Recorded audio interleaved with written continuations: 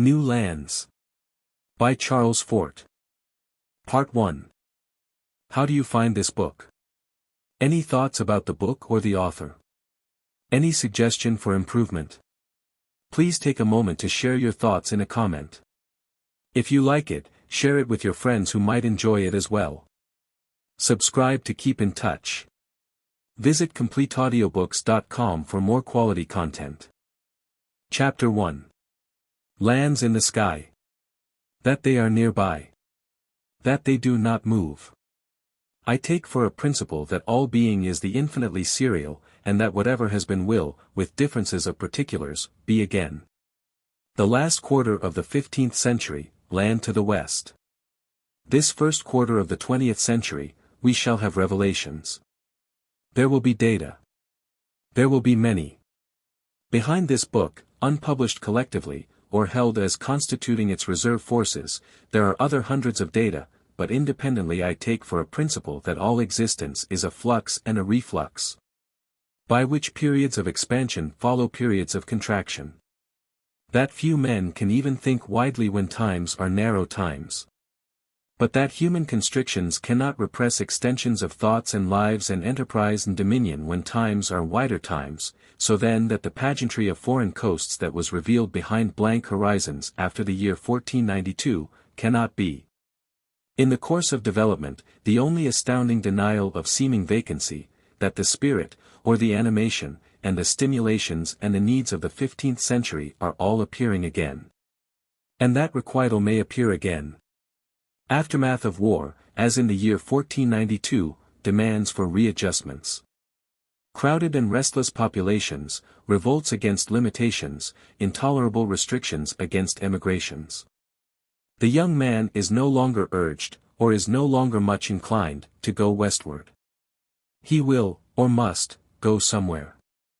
If directions alone no longer invite him, he may hear invitation in dimensions. There are many persons, who have not investigated for themselves, who think that both poles of this earth have been discovered. There are too many women traveling luxuriously in darkest Africa. Eskimos of Disco, Greenland, are publishing a newspaper. There must be outlet. Or there will be explosion. Outlet and invitation and opportunity. San Salvador's of the sky, a Plymouth rock that hangs in the heavens of Servia, a foreign coast from which storms have brought materials to the city of Birmingham, England.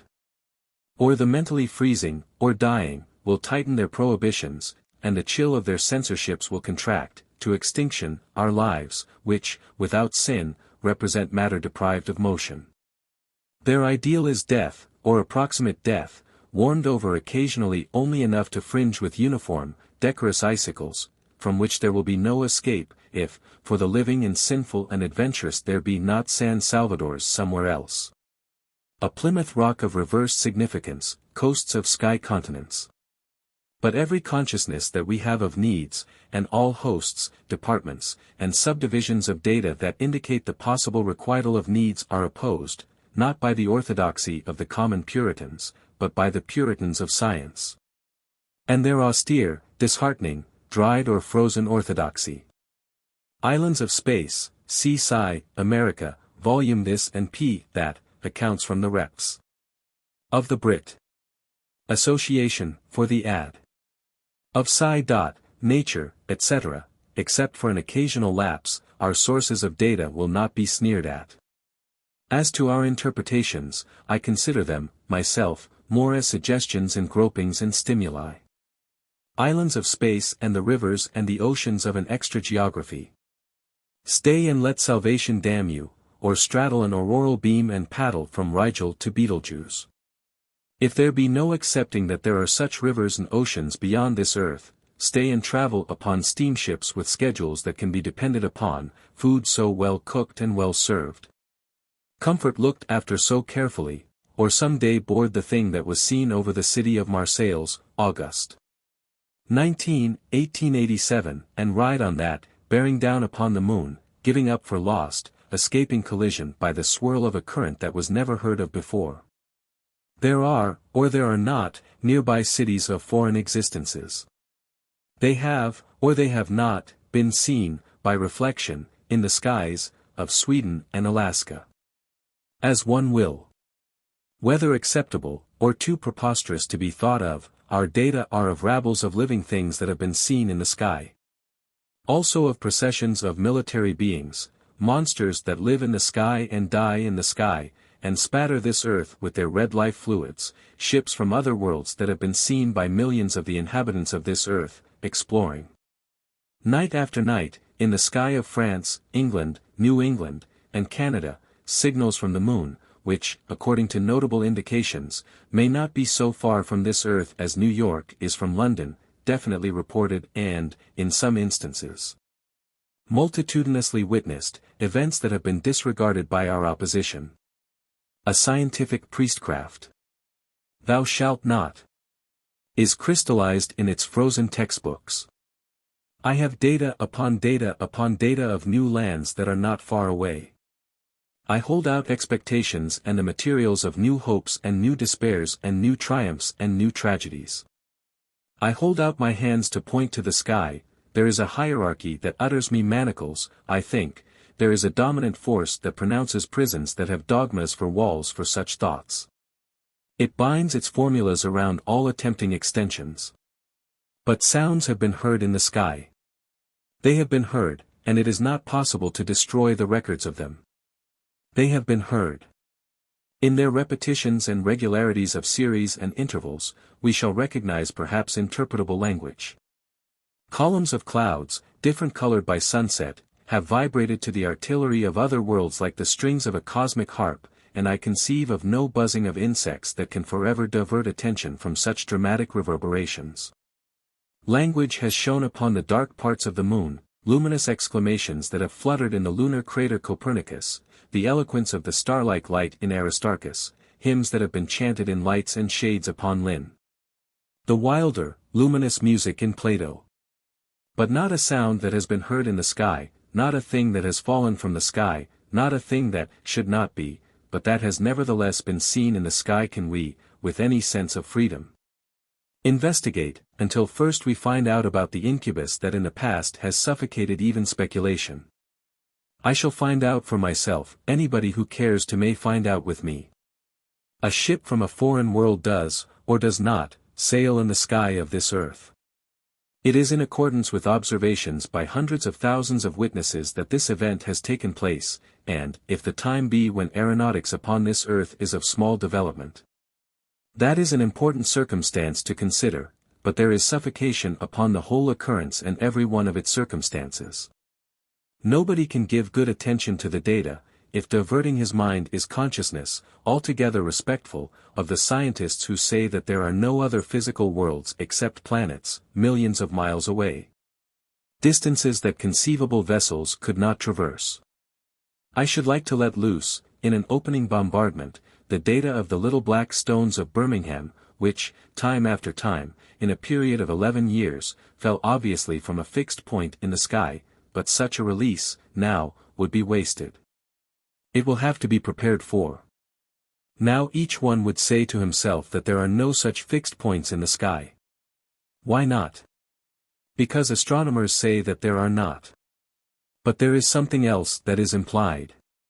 Implied is the general supposition that the science of astronomy represents all that is most accurate, most exacting, painstaking, semi-religious in human thought, and is therefore authoritative.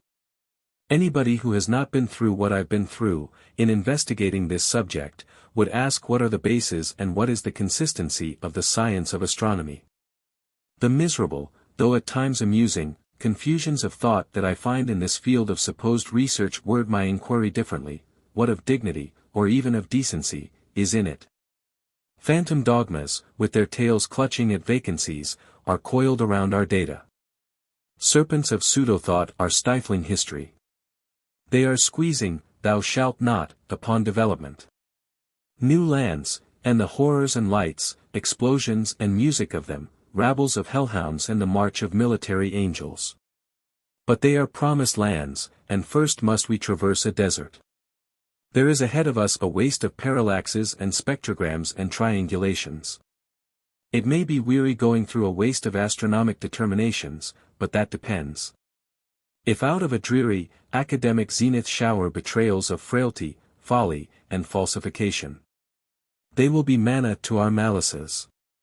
Or sterile demonstrations be warmed by our cheerful cynicisms into delicious little lies, blossoms and fruits of unexpected oases. Rocks to strike with our suspicions, and the gush of exposures foaming with new implications.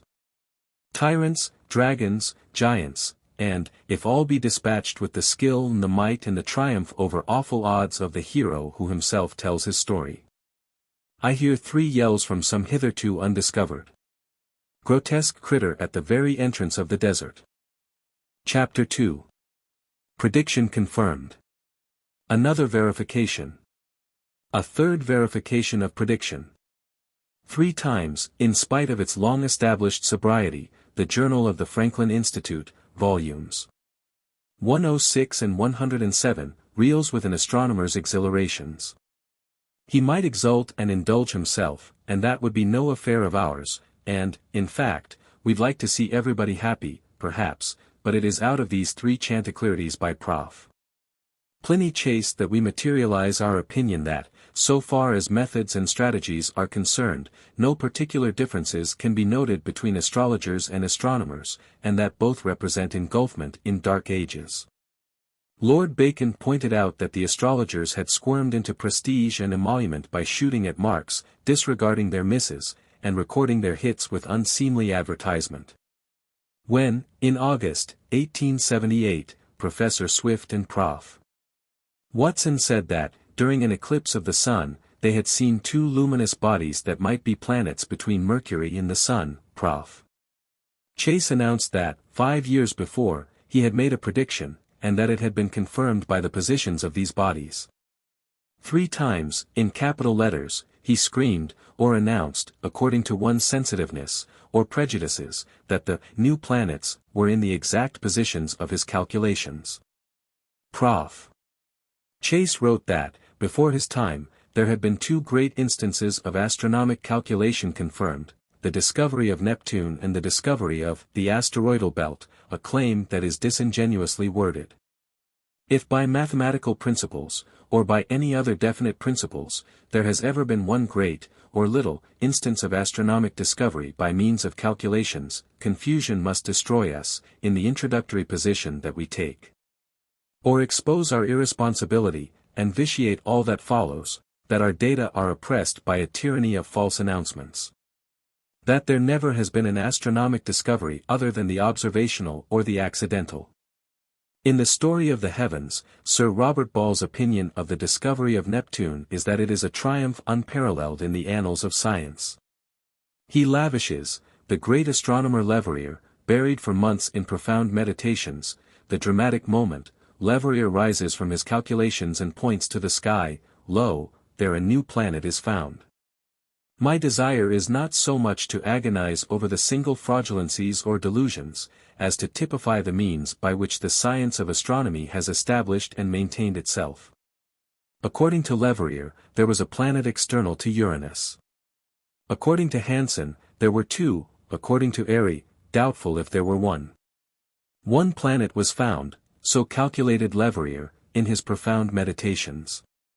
Suppose 2 had been found, confirmation of the brilliant computations by Hansen. None, the opinion of the great astronomer, Sir George Airy.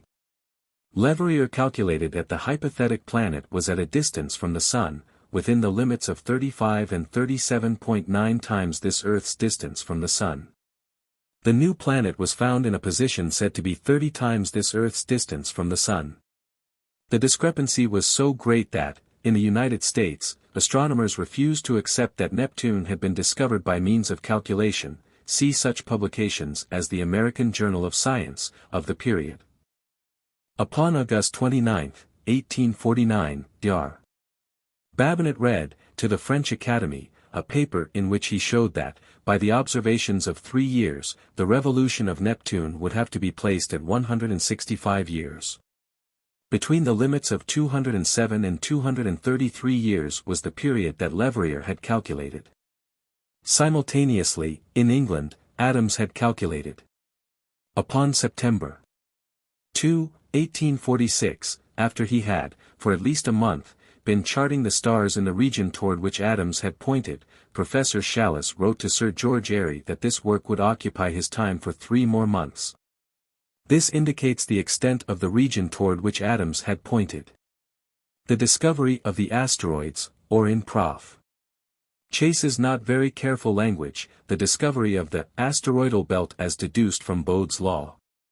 We learn that Baron von Zach had formed a society of 24 astronomers to search, in accordance with Bode's law, for a planet, and not a group, not an asteroidal belt, between Jupiter and Mars. The astronomers had organized, dividing the zodiac into 24 zones, assigning each zone to an astronomer. They searched. They found not one asteroid. 700 or 800 are now known. Philosophical Magazine, 12-62. That Piazzi, the discoverer of the first asteroid, had not been searching for a hypothetic body, as deduced from Bode's law, but, upon an investigation of his own, had been charting stars in the constellation Taurus. Night of Jan. 1, 1801. He noticed a light that he thought had moved, and, with his mind a blank, so far as asteroids and brilliant deductions were concerned, announced that he had discovered a comet. As an instance of the crafty way in which some astronomers now tell the story, see Sir Robert Ball's Story of the Heavens, p. 230. The organization of the astronomers of Lilienthal. But never a hint that Piazzi was not one of them. The search for a small planet was soon rewarded by a success that has rendered the evening of the first day of the 19th century memorable in astronomy. Ball tells of Piazzi's charting of the stars, and makes it appear that Piazzi had charted stars as a means of finding asteroids deductively, rewarded soon by success, whereas Piazzi had never heard of such a search, and did not know an asteroid when he saw one. This laborious and accomplished astronomer had organized an ingenious system of exploring the heavens, which was eminently calculated to discriminate a planet among the starry host. At length he was rewarded by a success which amply compensated him for all his toil. Prof. Chase, these two great instances not of mere discovery, but of discovery by means of calculation, according to him, now the subject of his supposition that he, too, could calculate triumphantly. The verification depended upon the accuracy of Prof.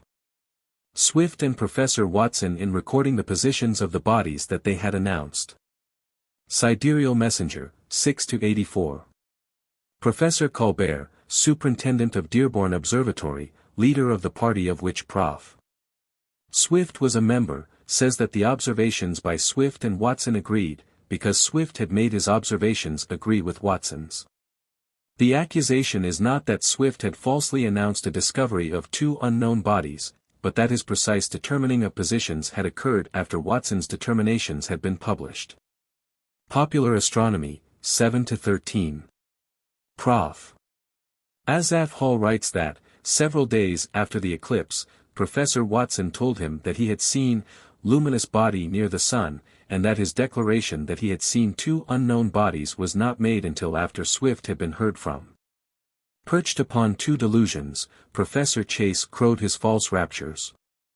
The unknown bodies, whether they ever had been in the orbit of his calculations or not, were never seen again. So it is our expression that hosts of astronomers calculate, and calculation mad, calculate and calculate and calculate, and that, when one of them does point within 600 million miles, by conventional measurements, of something that is found, he is the Leverrier of the textbooks. That the others are the Professor Chases not of the textbooks. As to most of us, the symbols of the infinitesimal calculus humble independent thinking into the conviction that used to be enforced by drops of blood from a statue. In the farrago and conflicts of daily lives, it is relief to feel such a rapport with finality, in a religious sense, or in a mathematical sense. So then, if the seeming of exactness in astronomy be either infamously, or carelessly and laughingly, brought about by the connivances of which Swift and Watson were accused, and if the prestige of astronomy be founded upon nothing but huge capital letters and exclamation points, or upon the disproportionality of balancing one Leverrier against hundreds of Chases, it may not be better that we should know this. If then to those of us who, in the religious sense, have nothing to depend upon, comes deprivation of even this last, lingering seeming of foundation, or seeming existence of exactness and realness, somewhere. Except, that if there be nearby lands in the sky and beings from foreign worlds that visit this earth, that is a great subject, and the trash that is clogging an epoch must be cleared away. We have had a little sermon upon the insecurity of human triumphs, and, having brought it to a climax, now seems to be the time to stop. But there is still an involved triumph, and I'd not like to have inefficiency, as well as probably everything else, charged against us. The discovery of Uranus. We mention this stimulus to the textbook writer's ecstasies, because out of phenomena of the planet Uranus, that Neptune triumph developed. For Richard Proctor's reasons for arguing that this discovery was not accidental, see Old and New Astronomy, page 646. Philosophical Transactions, 71-492, a paper by Herschel, an account of a comet discovered on March 13, 1781. A year went by, and not an astronomer in the world knew a new planet when he saw one. Then Lexell did find out that the supposed comet was a planet. Statues from which used to drip the lifeblood of a parasitic cult. Structures of parabolas from which bleed equations. As we go along we shall develop the acceptance that astronomers might as well try to squeeze blood from images as to try to seduce symbols into conclusions. Because applicable mathematics has no more to do with planetary interactions than have statues of saints. If this denial that the calculi have place in gravitational astronomy be accepted, the astronomers lose their supposed God, they become an unfocused priesthood, the stamina of their arrogance wilts. We begin with the next to the simplest problem in celestial mechanics, that is, the formulation of the interactions of the sun and the moon and this earth. In the highest of mathematics, final, sacred mathematics, can this next to the simplest problem in so-called mathematical astronomy be solved? It cannot be solved. Every now and then, somebody announces that he has solved the problem of the three bodies, but it is always an incomplete, or impressionistic, demonstration, compounded of abstractions, and ignoring the conditions of bodies in space. Over and over we shall find vacancy under supposed achievements, elaborate structures that are pretensions without foundation. Here we learn that astronomers cannot formulate the interactions of three bodies in space, but calculate anyway, and publish what they call the formula of a planet that is interacting with 1,000 other bodies. They explain. It will be one of our most lasting impressions of astronomers, they explain and explain and explain.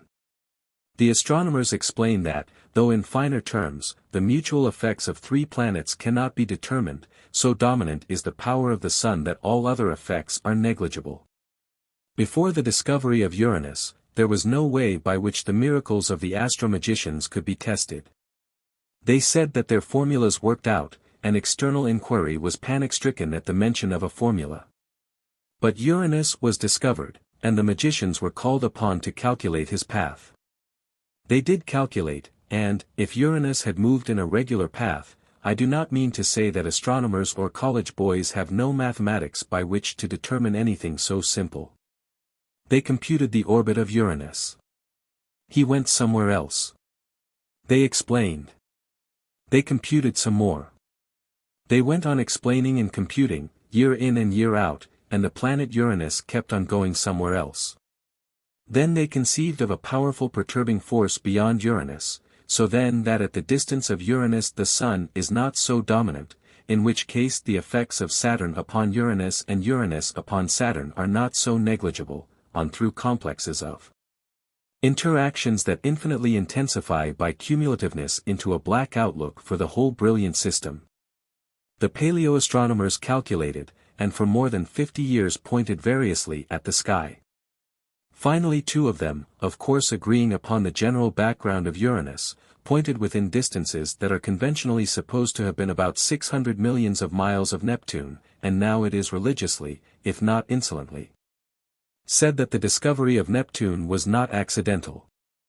That the test of that which is not accidental is ability to do it again. That it is within the power of anybody, who does not know a hyperbola from a cosine, to find out whether the astronomers are led by a cloud of rubbish by day and a pillar of bosh by night. If, by the magic of his mathematics, any astronomer could have pointed to the position of Neptune, let him point to the planet past Neptune. According to the same reasoning by which a planet past Uranus was supposed to be, a trans-Neptunian planet may be supposed to be. Neptune shows perturbations similar to those of Uranus. According to Prof.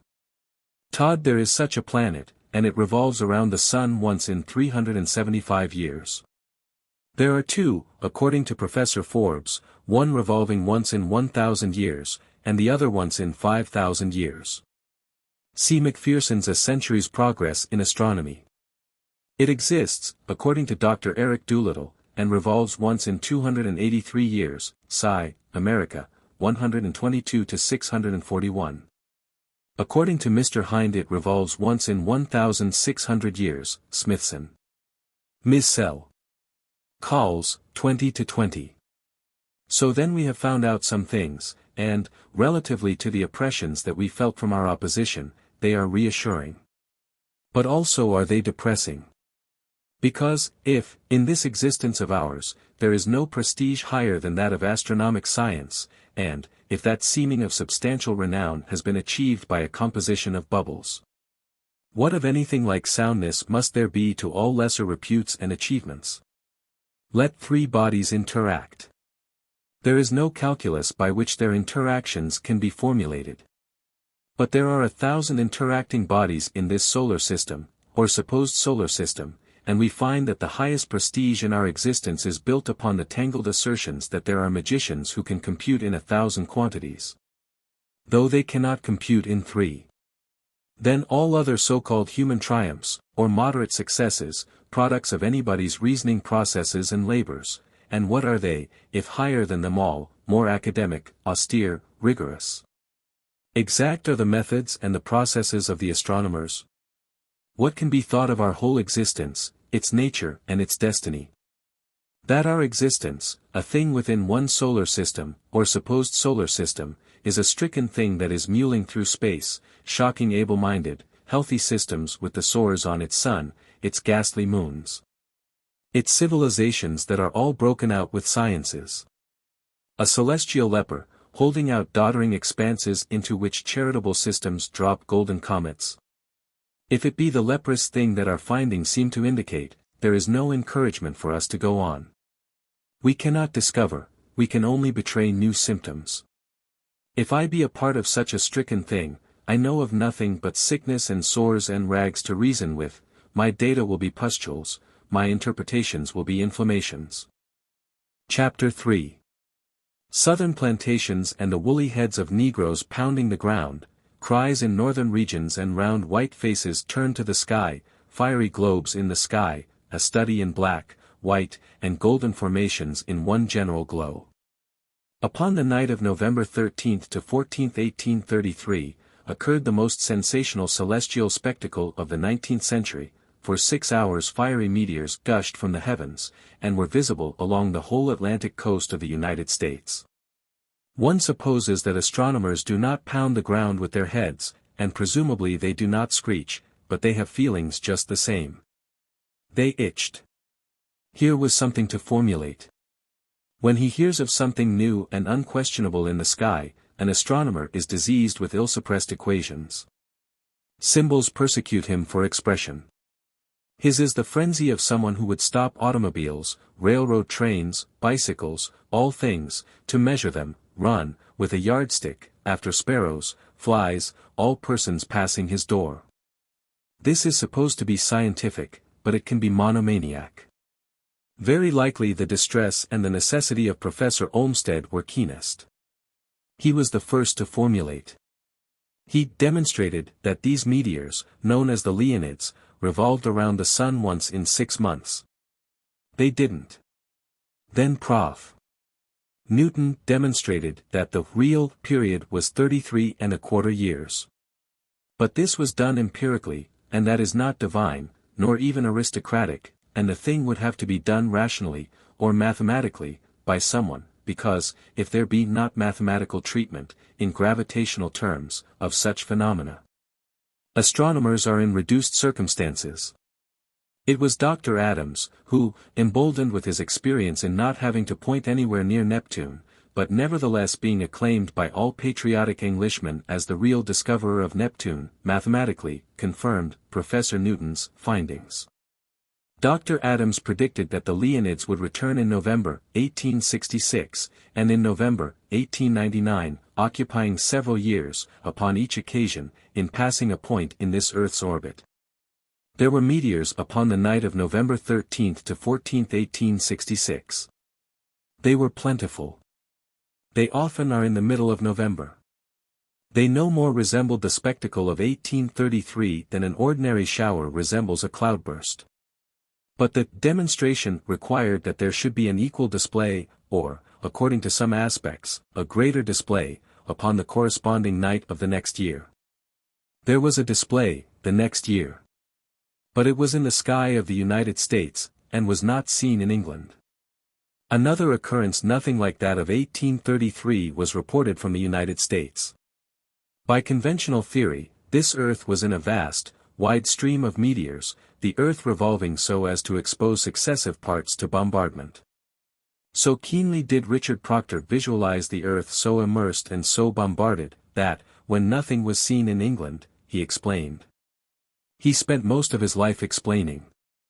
In The Student, 2-254, he wrote, had the morning of November 14, 1867, been clear in England, we should have seen the commencement of the display, but not its more brilliant part. We have had some experience with the triumphs of astronomers, we have some suspicions as to their greatly advertised accuracy. We shall find out for ourselves whether the morning of November 14, 1867, was clear enough in England or not. We suspect that it was a charming morning, in England. Monthly notices, are, A.S. 28-32. Report by E. J. Lowe, Highfield House, night of November 13-14, 1867.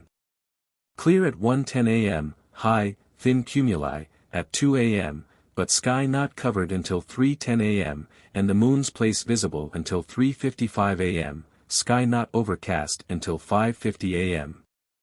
The determination of the orbital period of 33 years and a quarter, but with appearances of a period of 33 years, was arrived at by Prof. Newton by searching old records, finding that, in an intersection period of 33 years, there had been extraordinary meteoric displays, from the year 902 AD to the year 1833 AD.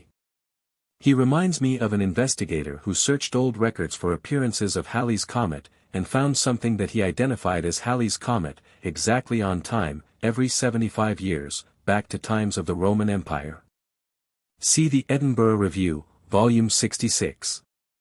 It seems that he did not know that orthodoxy does not attribute exactly a 75-year period to Halley's Comet. He got what he went looking for, anyway. I have no disposition for us to enjoy ourselves at Prof. Newton's expense, because, surely enough, his method, if regarded as only experimental, or tentative, is legitimate enough, though one does suspect him of very loose behavior in his picking and choosing. But Dr. Adams announced that, upon mathematical grounds, he had arrived at the same conclusion. The test. The next return of the Leonids was predicted for November, 1899. Memoirs of the British Astronomical Association, 9-6. No meteoric event ever before aroused such widespread interest, or so grievously disappointed anticipation. There were no Leonids in November, 1899. It was explained. They would be seen next year. There were no Leonids in November, 1900. It was explained. They would be seen next year. No Leonids. Vaunt and inflation and parade of the symbols of the infinitesimal calculus. The pomp of vectors, and the hush that surrounds quaternions, but when an axis of coordinates loses its rectitude, been the service of a questionable selection, disciplined symbols become a rabble. The Most High of mathematics, and one of his proposed prophets points to the sky. Nowhere near where he points, something is found.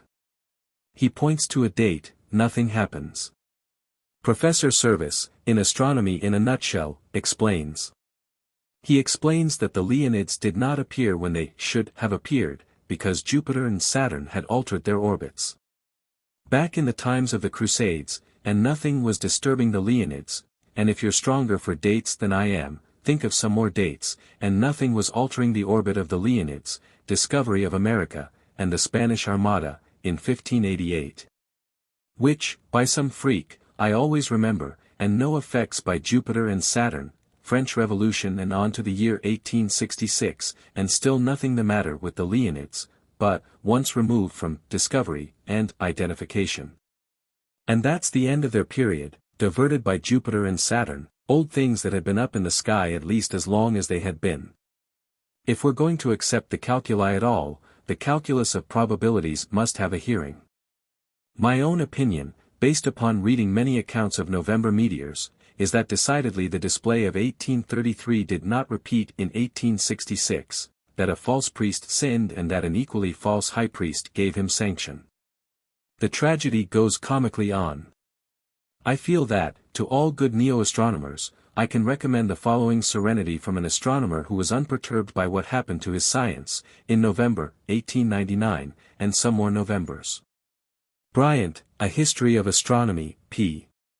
252. That the meteoric display of 1899-4 had failed to appear, as had been predicted by Dr. Downing and Dr. Johnstone Stoney. One starts to enjoy this disguisement, thinking of virtually all the astronomers in the world who had predicted the return of the Leonids, and the finding, by Bryant, of two who had not, and his recording only the opinion of these two. Coloring so as to look like another triumph, but we may thank our sorely stimulated suspiciousness for still richer enjoyment. That even these two said no such saving thing. Nature, November 9, 1899. Dr. Downing and Dr. Stoney, instead of predicting failure of the Leonids to appear, advise watch for them several hours later than had been calculated. I conceive of the astronomer's fictitious paradise as mal-architectural with corrupted equations, and paved with rotten symbols. Seeming pure, white fountains of formal vanities, boasts that are gushing from decomposed triumphs. We shall find their furnishings shabby with tarnished comets. We turn expectantly to the subject of comets, or we turn cynically to the subject. We turn maliciously to the subject of comets. Nevertheless, threading the insecurities of our various feelings, is a motif that is the steady essence of neo-astronomy. That, in celestial phenomena, as well as in all other fields of research, the irregular, or the unformulable, or the uncapturable, is present in at least equal representation with the uniform, that, given any clear, definite, seemingly unvarying thing in the heavens, coexistently is something of wantonness or irresponsibility, bizarre and incredible. According to the standards of purists, that the science of astronomy concerns itself with only one aspect of existence, because of course there can be no science of the obverse phenomena, which is good excuse for so enormously disregarding. If we must have the idea that there are real sciences, but which shows the hopelessness of positively attempting. The story of the comets, as not told in Mr. Chambers' book of that title, is almost unparalleled in the annals of humiliation. When a comet is predicted to return, that means faith in the law of gravitation. It is Newtonism that comets, as well as planets, obey the law of gravitation, and move in one of the conic sections. When a comet does not return when it should, there is no refuge for an astronomer to say that planets perturbed it, because one will ask why he did not include such factors in his calculations. If these phenomena be subject to mathematical treatment. In his book, Mr. Chambers avoids, or indicates that he never heard of, a great deal that will receive cordiality from us, but he does publish a list of predicted comets that did not return. Writing, in 1909, he mentions others for which he had hopes. Brooks' first periodic comet, 1886, for, we must see what six the years 1909 and 1910 bring forth.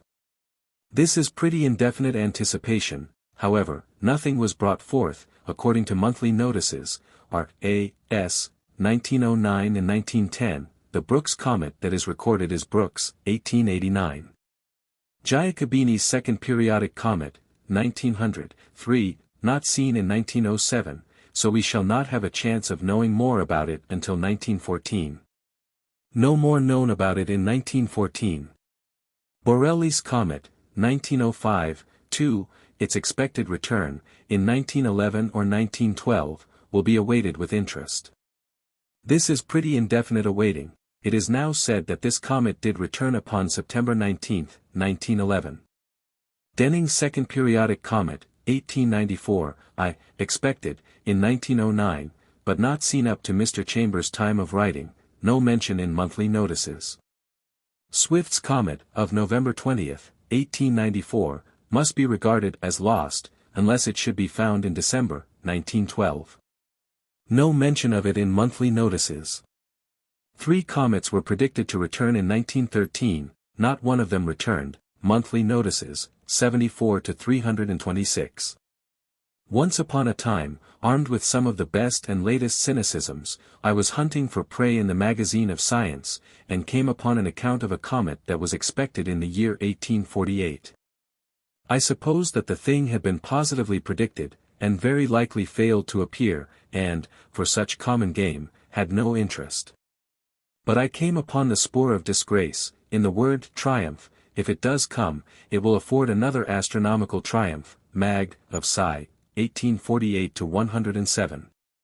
The astronomers had predicted the return of a great comet in the year 1848. In monthly notices, April, 1847, Mr. Hind says that the result of his calculations had satisfied him that the identification had been complete and that, in all probability, the comet must be very near. Accepting Prof. Madler's determinations, he predicted that the comet would return to position nearest the Sun, about the end of February, 1848. No comet. The astronomers explained. I don't know what the mind of an astronomer looks like, but I think of a fizzle with excuses revolving around it. A writer in the American Journal of Science, 2-9-442, explains excellently. It seems that, when the comet failed to return, Mr. Barber, of Etwell, again went over the calculations. He found that, between the years 1556 and 1592, the familiar attractions of Jupiter and Saturn had diminished the comet's period by 263 days, but that something else had wrought an effect that he set down positively at 751 days. With a resulting retardation of 488 days. This is magic that would petrify, with chagrin, the arteries of the hemorrhagicalest statue that ever convinced the faithful, reaching back through 3 centuries of interactions, which, without divine insight, are unimaginable when occurring in 3 seconds.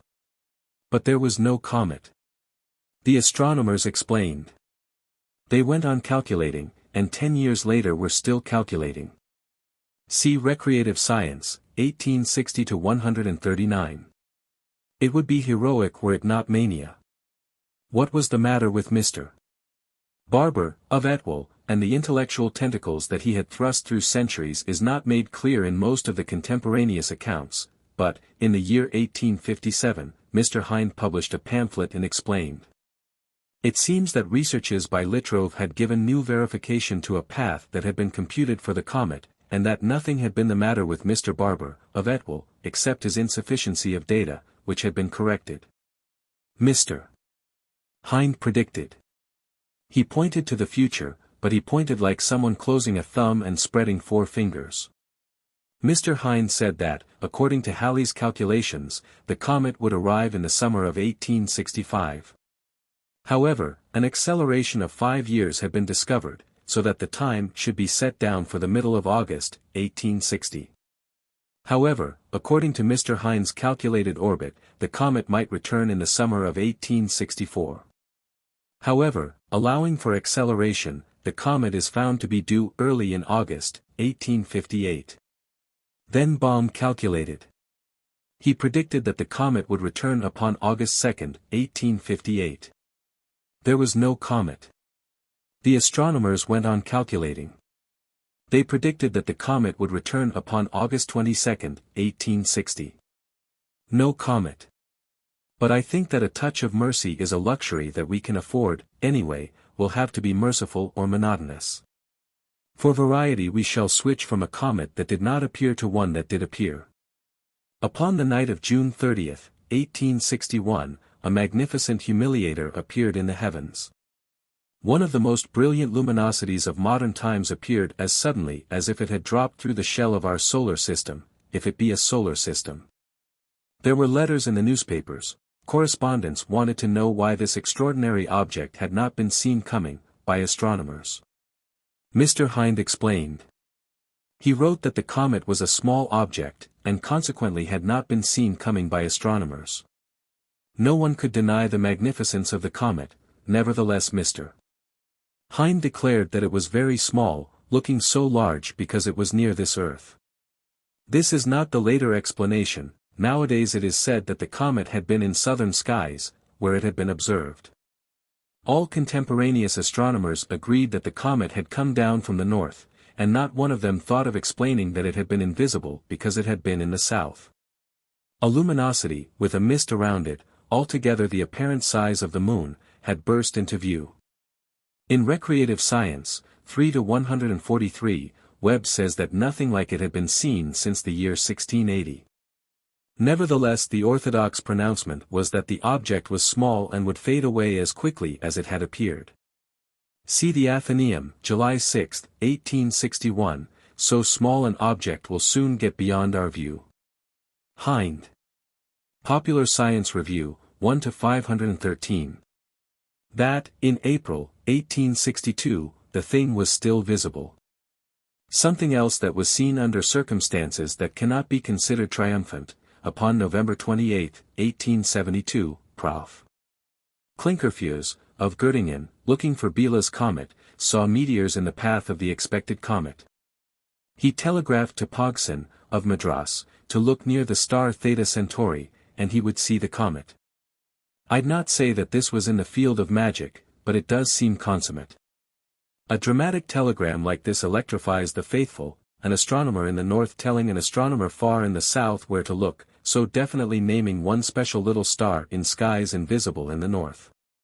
Pogson looked where he was told to look and announced that he saw what he was told to see. But at meetings of the R.A.S. Jan. 2 and March 14, 1873, Captain Tupman pointed out that, even if Biela's comet had appeared, it would have been nowhere near this star. Among our later emotions will be indignation against all astronomers who say that they know whether stars are approaching or receding. When we arrive at that subject it will be the preciseness of the astronomers that will perhaps inflame us beyond endurance. We note here the far smaller difficulty of determining whether a relatively nearby comet is coming or going. Upon November 6, 1892, Edwin Holmes discovered a comet. In the Jour, B.A.A. 3-182, Holmes writes that different astronomers had calculated its distance from 20 million miles to 200 million miles, and had determined its diameter to be all the way from 27,000 miles to 300,000 miles. Professor Young said that the comet was approaching. Professor Parkhurst wrote merely that the impression was that the comet was approaching the Earth, but Professor Berberick, E.N.G. Mech. 56-316, announced that, upon November 6, Holmes' comet had been 36 million miles from this Earth, and 6 million miles away upon the 16th, and that the approach was so rapid that upon the 21st the comet would touch this Earth. The comet, which had been receding, kept on receding. Chapter 4. Nevertheless I sometimes doubt that astronomers represent a special incompetence. They remind me too much of uplifters and grocers, philanthropists, expert accountants, makers of treaties, characters in international conferences, psychic researchers, biologists. The astronomers seem to me about as capitalists seem to socialists, and about as socialists seem to capitalists, or about as Presbyterians seem to Baptists. As Democrats seem to Republicans, or as artists of one school seem to artists of another school. If the basic fallacies, or the absence of base, in every specialization of thought can be seen by the units of its opposition, why then we see that all supposed foundations in our whole existence are myths. And that all discussion and supposed progress are the conflicts of phantoms and the overthrow of old delusions by new delusions. Nevertheless, I am searching for some wider expression that will rationalize all of us, conceiving that what we call irrationality is our view of parts and functions out of relation to an underlying whole. An underlying something that is working out its development in terms of planets and acids and bugs, rivers and labor unions and cyclones, politicians and islands and astronomers. Perhaps we conceive of an underlying nexus in which all things, in our existence, are different manifestations, torn by its hurricanes and quaked by the struggles of labor against capital, and then, for the sake of balance, requiring relaxations. It has its rougher hoaxes, and some of the apes and some of the priests, and philosophers and wart-hogs are nothing short of horseplay. But the astronomers are the ironies of its less peasant-like moments, or the deliciousness of pretending to know whether a faraway star is approaching or receding, and at the same time exactly predicting when a nearby comet, which is receding, will complete its approach. This is cosmic playfulness. Such pleasantries enable existence to bear its catastrophes. Shattered comets and sickened nations and the hydrogenic anguishes of the sun, and there must be astronomers for the sake of relaxations. It will be important to us that the astronomers shall not be less unfortunate in their pronouncements upon motions of the stars than they have turned out to be in other respects. Especially disagreeable to us is the doctrine that stars are variable because dark companies revolve around them. Also, we prefer to find that nothing fit for somewhat matured minds has been determined as to stars with light companions that encircle them, or revolve with them. If silence be the only true philosophy, and if every positive assertion be a myth, we should easily find requital for our negative preferences. Prof. Otto Struve was one of the highest of astronomic authorities, and the faithful attribute triumphs to him. Upon March 19, 1873, Professor Struve announced that he had discovered a companion to the star Procyon. That was an interesting observation, but the mere observation was not the triumph. Some time before, Professor Auwers, as credulous, if not jocular, as Newton and Leverrier and Adams, had computed the orbit of a hypothetic companion of Procyon's. Upon a chart of the stars, he had drawn a circle around Procyon. This orbit was calculated in gravitational terms, and a general theme of ours is that all such calculations are only ideal, and relate no more to stars and planets or anything else than do the spotless theories of uplifters to events that occur as spots in the one wide daub of existence. Specifically, we wish to discredit this triumph of Struve's and Auwers, but in general we continue our expression that all uses of the calculus of celestial mechanics are false applications, and that this subject is for aesthetic enjoyment only, and has no place in the science of astronomy, if anybody can think that there is such a science. So, after great labor, or after considerable enjoyment, Auwers drew a circle around Procyon, and announced that that was the orbit of a companion star. Exactly at the point in this circle where it should be, upon March 19, 1873, Struve saw the point of light which, it may be accepted, sooner or later someone would see. According to Agnes Clerk, System of the Stars, p. 173, over and over Struve watched the point of light, and convinced himself that it moved as it should move, exactly in the calculated orbit. In Reminiscences of an Astronomer, p. 138, Professor Newcomb tells the story. According to him, an American astronomer then did more than confirm Struve's observations, he not only saw but exactly measured the supposed companion. A defect was found between the lenses of Struve's telescope. It was found that this telescope showed a similar companion, about 10, from every large star. It was found that the more than confirmatory determinations by the American astronomer had been upon a long well-known star. Newcomb. Every astronomic triumph is a bright light accompanied by an imbecility, which may for a while make it variable with diminishments, and then be unnoticed. Priestcrafts are not merely tyrannies, they're necessities.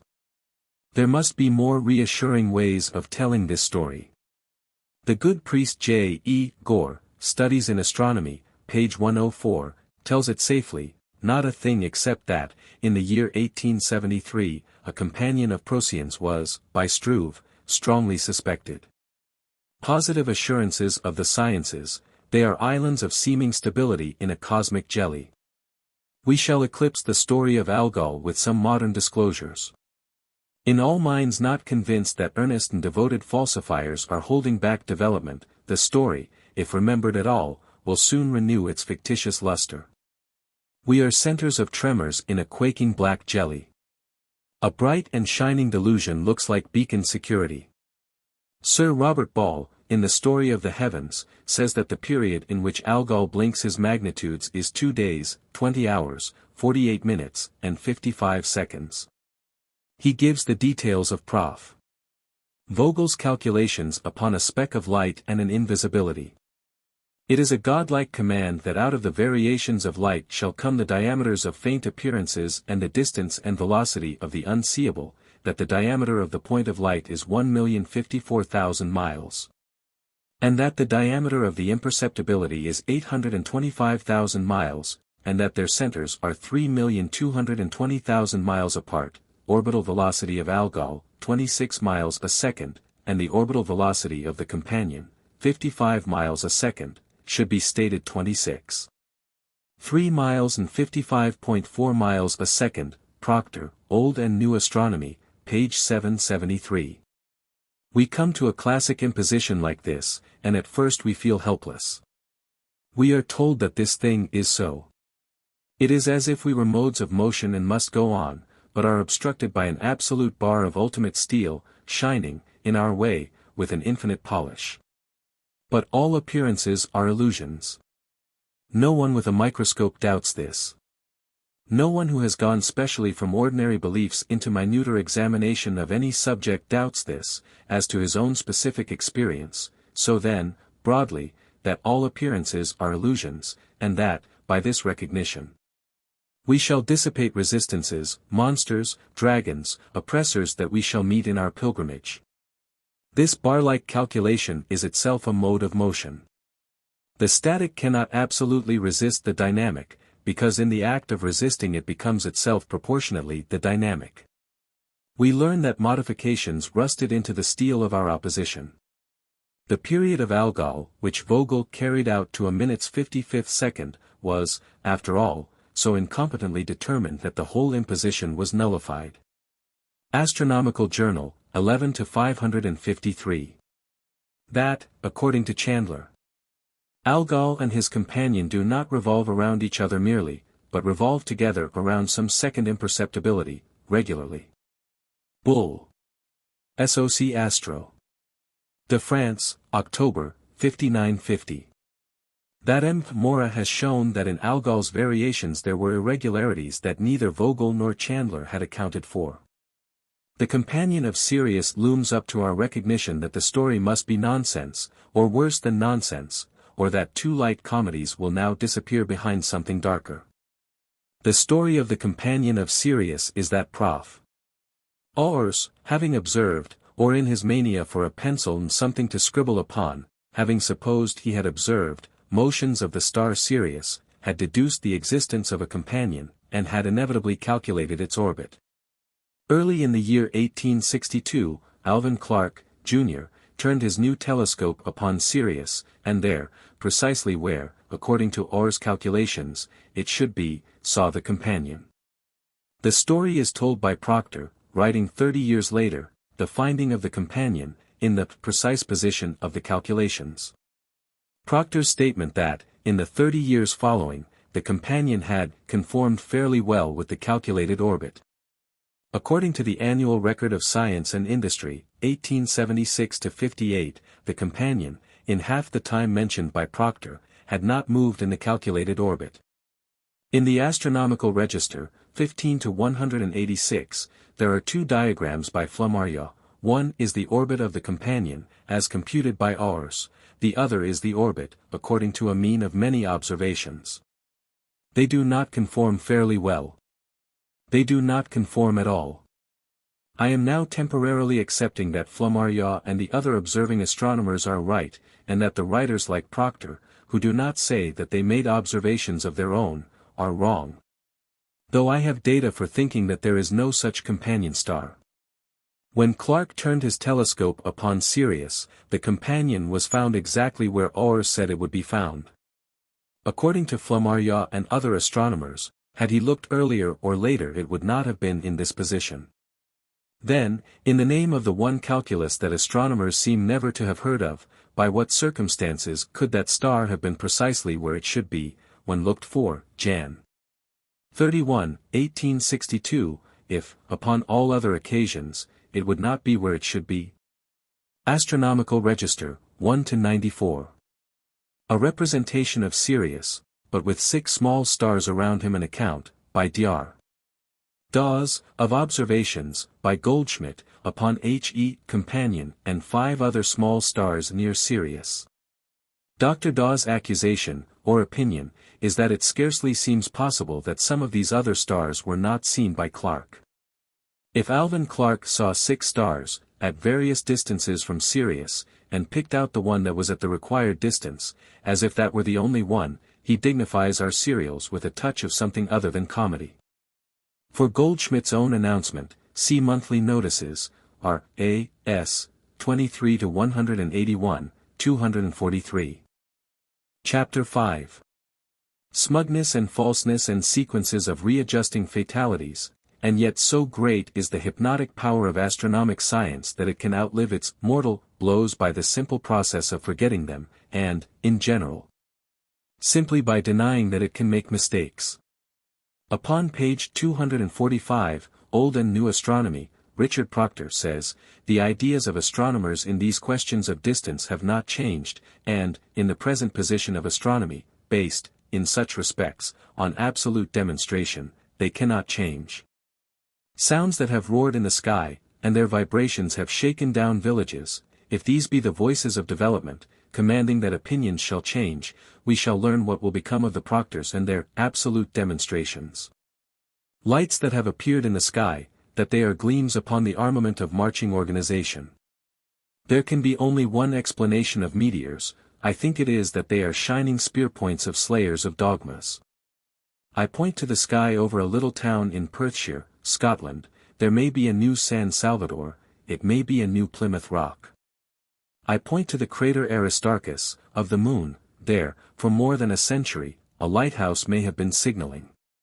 Whether out of profound meditations, or farrago and bewilderment, I point, directly, or miscellaneously, and, if only a few of a multitude of data be accepted, unformulable perturbations rack an absolute sureness. And the coils of our little horizons relax their constrictions. I indicate that, in these pages, which are banners in a cosmic procession, I do feel a sense of responsibility, but how to maintain any great seriousness I do not know, because still is our subject astronomical triumphs. Once upon a time there was a young man, aged 18, whose name was Jeremiah Horrocks. He was no astronomer. He was interested in astronomic subjects, but it may be that we shall agree that a young man of 18, who had not been heard of by one astronomer of his time, was an outsider. There was a transit of Venus in December, 1639, but not a grown-up astronomer in the world expected it, because the not always great and infallible Kepler had predicted the next transit of Venus for the year 1761. According to Kepler, Venus would pass below the Sun in December, 1639. But there was another calculation, it was by the great, but sometimes not so great, Landsberg, that, in December, 1639, Venus would pass over the upper part of the Sun.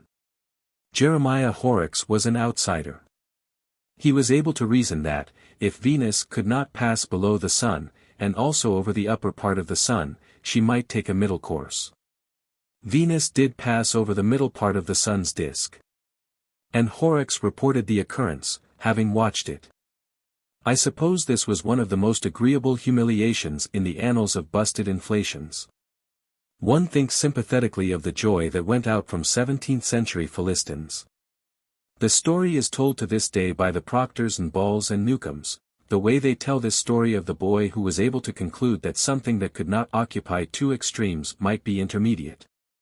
And thereby see something that no professional observer of the time saw, is a triumph of absorption. That the transit of Venus, in December, 1639, was observed by Jeremiah Horrocks, the great astronomer. We shall make some discoveries as we go along, and some of them will be worse thought of than others, but there is a discovery here that may be of interest, the secret of immortality, that there is a mortal resistance to everything.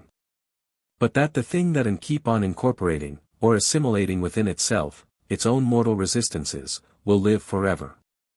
By its absorptions, the science of astronomy perpetuates its inflations, but there have been instances of indigestion. See the New York Herald, September 16, 1909.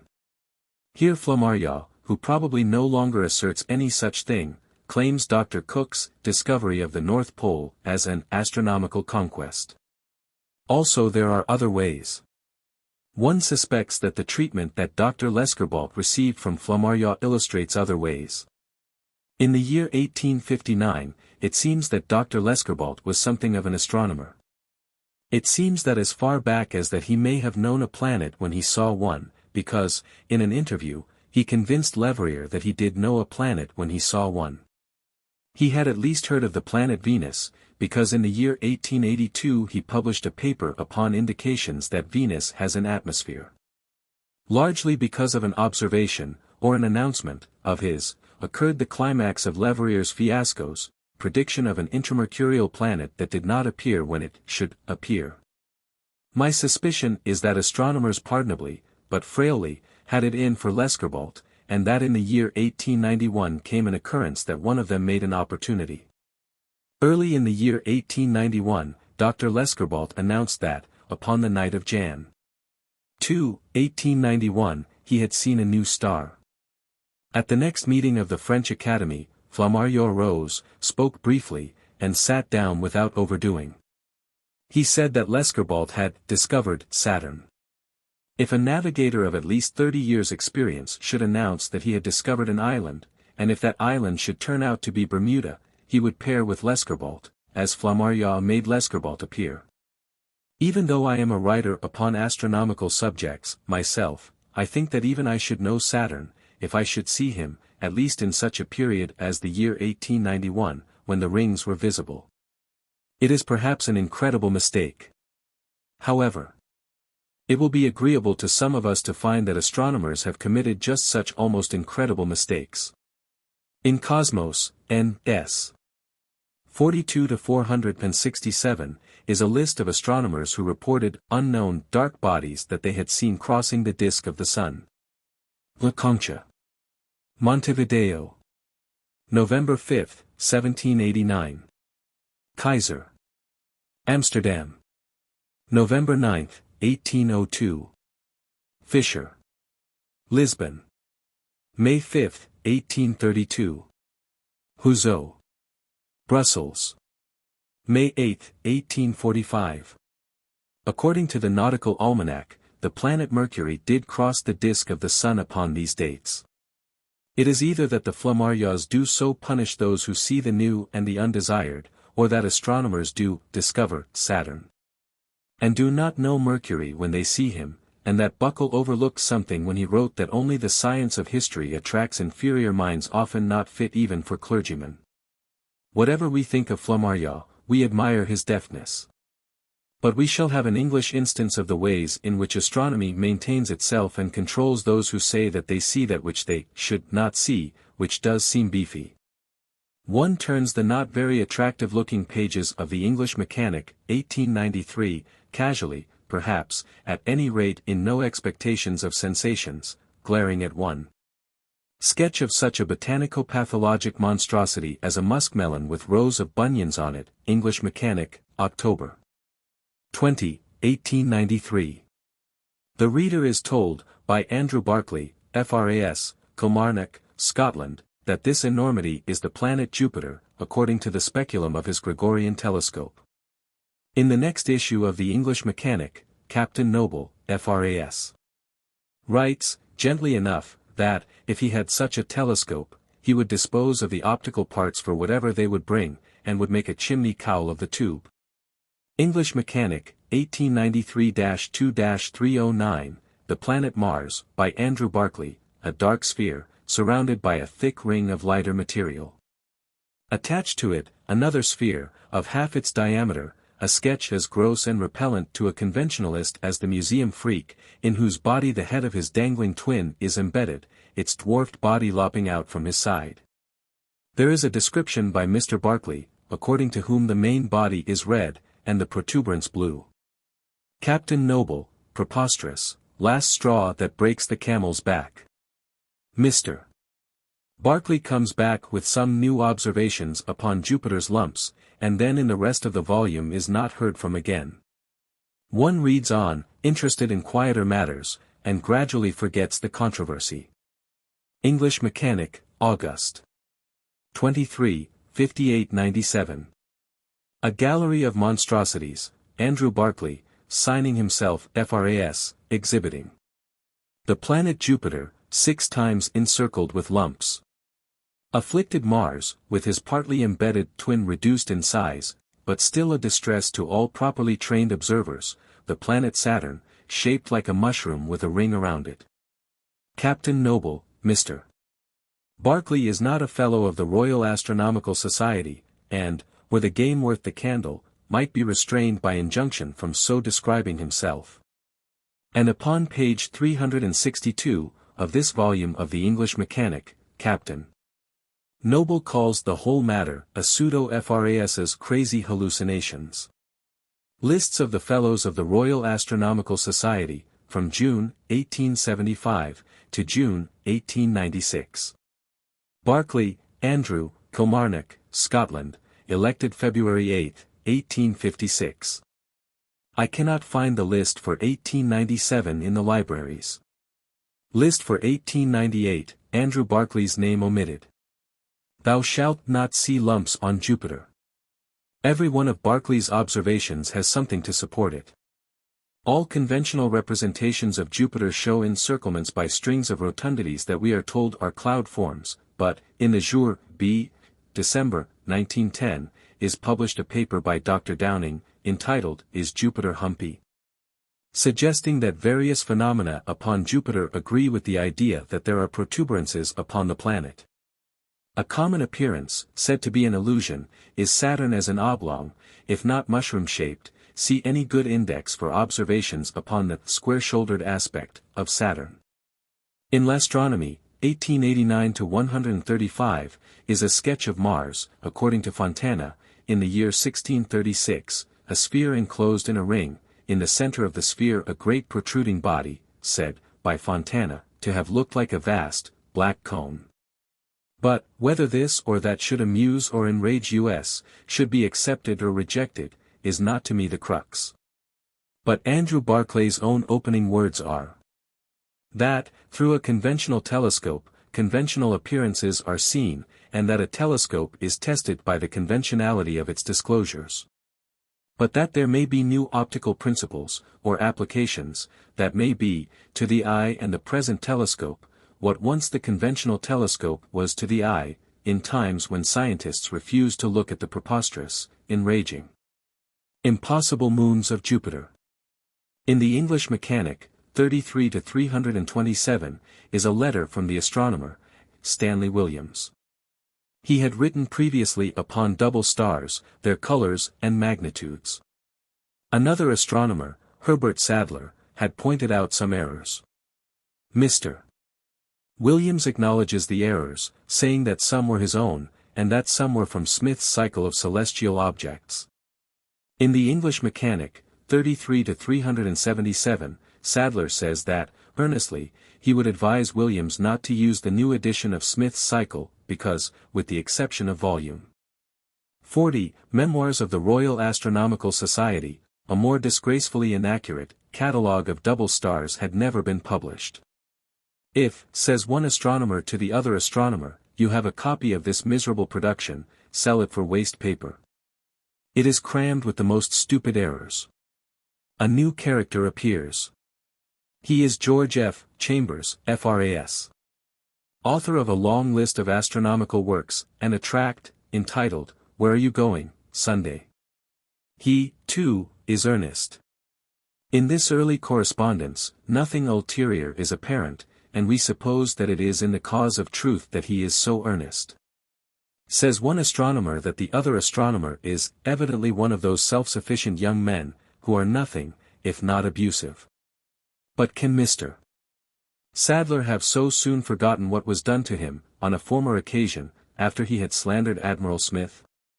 Chambers challenges Sadler to publish a list of, say, 50 stupid errors in the book. He quotes the opinion of the Astronomer Royal, that the book was a work of sterling merit. Airy versus Sadler, he says, which is it to be? We began not very promisingly. Few excitements seem to lurk in such a subject as double stars, their colors and magnitudes, but slander and abuse are livelier, and now enters curiosity. We'd like to know what was done to Herbert Sadler. Late in the year 1876, Herbert Sadler was elected a Fellow of the Royal Astronomical Society. In Monthly Notices, RAS. January, 1879, appears his first paper that was read to the Society, Notes on the Late Admiral Smith's Cycle of Celestial Objects, Volume 2, known as the Bedford Catalogue. With no especial vehemence, at least according to our own standards of repression, Sadler expresses himself upon some extraordinary mistakes in this work. At the meeting of the Society, May 9, 1879, there was an attack upon Sadler, and it was led by Chambers, or conducted by Chambers, who cried out that Sadler had slandered a great astronomer, and demanded that Sadler should resign. In the report of this meeting, published in the Observatory, there is not a trace of anybody's endeavors to find out whether there were errors in this book or not. Chambers ignored everything but his accusation of slander, and demanded again that Sadler should resign. In Monthly Notices, 39 to 389, the Council of the Society published regrets that it had permitted publication of Sadler's paper, which was entirely unsupported by the citation of instances upon which his judgment was founded. We find that it was Mr. Chambers who had revised and published the new edition of Smith's cycle. In the English Mechanic, Chambers challenged Sadler to publish, say, 50 stupid errors. See page 451, volume 33, English Mechanic. Sadler lists just 50 stupid errors. He says that he could have listed, not 50, but 250, not trivial, but of the grossest kind.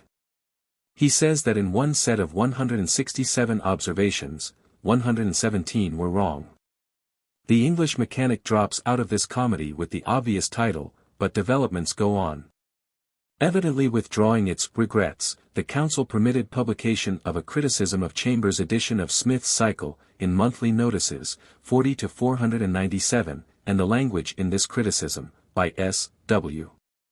Burnham, was no less interpretable as slanderous than was Sadler's, that Smith's data were either roughly approximate or grossly incorrect, and so constantly recurring that it was impossible to explain that they were ordinary errors of observation. Burnham lists 30 pages of errors. Following is a paper by E. B. Noble, who published 17 pages of instances in which, in his opinion, Mr. Burnham had been too severe. Knowing of no objection by Burnham to this reduction, we have left 13 pages of errors in one standard astronomical work, which may fairly be considered as representative of astronomical work in general, inasmuch as it was, in the opinion of the Astronomer Royal, a book of sterling merit. I think that now we have accomplished something. After this we should all get along more familiarly and agreeably together. 13 pages of errors in one standard astronomical work are reassuring. There is a likable fallibility here that should make for better relations.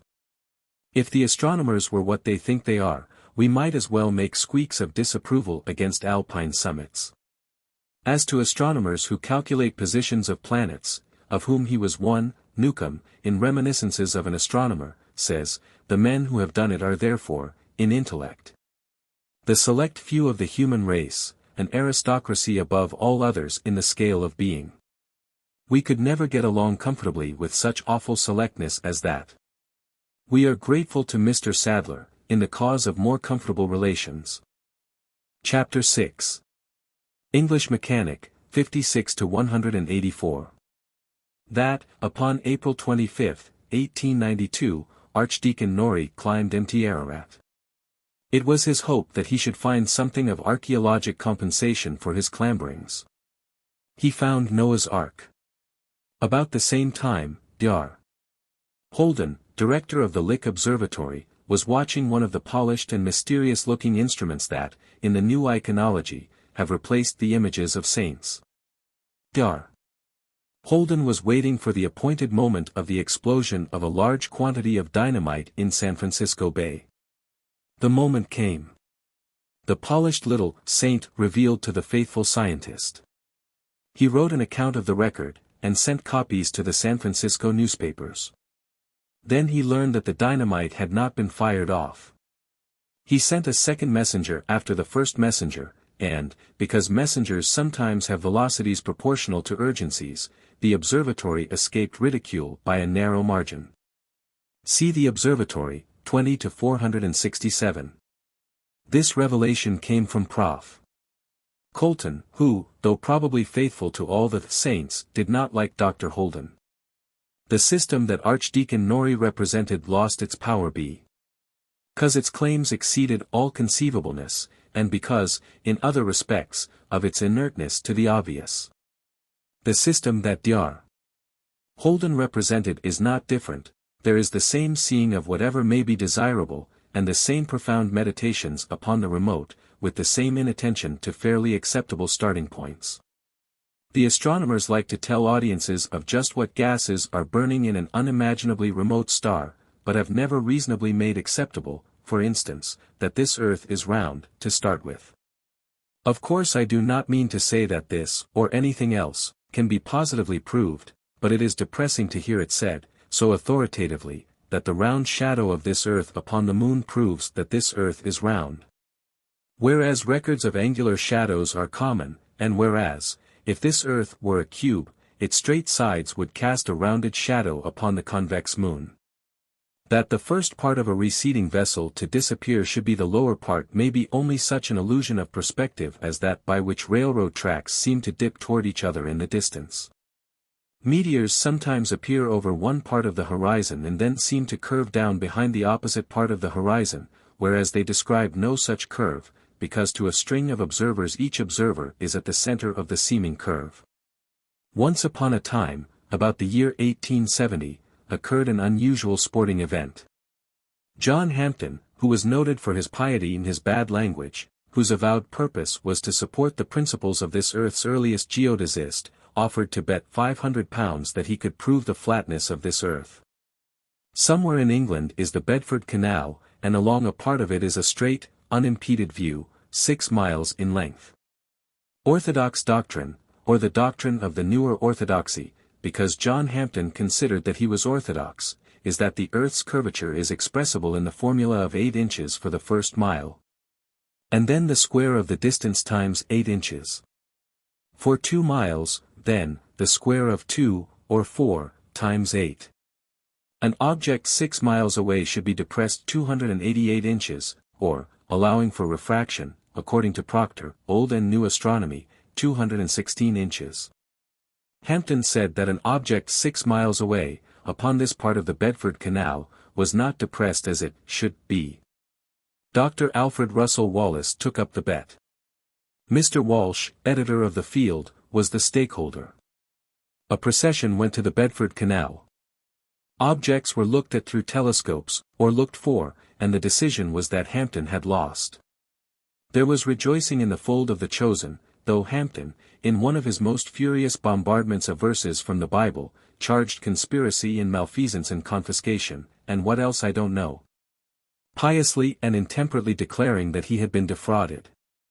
In the English Mechanic, 80-40, someone writes to find out about the Bedford Canal experiment. We learn that the experiment had been made again. The correspondent writes that, if there were basis to the rumors that he had heard, there must be something wrong with established doctrine. Upon page 138, Lady Blunt answers, that, upon May 11, 1904, she had gone to the Bedford Canal, accompanied by Mr. E. Clifton, a well-known photographer, who was himself uninfluenced by her motives, which were the familiar ones of attempting to restore the old gentleman who first took up the study of geodesy. However, she seethes with neither piety nor profanity. She says that, with his telescopic camera, Mr. Clifton had photographed a sheet, 6 miles away, though by conventional theory the sheet should have been invisible. In a later number of the English Mechanic, a reproduction of this photograph is published. According to this evidence, this Earth is flat, or is a sphere enormously greater than is generally supposed. But at the 1901 meeting of the British Association for the Advancement of Science, Mr. H. Yule Oldham read a paper upon his investigations at the Bedford Canal. He, too, showed photographs. In his photographs, everything that should have been invisible was invisible. I accept that anybody who is convinced that still are there relics upon Mt Ararat, has only to climb Mt Ararat, and he must find something that can be said to be part of Noah's Ark, petrified perhaps. If someone else should be convinced that a mistake has been made, and that the mountain is really Pikes Peak, he has only to climb Pikes Peak and prove that the most virtuous of all lands was once the Holy Land. The meaning that I read in the whole subject is that, in this dark age that we're living in, not even such rudimentary matters as the shape of this earth have ever been investigated except now and then to support somebody's theory. Because astronomers have instinctively preferred the remote and the not so easily understandable and the safe from external inquiry. In Earth Features and Their Meaning, Professor Hobbs says that this Earth is top-shaped, quite as the sloping extremities of Africa and South America suggest. According to Prof. Hobbs, observations upon the pendulum suggest that this Earth is shaped like a top.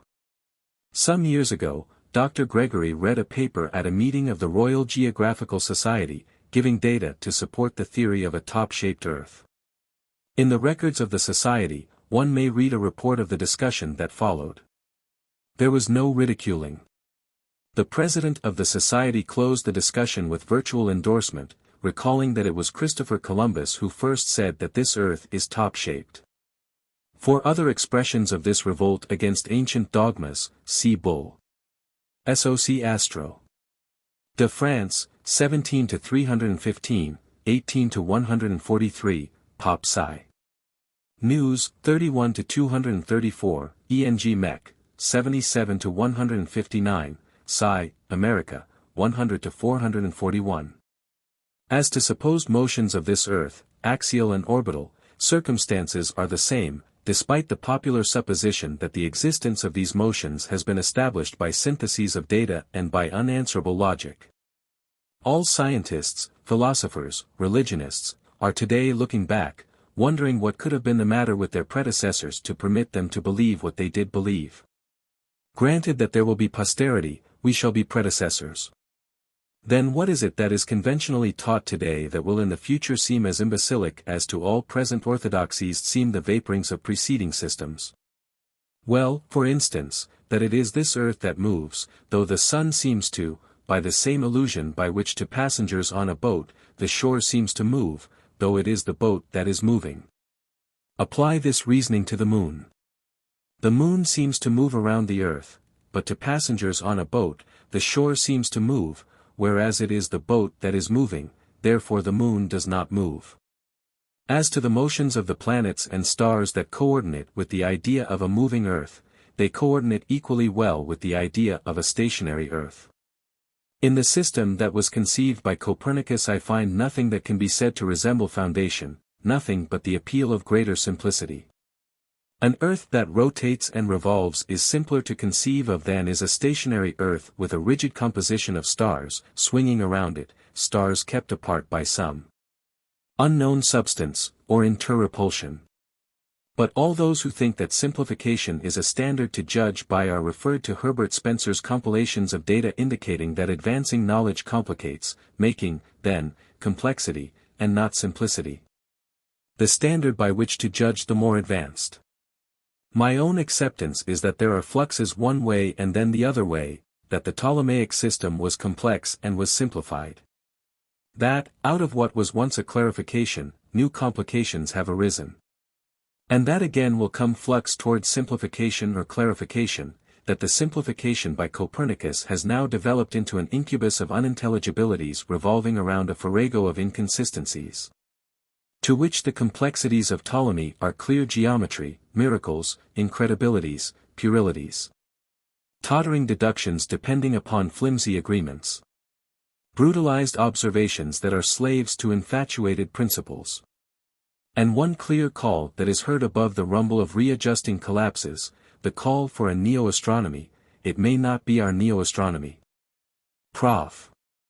Young, for instance, in his Manual of Astronomy, says that there are no common, obvious proofs that the Earth moves around the Sun, but that there are three abstrusities, all of modern determination. Then, if Copernicus founded the present system, he founded upon nothing. He had nothing to base upon. He either never heard of, or could not detect one of these abstrusities.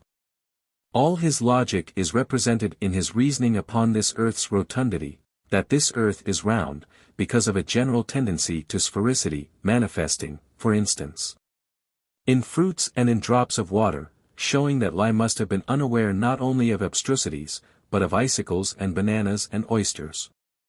It is not that I am snobbishly deriding the humble and more than questionable ancestry of modern astronomy.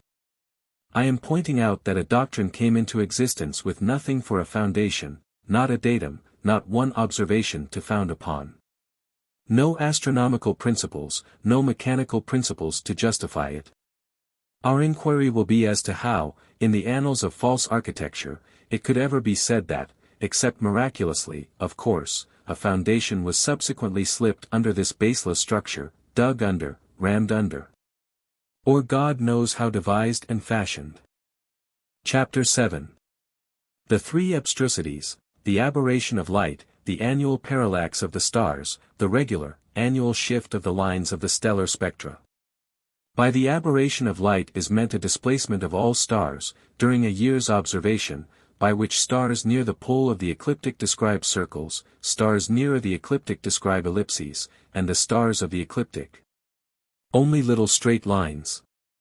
It is supposed that light has velocity, and that these forms represent the ratio between the velocity of light and the supposed velocity of this Earth in its orbit.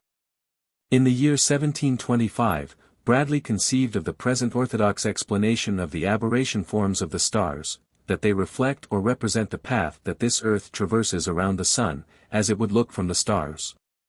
Appearing virtually circular from stars in the pole of the ecliptic, for instance.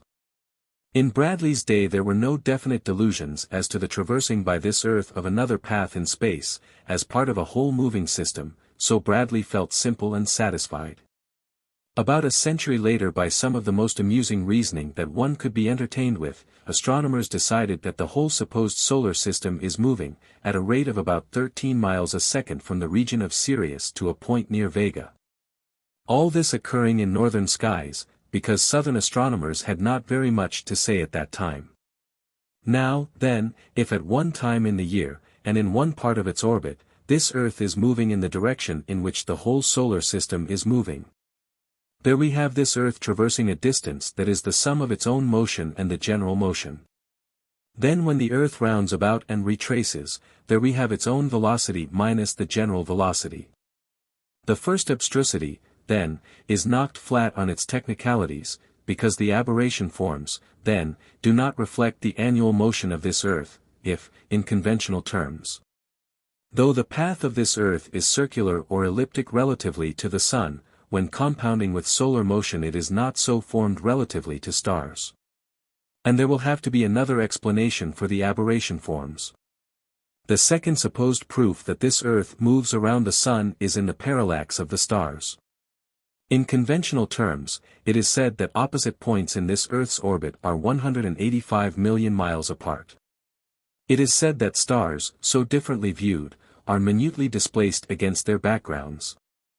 Again, solar motion, if, in conventional terms, this Earth has been traveling, as part of the solar system, from Sirius, toward Vega, in 2,000 years this Earth has traveled 819,936,000,000 miles. This distance is 4,500 times the distance that is the baseline for orbital parallax.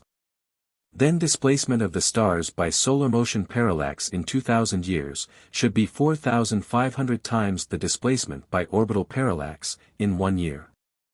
Give to orbital parallax as minute a quantity as is consistent with the claims made for it, and 4,500 times that would dent the Great Dipper and nick the sickle of Leo, and perhaps make the dragon look like a dragon. But not a star in the heavens has changed more than doubtfully since the stars were catalogued by Hipparchus, 2,000 years ago.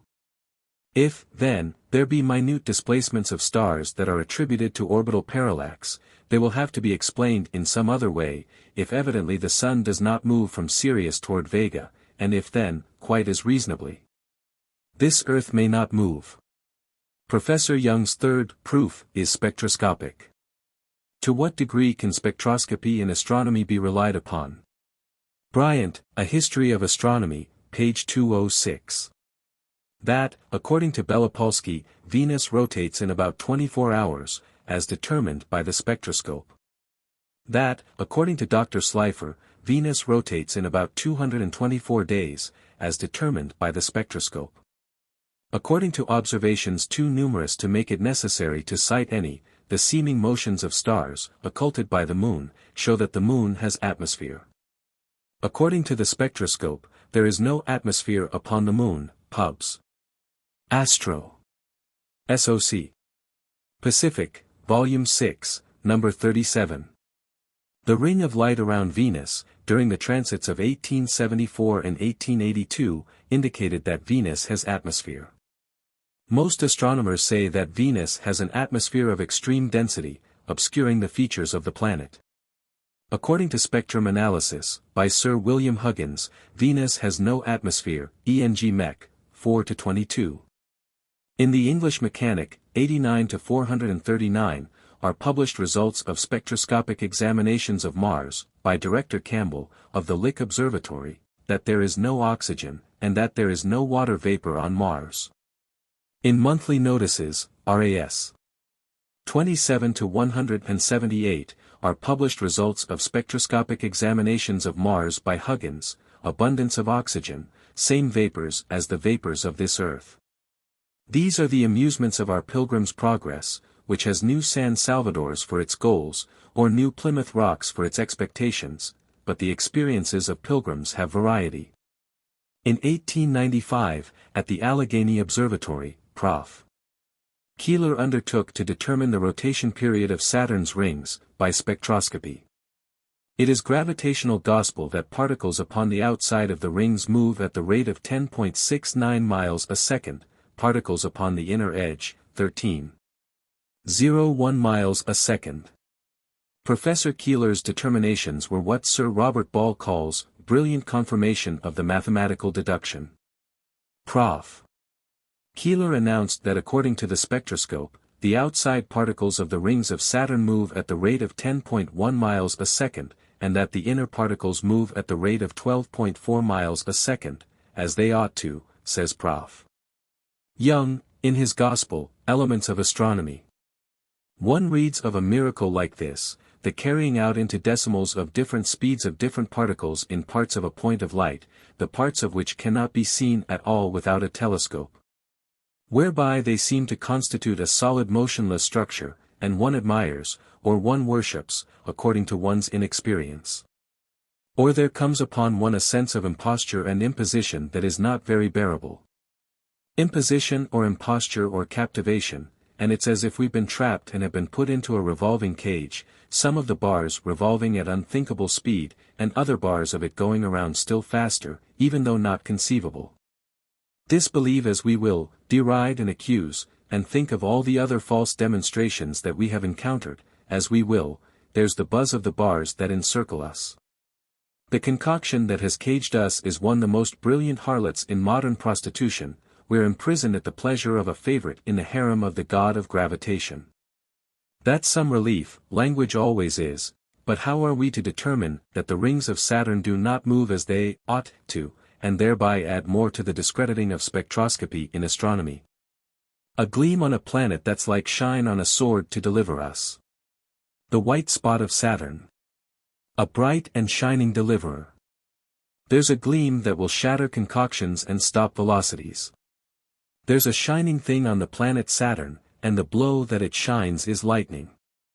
Thus far has gone a revolution of 10.1 miles a second, but it stops by magic against magic, no farther buzzes a revolution of 12.4 miles a second, that the rings of Saturn may not move as, to flatter one little god, they ought to, because, by the handiwork of universality, they may be motionless. Often has a white spot been seen upon the rings of Saturn, by Schmidt, Bond, Secchi, Schroeder, Harding, Schwab, de Vico, a host of other astronomers. It is stationary. In the English Mechanic, 49 to 195, Thomas Gwyn Elgar publishes a sketch of it as he saw it upon the nights of April 18 and 20, 1889. It occupied a position partly upon one ring and partly upon the other, showing no distortion. Let Prof. Keeler straddle two concentric merry-go-rounds, whirling at different velocities, there will be distortion. See volume 49, English Mechanic, for observation after observation by astronomers upon this appearance, when seen for several months in the year 1889, the observers agreeing that, no matter what are the demands of theory, this fixed spot did indicate that the rings of Saturn do not move. The white spot on Saturn has blasted minor magic. He has little, black retainers who now function in the cause of completeness, the little, black spots of Saturn. Nature, 53.109.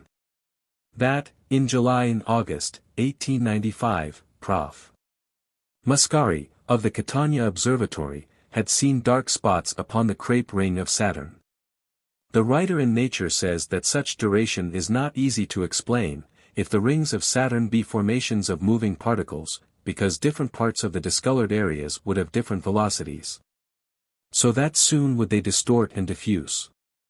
Certainly enough, relatively to my purpose, which is to find out for myself, and to find out with anybody else who may be equally impressed with a necessity, a brilliant, criminal thing has been slain by a gleam of higher intensity. Certainly enough, then, with the execution of one of its foremost exponents, the whole subject of spectroscopy in astronomy has been cast into rout and disgrace, of course only to ourselves, and not in the view of manufacturers of spectroscopes. For instance, but a phantom thing dies a phantom death, and must be slain over and over again. I should say that just what is called the spectrum of a star is not commonly understood. It is one of the greatest uncertainties in science.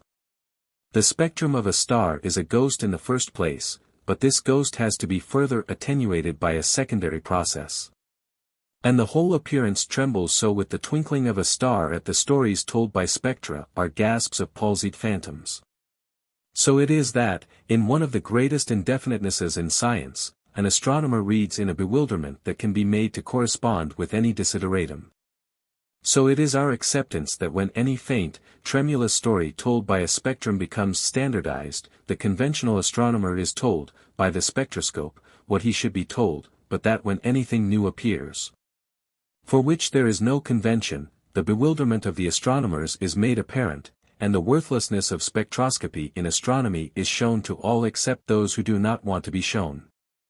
Upon the 1st of February, 1892, Dr. Thomas D. Anderson, of Edinburgh, discovered a new star that became known as Nova Aurigui. Here was something as to which there was no dogmatic determination. Each astronomer had to see, not what he should, but what he could. We shall see that the astronomers might as well have gone, for information, to some of Mrs. Piper's controls, as to think of depending upon their own ghosts. In Monthly Notices, February, 1893, it is said that probably for 7 weeks, up to the time of calculation, one part of this new star had been receding at a rate of 230 miles a second, and another part approaching at a rate of 320 miles a second. Giving to these components a distance apart of 550 miles times 60 by 60 by 24 times 49, whatever that may be. But there was another séance. This time Dr. Vogel was the medium. The ghosts told Dr. Vogel that the new star had 3 parts, one approaching this Earth at the rate of about 420 miles a second, another approaching at a rate of 22 miles a second, a third part receding at a rate of 300 miles a second. See Jour, B.A.A., 2 to 258. After that, the controls became hysterical. They flickered that there were 6 parts of this new star, according to Dr. Lowell's Evolution of Worlds, page 9.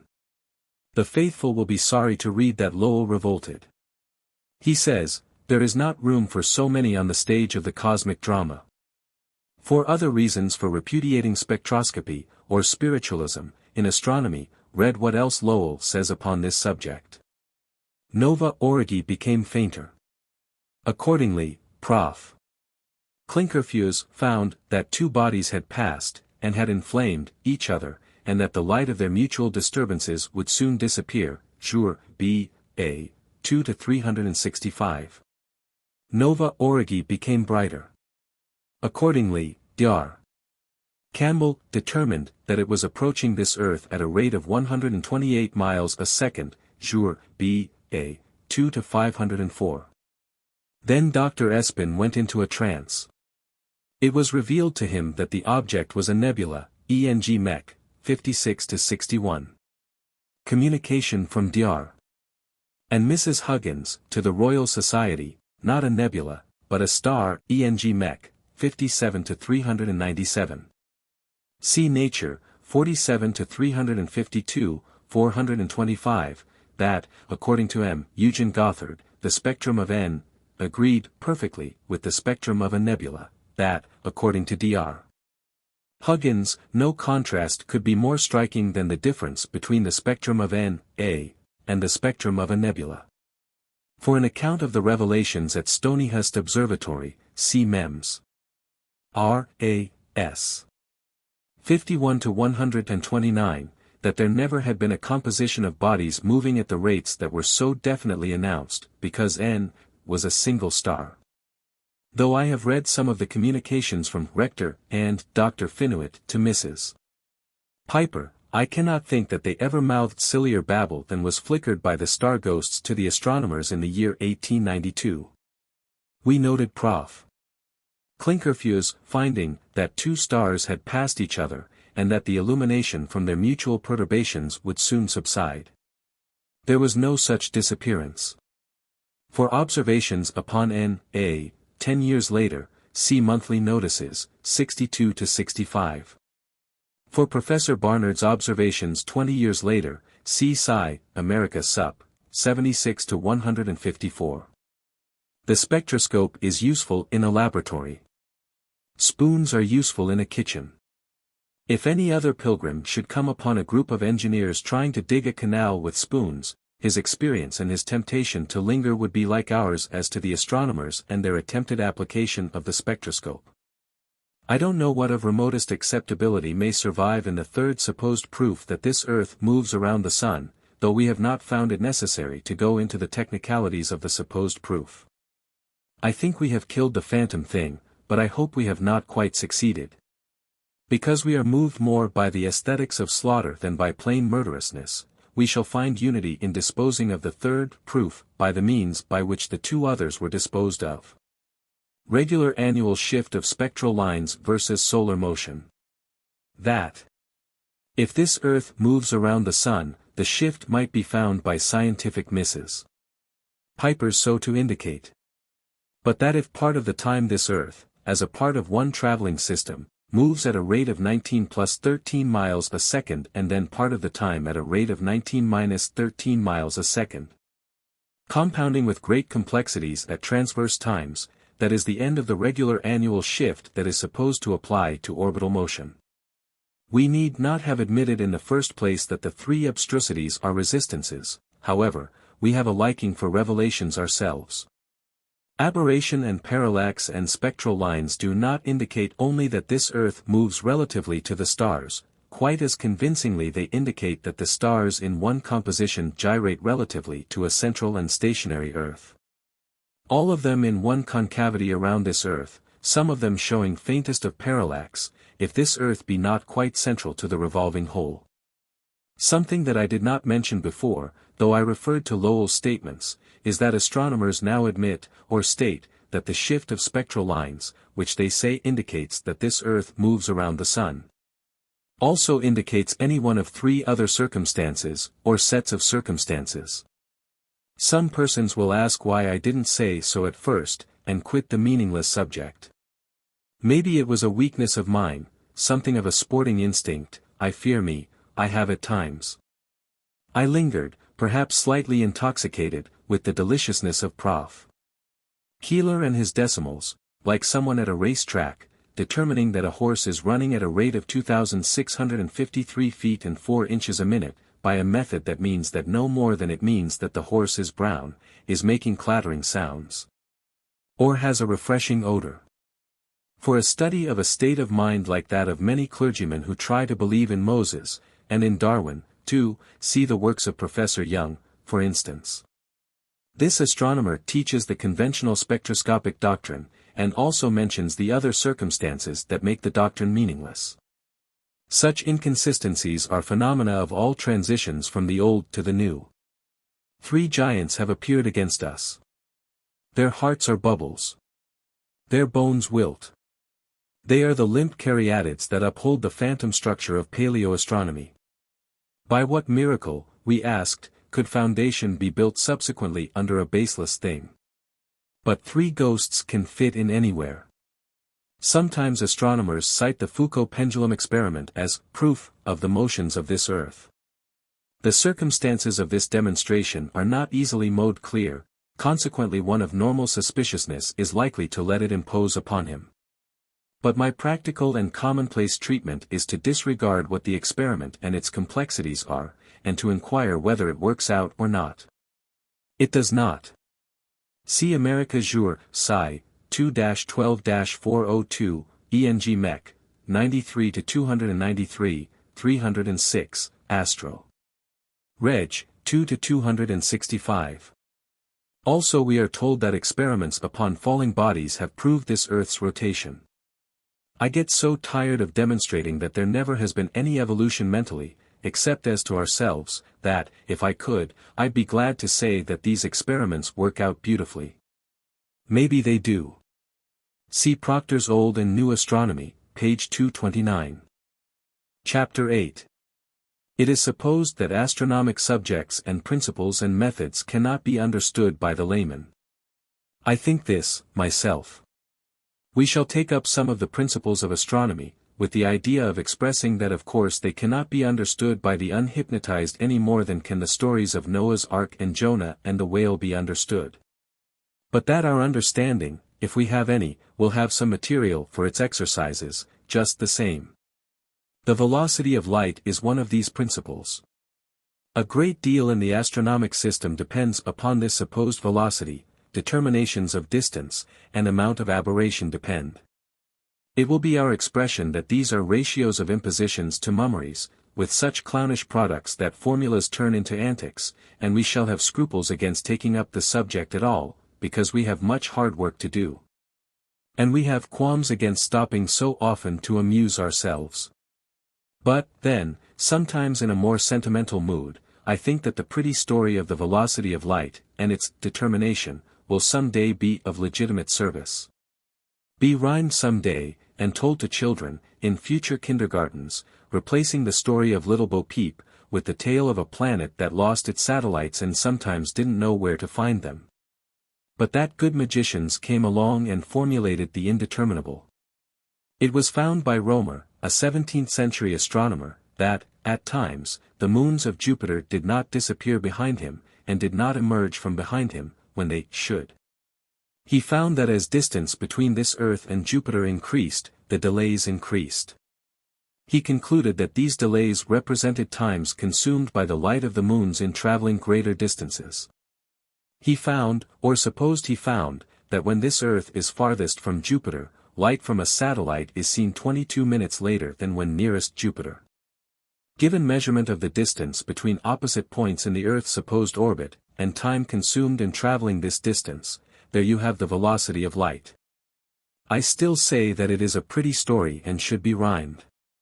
But we shall find that astronomers might as well try to formulate the gambols of the sheep of Little Bo Peep, as to try to formulate anything depending upon the satellites of Jupiter.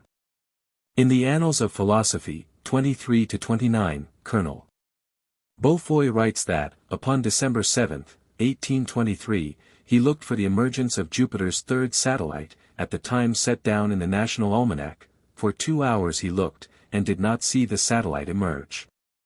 In Monthly Notices, 44-8, an astronomer writes that, upon the night of October 15, 1883, one of the satellites of Jupiter was 46 minutes late. A paper was read at the meeting of the British Astronomical Association, February 8, 1907, upon a satellite that was 20 minutes late. In Telescopic Work, page 191, W. F. Denning writes that, upon the night of September 12, 1889, he and two other astronomers could not see satellite 4 at all. See the observatory, 9 to 237, satellite 4 disappeared 15 minutes before calculated time, about a minute later it reappeared, disappeared again, reappeared 9 minutes later. For Todd's observations see the observatory, 2 to 227, 6 times, between June 9 and July 2, 1878, a satellite was visible when, according to prediction, it should have been invisible. For some more instances of extreme vagaries of these satellites, see monthly notices, 43 to 427, and Jour, B. 14 to 27, observations by Noble, Turner, White, Holmes, Freeman, Goodacre, Ellis, and Molesworth. In periodical astronomical publications, there is no more easily findable material for heresy than such observations. We shall have other instances. They abound in the English Mechanic, for instance. But, in spite of a host of such observations, Professor Young, The Sun, page 35, says that the time occupied by light coming from these satellites is doubtful by only a fraction of a second. It is of course another instance of the astronomers who know very little of astronomy. It would have been undignified, if the astronomers had taken the sheep of Little Bo Peep for their determinations. They took the satellites of Jupiter. They said that the velocity of light is about 190,000 miles a second. So did the physicists. Our own notion is that there is no velocity of light, that one sees a thing, or doesn't. That if the satellites of Jupiter behave differently according to proximity to this Earth, that may be because this Earth affects them, so affecting them, because the planets may not, as we may find, be at 1,000th part of the demonstrated distances. The notion of velocity of light finds support, we are told in the textbooks, in the velocity of sound. If it does, it doesn't find support in gravitational effects, because, according to the same textbooks, gravitational effects have no velocity. The physicists agreed with the astronomers. A beam of light is sent through, and is reflected back through, a revolving shutter, but it's complex, and we're simple, we shall find that there is no need to go into the details of this mechanism. It is not that a machine is supposed to register a velocity of 186,000 miles a second. Or we'd have to be technical, it is that the eye is supposed to perceive. And there is not a physicist in the world who can perceive when a parlor magician palms off playing cards. Hearing, or feeling, or if one could smell light, some kind of a claim might be made, but the well-known limitations of seeing, common knowledge of little boys that a brand waved about in the dark cannot be followed by the eyes. The limit of the perceptible is said to be 10 changes a second. I think of the astronomers as occupying a little vortex of their own in the cosmic swoon in which wave all things, at least in this one supposed solar system. Call it swoon, or call it hypnosis, but that it is never absolute, and that all of us sometimes have awareness of our condition. And moments of wondering what it's all about and why we do and think the things that sometimes we wake up and find ourselves doing and thinking. Upon page 281, Old and New Astronomy, Richard Proctor awakens momentarily, and says, the agreement between these results seems close enough. But those who know the actual difficulty of precise time observations of the phenomena of Jupiter's satellites, to say nothing of the present condition of the theory of their motions, can place very little reliance on the velocity of light deduced from such observations. Upon pages 603 to 607, Proctor reviews some observations other than those that I have listed, satellites that have disappeared, come back, disappeared, returned again so bewilderingly that he wrote what we have quoted, observations by Gorton, Ray, Gambart, Secchi, Main, Grover, Smith MacLear Pearson, Hodgson, Carlyle, Symington. And that is the last of his awareness. Proctor then swoons back into his hypnosis. He then takes up the determination of the velocity of light by the physicists, as if they could be relied upon, accepting every word, writing his gospel, glorying in this miracle of science. I call it a tainted agreement between the physicists and the astronomers. I prefer mild language. If by a method by which nothing could be found out, the astronomers determined that the velocity of light is about 190,000 miles a second, and if the physicists by another method found about the same result. What kind of harmony can that be other than the reekings of two consistent stenches? Proctor wrote that very little reliance could be placed upon anything depending upon Jupiter's satellites. It never occurred to him to wonder by what miracle the physicists agreed with these unreliable calculations. It is the situation that repeats in the annals of astronomy, a baseless thing that is supposed to have a foundation slipped under it, wedged in, or God knows how introduced or foisted. I prefer not to bother much with asking how the physicists could determine anything of a higher number of changes than 10 per second. If it be accepted that the physicists are right, the question is, by what miracle were the astronomers right, if they had very little to rely upon? Determinations of planetary distances and determinations of the velocity of light have squirmed together. They represent either an agreeable picture of cooperation, or a study in mutual support by writhing infamies. With most emphasis I have taken the position that the vagaries of the Jovian satellites are so great that extremely little reliance can be placed upon them, but now it seems to me that the emphasis should be upon the admission that, in addition to these factors of indeterminateness, it was, up to Proctor's day, not known with anything like accuracy when the satellites should appear and disappear. In that case one wonders as to the state of the theory in Roemer's day. It was in the mind of Roemer that the two determinations we are now considering first most notably satisfied affinity, mutual support by velocity of light and distances in this supposed solar system. Upon his third law, which, as we shall see later, he constructed upon at least three absences of anything to build upon, Kepler had, upon observations upon Mars, deduced 13 million miles as this Earth's distance from the Sun. By the same method, which is the now discredited method of simultaneous observations, Roemer determined this distance to be 82 million miles. I am not concerned with this great discrepancy so much as with the astronomers' reasons for starting off distances in millions instead of hundreds or thousands of miles. In Kepler's day the strongest objection urged against the Copernican system was that, if this Earth moves around the Sun, the stars should show annual displacements, and it is only under modern refinements that the stars do so minutely vary. Perhaps. The answer to this objection was that the stars are vastly farther away than was commonly supposed. Entailed by this answer was the necessity of enlarging upon common suppositions generally. Kepler determined or guessed, just as one pleases, and then Roemer outdid him. Roemer was followed by Huygens, with continued outdoing, 100 million according to Huygens. Huygens took for his basis his belief that this Earth is intermediate in size to Mars and Venus. Astronomers, today, say that this Earth is not so intermediate. We see that, in the secondary phase of development, the early astronomers, with no means of knowing whether the Sun is 1,000 or 1,000,000 miles away, guessed or determined such distances as 82 million miles and 100 million miles. To account for the changelessness of the stars. If the mean of these extremes is about the distance of present dogmas, we'd like to know by what miracle a true distance so averages two products of wild methods.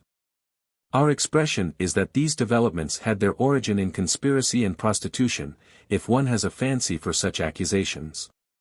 Or, if everybody else has been so agreeable, we think so more amiably, ourselves, that it was all a matter of comfortably adjusting and being obliging all around.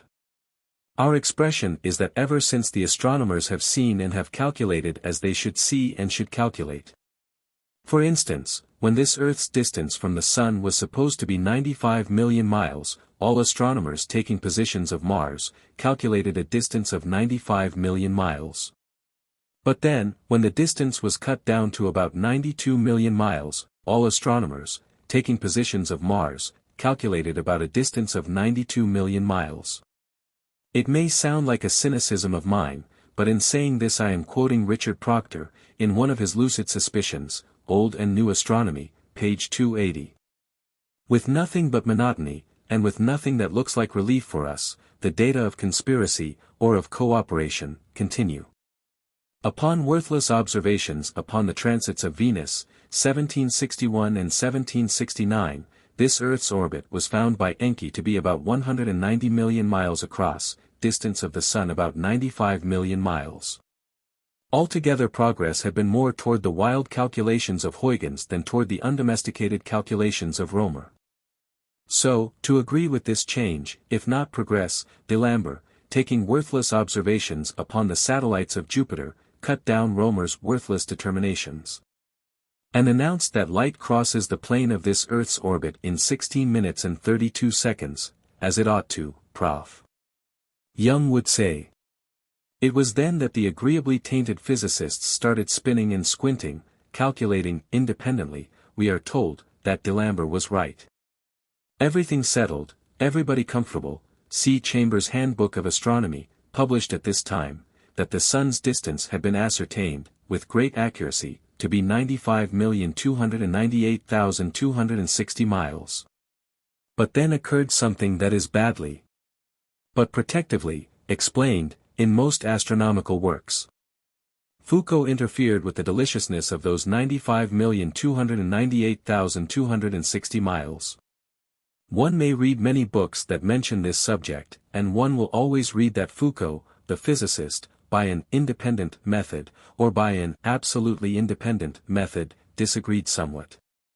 The disagreement is paraded so that one has an impression of painstaking, independent scientists not utterly slavishly supporting one another, but at the same time keeping well over the 90 million mark, and so essentially agreeing, after all. But we find that there was no independence in Foucault's experiments. We come across the same old disgusting connivance, or the same amiable complaisance, perhaps. See Clerk's History of Astronomy, page 230. We learn that astronomers, to explain oscillations of the Sun, had decided that the Sun must be, not 95,298,260 miles away, but about 91 million. To oblige them, perhaps, or innocently, never having heard of them, perhaps, though for 10 years they had been announcing that a new determination was needed, Foucault found that the velocity of light is less than had been necessary to suppose. When the Sun was supposed to be about 95 million miles away, and he found the velocity to be exactly what it should be, supposing the Sun to be 91 million miles away. Then it was that the astronomers announced, not that they had cut down the distance of the Sun because of observations upon solar oscillations, but because they had been very much impressed by the independent observations upon the velocity of light, by Foucault, the physicist. This squirm occurred at the meeting of the Royal Astronomical Society, February, 1864. There would have to be more squirms. If, then, the distance across this Earth's orbit was found to be less than D'Alembert had supposed, somebody would have to find that light comes from the satellites of Jupiter a little slower than D'Alembert had proved. Whereupon, Glasenapp found that the time is 16 minutes and 40 seconds, which is what he should, or ought to, find. Whereupon, there would have to be readjustment of Encke's calculations of distance of Sun, upon worthless observations upon transits of Venus. And whereupon again, Newcomb went over the very same observations by which Encke had compelled agreement with the dogmas of his day, and Newcomb calculated, as was required, that the distance agreed with Foucault's reduction. Whether, in the first place, Encke ever did calculate, as he said he did, or not, his determination was mere agreement with Laplace's in the 7th book of the Mécanique Céleste. Of course he said that he had calculated independently, because his method was by triangulation, and Laplace's was the gravitational. That the word worthless does apply to observations upon transits of Venus. In Old and New Astronomy, Proctor says that the observations upon the transits of 1761 and 1769 were altogether unsatisfactory. One supposes that anything that is altogether unsatisfactory can't be worth much. In the next transit, of 1874, various nations cooperated. The observations were so disappointing that the Russian, Italian, and Austrian governments refused to participate in the expeditions of 1882. In Reminiscences of an Astronomer, p. 181, Newcomb says that the United States Commission, of which he was secretary, had up to 1902 never published in full its observations, and probably never would, because by that time all other members were either dead or upon the retired list.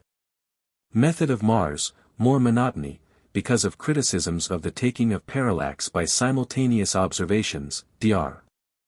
David Gill went to the island of Ascension, during the opposition of Mars of 1877, to determine alone, by the diurnal method, the distance of this Earth from the Sun, from positions of Mars. For particulars of Gill's method, see, for instance, Poor's Solar System, page 86. Here Professor Poor says that, of course, the orbital motion of Mars had to be allowed for, in Gill's calculations. If so, then of course this Earth's orbital motion had to be allowed for. If Dr. Gill knew the space traversed by this Earth in its orbit, and the curvature of its path, he knew the size and shape of the orbit, and consequently the distance from the Sun. Then he took for the basis of his allowance that this Earth is about 93 million miles from the Sun, and calculated that this Earth is about 93 million miles from the Sun. For this classic deduction from the known to the same known, he received a gold medal. In our earlier surveys, we were concerned with the false claim that there can be application of celestial mechanics to celestial phenomena. But, as to later subjects, the method is different. The method of all these calculations is triangulation. One simple question. To what degree can triangulation be relied upon? To great degree in measuring the height of a building, or in the little distances of a surveyor's problems. It is clear enough that astronomers did not invent the telescope. They adopted the spectroscope from another science. Their primary mathematical principle of triangulation they have taken from the surveyors, to whom it is serviceable. The triangle is another emblem of the sterility of the science of astronomy. Upon the coat of arms of this great mule of the sciences, I would draw a prism within a triangle. Chapter 9. According to Professor Newcomb, for instance, the distance of the Sun is about 380 times the distance of the Moon, as determined by triangulation. But, upon page 22, Popular Astronomy, Newcomb tells of another demonstration, with strikingly different results, as determined by triangulation. A split God. The God triangulation is not one undivided deity. The other method with strikingly different results is the method of Aristarchus. It cuts down the distance of the Sun, from 380 to 20 times the distance of the Moon. When an observer upon this Earth sees the Moon half illumined, the angle at the Moon, between observer and Sun, is a right angle. A third line between observer and Sun completes a triangle. According to Aristarchus, the tilt of the third line includes an angle of 86 degrees, making the Sun-Earth line 20 times longer than the Moon-Earth line. In principle, says Newcomb, the method is quite correct and very ingenious, but it cannot be applied in practice. He says that Aristarchus measured wrong. That the angle between the Moon-Earth line and the Earth-Sun line is almost 90 degrees and not 86 degrees. Then he says that the method cannot be applied because no one can determine this angle that he had said is of almost 90 degrees. He says something that is so incongruous with the inflations of astronomers that they'd sizzle if their hypnotized readers could read and think at the same time. Newcomb says that the method of Aristarchus cannot be applied because no astronomer can determine when the Moon is half illumined. We have had some experience. Does anybody who has been through what we've been through suppose that there is a Prof. Keeler in the world who would not declare that trigonometrically and spectroscopically and micrometrically he had determined the exact moment and exasperating, or delightful, decimal of a moment of semi-illumination of the Moon, were it not that, according to at least as good a mathematician as he, determination based upon that demonstration does show that the Sun is only 20 times as far away as the Moon? But suppose we agree that this simple thing cannot be done. Then instantly we think of some of the extravagant claims with which astronomers have stuffed supine credulities. Crawling in their unsightly confusion that sickens for simplification, is this offense to harmony. That astronomers can tell under which crusade, or its decimalated moment, a shine left a star. But cannot tell when a shine reaches a line on the Moon. Glory and triumph and selectness and inflation, or that we shall have renown as evangelists, spreading the homely and wholesome doctrine of humility. Hollis, in Chats on Astronomy, tells us that the diameter of this Earth, at the equator, is 41,851,160 feet. But blessed be the meek, we tell him. In the observatory, 19 to 118, is published the determination, by the astronomer Brenner, of the time of rotation of Venus, as to which other astronomers differ by hundreds of days. According to Brenner, the time is 23 hours, 57 minutes, and 5,459 seconds. I do note that this especial refinement is a little too ethereal for the editor of the observatory. He hopes Brenner will pardon him, but is it necessary to carry out the finding to the fourth decimal of a second? However, I do not mean to say that all astronomers are as refined as Brenner, for instance. In the Jour, B.A. I. 382, Edwin Holmes, perhaps coarsely, expresses some views. He says that such exactness as Captain Nobles in writing that the diameter of Neptune is 38,133 miles and that of Uranus is 33,836 miles is bringing science into contempt, because very little is known of these planets. That, according to Neeson, these diameters are 27,000 miles and 28,500 miles. McPherson, in A Century's Progress in Science, quotes Prof. Service, that the average parallax of a star, which is an ordinary astronomic quantity, is about equal to the apparent distance between two pins, placed 1 inch apart and viewed from a distance of 180 miles.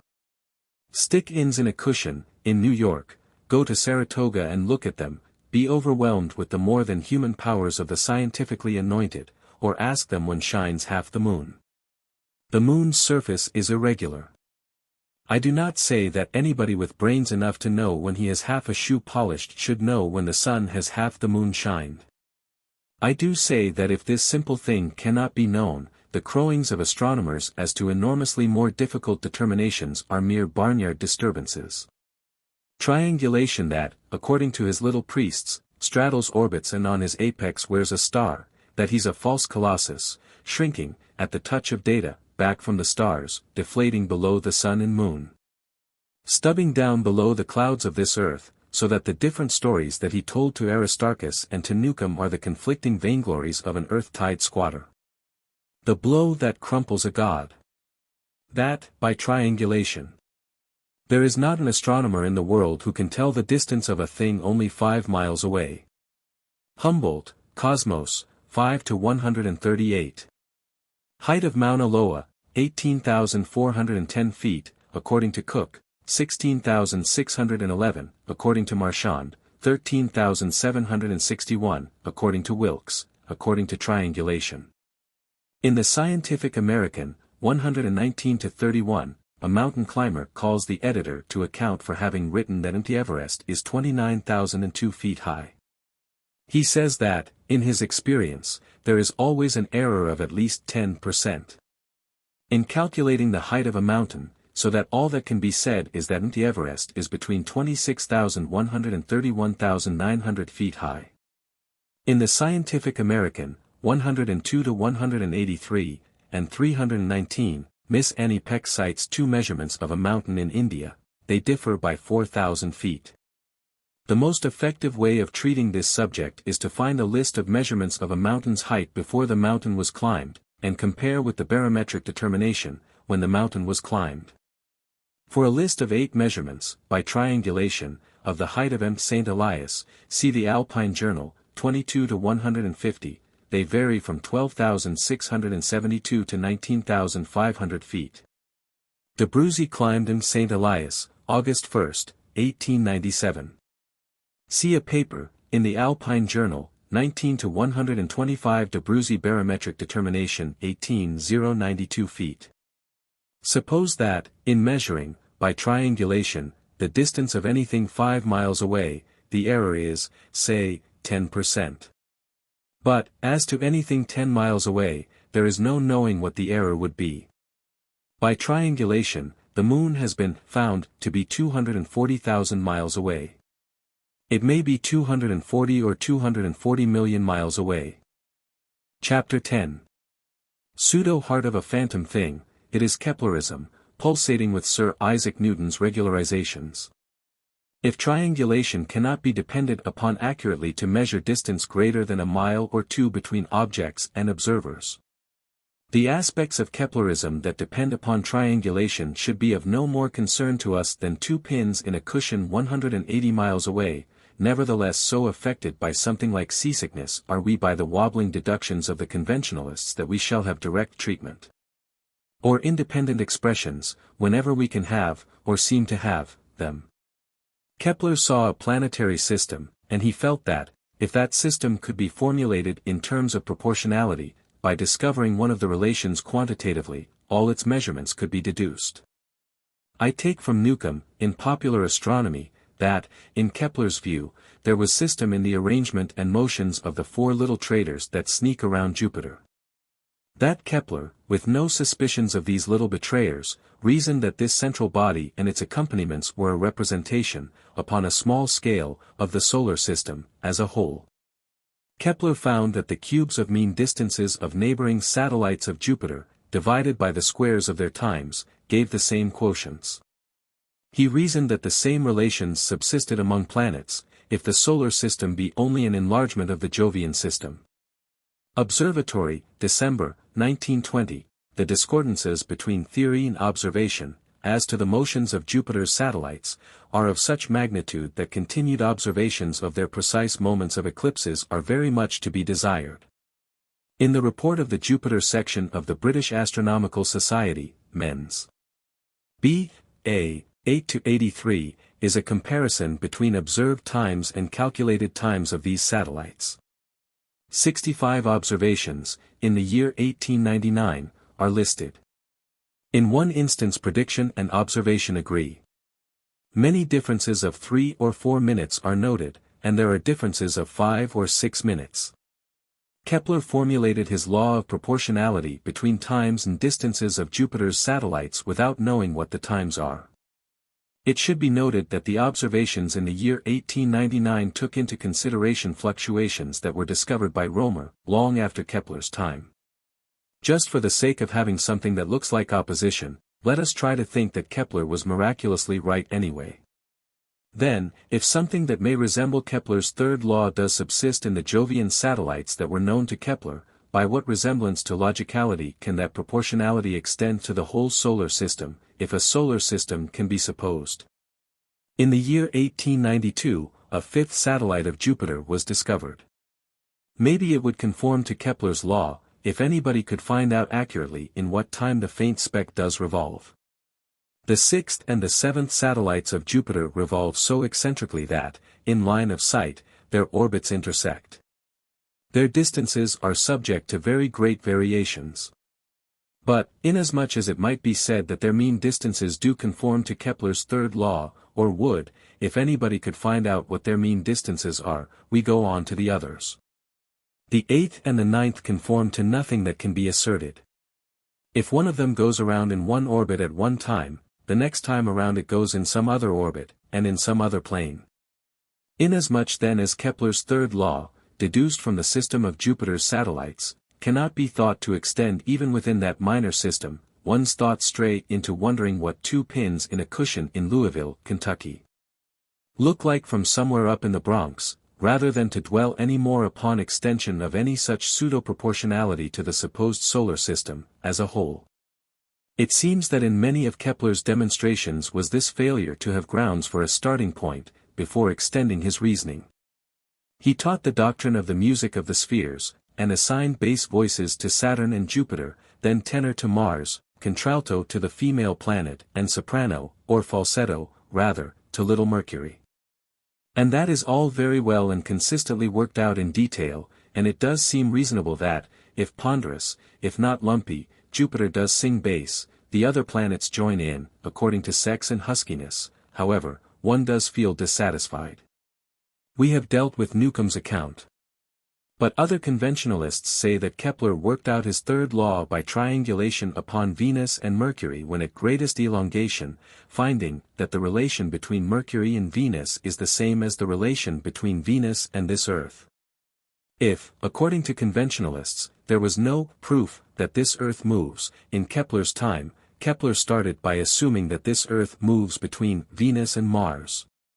He assumed that the distance of Venus from the Sun, at greatest elongation, represents mean distance. He assumed that observations upon Mercury indicated Mercury's orbit, an orbit that to this day defies analysis.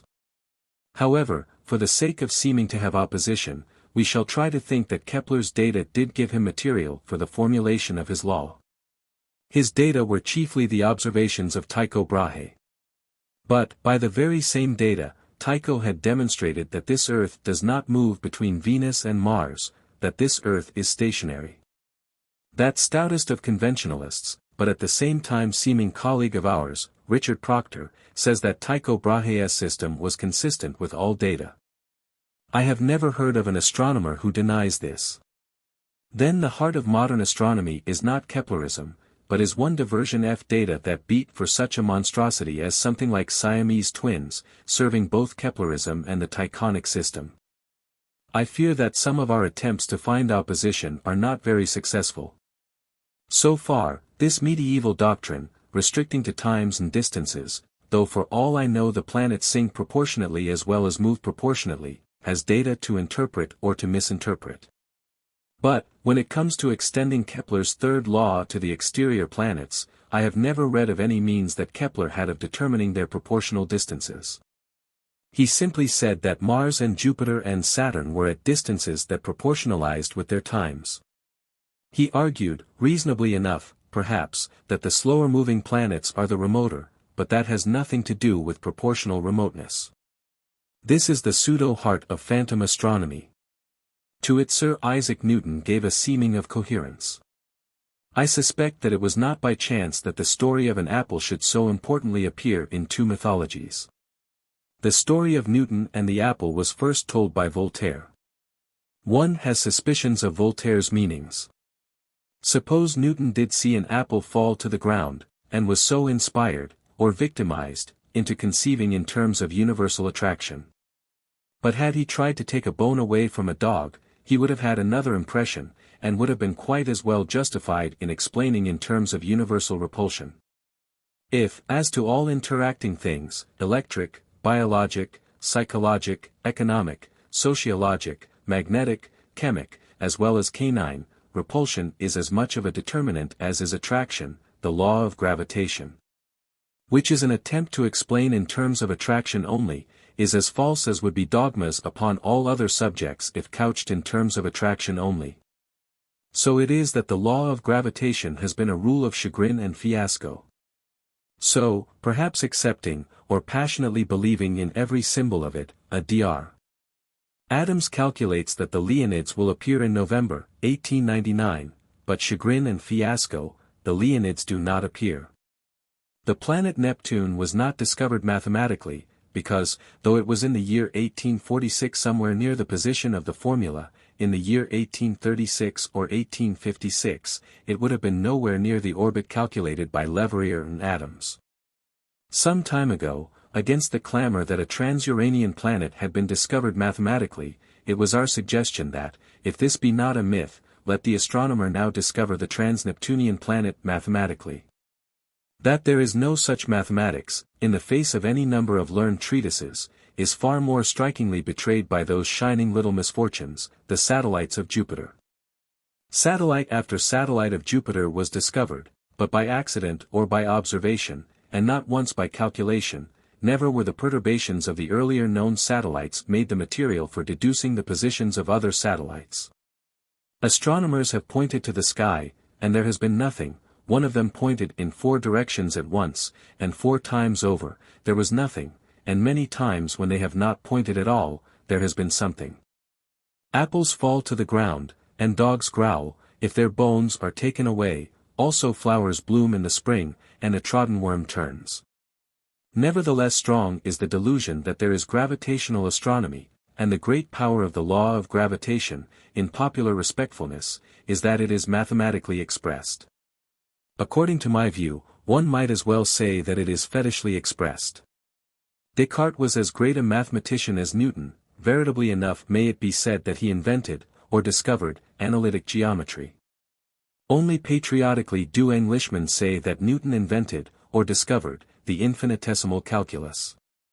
Descartes, too, formulated a law of the planets, and not by a symbol was he less bewildering and convincing to the faithful, but his law was not in terms of gravitation, but in terms of vorticose motion. In the year 1732, the French Academy awarded a prize to John Bernoulli, for his magnificent mathematical demonstration, which was as unintelligible as anybody's. Bernoulli, too, formulated, or said he formulated, planetary interactions, as mathematically as any of his hypnotized admirers could have desired. It, too, was not gravitational. The fault that I find with a great deal of mathematics in astronomy is the fault that I should find in architecture, if a temple, or a skyscraper, were supposed to prove something. Pure mathematics is architecture, it has no more place in astronomy than has the Parthenon. It is the arbitrary, it will not spoil a line nor dent a surface for a datum. There is a faint uniformity in every chaos, in discolorations on an old wall anybody can see recognizable appearances, in such a mixture a mathematician will see squares and circles and triangles. If he would merely elaborate triangles and not apply his diagrams to theories upon the old wall itself, his constructions would be as harmless as poetry. In our metaphysics, unity cannot, of course, be the related. A mathematical expression of unity cannot, except approximately, apply to a planet, which is not final, but is part of something. Sir Isaac Newton lived long ago. Every thought in his mind was a reflection of his era. To appraise his mind at all comprehensively, consider his works in general.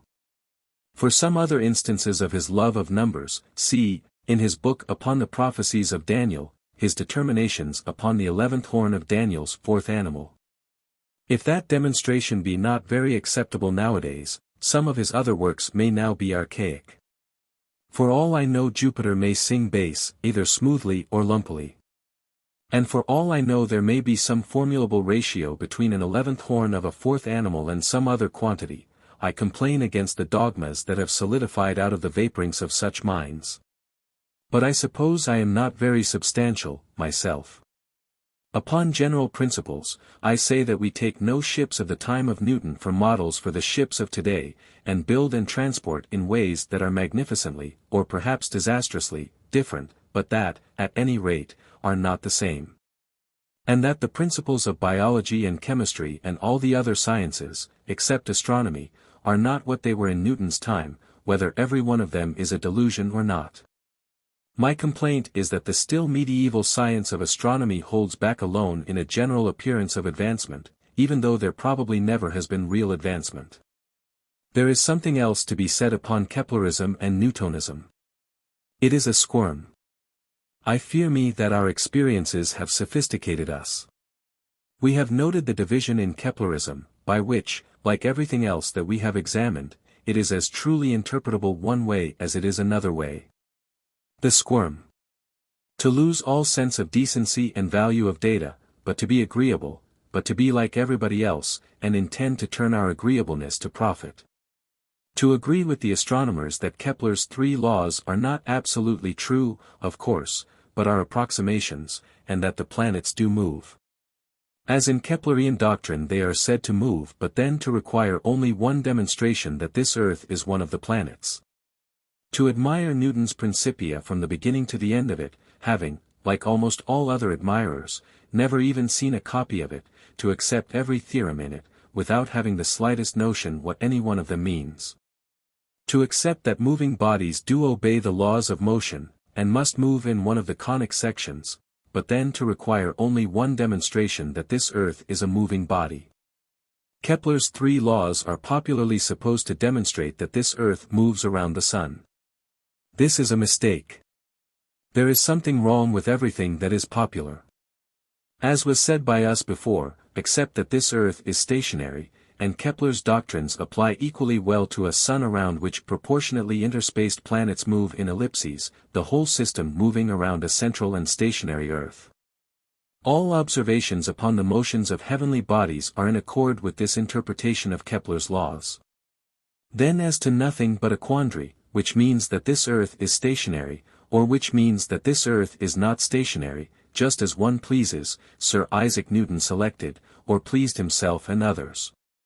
Without one datum, without one little indication more convincing one way than the other, he preferred to think that this Earth is one of the moving planets. To this degree had he the profundity that we read about. He wrote no books upon the first and second horns of his dilemma, he simply disregarded the dilemma. To anybody who may be controversially inclined, I offer simplification. He may feel at a disadvantage against batteries of integrals and bombardments of quaternions, transcendental functions, conics, and all the other stores of an astronomer's munitions. Admire them. Accept that they do apply to the bodies that move around the sun. Require one demonstration that this Earth is one of those bodies. For treatment of any such demonstration, see our disquisition, or our ratiocinations upon the three abstrusities, or our intolerably painful attempts to write seriously upon the three abstrusities. We began with 3 screams from an exhilarated mathematician. We have had some doubtful adventures, trying hard to pretend that monsters, or little difficulties, did really oppose us. We have reached, not the heart of a system, but the crotch of quandary. Chapter 11. We have seen that some of the most brilliant inspirations of godlike intellects, or some of the most pestilential emanations from infected minds, have been attempts to account for the virtual changelessness of the stars. Above all other data of astronomy, that virtual changelessness of positions stands out as a crucial circumstance in my own mind. To account for constellations that have not changed in 2,000 years, astronomers say that they conceive of inconceivable distances. We shall have expressions of our own upon the virtually changeless positions of the stars. But there will be difficulties for us if the astronomers ever have found that some stars move around or with other stars. I shall take up the story of Prof. Struve and the companion of Procyon, with more detail, for the sake of some more light upon refinement, exactness, accuracy in astronomy, and for the sake of belittling, or for the sake of sneering. Or anything else that anybody may choose to call it. Prof. Struve's announcement of his discovery of the companion of Procyon is published in Monthly Notices, 33 to 430, that, upon the 19th of March, 1873, Struve had discovered the companion of Procyon, having compared it micrometrically. Having tested his observations with 3 determinations of position angle, 3 measures of distance, and 3 additional determinations of position angle, finding all in excellent agreement. No optical illusion could be possible, it is said, because another astronomer, Lindemann, had seen the object. Technically, Struve publishes a table of his observations, sidereal time, distances, position angles. From March 19 to April 2, 1873, after which his observations had to be discontinued until the following year. In Monthly Notices, 34 to 355, are published the resumed observations. Struve says that Ors would not accept the discovery, unless, in the year that had elapsed, the companion had shown increase in position, consistent with theory. Struve writes, this increase has really shown itself in the most remarkable manner. Therefore, he considers it decisively established that the object of his observations was the object of Or's calculations. He says that Saraski, of Moscow, had seen the companion, without being warned of the place where it was to be looked for. However, see back some chapters.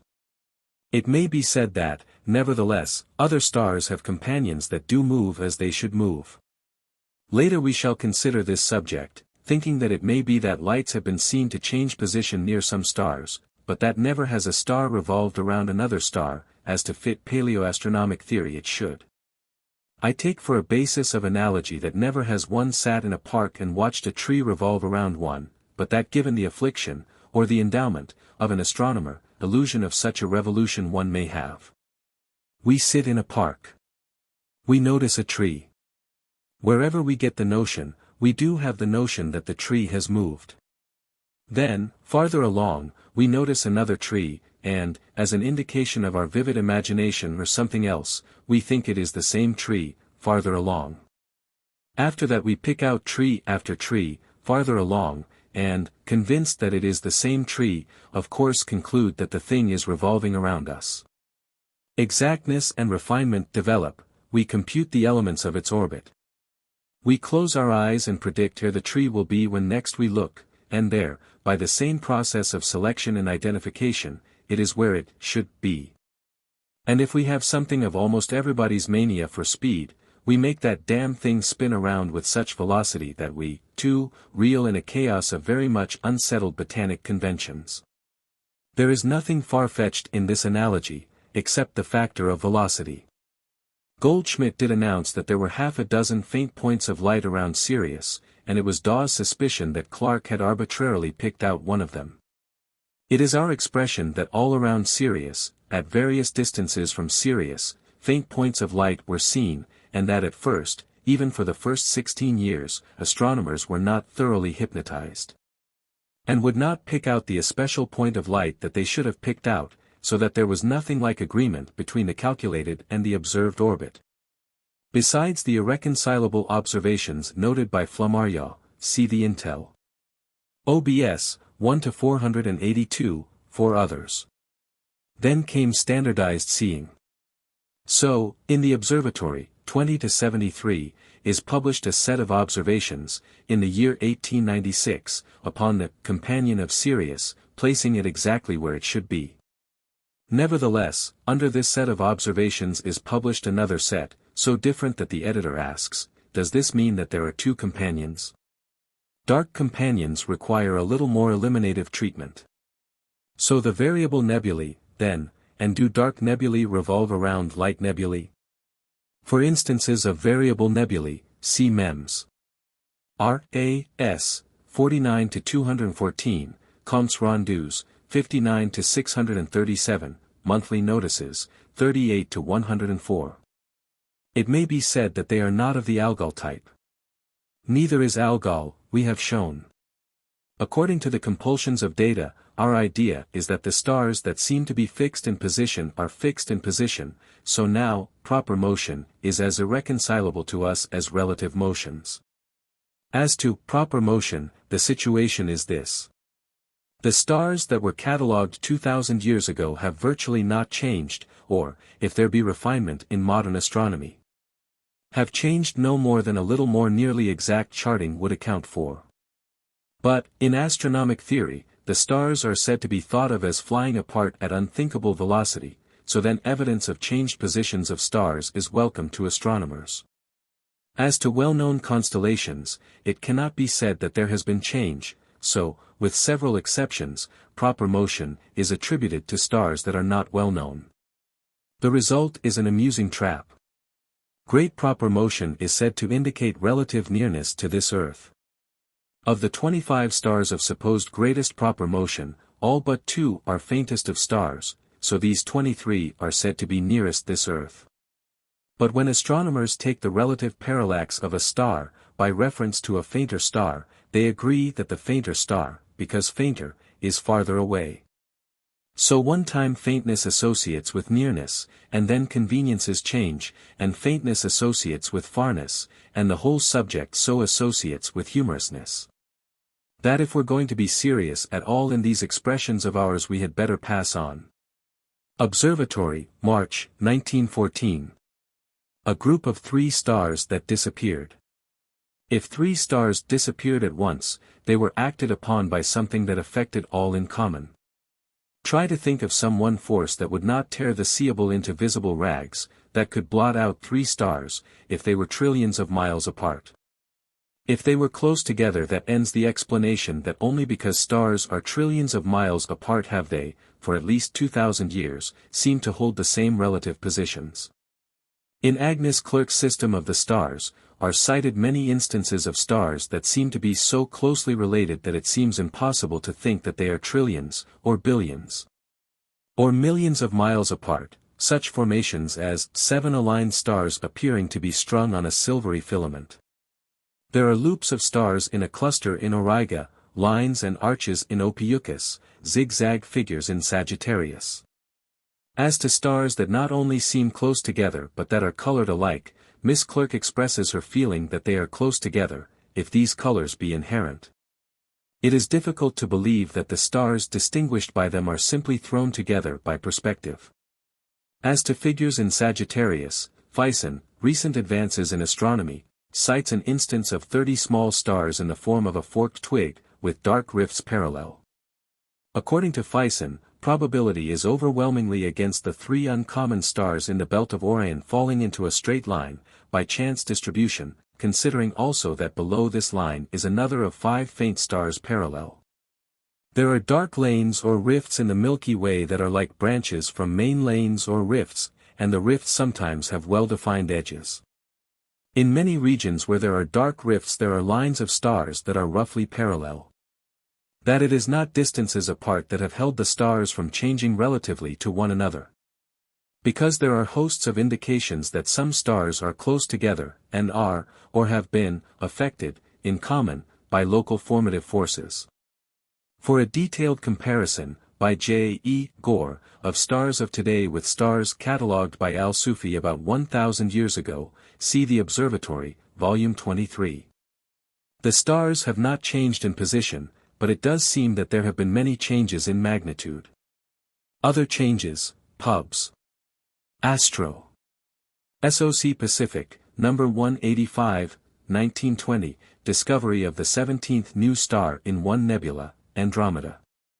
For lists of stars that have disappeared, see monthly notices, 8-16, 10-18, 11-47, Sidereal Messenger, 6-320, Jour, B, 14-255.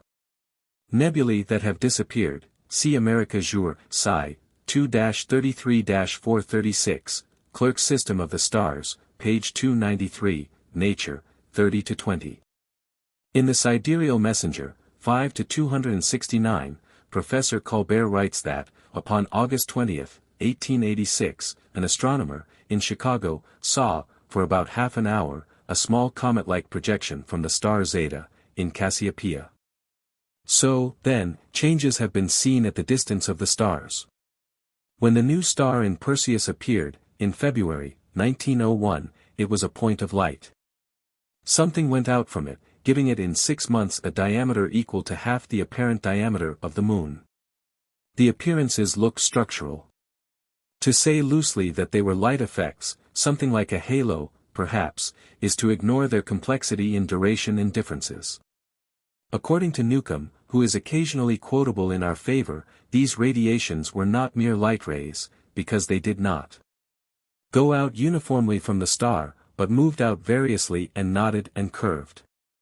It was visible motion, at the distance of Nova Persei. In monthly notices, 58-334, Dr. Espin writes that, upon the night of January 16, 1898, he saw something that looked like a cloud in Perseus. It could have been nothing in the atmosphere of this earth, nor anything far from the constellation, because he saw it again in Perseus, upon January 24. He writes that, upon February 17, Mr. Heath and Dr. Holmes saw it, like a cloud, dimming and discoloring stars shining through it. At the meeting of the British Astronomical Association, February 23, 1898, Jour, B. A. 8-216, Dr. Espin described this appearance and answered questions. It was not a nebula, and was not like one.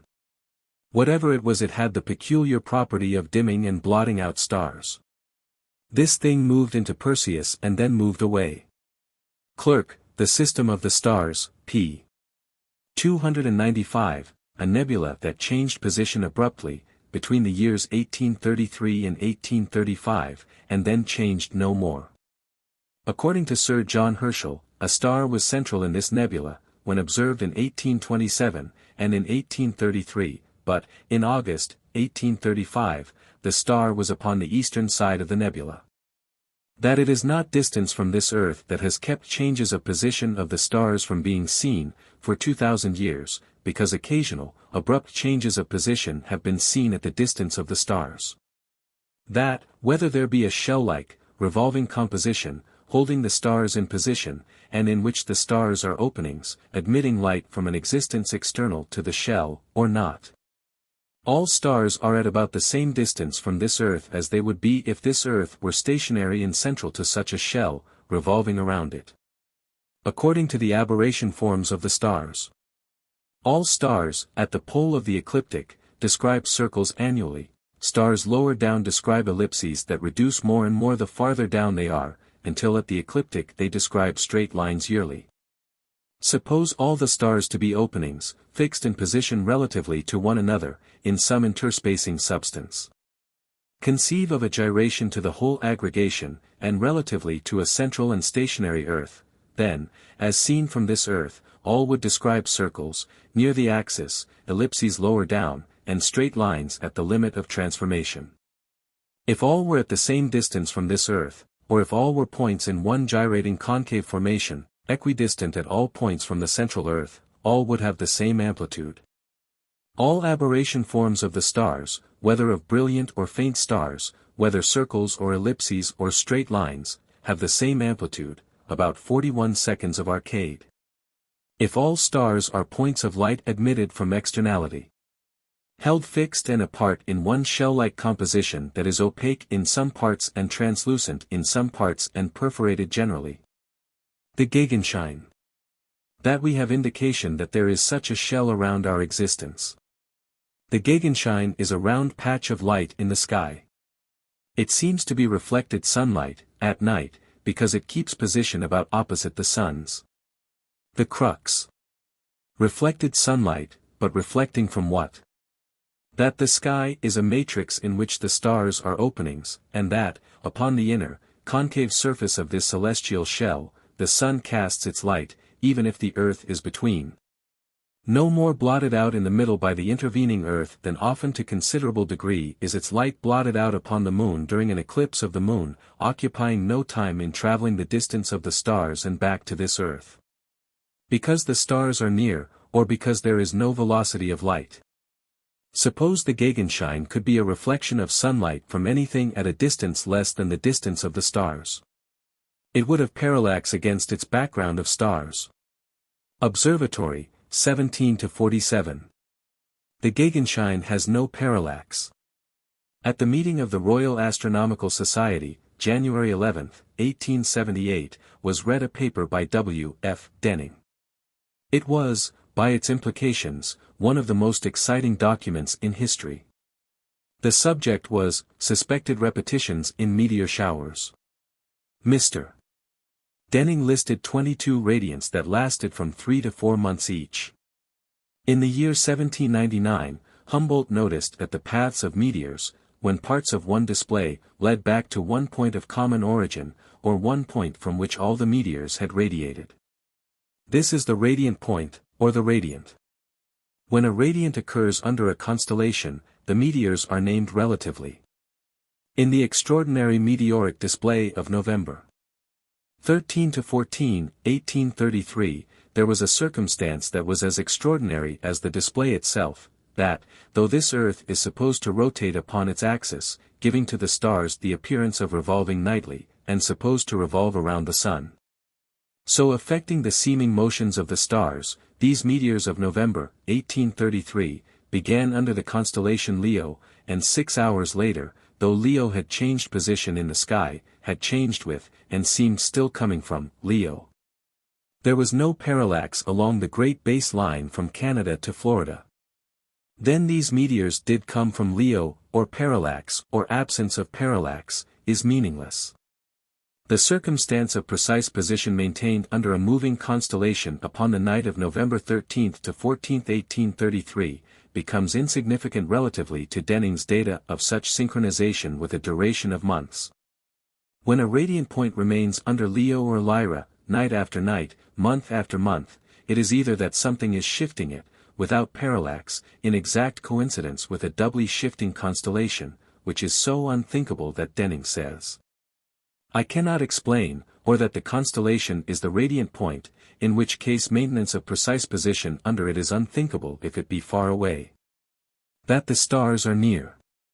Think of a ship, slowly sailing past a seacoast town, firing with smokeless powder, say. Shells from it burst before quite reaching the town, and all explosion points are in line between the city and she ship, or are traceable to one such radiant. The bombardment continues. The ship moves slowly. Still all points of exploding shells are traceable to one point between the ship and the town. The bombardment goes on and goes on and goes on, and the ship is far from its first position. The point of exploding shells is still between the ship and the town. Wise men in the town say that the shells are not coming from the ship.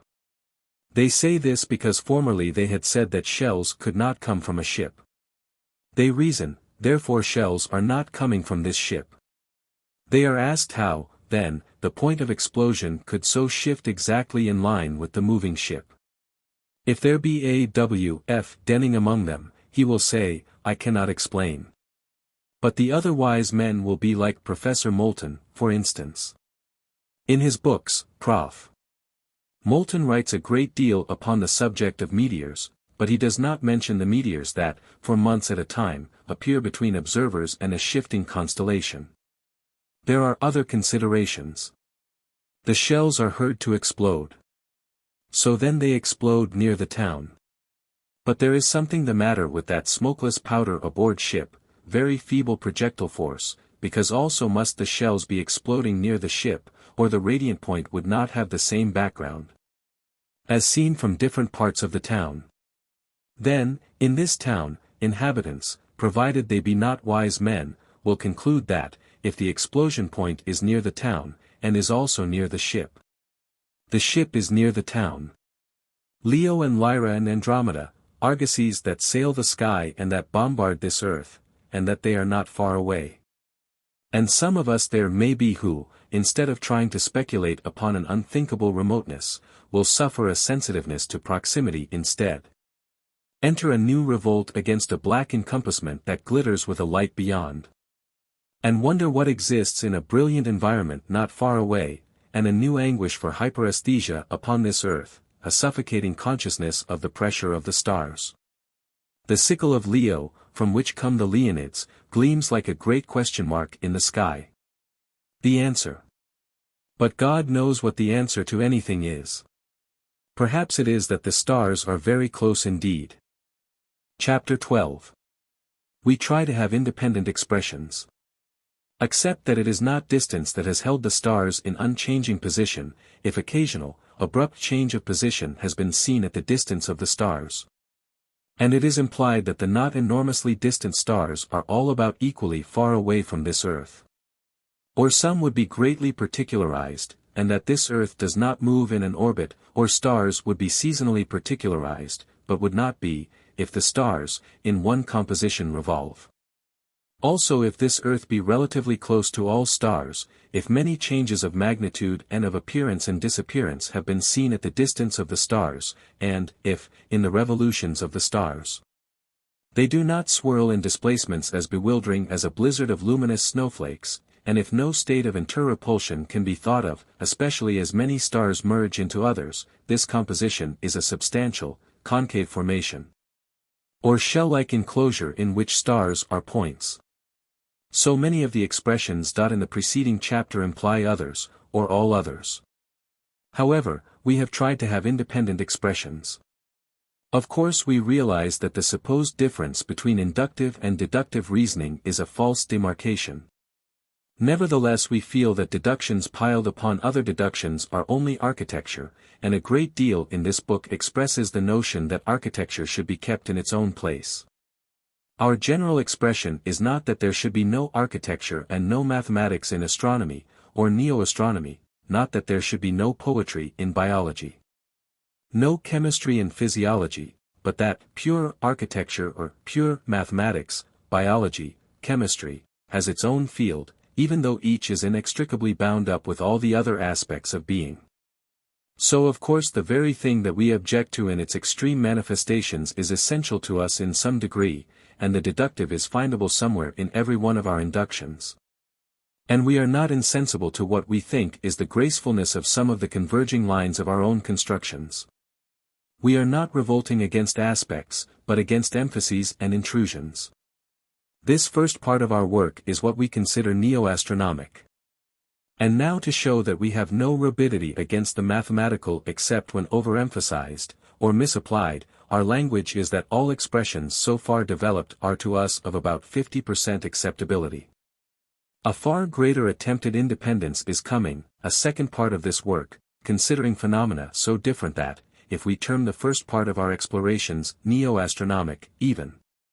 Some other term by which to designate the field of the second part will have to be thought of, and the word extrageographic seems best for it. If in these two fields, our at least temporary conclusions be the same, we shall be impressed, in spite of all our cynicisms as to agreements. Neo-astronomy.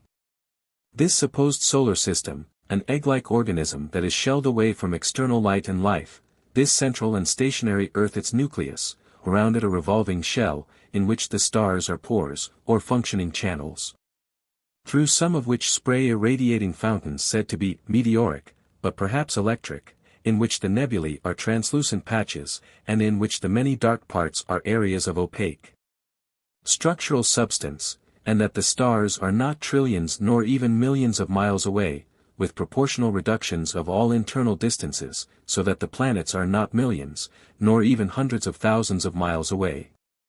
We conceive of the variability of the stars and the nebulae in terms of the incidence of external light upon a revolving shell and fluctuating passage through light-admitting points and parts. We conceive of all things being rhythmic, so, if stars be pores in a substance, that matrix must be subject to some changes, which may be of different periodicities in different regions. There may be local vortices in the most rigid substance, and so stars, or pores, might revolve around one another, but our tendency is to think that if light companions there be to some stars, they are reflections of light, passing through channels upon surrounding substance, flickering from one position to another in the small undulations of this environment. So there may be other displacements, differences of magnitude, new openings and closings in a substance that is not absolutely rigid.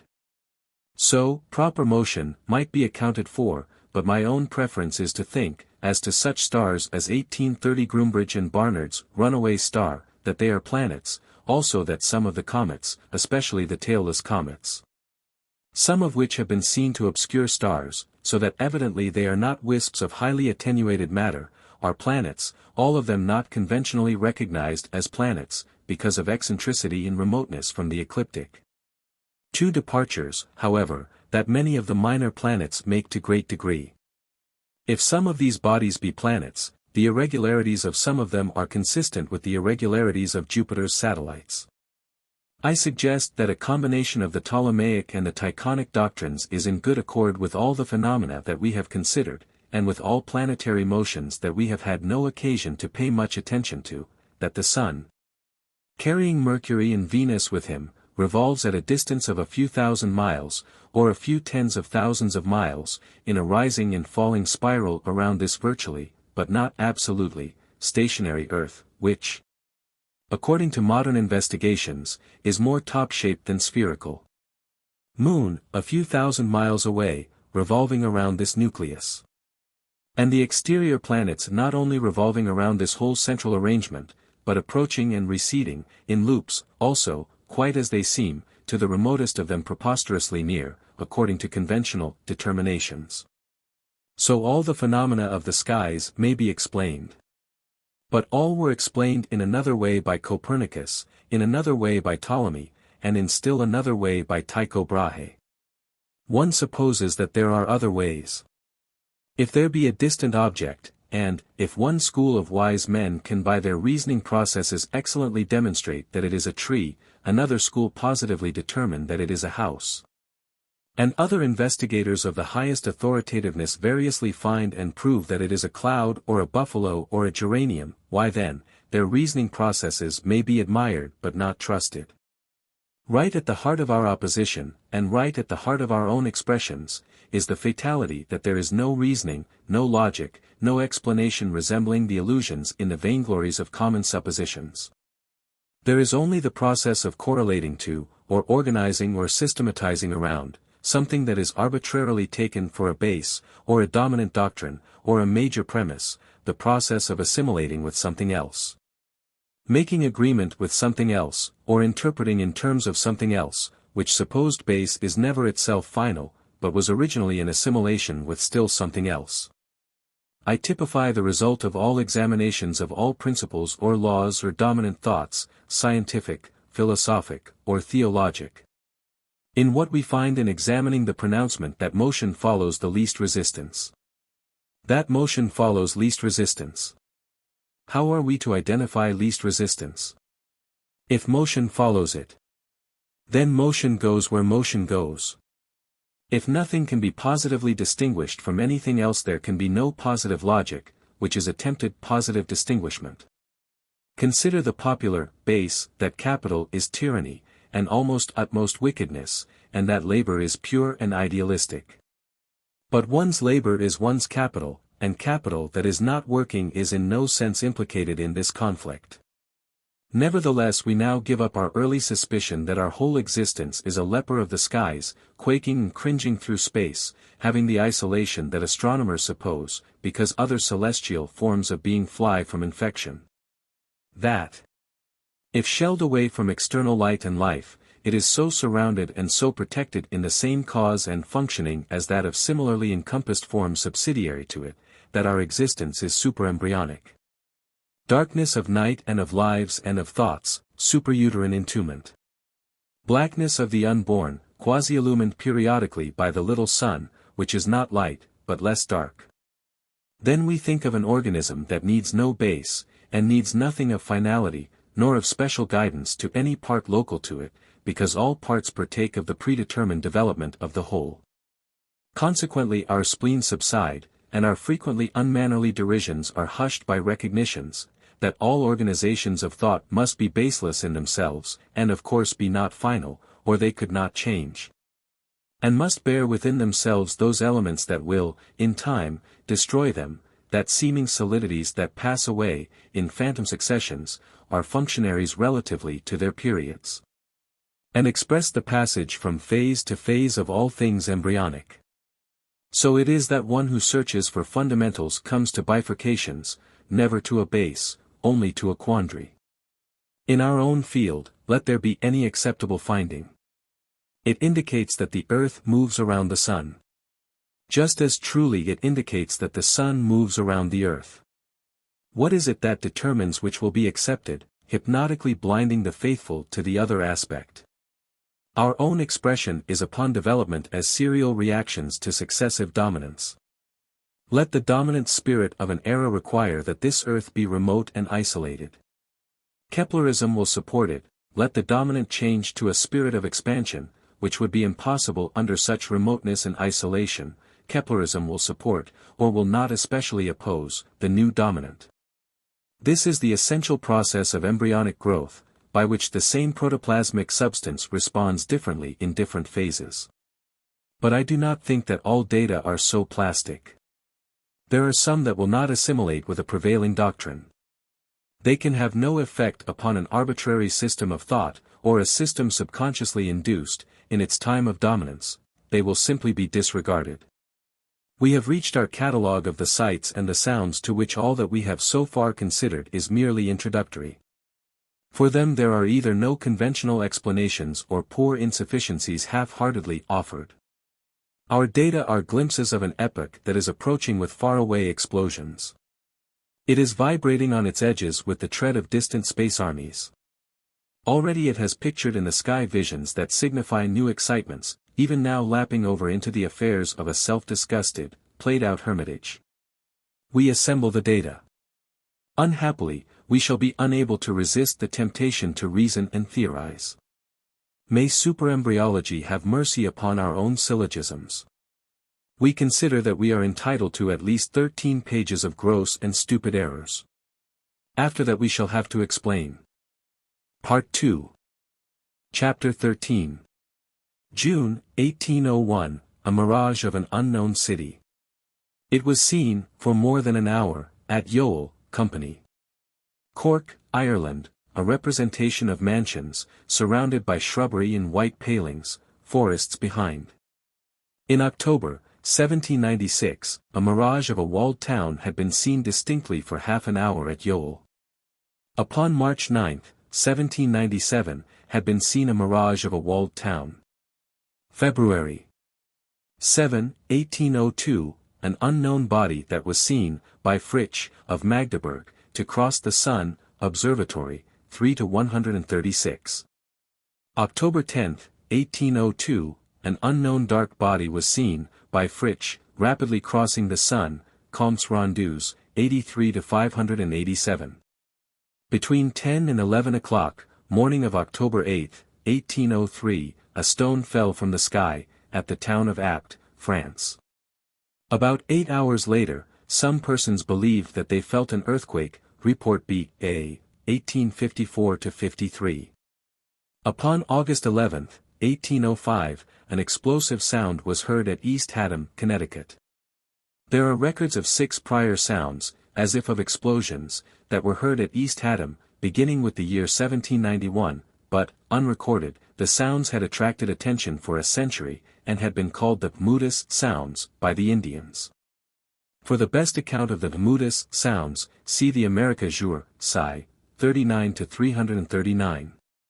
Here a writer tries to show the phenomena were subterranean, but says that there was no satisfactory explanation. Upon the 2nd of April, 1808, over the town of Pignerol, Piedmont, Italy, a loud sound was heard. In many places in Piedmont an earthquake was felt. In the report B.A., 1854-68, it is said that aerial phenomena did occur. That, before the explosion, luminous objects had been seen in the sky over Pignerol, and that in several of the communes in the Alps aerial sounds, as if of innumerable stones colliding, had been heard, and that quakes had been felt. From April 2 to April 8, 40 shocks were recorded at Pignerol. Sounds like cannonading were heard at Barga. Upon the 18th of April, 2 detonations were heard at La Tour, and a luminous object was seen in the sky. The supposition, or almost absolute belief of most persons is that from the 2nd to the 18th of April this Earth had moved far in its orbit and was rotating so that, if one should explain that probably meteors had exploded here. It could not very well be thought that more meteors were continuing to pick out this one point upon a doubly moving planet. But something was specially related to this one local sky. Upon the 19th of April, a stone fell from the sky at Borgo San Donnino, about 40 miles east of Piedmont, report B.A., 1860. Sounds like cannonading were heard almost every day in this small region. Upon the 13th of May, a red cloud such as marks the place of a meteoric explosion was seen in the sky. Throughout the rest of the year, phenomena that are now listed as earthquakes occurred in Piedmont. The last occurrence of which I have record was upon January 22, 1810. February 9, 1812, 2 explosive sounds at East Haddam, Mirages, Sci. 39-339. July 5, 1812, 1 explosive sound at East Haddam, Mirages, Sci. 39-339. October 28, 1812, phantom soldiers, at Havre Park, near Ripley, England, Edinburgh Annual Register, 1812-2-124. When such appearances are explained by meteorologists, they are said to be displays of the aurora borealis. Psychic research explains variously. The physicists say that they are mirages of troops marching somewhere at a distance. Night of July 31, 1813, flashes of light in the sky of Tottenham, near London, Yearbook of Facts, 1853-272. The sky was clear. The flashes were attributed to a storm at Hastings, 65 miles away. We note not only that the planet Mars was in opposition at this time, July 30th, but in one of the nearest of its oppositions in the 19th century. December 28, 1813, an explosive sound at East Haddam.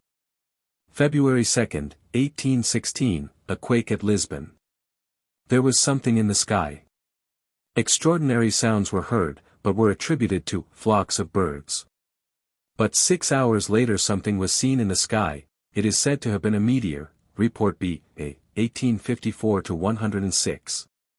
Since the year 1788, many earthquakes, or concussions that were listed as earthquakes, had occurred at the town of Comrie, Perthshire, Scotland. 17 instances were recorded in the year 1795. Almost all records of the phenomena of Comrie start with the year 1788, but, in Mackara's Guide to Creophy, it is said that the disturbances were recorded as far back as the year 1597. They were slight shocks, and until the occurrence upon August 13, 1816, conventional explanations, excluding all thought of relations with anything in the sky, seemed adequate enough. But, in an account in the London Times, August 21, 1816, it is said that, at the time of the quake of August 13, a luminous object, or a small meteor, had been seen at Dunkeld, near Comrie, and, according to David Milne, Eden. New Phil. Jour. 31 to 110, a resident of Comrie had reported a large luminous body, bent like a crescent, which stretched itself over the heavens. There was another quake in Scotland, Inverness, June 30, 1817. It is said that hot water fell from the sky, report B. A. 1854 to 112. January 6, 1818, an unknown body that crossed the sun, according to Loft, of Ipswich, observed about 3 hours and a half, quart jour, Roy. INST, 5 to 117. 5 unknown bodies that were seen, upon June 26, 1819, crossing the sun, according to Gruithuisen, and Sci. Disc, 1860 to 411. Also, upon this day, Pastorff saw something that he thought was a comet, which was then somewhere near the sun, but which, according to Olbers, could not have been the comet. Webb, Celestial Objects, page 40. Upon August 28, 1819, there was a violent quake at Irkutsk, Siberia. There had been 2 shocks upon August 22, 1813, report B.A., 1854 to 101. Upon April 6, 1805, or March 25, according to the Russian calendar, 2 stones had fallen from the sky at Irkutsk, report B.A., 1860 to 12. One of these stones is now in the South Kensington Museum, London. Another violent shock at Irkutsk, April 7, 1820, report B.A., 1854 to 128. Unknown bodies in the sky, in the year 1820, February 12 and April 27, Comptes Rendus, 83 to 314.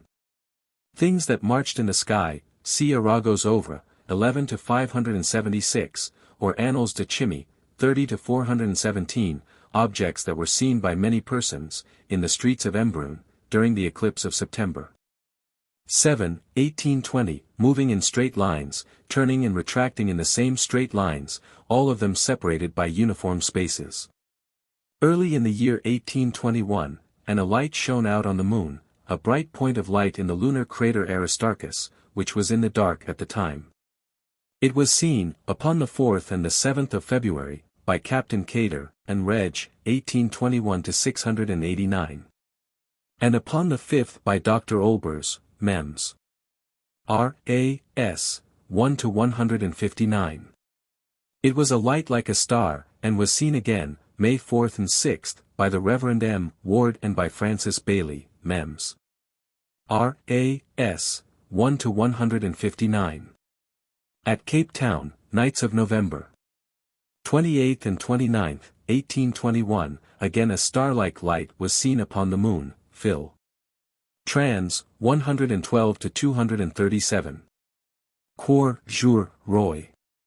INST, 20 to 417. That, early in the morning of March 20, 1822, detonations were heard at Mullida, an island in the Adriatic. All day, at intervals, the sounds were heard. They were like cannonading, and it was supposed that they came from a vessel, or from Turkish artillery, practicing in some frontier village. For 30 days the detonations continued, sometimes 30 or 40, sometimes several hundred, a day. Upon April 13, 1822, it seems, according to description, that clearly enough was there an explosion in the sky of Comrie, and a concussion of the ground, 2 loud reports, one apparently over our heads, and the other, which followed immediately. Under our feet, Eden. New Phil. Jour, 31 to 119. July 15, 1822, the fall of perhaps unknown seeds from perhaps an unknown world, a great quantity of little round seeds that fell from the sky at Marienwerder, Germany. They were unknown to the inhabitants, who tried to cook them, but found that boiling seemed to have no effect upon them. Wherever they came from, they were brought down by a storm, and 2 days later, more of them fell, in a storm, in Cilicia. It is said that these corpuscles were identified by some scientists as seeds of Gallium spurium, but that other scientists disagreed. Later more of them fell at Posen, Mecklenburg. See Bull. De Sci, Math, Astro, etc. 1-1-298. August 19, 1822, a tremendous detonation at Mulida, others continuing several days. October 23, 1822, 2 unknown dark bodies crossing the Sun, observed by Pastorff, and Sci, Disc, 1860-411. An unknown, shining thing, it was seen, by Webb, May 22, 1823, near the planet Venus, Nature, 14-19. More unknowns, in the year 1823, see Comptes Rendus, 49-811 in Webb Celestial Objects, page 43. February, 1824, the sounds of Mulida. Upon February 2, 1824, a slight shock was felt at Irkutsk, Siberia, report B.A., 1854-124. Upon February 18, or, according to other accounts, upon May 14, a stone that weighed 5 pounds, fell from the sky at Irkutsk, report B.A., 1860-70. 3 severe shocks at Irkutsk, March 8, 1824, report B.A., 1854-124. September, 1824, the sounds of Mulida. At 5 o'clock, morning of October 20, 1824, a light was seen upon the dark part of the moon, by Gruithuisen. It disappeared. 6 minutes later it appeared again, disappeared again, and then flashed intermittently, until 5:30 a.m., when sunrise ended the observations, Sci, America Sup, 7-2712. And, upon Jan. 22, 1825, again shone out the star-like light of Aristarchus, reported by the Reverend J. B. Emmett, Annals of Philosophy, 28-338. The last sounds of Mulida of which I have record, were heard in March, 1825. If these detonations did come from the sky, there was something that, for at least 3 years, was situated over, or was in some other way specially related to, this one small part of this earth's surface. Subversively to all supposed principles of astronomy and geodesy. It is said that, to find out whether the sounds did come from the sky, or not, the praetor of Mulida went into underground caverns to listen. It is said that there the sounds could not be heard. Chapter 14. And our own underground investigations, and whether there is something in the sky or not. We are in a hole in time.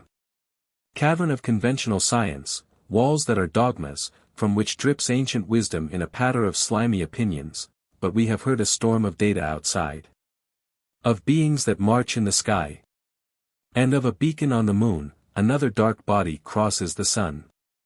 Somewhere near Mulida there is cannonading, and another stone falls from the sky, at Irkutsk, Siberia, an unknown grain falls from an unknown world, and there are flashes in the sky when the planet Mars is near.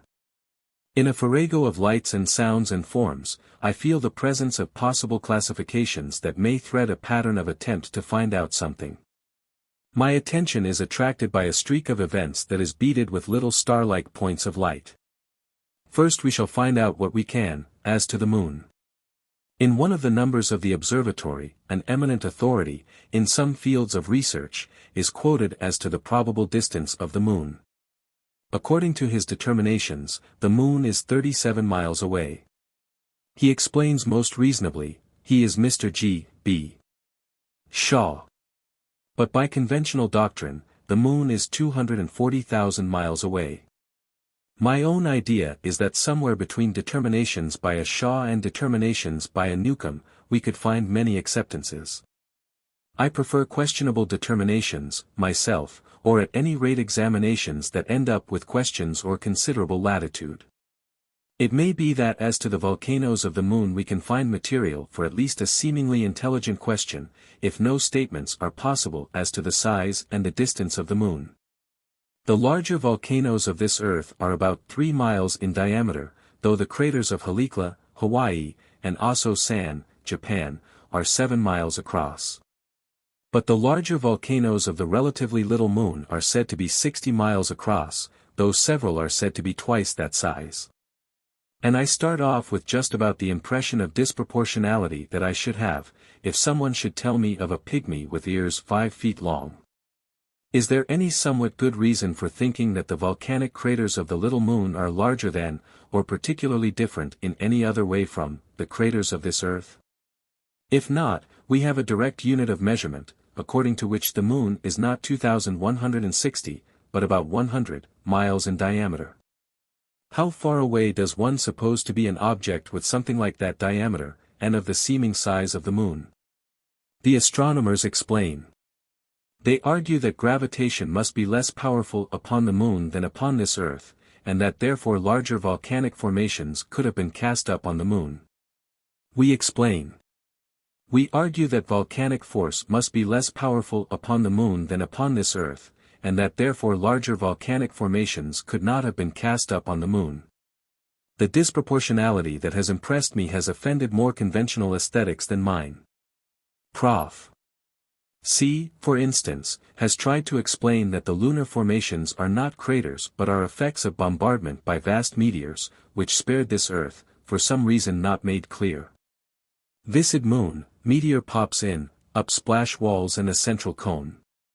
If Professor C will jump in swimming some day, and then go back some weeks later to see how big a splash he made, he will have other ideas upon such supposed persistences. The moon would have to have been virtually liquid to fit his theory, because there are no partly embedded, vast, round meteors protruding anywhere. There have been lights like signals upon the moon. There are two conventional explanations, reflected sunlight and volcanic action. Of course, ultra-conventionalists do not admit that in our own times there has been even volcanic action upon the moon. Our instances will be of lights upon the dark part of the moon, and there are good reasons for thinking that our data do not relate to volcanic action. In volcanic eruptions upon this Earth the glow is so accompanied by great volumes of smoke that a clear, definite point of light would seem not to be the appearance from a distance. For Webb's account of a brilliant display of minute dots and streaks of light, in the Mare Crisium, July 4, 1832, see Astro. Reg. 20-165. I have records of half a dozen similar illuminations here, in about 120 years, all of them when the Mare Crisium was in darkness. There can be no commonplace explanation for such spectacles, or they would have occurred oftener. Nevertheless the Mare Crisium is a wide, open region, and at times there may have been uncommon percolations of sunlight, and I shall list no more of these interesting events that seem to me to have been like carnivals upon the moon.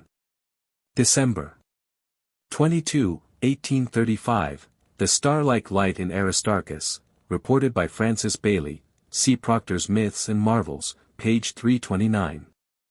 February 13, 1836, in the western crater of Messier, according to Gruithuisen, Sci. America Sup. 7 to 2629, two straight lines of light. Between them a dark band that was covered with luminous points.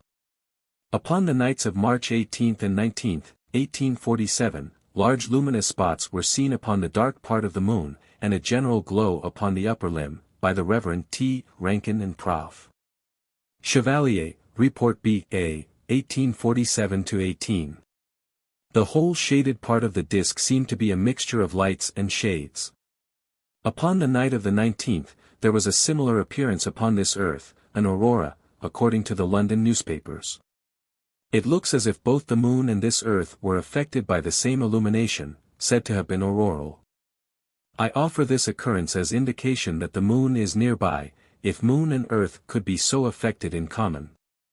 But by signaling, I mean something like the appearance that was seen, by Hodgson, upon the dark part of the moon, night of December 11, 1847, a bright light that flashed intermittently. Upon the next night it was seen again, monthly notices are A.S. 8 to 55. The oppositions of Mars occur once in about 2 years and 2 months. In conventional terms, the eccentricity of the orbit of Mars is greater than the eccentricity of the orbit of this Earth, and the part of its orbit that is traversed by this Earth in August is nearest the orbit of Mars. When this Earth is between Mars and the Sun, Mars is said to be in opposition, and this is the position of nearest approach. When opposition occurs in August, that is the most favorable opposition. After that, every 2 years and about 2 months, the oppositions are less favorable, until the least favorable of all, in February, after which favorableness increases up to the climacteric opposition in August again. This is a cycle of changing proximities within a period of about 15 years. In October, 1862, Lockyer saw a spot like a long train of clouds on Mars, and several days later Secchi saw a spot on Mars. And if that were signaling, it is very meager material upon which to suppose anything. And May 8 to 22, 1873, white spots on Mars. But, upon June 17, 1873, 2 months after nearest approach, but still in the period of opposition of Mars, there was either an extraordinary occurrence, or the extraordinariness is in our interpretation. See Report B.A., 1874 to 272. A luminous object came to this Earth, and was seen and heard upon the night of June 17, 1873, to explode in the sky of Hungary, Austria, and Bohemia. In the words of various witnesses, termed according to their knowledge, the object was seen seemingly coming from Mars, or from the red star in the south, where Mars was at the time. Our data were collected by Dr. Gao. The towns of Rybnik and Ratibor, Upper Silesia, are 15 miles apart. Without parallax, this luminous thing was seen from these points to emerge and separate itself from the disk of the planet Mars. It so happens that we have a definite observation from one of these towns. At Rybnik, Dr. Sage was looking at Mars at the time. He saw the luminous object apparently issue from the planet. There is another circumstance, and for its reception our credulity, or our enlightenment, has been prepared. If this thing did come from Mars, it came from the planet to the point where it exploded in about 5 seconds, from the point of explosion, the sound traveled in several minutes. We have a description from Dr. Sage that indicates that a bolt of some kind, perhaps electric, did shoot from Mars, and that the planet quaked with the shock. Dr. Sage was looking attentively at the planet Mars, when he thus saw the meteor apparently issue from it, and the planet appear as if it was breaking up and dividing into 2 parts. Some of the greatest surprises in commonplace experience are discoveries of the nearness of that which was supposed to be the inaccessibly remote. It seems that the moon is close to this Earth, because of the phenomenon of earthshine. The same appearance has been seen upon the planet Venus. If upon the moon, it is light reflecting from this Earth and back to this Earth, what is it upon Venus? It is some unexplained optical illusion, says Newcomb, Popular Astronomy, page 296. For a list of more than 20 observations upon this illumination of Venus, see Report B.A., 1873 to 404. It is our expression that the phenomenon is unexplained, because it does indicate that Venus is millions of miles closer to this Earth than Venus should be. Unknown objects have been seen near Venus. There were more than 30 such observations in the 18th century, not relating to so many different periods, however. Our own earliest datum is Webb's observation, of May 22, 1823. I know of only one astronomer who has supposed that these observations could relate to a Venusian satellite, pronouncedly visible sometimes, and then for many years being invisible. Something else will have to be thought of.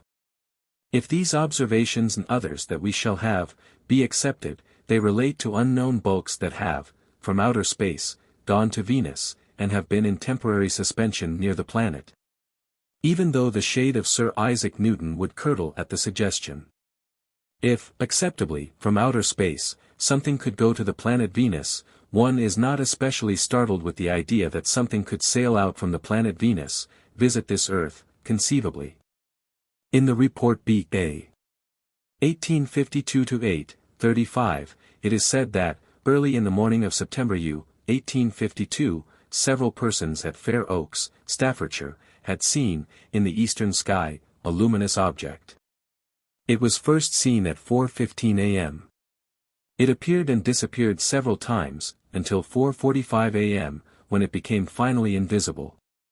Then, at almost the same place in the sky, Venus was seen, having risen above the eastern horizon.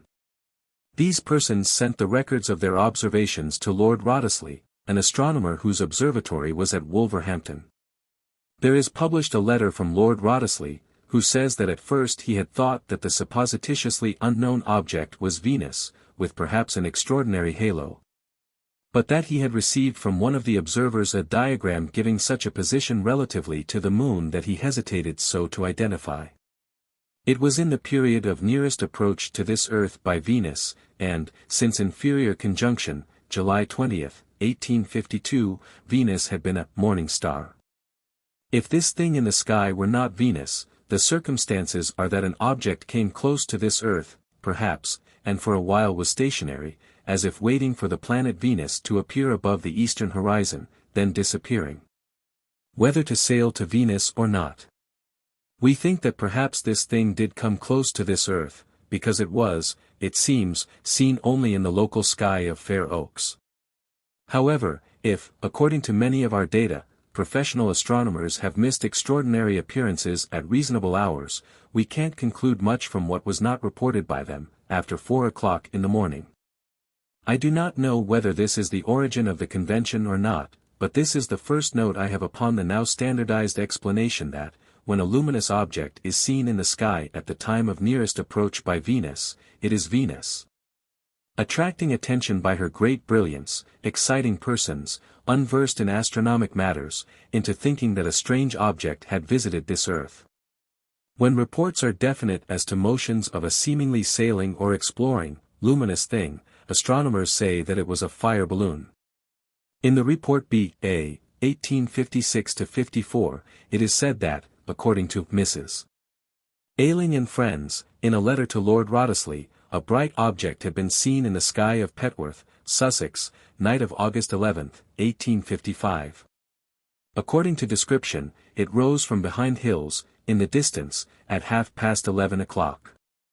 It was a red body, or it was a red-appearing construction, because from it were projections like spokes of a wheel, or they were stationary rays, in the words of the description. Like a red moon, it rose slowly, and diminished slowly, remaining visible 1 hour and a half. Upon August 11, 1855, Venus was 2 weeks from primary greatest brilliance, inferior conjunction occurring upon September 30. The thing could not have been Venus, ascending in the sky, at this time of night. An astonishing thing, like a red moon, perhaps with spokes like a wheel's, might, if reported from nowhere else, be considered something that came from outer space so close to this earth that it was visible only in a local sky. Except that it might have been visible in other places, and even 11:30 at night may be an unheard of hour for astronomers, who specialize upon sunspots for a reason that is clearing up to us. Of course an ordinary fire balloon could be extraordinarily described. June 8, 1868, I have not the exact time, but one does suspect that it was early in the evening, an object that was reported from Radcliffe Observatory, Oxford. It looked like a comet, but inasmuch as it was reported only from Radcliffe, it may have been in the local sky of Oxford. It seemed to sail in the sky, it moved and changed its course. At first it was stationary. Then it moved westward, then southward, then turning north, visible 4 minutes. CENG Mech, 7-351. According to a correspondent to the Birmingham Gazette, May 28, 1868, there had been an extraordinary illumination upon Venus, some nights before, a red spot, visible for a few seconds, night of May 27. In the issue of the Gazette, of June 1, someone else writes that he saw this light appearing and disappearing upon Venus. Upon March 15, Browning had seen something that looked like a little shaft of light from Venus, ENG Mech, 40-130. And upon April 6, Webb had seen a similar appearance, Celestial Objects, page 57. At the time of the appearance at Oxford, Venus was in the period of nearest approach, inferior conjunction July 16, 1868. I think, myself, that there was one approximately great, wise astronomer. He was Tycho Brahe.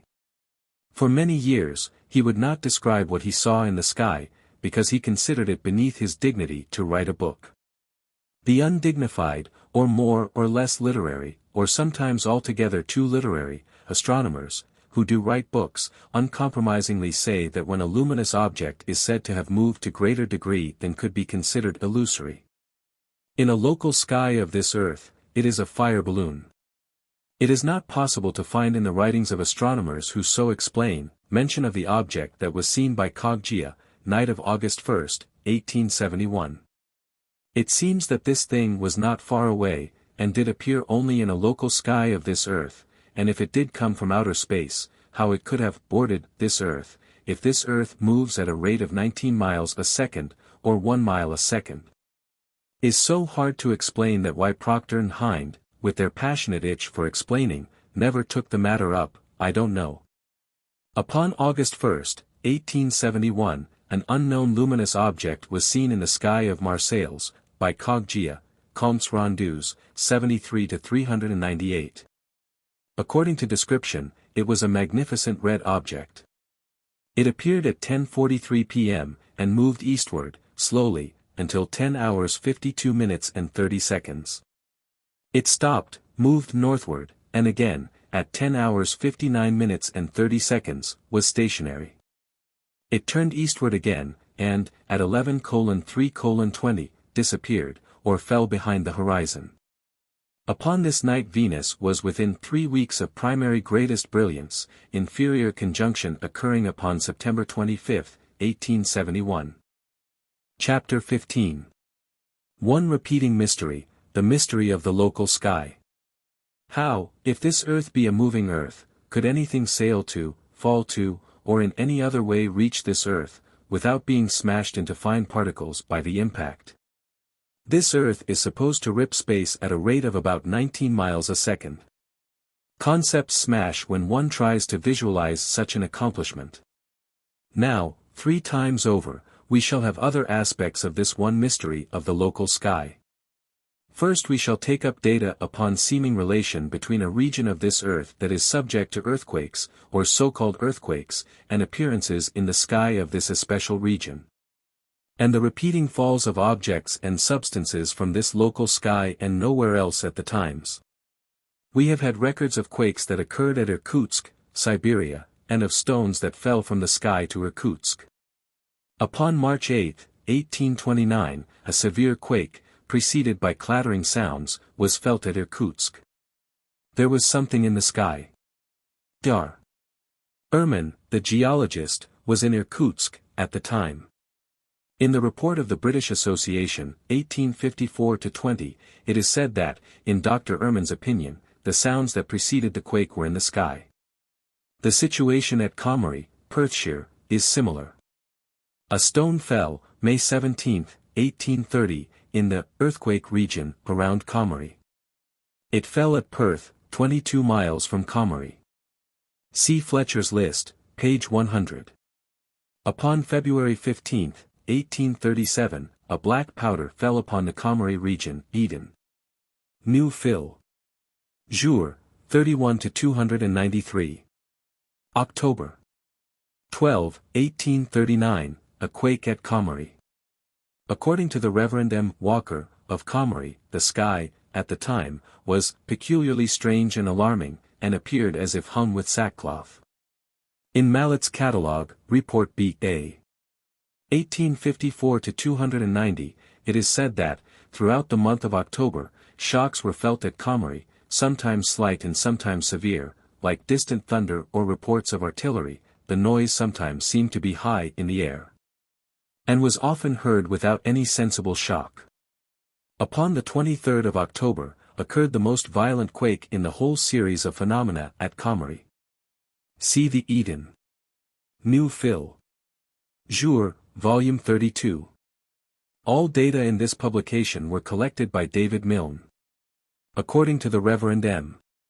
Maxton, of Foulis Manse, 10 miles from Comrie, rattling sounds were heard in the sky, preceding the shock that was felt.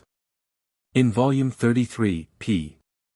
373, of the journal, someone who lived 7 miles from Comrie is quoted. In every case, I am inclined to say that the sound proceeded not from underground. The sound seemed high in the air. Someone who lived at Gowrie, 40 miles from Comrie, is quoted. The most general opinion seems to be that the noise accompanying the concussion proceeded from above. See Volume 34, p. 87, another impression of explosion overhead and concussion underneath. The noises heard first seem to be in the air, and the rumbling sound in the earth. Milne's own conclusion: it is plain that there are, connected with the earthquake shocks, sounds both in the earth and in the air, which are distinct and separate. If, upon the 23rd of October, 1839, there was a tremendous shock, not of subterranean origin, but from a great explosion in the sky of Comrie, and if this be accepted, there will be concussions somewhere else. The vaults of dogmas will open. There will be seismic phenomena in science. I have a feeling of a conventional survey of this Scottish sky, vista of a fair, blue, vacant expanse. Our suspicions dog the impression with black alarms, but also do we project detonating stimulations into the fair and blue. But unoccupied and meaningless. One cannot pass this single occurrence by, considering it only in itself. It is one of a long series of quakes of the earth at Comrie and phenomena in the sky at Comrie. We have stronger evidence than the mere supposition of many persons, in and near Comrie, that, upon October 23, 1839, something had occurred in the sky, because sounds seemed to come from the sky. Milne says that clothes, bleaching on the grass, were entirely covered with black particles which presumably had fallen from the sky. The shocks were felt in November. In November, according to Milne, a powder like soot fell from the sky, upon Comrie and surrounding regions.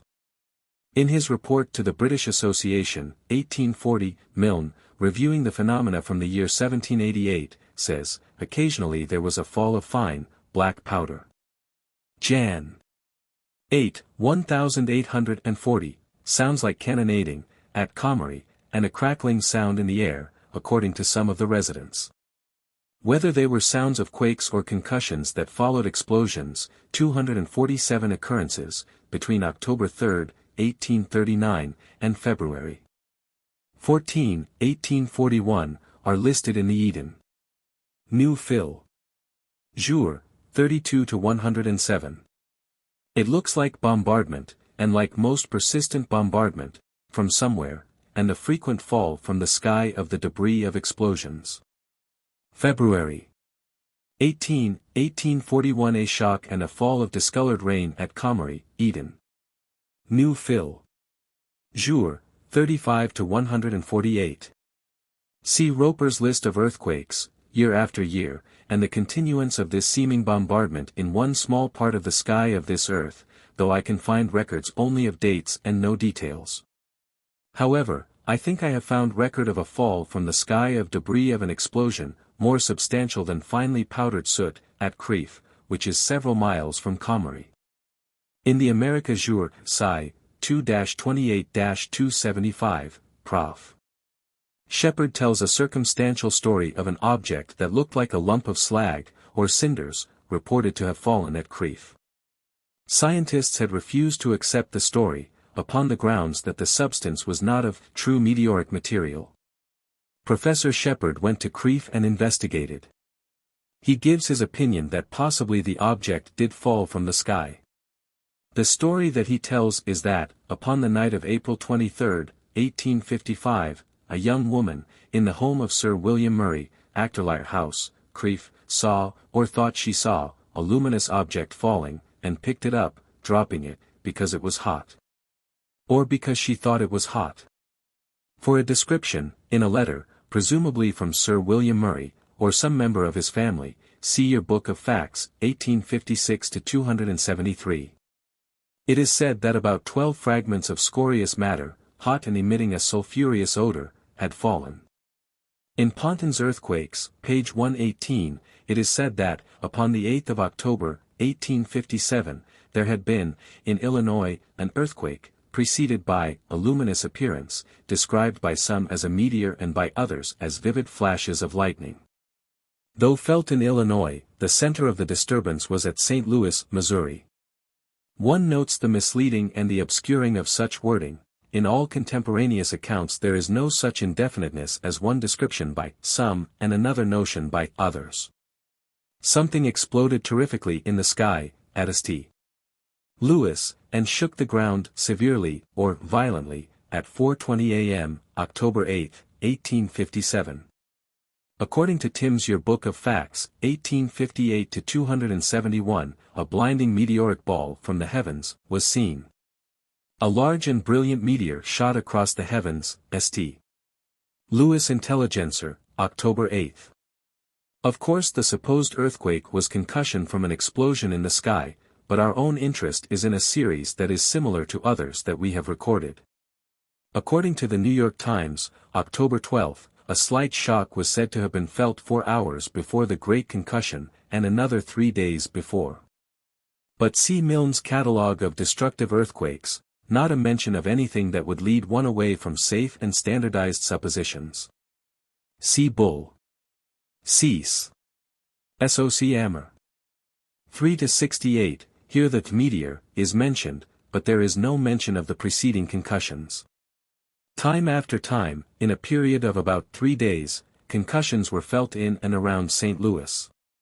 One of these concussions, with its sound like thunder or the roar of artillery, New York Times, October 8, was from an explosion in the sky. If the others were of the same origin, how could detonating meteors so repeat in one small local sky, and nowhere else, if this earth be a moving body? If it be said that only by coincidence did a meteor explode over a region where there had been other quakes, here is the question. How many times can we accept that explanation as to similar series? In the Proceedings of the Society for Psychical Research, 19-144, a correspondent writes that, in Herefordshire, September 24, 1854, upon a day that was perfectly still, sky cloudless, he had heard sounds like the discharges of heavy artillery, at intervals of about 2 minutes, continuing several hours. Again the mystery of the local sky, if these sounds did come from the sky. We have no data for thinking that they did. In the London Times, November 9, 1858, a correspondent writes that, in Cardiganshire, Wales, he had, in the autumn of 1855, often heard sounds like the discharges of heavy artillery, 2 or 3 reports rapidly, and then an interval of perhaps 20 minutes. Also with long intervals, sometimes of days and sometimes of weeks, continuing throughout the winter of 1855-56. Upon the 3rd of November, 1858, he had heard the sounds again, repeatedly, and louder than they had been 3 years before. In the Times, November 12, someone else says that, at Dolgelly, he, too, had heard the mysterious phenomenon, on the 3rd of November. Someone else, that, upon October 13, he had heard the sounds at Swansea. The reports, as if of heavy artillery, came from the west, succeeding each other at apparently regular intervals, during the greater part of the afternoon of that day. My impression was that the sounds might have proceeded from practicing at Milford, but I ascertained, the following day, that there had been no firing of any kind there. Correspondent to the Times, November 20, that, with little doubt, the sounds were from artillery practice at Milford. He does not mention the investigation as to the sounds of October 13, but says that there had been cannon firing, upon November 3, at Milford. Times, December 1, that most of the sounds could be accounted for as sounds of blasting in quarries. Daily News, November 16, that similar sounds had been heard, in 1848, in New Zealand, and were results of volcanic action. Standard, November 16, that the mysterious noise must have been from Devonport, where a sunken rock had been blown up. So, with at least variety these sounds were explained. But we learn that the series began before October 13. Upon the evening of September 28, in the Dartmoor district, at Crediton, a rumbling sound was heard. It was not supposed to be an earthquake, because no vibration of the ground was felt. It was thought that there had been an explosion of gunpowder. But there had been no such terrestrial explosion. About an hour later another explosive sound was heard. It was like all the other sounds, and in one place was thought to be distant cannonading, terrestrial cannonading. See Cours Jour, Geologue. SOC of London, Volume 15. Somewhere near Barisal, Bengal, were occurring just such sounds as the sounds of Cardiganshire, which were like the sounds of Mulida. In the Proc. Asiatic SOC of Bengal, November, 1870, are published letters upon the Barisal guns. One writer says that the sounds were probably booming of the surf. Someone else points out that the sounds, usually described as explosive, were heard too far inland to be traced to such origin. A clear, calm day, in December, 1871, in Nature, 53-197, Mr. G. B. Scott writes that, in Bengal, he had heard a dull, muffled boom, as if of distant cannon, single detonations, and then 2 or 3 in quicker succession. In the London Times, Jan. 20, 1860, several correspondents write as to a sound, resembling the discharge of a gun high in the air, that was heard near Reading, Berkshire, England, January 17, 1860. See the Times, January 24.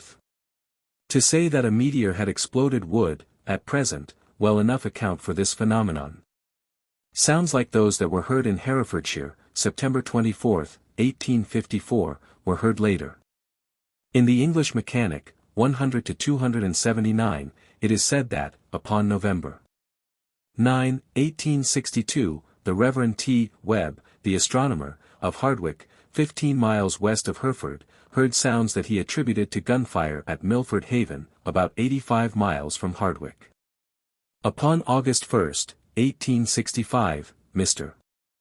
Webb saw flashes upon the horizon, at Hardwick, and attributed them to gunfire at Tenby, upon occasion of a visit by Prince Arthur. Tenby, too, is about 85 miles from Hardwick. There were other phenomena in a region centering around Hereford and Worcester. Upon October 6, 1863, there was a disturbance that is now listed as an earthquake. But in the London newspapers so many reports upon this occurrence state that a great explosion had been thought to occur. And that the quake was supposed to be an earthquake of subterranean origin only after no terrestrial explosion could be heard of, that the phenomenon is of questionable origin. There was a similar concussion in about the same region, October 30, 1868. Again the shock was widely attributed to a great explosion, perhaps in London, and again was supposed to have been an earthquake when no terrestrial explosion could be heard of. Arcana of Science, 1829-196. That, near Mo, India, February 27, 1828, fell a stone, perfectly similar, to the stone that fell near Allahabad, in 1802, and a stone that fell near Moradabad, in 1808. These towns are in the northwestern provinces of India. I have looked at specimens of these stones, and in my view they are similar. They are of brownish rock, streaked and spotted with a darker brown. A stone that fell at Chandikopar, in the same general region, June 6, 1838, is like them. All are as much alike as erratics that, because they are alike, geologists ascribe to the same derivation, stationary relatively to the places in which they are found. It seems acceptable that, upon July 15 and 17, 1822, and then upon a later date, unknown seeds fell from the sky to this earth. If these seeds did come from some other world, there is another mystery as well as that of repetition in a local sky of this earth. How could a volume of seeds remain in one aggregation? How could the seeds be otherwise than scattered from Norway to Patagonia, if they met in space this earth, and if this earth be rushing through space at a rate of 19 miles a second? It may be that the seeds of 1822 fell again. According to Kempf's Meteorology, page 465, yellowish-brown corpuscles, some round, a few cylindrical, were found upon the ground, June, 1830, near Griso, Silesia. Kent says that they were tubercules from roots of a well-known Silesian plant. Stalk of the plant dries up, heavy rain raises these tubercules to the ground. Persons of a low order of mentality think that the things had fallen from the sky. Upon the night of March 24 to 25, 1852, a great quantity of seeds did fall from the sky, in Prussia, in Heinsberg, Erklenz, and Juliers, according to M. Schwann, of the University of Liège, in a communication to the Belgian Academy of Science, La Belgique Horticole, 2-319. In Comptes Rendus, 5-549, is Dr. Wortmann's account of water that fell from the sky, at Geneva. At 9 o'clock, morning of August 9, 1837, there were clouds upon the horizon, but the zenith was clear. It is not remarkable that a little rain should fall now and then from a clear sky. We shall see wherein this account is remarkable. Large drops of warm water fell in such abundance that people were driven to shelter. The fall continued several minutes and then stopped. But then, several times during an hour, more of this warm water fell from the sky. Yearbook of Facts, 1839-262, that upon May 31, 1838, lukewarm water in large drops fell from the sky, at Geneva. Comptes Rendus, 15-290, no wind and not a cloud in the sky, at 10 o'clock, morning of May 11, 1842, warm water fell from the sky at Geneva, for about 6 minutes. 5 hours later, still no wind and no clouds, again fell warm water, in large drops, falling intermittently for several minutes. In Comptes Rendus, 85-681, is noted a succession of falls of stones in Russia, June 12, 1863, at Buschhof, Courland, August 8, 1863, at Pilitzfer, Livonia, April 12, 1864, at Nerft, Courland.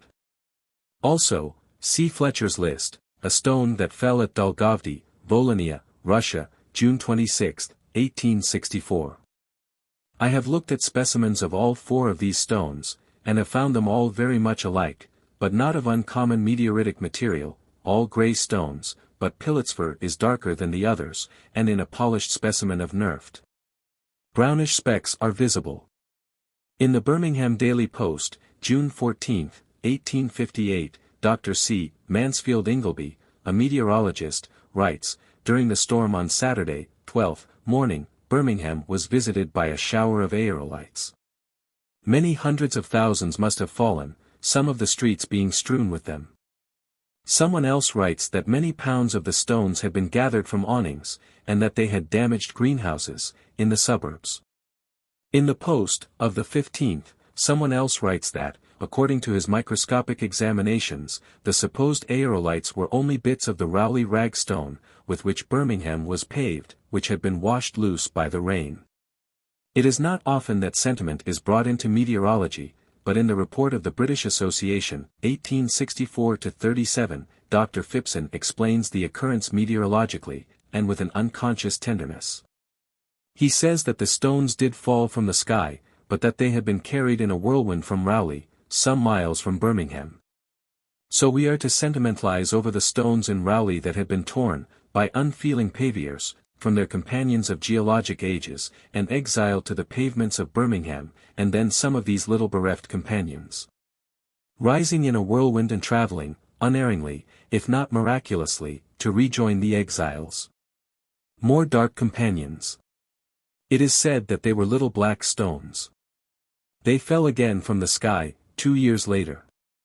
In La Science pour 2, June 19, 1860, it is said that, according to the Wolverhampton Advertiser, a great number of little black stones had fallen, in a violent storm, at Wolverhampton. According to all records findable by me, no such stones have ever fallen anywhere in Great Britain, except at Birmingham and Wolverhampton, which is 13 miles from Birmingham. 8 years after the second occurrence, they fell again. English Mechanic, July 31, 1868, that stones, similar to, if not identical with the well-known Rowley rag stones, had fallen in Birmingham, having probably been carried from Rowley, in a whirlwind. We were pleased with Dr. Phipson's story, but to tell of more of the little dark companions rising in a whirlwind and going unerringly from Rowley to rejoin the exiles in Birmingham is overdoing. That's not sentiment, that's mawkishness. In the Birmingham Daily Post, May 30, 1868, is published a letter from Thomas Plant, a writer and lecturer upon meteorological subjects. Mr. Plant says, "I think, that for 1 hour, morning of May 29, 1868, stones fell, in Birmingham, from the sky." His words may be interpretable in some other way, but it does not matter, the repeating falls are indication enough of what we're trying to find out. From 9 to 10, meteoric stones fell in immense quantities in various parts of town. They resembled, in shape, broken pieces of Rowley rag stone. In every respect they were like the stones that fell in 1858. In the Post, June 1, Mr. Plant says that the stones of 1858 did fall from the sky, and were not fragments washed out of the pavement by rain, because many pounds of them had been gathered from a platform that was 20 feet above the ground. It may be that for days before and after May 29, 1868, occasional stones fell from some unknown region stationary above Birmingham. In the Post, June 2, a correspondent writes that, upon the 1st of June, his niece, while walking in a field, was struck by a stone that injured her hand severely. He thinks that the stone had been thrown by some unknown person. In the Post, June 4, someone else writes that his wife, while walking down a lane, upon May 24, had been cut on the head by a stone. He attributes this injury to stone throwing by boys, but does not say that anyone had been seen to throw the stone. Symonds Met. Mag. 4-137. That, according to the Birmingham Gazette, a great number of small, black stones had been found in the streets of Wolverhampton, May 25, 1869, after a severe storm. It is said that the stones were precisely like those that had fallen in Birmingham, the year before, and resembled Rowley rag stone outwardly, but had a different appearance when broken. Chapter 16. Upon page 287, Popular Astronomy, Newcomb says that it is beyond all moral probability that unknown worlds should exist in such numbers as have been reported, and should be seen crossing the solar disk only by amateur observers and not by skilled astronomers. Most of our instances are reports by some of the best-known astronomers. Newcomb says that for 50 years, prior to his time of writing, edition of 1878, the sun had been studied by such men as Schwab, Carrington, Secchi, and Sporer, and that they had never seen unknown bodies cross the sun. August 30, 1863, an unknown body that was seen by Sporer to cross the sun, Webb, Celestial Objects, page 45. September 1, 1859, two star-like objects that were seen by Carrington to cross the sun, Monthly Notices, 20-13, 1588. Things that crossed the Sunday, July 31, 1826, and May 26, 1828, see Comptes Rendus, 83-623, and Webb Celestial Objects, page 40. From September 6 to November 1, 1831, an unknown luminous object was seen every cloudless night, at Geneva, by Dr. Wortmann and his assistants, Comptes Rendus, 2-307. It was reported from nowhere else. What all the other astronomers were doing, September-October, 1831, is one of the mysteries that we shall not solve. An unknown, luminous object that was seen, from May 11 to May 14, 1835, by Cacciatore, the Sicilian astronomer, America Jour, Sci. 31-158. Two unknowns that, according to Pastorff, crossed the Sunday, November 1, 1836, and February 16, 1837, and Sci. Disc. 1860-410, De Vico's unknown, July 12, 1837, Observatory, 2-424, observation by De Cuppies, October 2, 1839, C.R. 83-314, by Scott and Ray, last of June, 1847, by Schmidt, October 11, 1847, C.R. 83-623. Two dark bodies that were seen, February 5, 1849, by Brown, of Deal, Rec. Sci. 1-138, object watched by Sidebotham, half an hour, March 12, 1849, crossing the sun, C.R. 83-622, Schmidt's unknown, October 14, 1849, observatory, 3-137, and an object that was watched, for nights in October, 1850, by James Ferguson, of the Washington Observatory. Mr. Hind believed this object to be a trans-Neptunian planet, and calculated for it a period of 1,600 years. Mr. Hind was a great astronomer, and he miscalculated magnificently. This floating island of space was not seen again. Smithson. Ms. Sell. Calls. 20-20. About May 30, 1853, a black point that was seen against the sun, by Jenick, Cosmos, 20-64. A precession, in the report B.A., 1855-94, R.P. Gregg says that, upon May 22, 1854, a friend of his saw, near Mercury, an object equal in size to the planet itself, and behind it an elongated object, and behind that something else, smaller and round. June 11, 1855, a dark body of such size that it was seen, without telescopes, by Ritter and Schmidt, crossing the sun, observatory, 3-137. September 12, 1857, Oort's unknown world, seemed to be about the size of Mercury, C.R. 83-623, August 1, 1858, unknown world reported by Wilson, of Manchester, Astro. Reg. 9-287.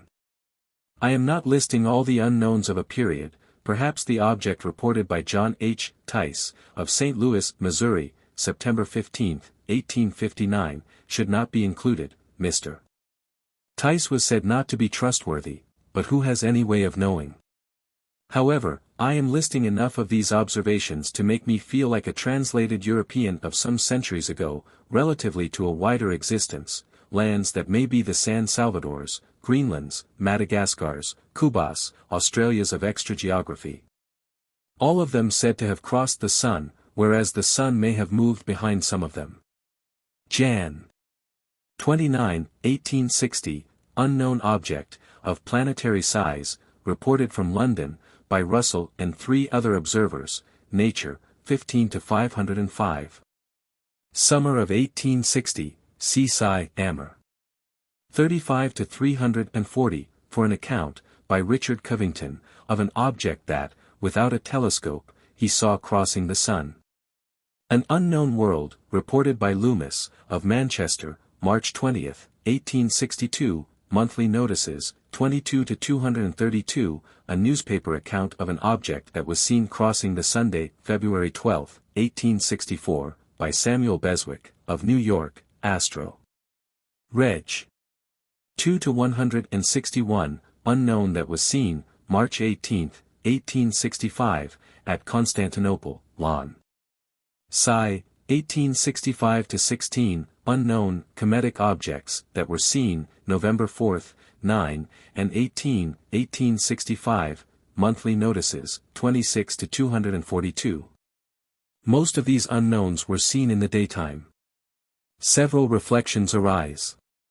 How could there be stationary regions over Irkutsk, Comrie, and Birmingham, and never obscure the stars, or never be seen to obscure the stars? A heresy that seems too radical for me is that they may be beyond the nearby stars. A more reasonable idea is that if night watchmen and policemen and other persons who do stay awake nights, should be given telescopes, something might be found out. Something else that one thinks of is that, if so many unknowns have been seen crossing the sun, or crossed by the sun, others not so revealed must exist in great numbers, and that instead of being virtually blank, space must be archipelagic. Something that was seen at night, observer not an astronomer. November 6, 1866, an account, in the London Times, January 2, 1867, by Seigneur de Fonblanc, of the British Consulate, at Cartagena, U.S., Colombia, of a luminous object that moved in the sky. It was of the magnitude, color, and brilliance of a ship's red light, as seen at a distance of 200 yards. The object was visible 3 minutes, and then disappeared behind buildings. De Fonblanc went to an open space to look for it, but did not see it again. Chapter 17. If we could stop to sing, instead of everlastingly noting volume this and p, that, we could have the material of sagas, of the bathers in the sun, which may be neither intolerably hot nor too uncomfortably cold. And of the hermit who floats across the moon, of heroes and the hairy monsters of the sky. I should stand in public places and sing our data, sagas of parades and explorations and massacres in the sky, having a busy band of accompanists, who set off fireworks, and send up balloons. And fire off explosives at regular intervals, extra-geographic songs of boiling lakes and floating islands, extra-sociologic meters that express the tramp of space armies upon interplanetary paths covered with little black pebbles, biologic epics of the clouds of mammoths and horses and antelopes that once upon a time fell from the sky upon the northern coast of Siberia. Song that interprets the perpendicular white streaks in the repeating mirages at Yoel, the rhythmic walruses of space that hang on by their tusks to the edges of space islands.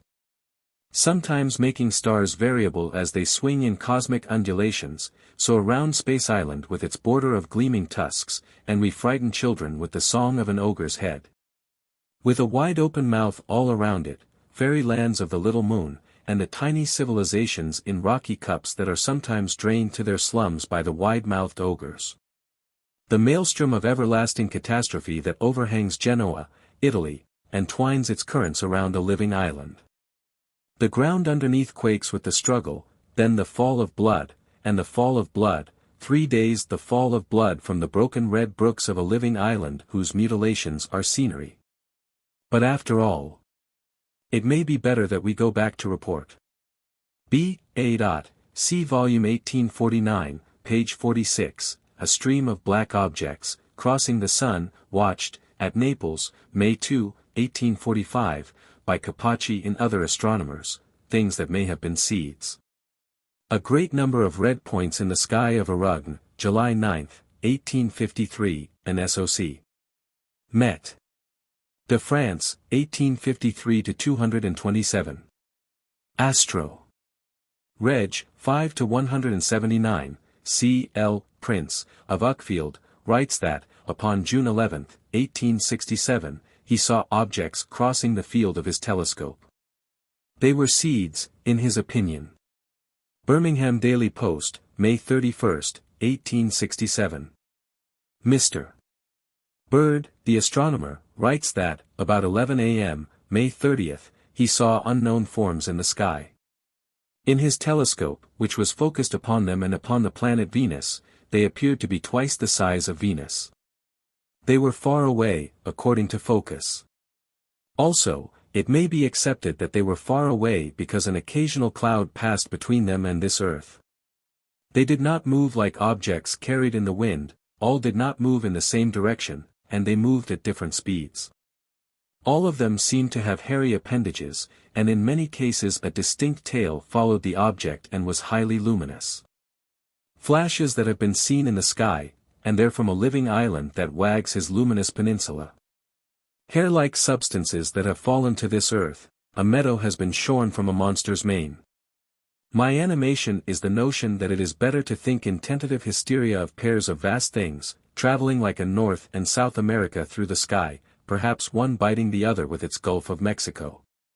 Then to go on thinking that all things that so move in the sky are seeds, whereas all things that swim in the sea are not sardines. In the Post, June 3, 1867, Mr. W. H. Wood writes that the objects were probably seeds. Post, June 5, Mr. Bird says that the objects were not seeds. My intention was simply to describe what was seen, and the appearance was certainly that of meteors. He saves himself, in the annals of extrageography, whether they were meteors of the ordinary acceptation, is another matter. And the planet Venus, and her veil that is dotted with blue-fringed cupids, in the astronomical register, 7-138, a correspondent writes, from Northampton, that, upon May 2, 1869, he was looking at Venus, and saw a host of shining objects. Not uniform in size. He thinks that it is unlikely that so early in the spring could these objects be seeds. He watched them about an hour and 20 minutes, many of the larger ones were fringed on one side, the fringe appearing somewhat bluish. Or that it is better even to sentimentalize than to go on stupidly thinking that all such things in the sky are seeds. Whereas all things in the sea are not the economically adjusting little forms without which critics of underground traffic in New York probably could not express themselves, the planet Venus, she approaches this lordly earth, the blue-fringed ecstasies that suffuse her skies. With the phenomena of August 7, 1869, I suspect that the phantom soldiers that have been seen in the sky may have been reflections from, or mirages of, things or beings that march, in military formations, in space. In Popular Astronomy, 3-159, Professor Swift writes that, at Mattoon, Illinois, during the eclipse of the sun, of August 7, 1869, he had seen, crossing the moon, objects that he thought were seeds. If they were seeds, also there happened to be seeds in the sky of Ottumwa, Iowa, here, crossing the visible part of the sun, 20 minutes before totality of the eclipse, Professor Himes and Prof. Zentmeyer saw objects that marched, or that moved, in straight, parallel lines, Les Mons, 21-241. In the Jour, Frank. Inst. 3-58-214, it is said that some of these objects moved in one direction across the moon, and that others moved in another direction across another part of the moon, each division moving in parallel lines. If these things were seeds, also there happened to be seeds in the sky, at Shelleyville, Kentucky. Here were seen, by Professor Winlock, Alvin Clark, Jr., and George W. Dean, things that moved across the moon, during the eclipse, in parallel, straight lines, Pop Astro, 2-332. Whatever these things may have been, I offer another datum indicating that the moon is nearby, that these objects probably were not, by coincidence, things in three widely separated skies. Parallelness giving them identity in two of the observations.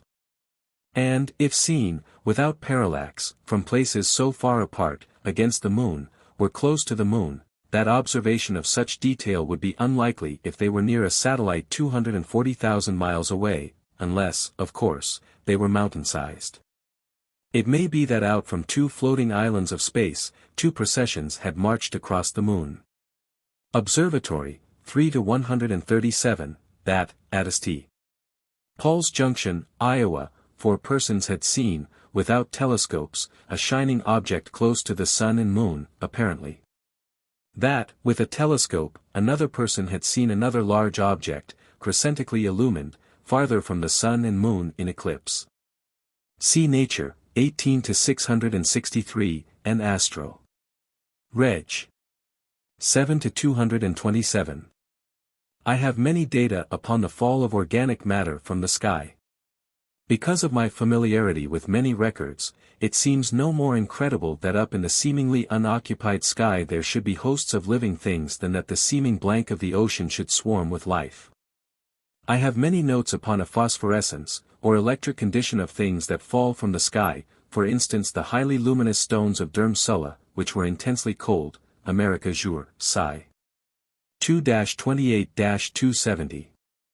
It is said that, according to investigations by Professor Shepard, a luminous substance was seen falling slowly, by Sparkman R. Striven, a young man of 17, at his home, in Charleston, S.C., November 16, 1857.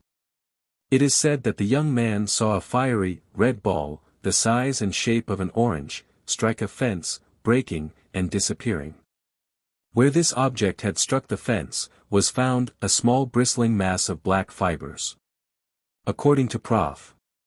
Shepard, it was a confused aggregate of short clippings of the finest black hair, varying in length from 1/10 to 1/3 of an inch. Professor Shepard says that this substance was not organic. It seems to me that he said this only because of the coercions of his era. My reason for so thinking is that he wrote that when he analyzed these hairs they burned away, leaving grayish skeletons, and that they were composed in part of carbon, and burned with an odor most nearly bituminous. For full details of the following circumstances, see Comptes Rendus, 13-215, and Report B, 1854-302. February 17, 1841, the fall, at Genoa, Italy, of a red substance from the sky, another fall upon the 18th, a slight quake, at 5 p.m.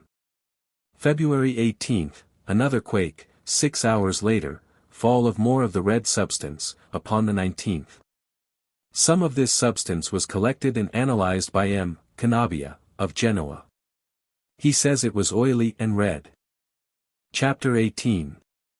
In a pamphlet entitled Wonderful Phenomena, by Curtis Ely, is the report of an occurrence, or of an alleged occurrence, that was investigated by Mr. Addison A. Sawin, a spiritualist. He interpreted in the only way that I know of, and that is the psychochemic process of combining new data with preconceptions with which they seem to have affinity. It is said that, at Warwick, C.W., October 3, 1843, somebody named Charles Cooper heard a rumbling sound in the sky, and saw a cloud, under which were 3 human forms, perfectly white, sailing through the air above him, not higher than the treetops. It is said that the beings were angels. They were male angels. That is orthodox. The angels wafted through the air, but without motions of their own, and an interesting observation is that they seem to have belts around their bodies, as if they had been let down from a vessel above. Though this poor notion is not suggested in the pamphlet. They moaned. Cooper called to some men who were laboring in another field, and they saw the cloud, but did not see the forms of living beings under it. It is said that a boy had seen the beings in the air, side by side, making a loud and mournful noise. Another person, who lived 6 miles away, is quoted, he saw the clouds and the persons and heard the sounds. Mr. Sawin quotes others, who had seen a remarkable cloud, and had heard the sounds, but had not seen the angels. He ends up, yours is the glorious hope of the resurrection of the soul. The gloriousness of it is an inverse function of the dolefulness of it. Sunday schools will not take kindly to the doctrine, be good and you will moan forever. One supposes that the glorious hope colored the whole investigation. Some day I shall publish data that lead me to suspect that many appearances upon this earth that were once upon a time interpreted by theologians and demonologists, but are now supposed to be the subject matter of psychic research, were beings and objects that visited this earth, not from a spiritual existence, but from outer space.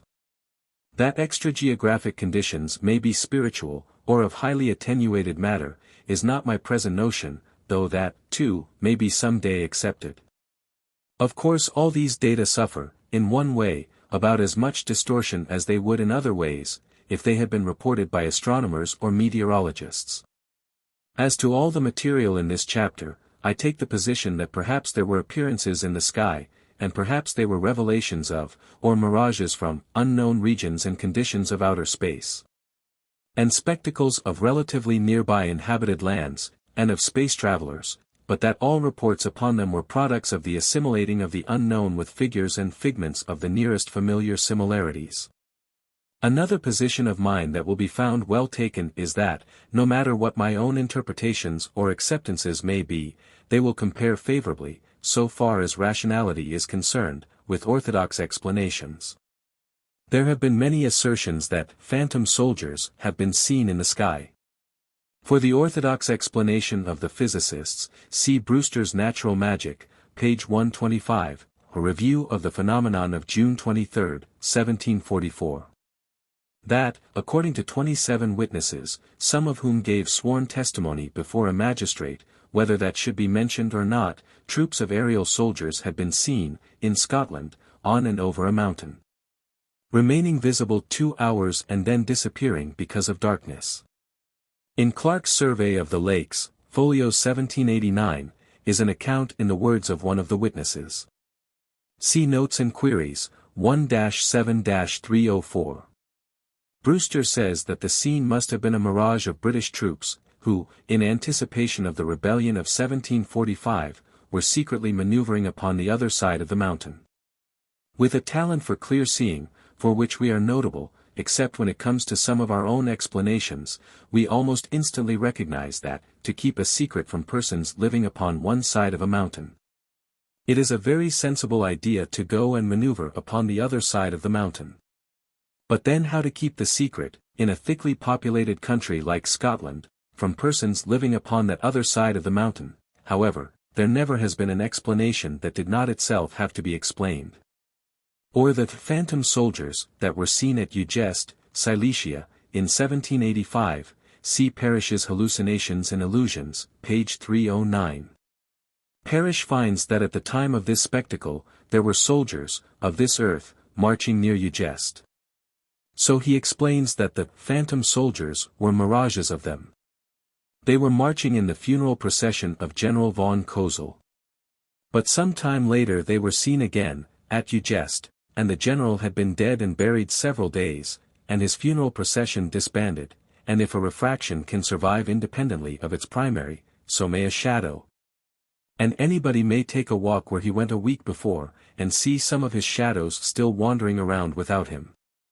The great neglect of these explainers is in not accounting for an astonishing preference for, or specialization in, marching soldiers, by mirages. But if often there be, in the sky, things or beings that move in parallel lines, and, if their betrayals be not mirages, but their shadows cast down upon the haze of this earth, or Brocken specters, such frequency, or seeming specialization, might be accounted for. September 27, 1846, A City in the Sky of Liverpool, Report B.A., 1847-39. The apparition is said to have been a mirage of the city of Edinburgh. This identification seems to have been the product of suggestion. At the time a panorama of Edinburgh was upon exhibition in Liverpool. Summer of 1847, see Flammarius The Atmosphere, page 160, story told by M. Grelois, that he was travelling between Gelma and Beaune, when he saw, to the east of Beaune, upon a gently sloping hill, a vast and beautiful city, adorned with monuments, domes, and steeples. There was no resemblance to any city known to M. Grelois. In the Bull. Soc Astro. de France, 21-180, is an account of a spectacle that, according to 20 witnesses, vast seen for 2 hours in the sky of Vienne dans le Dauphiné, May 3, 1848. A city, and an army, in the sky. One supposes that a Brewster would say that nearby was a terrestrial city, with troops maneuvering near it. But also vast lions were seen in the sky, and that is enough to discourage any Brewster. 4 months later, according to the London Times, September 13, 1848, a still more discouraging, or perhaps stimulating, spectacle was, or was not, seen in Scotland. Afternoon of September 9, 1848, Quigley's Point, Loch Foyle, Scotland, the sky turned dark. It seemed to open.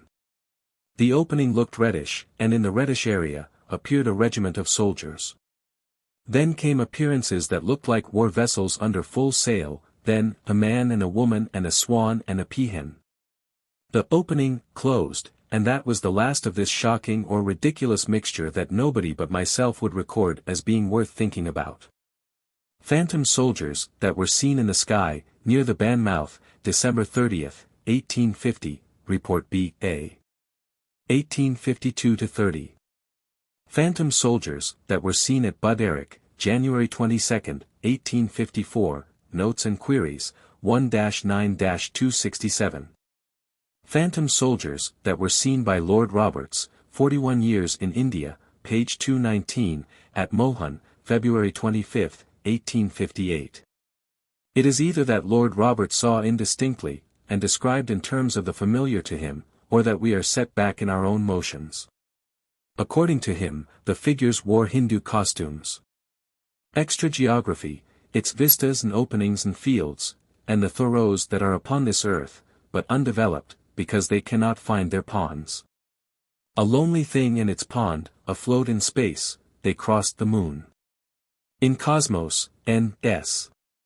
11-200, it is said that, night of July 7, 1857, two persons of Chambon had seen forms crossing the moon, something like a human being followed by a pond.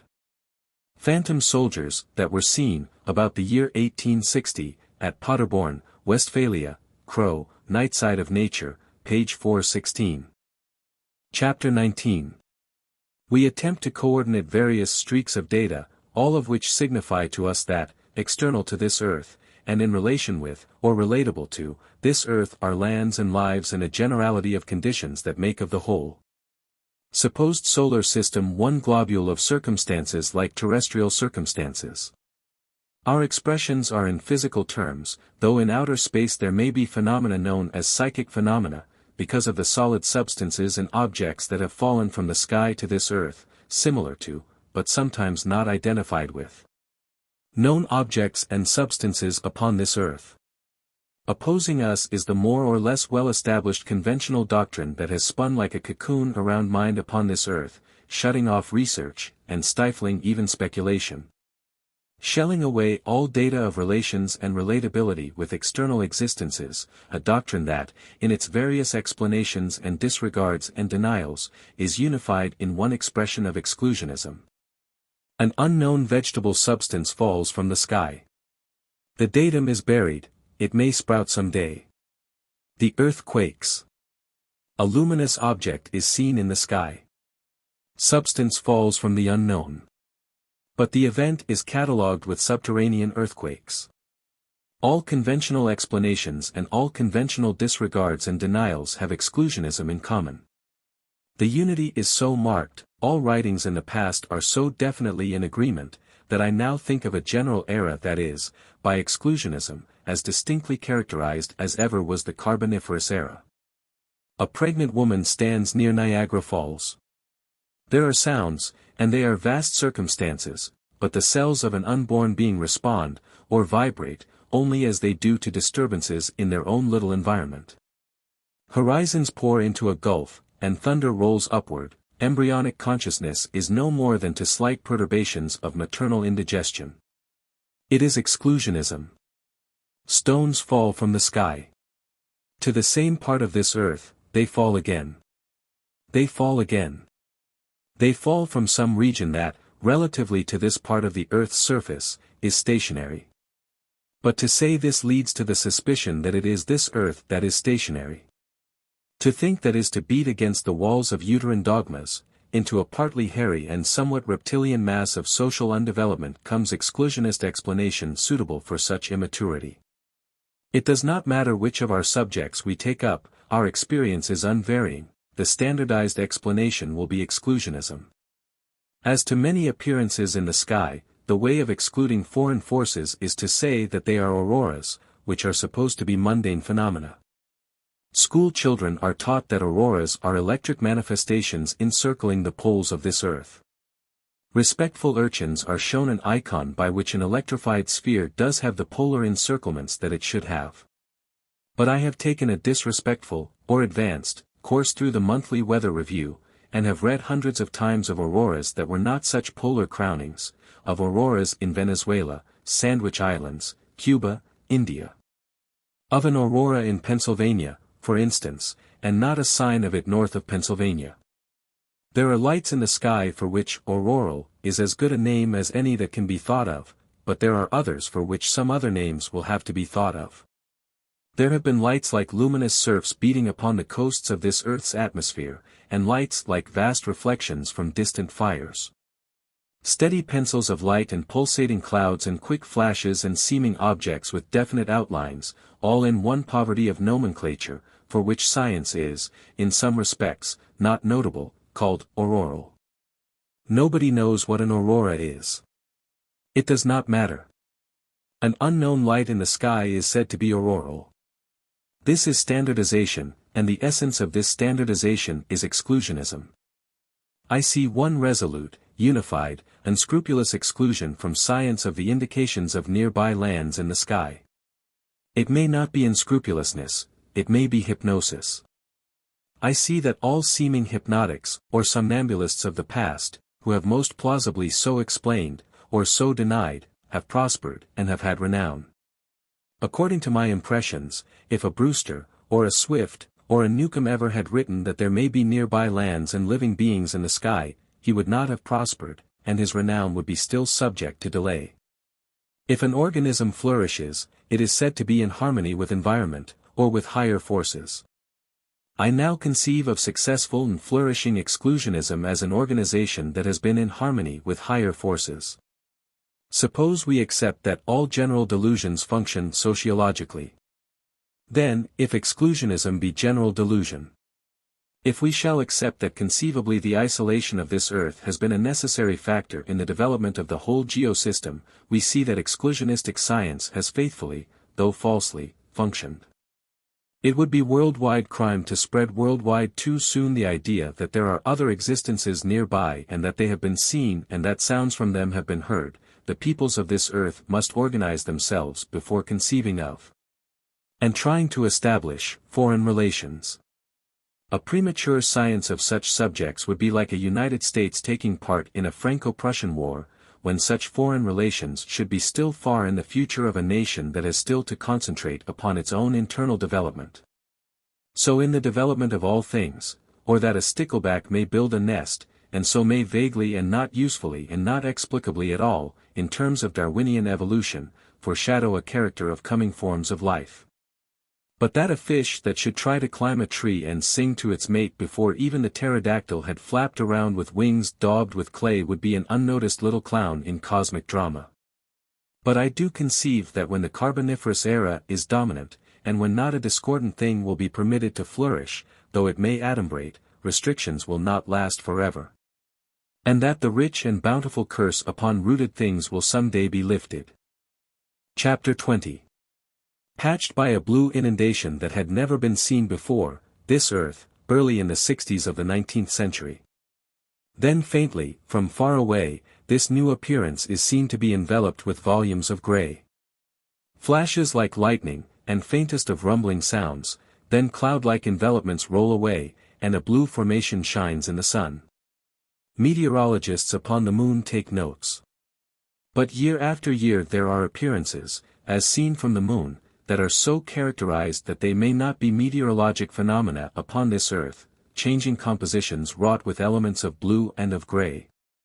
It is like conflict between synthesis and dissolution, straight lines that fade into scrawls, but that reform into seeming moving symbols, circles and squares and triangles abound.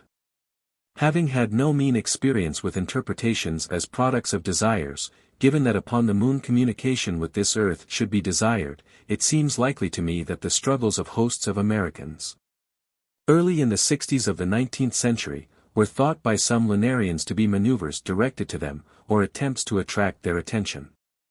However, having had many impressions upon the resistance that new delusions encounter, so that, at least upon this earth, some benighments have had to wait centuries before finally imposing themselves generally. I think of considerable time elapsing before the coming of a general conviction upon the moon that, by means of living symbols, and the firing of explosives, terrestrians were trying to communicate. Beacon-like lights that have been seen upon the moon. The lights have been desultory. The latest of which I have record was back in the year 1847.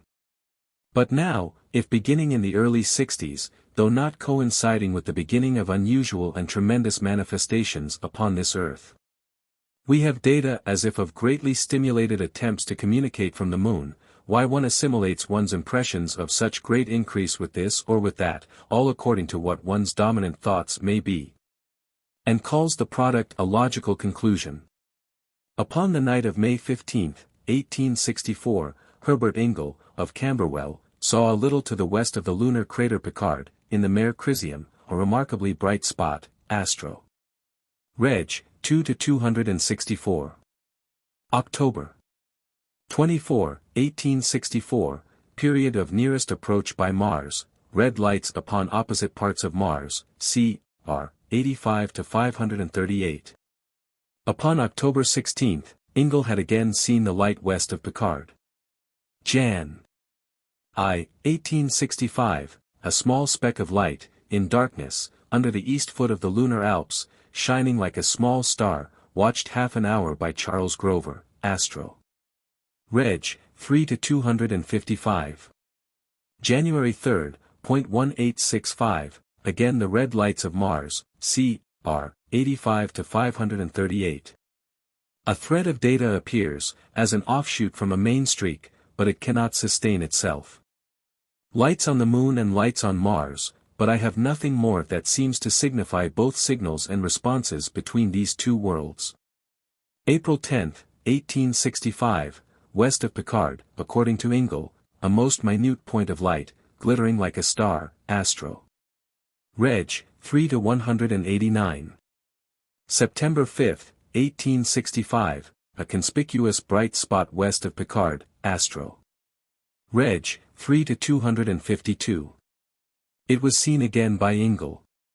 He saw it again upon the 7th, but upon the 8th it had gone, and there was a cloud-like effect where the light had been.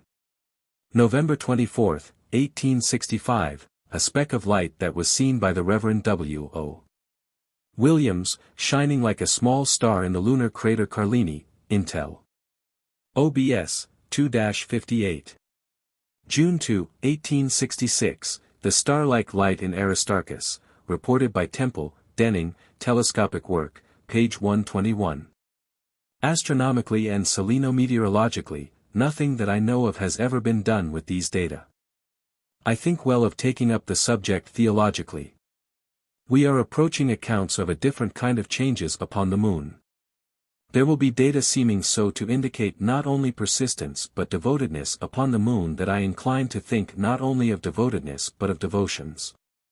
Upon the 16th of October, 1866, the astronomer Schmidt, of the land of Socrates, announced that the isolated object, in the eastern part of the Mare Serenitatis, known as Lynn, had changed. Lynn stands out in a blank area like the pyramid of Cheops in its desert. If changes did occur upon Lynn, the conspicuous position seems to indicate selection. Before October, 1866, Lynn was well known as a dark object. Something was widening an object that had been black. A hitherto unpublished episode in the history of theologies. The new prophet who had appeared upon the Moon. Faint perceptions of moving formations, often almost rigorously geometric, upon one part of this earth.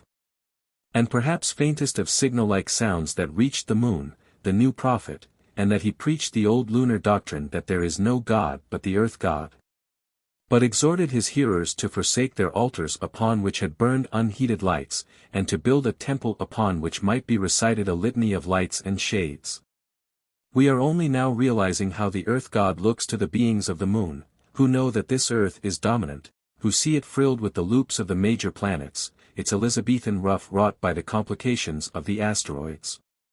The busy little sun that brushes off the dark. God of the Moon, when mists make it expressionless, a vast, bland, silvery Buddha. God of the Moon, when seeing is clear, when the disguise is off, when, at night, from pointed white peaks drip the fluctuating red lights of a volcano, this earth is the appalling god of carnivorousness. Sometimes the great roundish earth, with the heavens behind it broken by refraction, looks like something thrust into a shell from external existence, clouds of tornadoes as if in its grasp, and it looks like the fist of God. Clutching rags of ultimate fire and confusion. That a new prophet had appeared upon the Moon, and had excited new hope of evoking response from the bland and shining stupidity that has so often been mistaken for God. Or from the appalling that is so identified with divinity, from the clutched and menacing fist that has so often been worshipped. There is no intelligence except era intelligence. Suppose the whole geosystem be a superembryonic thing. Then, by the law of the embryo, its parts cannot organize until comes scheduled time. So there are local congeries of development of a chick in an egg, but these local centers cannot more than faintly sketch out relations with one another, until comes the time when they may definitely integrate. Suppose that far back in the 19th century there were attempts to communicate from the Moon, but suppose that they were premature, then we suppose the fate of the protoplasmic threads that feel out too soon from one part of an egg to another. In October, 1866, Schmidt, of Athens, saw and reported in terms of the concepts of his era, and described in conventional selenographic language. See Report B. A. 1867. Upon December 14, 16, 25, 27, 1866, Lynn was seen as a white spot. But there was something that had the seeming more of a design, or of a pattern, an elaboration upon the mere turning to white of something that had been black, a fine, black spot upon Lynn. By Schmidt and Buckingham, in December, 1866, The Student, 1-261. The most important consideration of all is reviewed by Schmidt in the report B.A. 1867-22, that sunlight and changes of sunlight had nothing to do with the changing appearances of Lynn. Jan. 14, 1867, the white covering, or, at least, seeming of covering, of Lynn, had seemingly disappeared. Nott's impression of Lynn as a dark spot, but definition, was poor.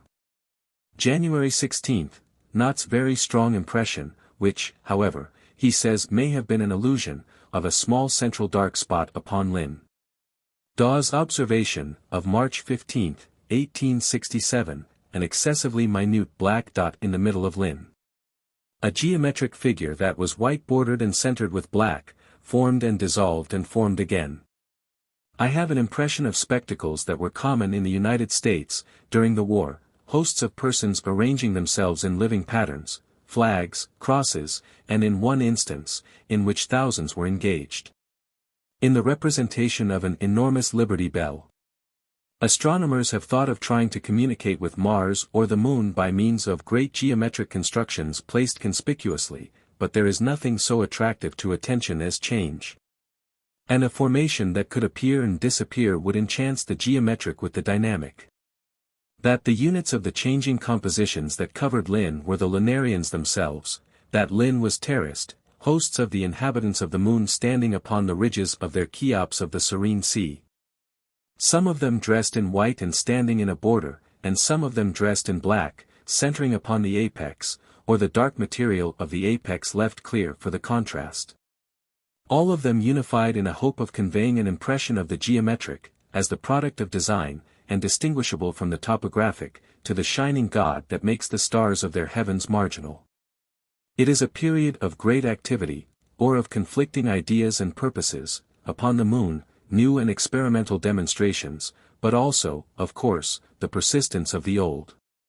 In the Astronomical Register, 5-114, Thomas G.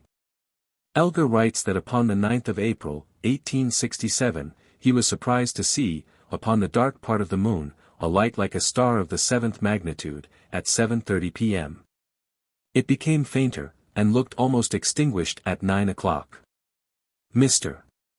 Elgar had seen lights upon the Moon before, but never before a light so clear, too bright to be overlooked by the most careless observer. May 7, 1867, the beacon-like light of Aristarchus, observed by Temple, of Marseilles, when Aristarchus was upon the dark part of the Moon, Astro. Reg. 5-220. Upon the night of June 10, 1867, Dawes saw 3 distinct, roundish, black spots near Sulpicius Gallus, which is near Lynn. When looked for upon the 13th, they had disappeared. The Student, 1-261. August 6, 1867. And this earth in the sky of the Moon, smooth and bland and featureless earth, or one of the scenes that make it divine and appalling, jaws of this earth, as seem to be rims of more or less parallel mountain ranges, still shining in sunlight, but surrounded by darkness. And, upon the Moon, the assembling of the chiaroscuroans, or the lunar communicationists who seek to be intelligible to this earth by means of lights and shades, patterned upon Lynn by their own forms and costumes. The Great Pyramid of Lynn, at night upon the Moon, it stands out as a bold black triangularity pointing to this earth. It slowly suffuses white, the upward drift of white-clad forms, upon the slopes of the pyramid. The jaws of this earth seem to munch, invariable light. There is no other response. Devotions are the food of the gods. Upon August 6, 1867, Buckingham saw upon Lynn, which was in darkness, a rising oval spot, report B.A., 1867-7. In October, 1867, Lynn was seen as a convex white spot, report B.A., 1867–8. Also it may be that the moon is not inhabited, and is not habitable. There are many astronomers who say that the moon has virtually no atmosphere, because when a star is passed over by the moon, the star is not refracted, according to them. See Clerk's History of Astronomy, p. 264, that, basing his calculations upon the fact that a star is never refracted out of place when occulted by the moon, Professor Comstock, of Washburn Observatory, had determined that this Earth's atmosphere is 5,000 times as dense as the moon's. I did think that in this secondary survey of ours we had pretty well shaken off our old opposition, the astronomers, however, with something of the kindliness that one feels for renewed meeting with the familiar. Here we are at home with the same old kind of demonstrations, the basing of laborious calculations upon something that is not so. See Index of Monthly Notices, R. A. S. Many instances of stars that have been refracted out of place when occulted by the moon. See the Observatory, 24–210, 313, 315, 345, for 14, English Mechanic, 23–197, 279, 26–229, 52, Index, Atmosphere, 81–60, 84–161, 85–108. In the year 1821, Gruithuisen announced that he had discovered a city of the moon. He described its main thoroughfare and branching streets. In 1826, he announced that there had been considerable building, and that he had seen new streets. This formation, which is north of the crater Schroeder, has often been examined by disagreeing astronomers. For a sketch of it, in which a central line and radiating lines are shown, see the English Mechanic, 18–638. There is one especial object upon the moon that has been described and photographed and sketched so often that I shall not go into the subject. For many records of observations, see the English Mechanic and L'Astronomie. It is an object shaped like a sword, near the crater Burt. Anyone with an impression of the transept of a cathedral, may see the architectural here. Or it may be a mound similar to the mounds of North America that have so logically been attributed to the mound builders. In a letter, published in the Astronomical Register, 20–167, Mr. Birmingham calls attention to a formation that suggests the architectural upon the moon, a group of 3 hills in a slightly acute-angled triangle, and connected by 3 lower embankments. There is a geometric object, or marking, shaped like an X, in the crater Eratosthenes, Sci. America Sup. 59–24, for 69. Striking symbolic-looking thing or sign, or attempt by means of something obviously not topographic, to attract attention upon this earth, in the crater Plinius, ENG Mech, 35–34, reticulations, like those of a city's squares, in Plato, ENG Mech. 64–253, and there is a structural-looking composition of angular lines in Gassendi, ENG Mech, 101,466. Upon the floor of Litrove are 6 or 7 spots arranged in the form of the Greek letter gamma, ENG Mech, 101–47. This arrangement may be of recent origin, having been discovered January 31, 1915. The Greek letter makes difficulty only for those who do not want to think easily upon this subject. For a representation of something that looked like a curved wall upon the moon, see L'Astronomie, 1888–110. As to appearances like viaducts, see L'Astronomie, 1885–213. The lunar craters are not in all instances the simple cirques that they are commonly supposed to be. I have many different impressions of some of them. I remember one sketch that looked like an owl with a napkin tucked under his beak. However, it may be that the general style of architecture upon the moon is Byzantine, very likely, or not so likely, domed with glass, giving the dome effect that has so often been commented upon. So then the little nearby moon, and it is populated by Lilliputians. However, our experience with agreeing ideas having been what it has been, we suspect that the lunarians are giants. Having reasonably determined that the moon is 100 miles in diameter, we suppose it is considerably more or less. A group of astronomers had been observing extraordinary lights in the lunar crater Plato. The lights had definite arrangement. They were so individualized that Bert and Elgar, and the other selenographers, who had combined to study them, had charted and numbered them. They were fixed in position, but rose and fell in intensity. It does seem to me that we have data of one school of communicationists after another coming into control of efforts upon the moon. At first our data related to single lights. They were extraordinary, and they seem to me to have been signals, but there seemed to be nothing of the organization that now does seem to be creeping into the fragmentary material that is the best that we can find. The grouped lights in Plato were so distinctive, so clear and even brilliant, that if such lights had ever shone before, it seems that they must have been seen by the Schroders, Grothuizens, Beers and Madlers, who had studied and charted the features of the moon. For several of Gledhill's observations, from which I derive my impressions of these lights, see Report B.A., 1871-80, I can only liken them to the small disks of stars, seen in the transit instrument. Just like small stars in the transit instrument, upon a windy night. In August and September 1860, occurred a notable illumination of the spots in Group I. It was accompanied by a single light upon a distant spot. February and March, 1870, illumination of another group. April 17, 1870, another illumination in Plato, but back to the first group. As to his observations of May 10 to 12, 1870, Bert gives his opinion that the lights of Plato were not effects of sunlight. Upon the 13th of May, 1870, there was an extraordinary display. According to Bert, 27 lights were seen by Pratt, and 28 by Elgar, but only 4 by Gledhill, in Brighton. Atmospheric conditions may have made this difference, or the lights may have run up or down a scale from 4 to 28. As to independence of sunlight, Pratt says, Report B.A. 1871-88, as to this display, that only the fixed, charted points so shone, and that other parts of the crater were not illuminated, as they would have been to an incidence common throughout. In Pratt's opinion, and, I think, in the opinion of the other observers, these lights were volcanic. It seems to me that this opinion arose from a feeling that there should be something of an opinion. The idea that the lights might have been signals was not expressed by any of these astronomers that I know of.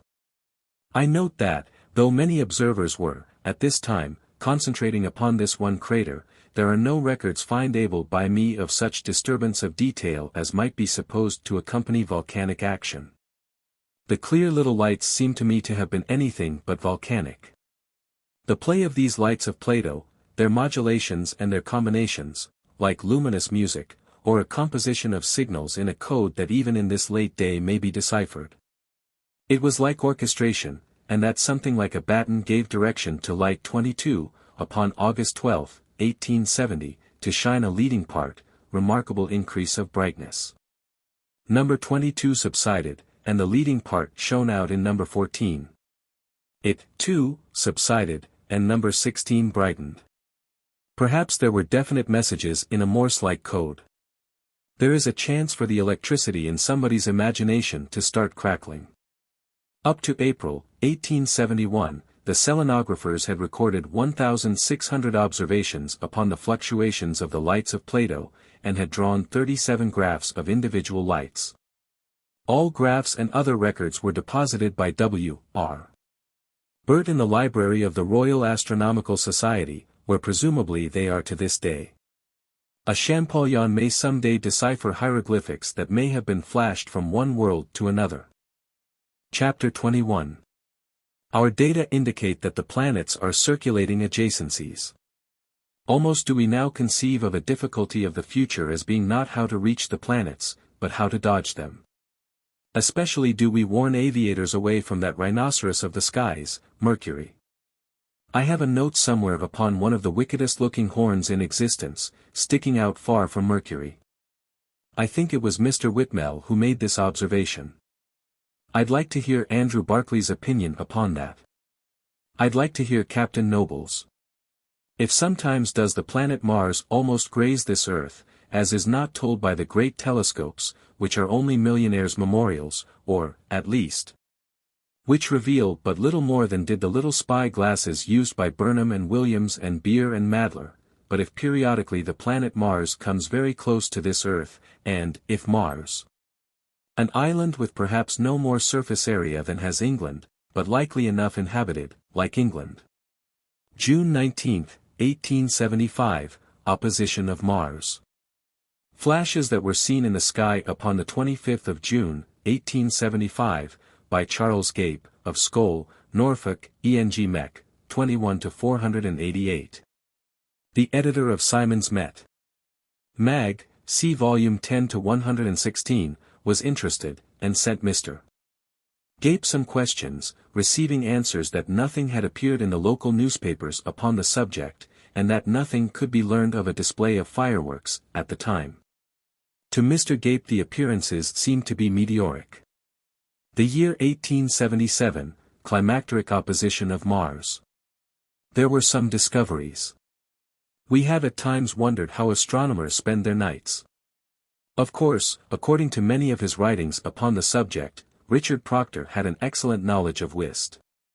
But in the year 1877, two astronomers looked up at the sky, and one of them discovered the moons of Mars, and the other called attention to lines on Mars, and, if for centuries, the moons of Mars could so remain unknown to all inhabitants of this earth except, as it were, Dean Swift, why, it is no wonder that we so respectfully heed some of the Dean's other intuitions, and think that there may be Lilliputians, or Brobdingnagians, and other forms not conventionally supposed to be. As to our own fields of data, I have a striking number of notes upon signal-like appearances upon the moon, in the year 1877, but have notes upon only one occurrence that, in our interests, may relate to Mars. The occurrence is like that of July 31, 1813, and June 19, 1875. September 5, 1877, opposition of Mars. September 7, 1877, lights appeared in the sky of Bloomington, Indiana. They were supposed to be meteoric. They appeared and disappeared, at intervals of 3 or 4 seconds, darkness for several minutes, then a final flash of light. See Sci, America, 37-193. That all luminous objects that are seen in the sky when the planet Venus is nearest may not be Venus, may not be fire balloons.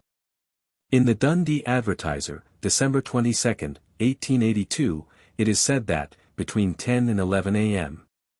December 21, at Broughty Ferry, Scotland, a correspondent had seen an unknown luminous body near and a little above the sun. In the Advertiser, December 25, is published a letter from someone who says that this object had been seen at Dundee, also. That quite certainly it was the planet Venus and no other.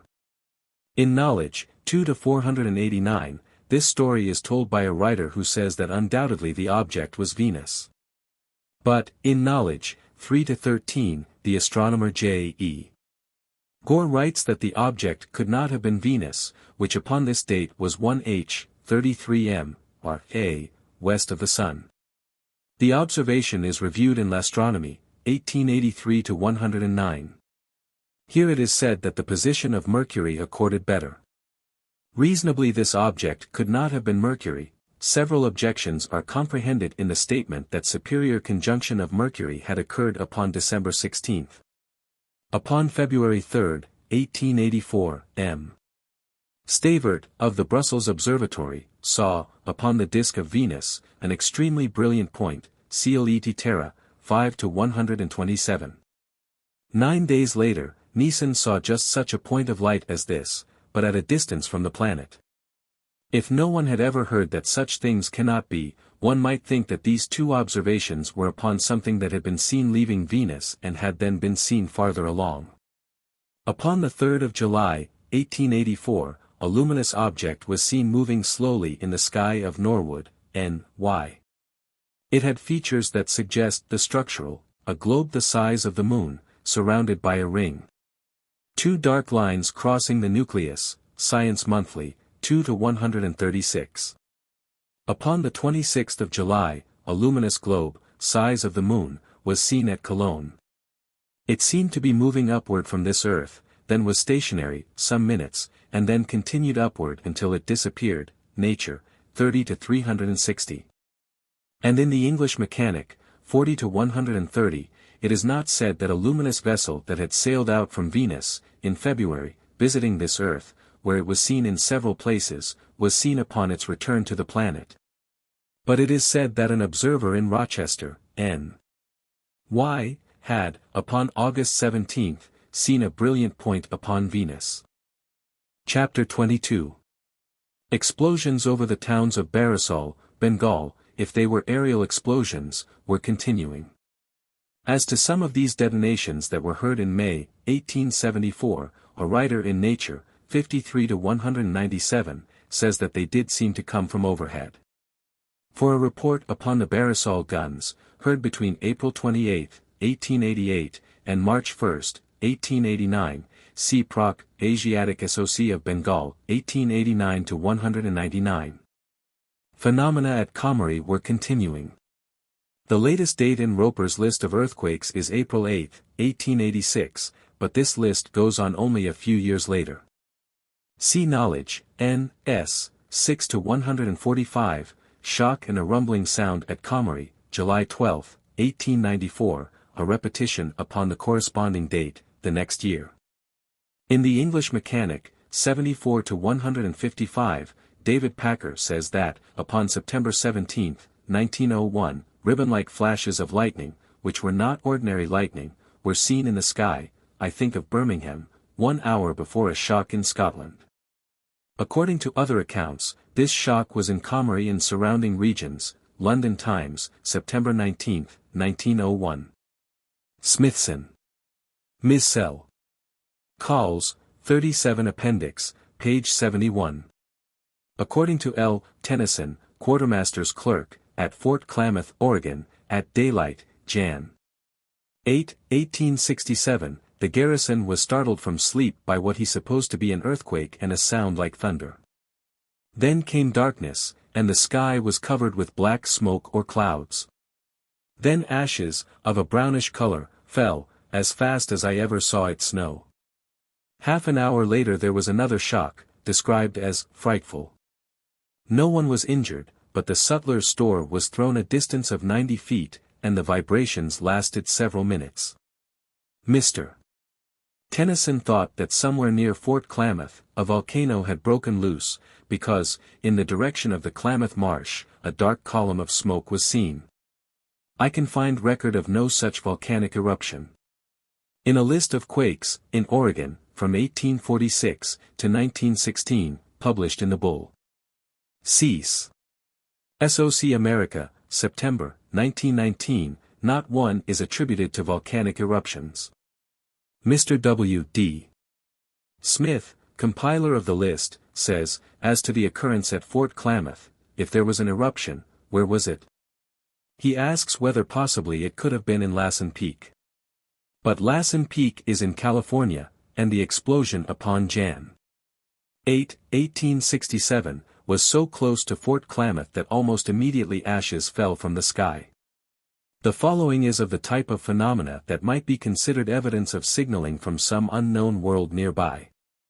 La Nature, 17 to 126, that, upon June 17, 1881, sounds like cannonading were heard at Gabes, Tunis. And that quaking of the earth was felt, at intervals of 32 seconds, lasting about 6 minutes. July 30, 1883, a somewhat startling experience, steamship Resolute alone in the Arctic Ocean, 6 reports like gunfire, Nature, 53 to 295. In Nature, 30 to 19, a correspondent writes that, upon the 3rd of January, 1869, a policeman in Harleton, Cambridgeshire, heard 6 or 7 reports, as if of heavy guns far away. There is no findable record of an earthquake in England upon this date. In the London Times, January 12, 15, 16, 1869, several correspondents write that upon the 9th of January a loud report had been heard and a shock felt at places near Colchester, Essex, about 30 miles from Harleton. One of the correspondents writes that he had heard the sound but had felt no shock. In the London Standard, January 12, the Reverend J. F. Bateman, of South Lowtham, Norfolk, writes as to the occurrence upon the 9th, an extraordinary vibration, described variously by my parishioners as being like a gunpowder explosion, a big thunderclap. And a little earthquake was noticed here this morning about 11:20. In the Morning Post, January 14, it is said that at places about 20 miles from Colchester it was thought that an explosion had occurred, upon the 9th, but, inasmuch as no explosion had been heard of, the disturbance was attributed to an earthquake. Night of January 13, an explosion in the sky, at Brighton, report B.A., 1869-307.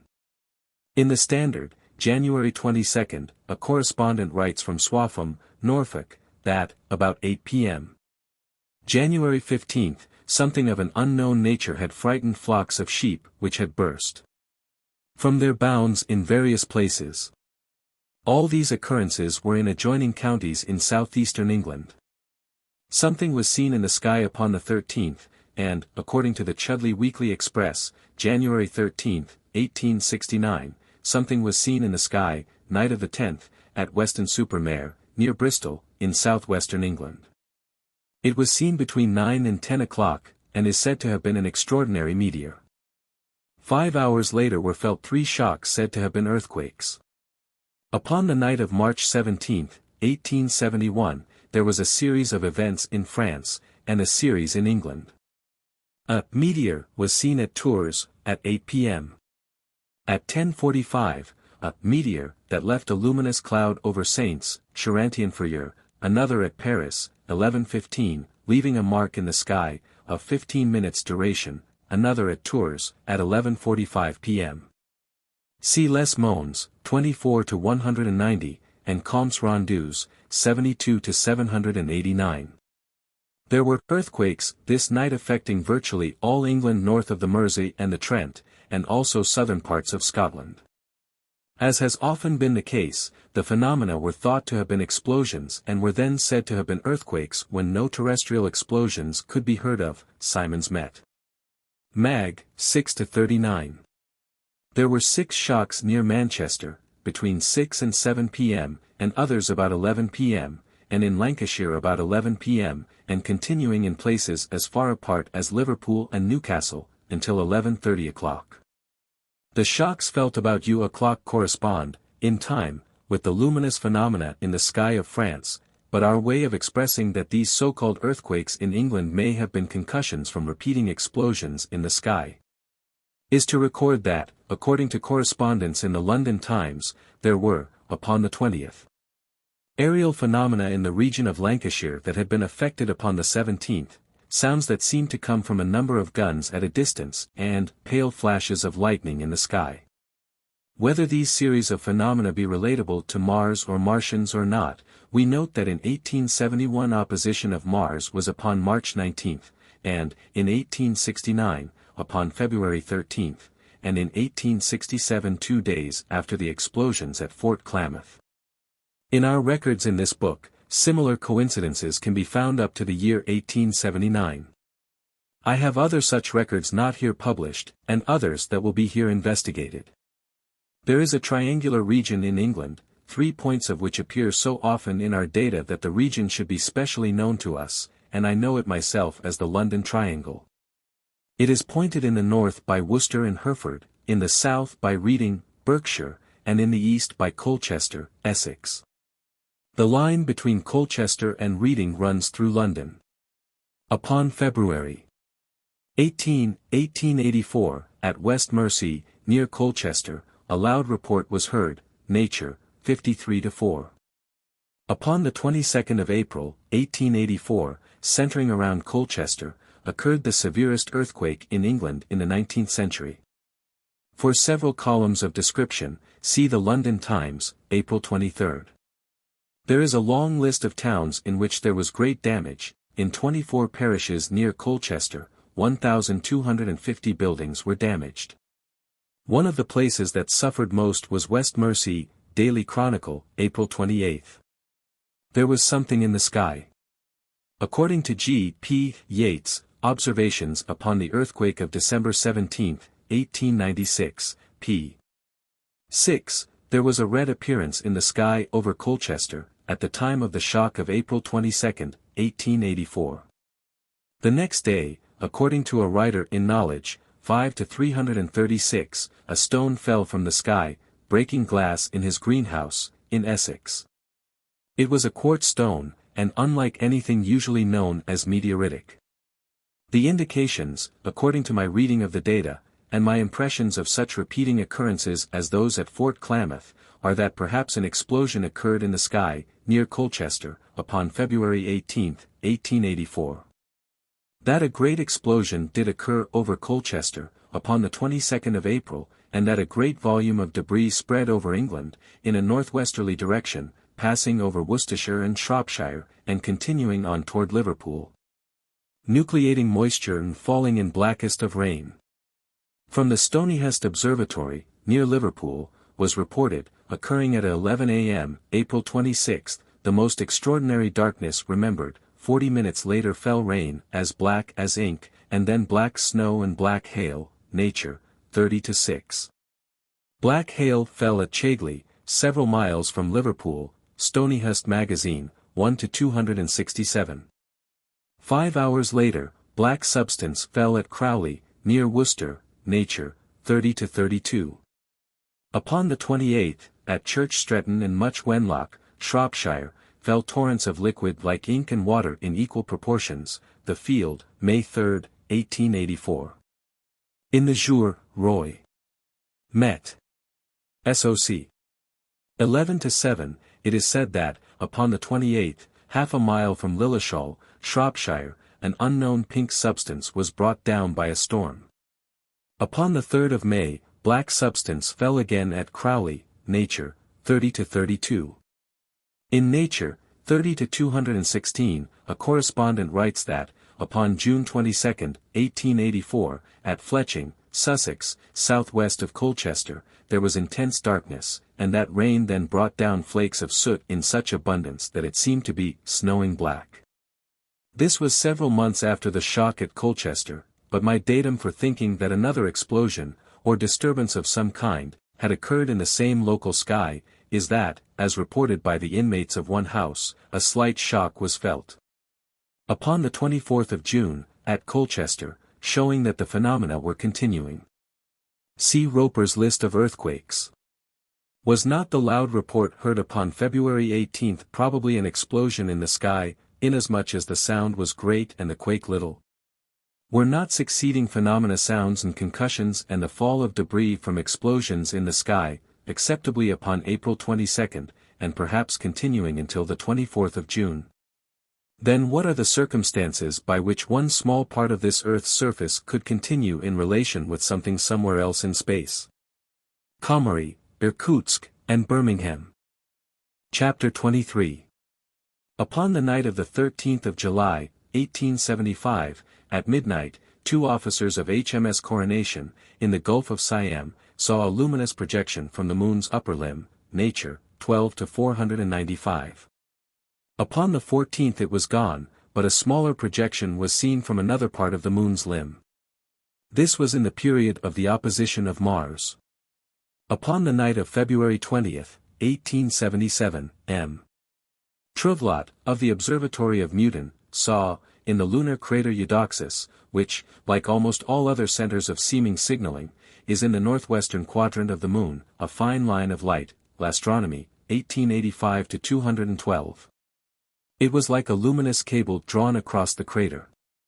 March 21, 1877, a brilliant illumination, and not by the light of the sun, according to C. Barrett, in the lunar crater Proclus, ENG Mech, 25-89.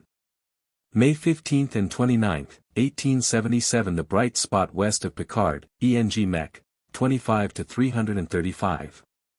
The changes upon Lynn were first seen by Schmidt, in 1866, near the time of opposition of Mars. In May, 1877, Dr.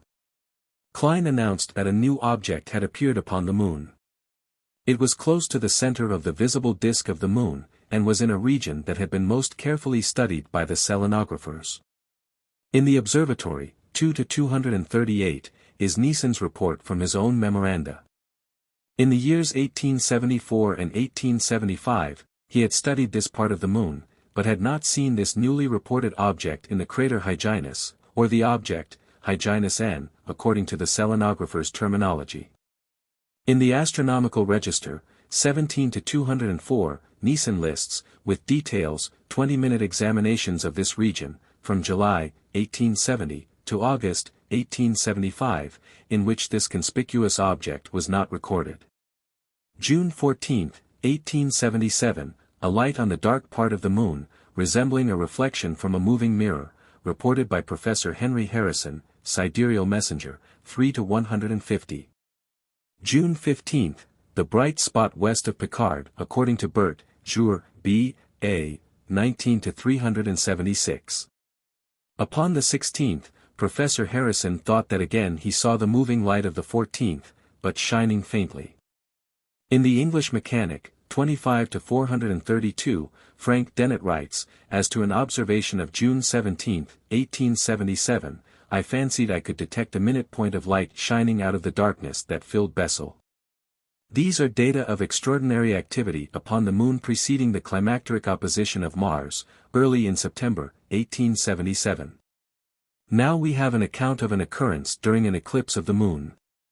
On the night of the eclipse, August 27, 1877, a ball of fire, of the apparent size of the moon, was seen, at 10 minutes to 11, dropping apparently from cloud to cloud, and the light flashing across the road, Astro. Reg. 1878-75. Astro. Reg. 17-251. November 13, 1877, Hyginus N standing out with such prominence as to be seen at the first glance. November 14, 1877, not a trace of Hyginus N, though seeing was excellent. October 3, 1878, the most conspicuous of all appearances of Hyginus N. October 4, 1878, not a trace of Hyginus N. Upon the night of November 1, 1879, again in the period of opposition of Mars, opposition November 12, again the bright spot west of Picard, Jour B. A. 19-376. But I have several records of observations upon this appearance not in times of opposition of Mars. Whether there be any relation with anything else or not, at 5 o'clock, morning of November 1, 1879, a vivid flash was seen and a shock was felt at West Cumberland, Nature, 21-19. In the autumn of the year 1883, began extraordinary atmospheric effects in the sky of this earth. For Prof. John Haywood's description of similar appearances upon the moon, November 4, 1883, and March 29, 1884, see the Sidereal Messenger, 3-121.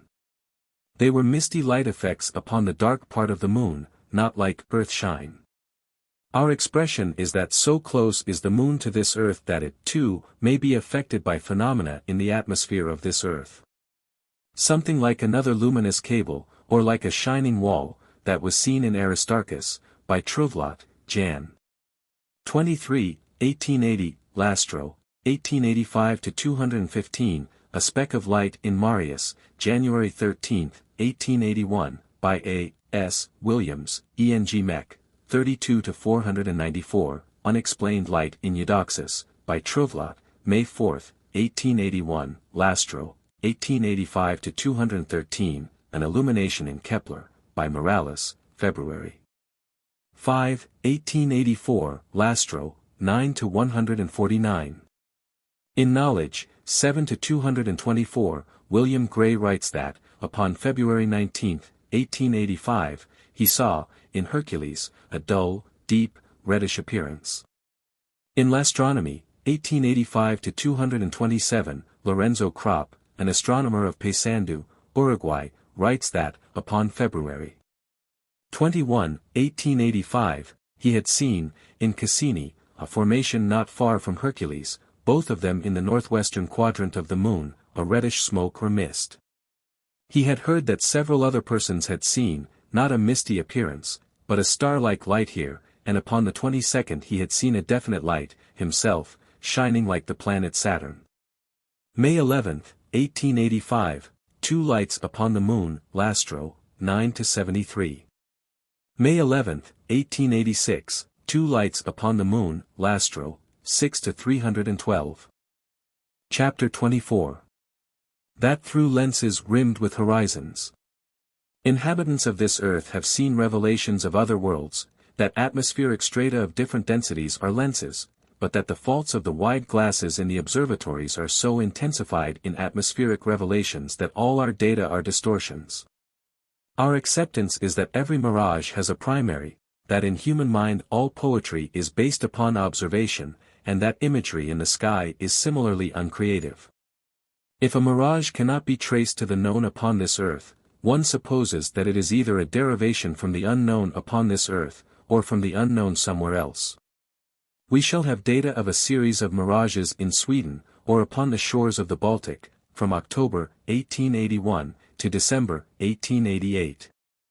I take most of the data from Nature, Knowledge, Cosmos, and Astronomy, published in this period. I have no data of such appearances in this region either before or after this period. The suggestion in my own mind is that they were not mirages from terrestrial primaries, or they would not be so confined to one period. But were shadows or mirages from something that was in temporary suspension over the Baltic and Sweden, all details distorted and reported in terms of familiar terrestrial appearances. October 10, 1881, that at Rügenwald, Pomerania, the mirage of a village had been seen, snow-covered roofs from which hung icicles, human forms distinctly visible.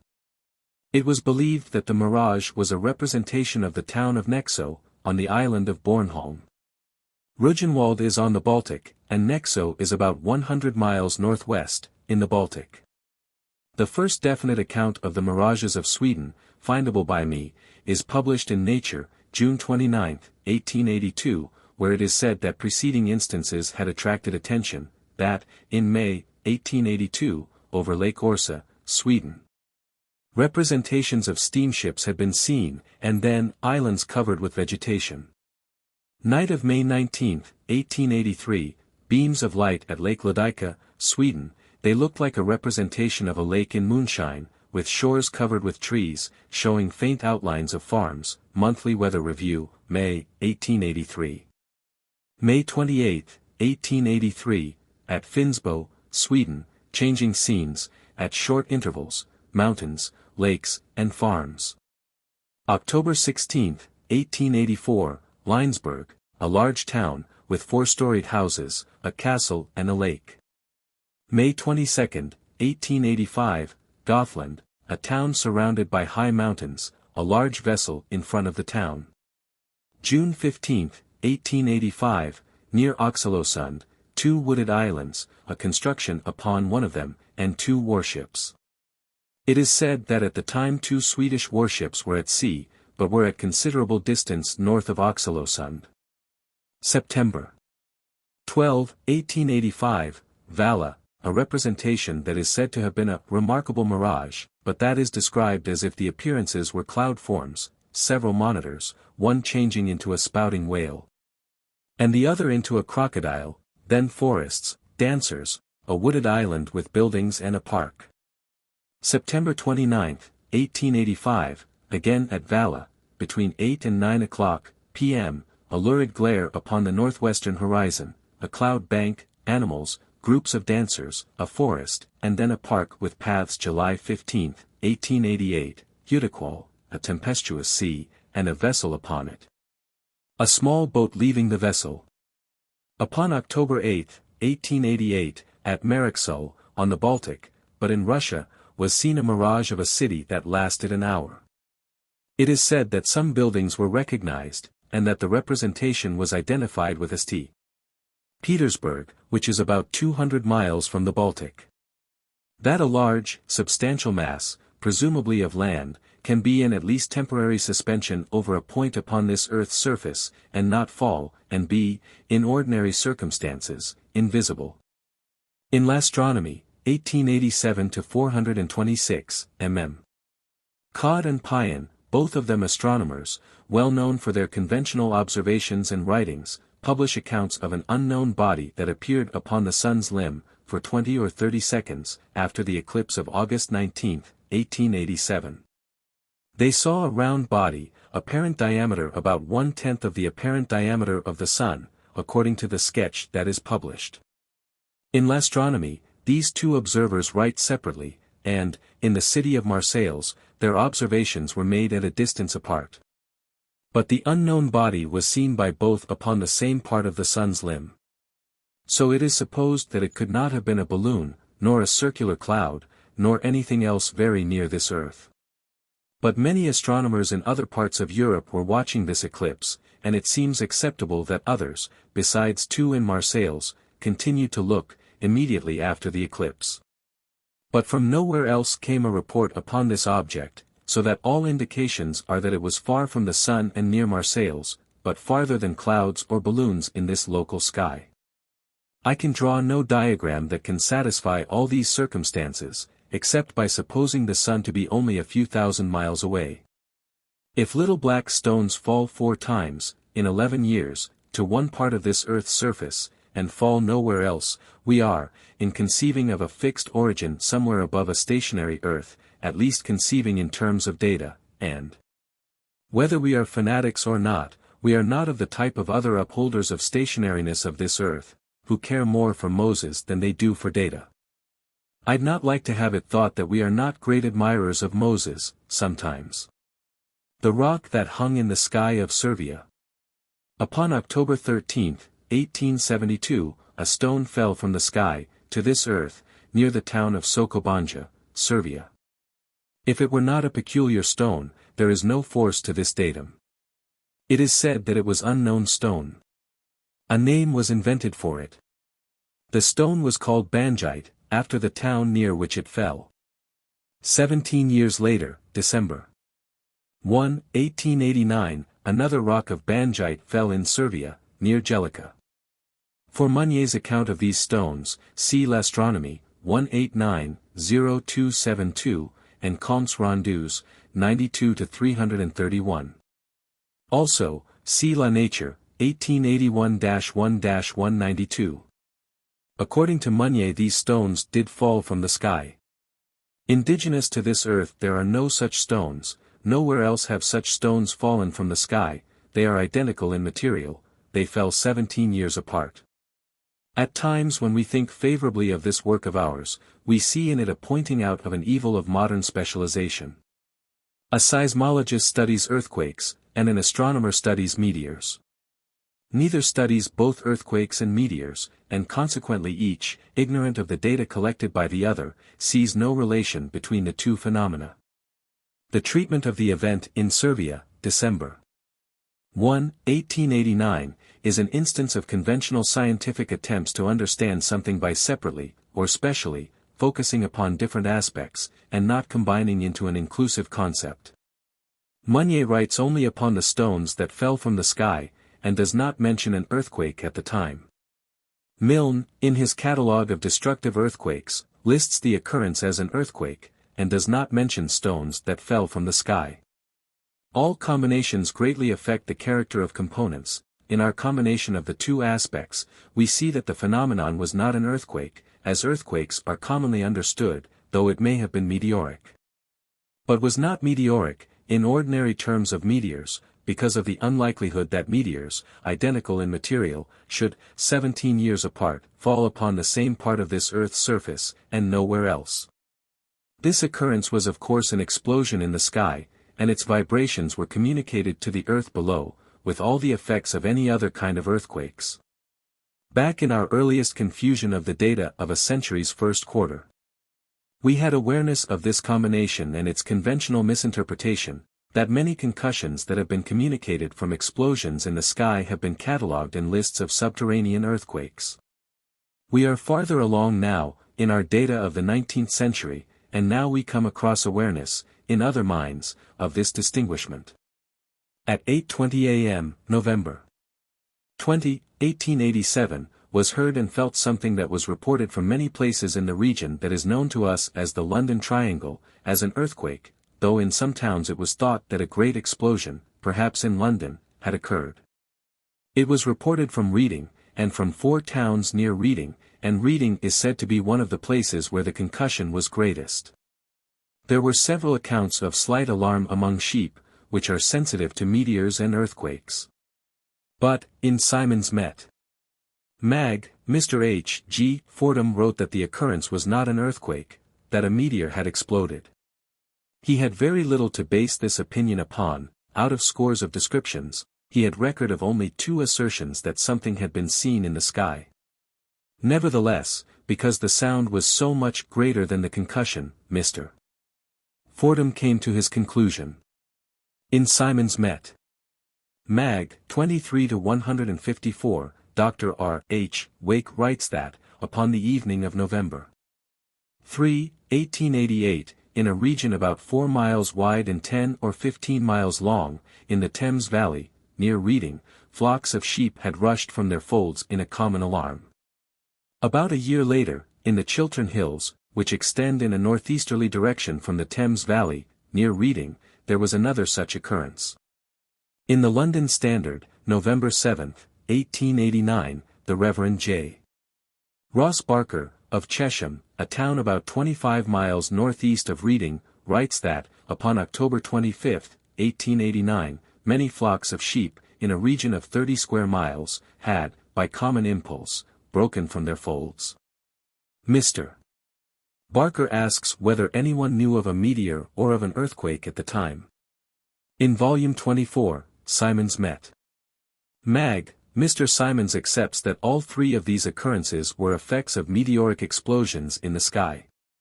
The phenomena are insignificant relatively to some that we have considered. The significance is in this definite recognition in orthodoxy itself, that some supposed earthquakes, or effects of supposed earthquakes, are reactions to explosions in the sky.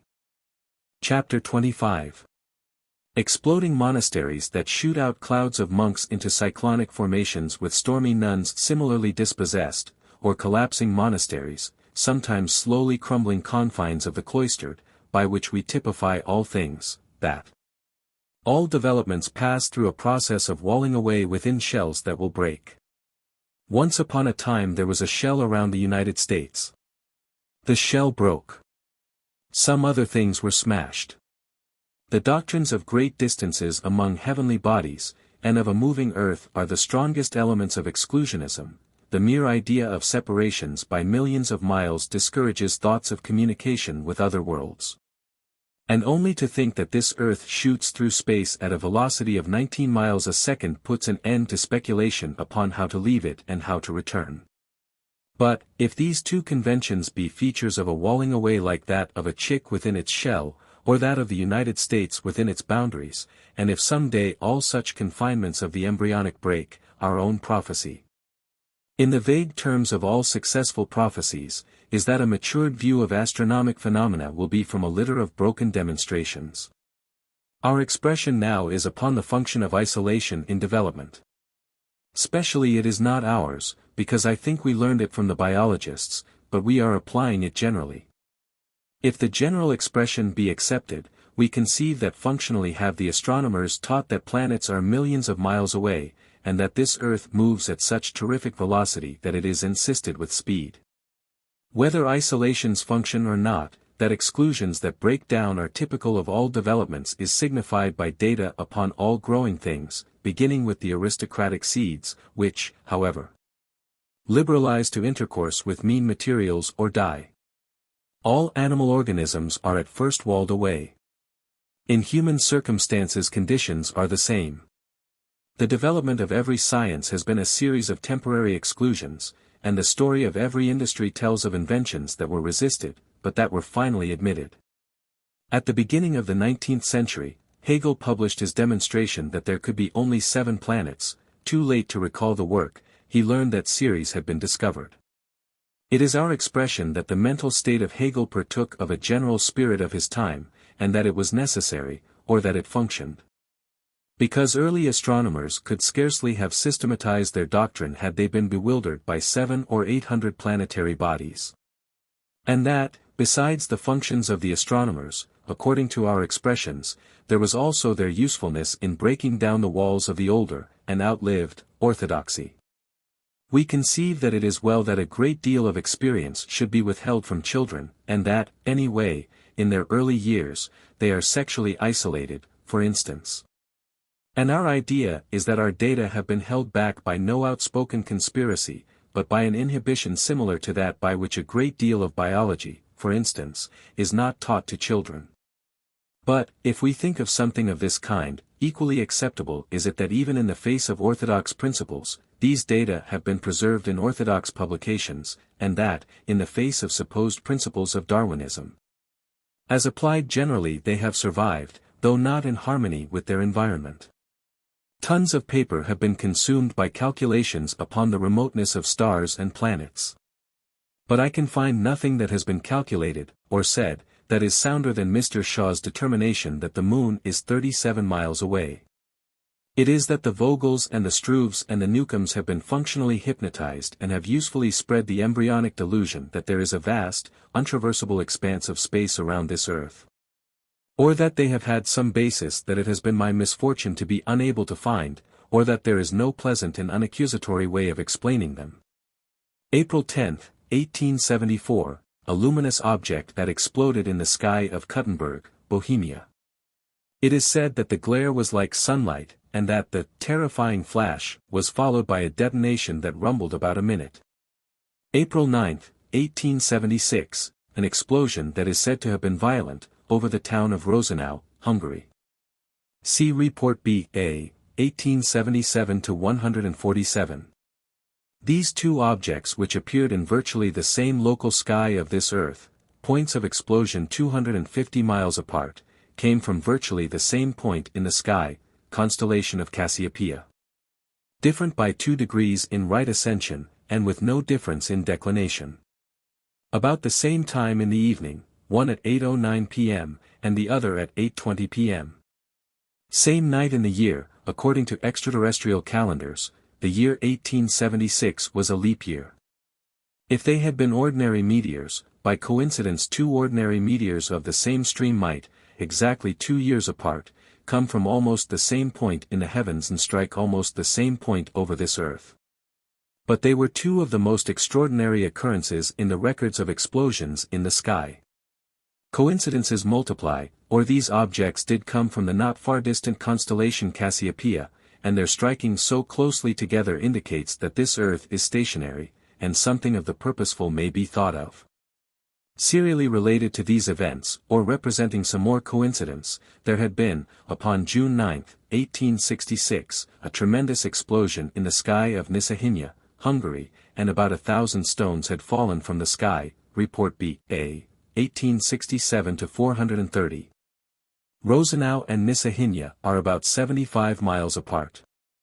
Of course one can very much extend our own circumscribed little notions, and think of the firing of projectiles from beyond the stars, just as one can think of our unknown lands as being not in the immediate sky of Servia or Birmingham or Comrie, but as being beyond the nearby stars, reducing everything more than we have reduced, but the firing of stones to this earth seems crude to me. Of course, objects, or fragments of objects made of steel, like the manufactured steel of this earth, have fallen to this earth, and are now in collections of meteorites. There is a story in a book that is not very accessible to us, because it can't be found along with C.R., or E.N.G. Mech, or Lastro, of tablets of stone that were once upon a time fired to this earth. It may be that inhabitants of this earth have been receiving instructions ever since, engravings arriving very badly damaged, however. I have data upon repeating appearances, said to have been auroral, in a local sky. If they were auroral, repetitions at regular intervals and so localized are challengers to the most resolute of explainers. If they were of extramundane origin, they indicate that this earth is stationary. The regularity is suggestive of signaling. For instance, a light in the sky of Lyons, N.Y., December 9, 1891, January 5, February 2, February 29, March 27, April 23, 1892. In the Scientific American, May 7, 1892, Dr. M. Veeder writes that, from December 9, 1891, to April 23, 1892, there had been a bright light that he calls auroral in the sky of lions, every 27th night. He associates the lights with the sun's synodic period, and says that upon each of the days preceding a nocturnal display, there had been a disturbance in the sun. How a disturbance in the sun could, at night, sun somewhere near the antipodes of lions, N.Y., so localize its effects, one can't clear up.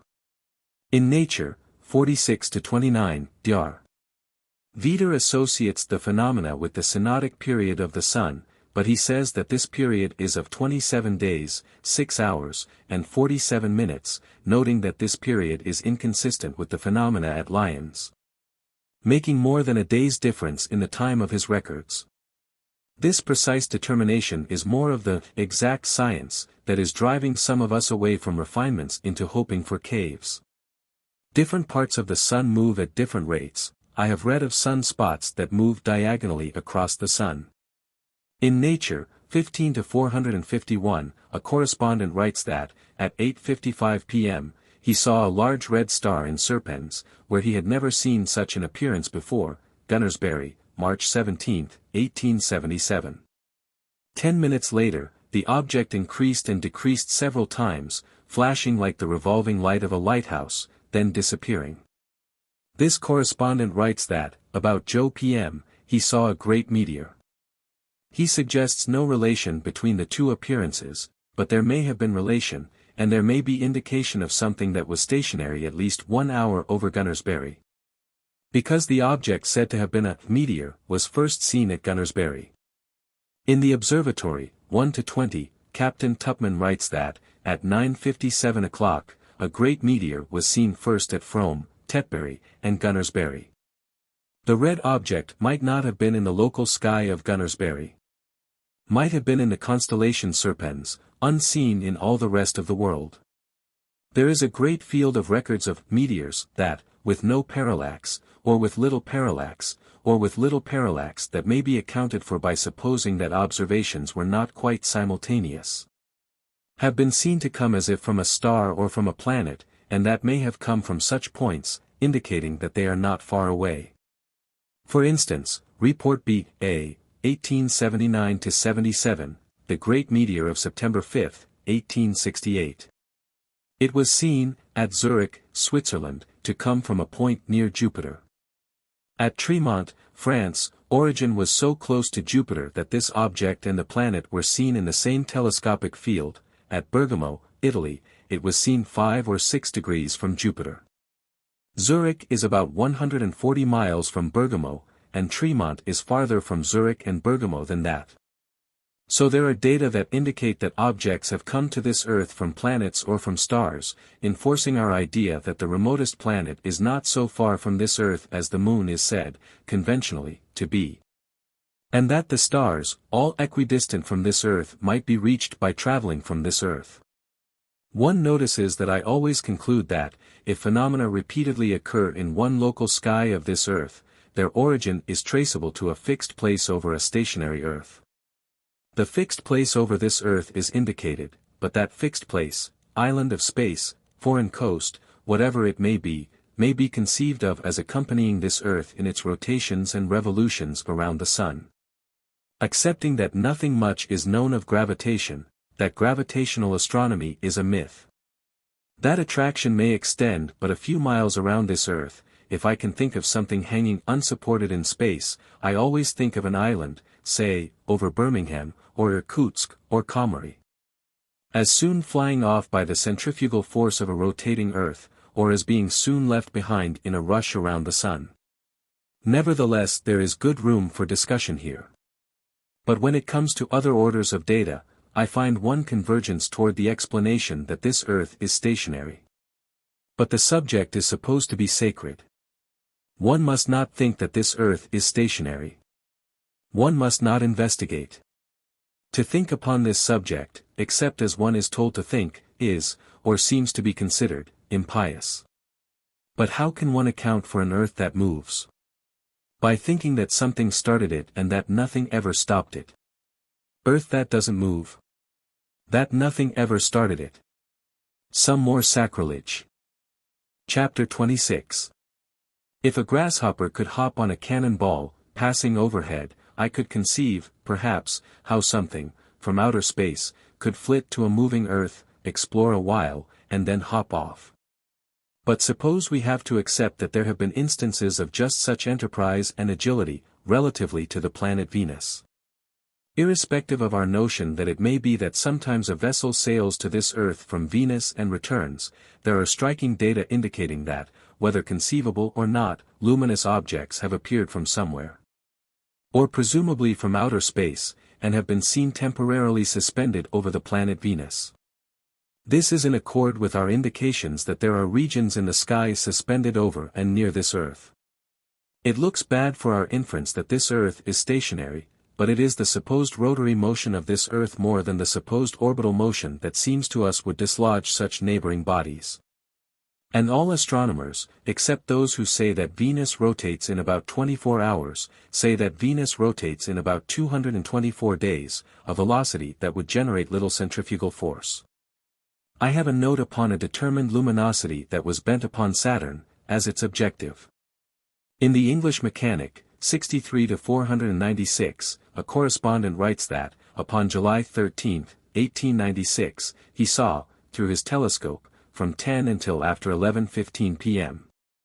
After which the planet was too near the horizon for good seeing, a luminous object moving near Saturn.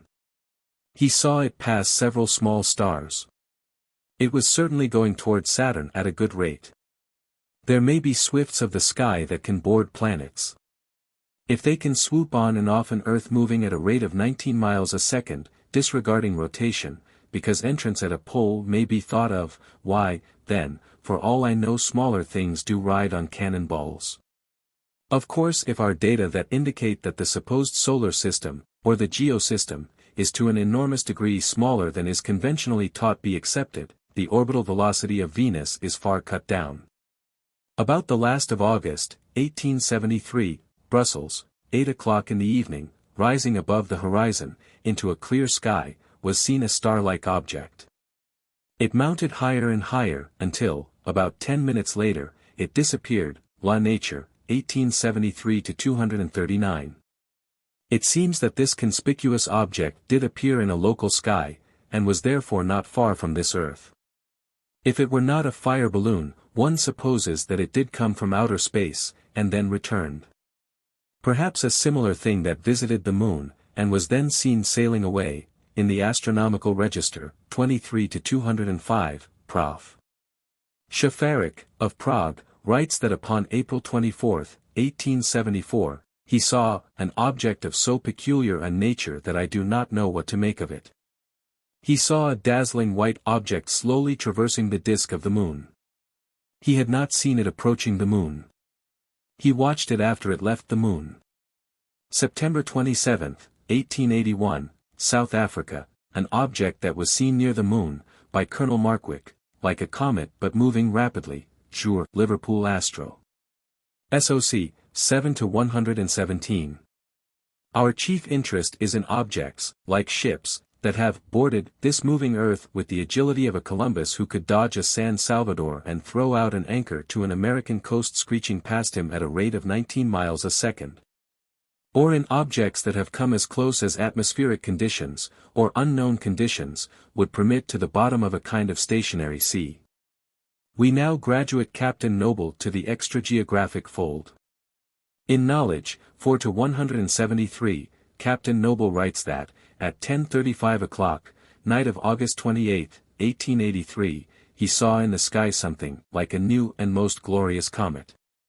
First he saw something like the tail of a comet, or it was like a searchlight, according to Captain Noble's sketch of it in Knowledge. Then Captain Noble saw the nucleus from which this light came. It was a brilliant object. Upon page 207, W.K. Bradgate writes that, at 12:40 a.m., August 29, at Liverpool, he saw an object like the planet Jupiter, a ray of light emanating from it. Upon the nights of September 11 and 13, Professor Swift saw, at Rochester, N.Y.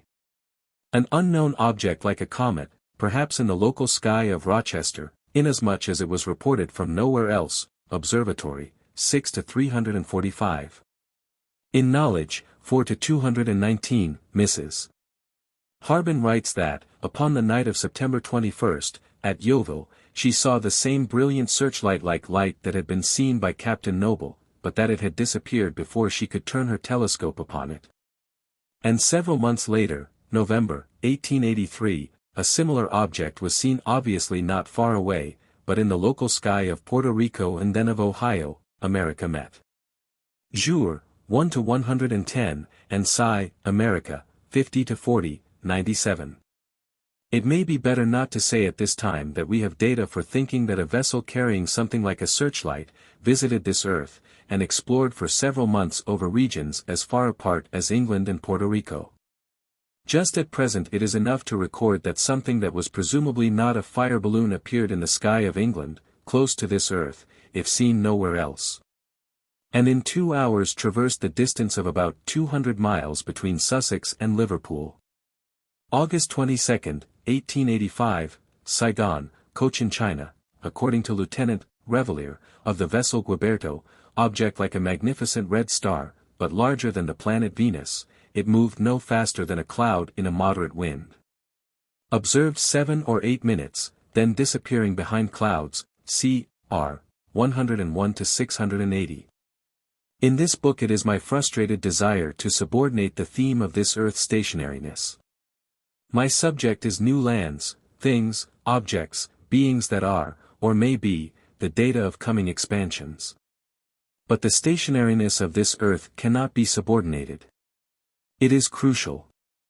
Again, there is no use discussing possible explorations beyond this Earth, if this Earth moves at a rate of 19 miles a second, or 19 miles a minute. As to voyagers who may come to or near this Earth from other planets, how could they leave and return to swiftly moving planets? According to our principles of extrageography, the planets move part of the time with the revolving stars, the remotest planets remaining in, under, or near one constellation years at a time. Anything that could reach, and then travel from, a swiftly revolving constellation in the ecliptic could arrive at a stellar polar region, where, relatively to a central, stationary body, there is no motion. Chapter 27. It may be that we now add to our sins the horse that swam in the sky. For all I know, we contribute to a wider biology.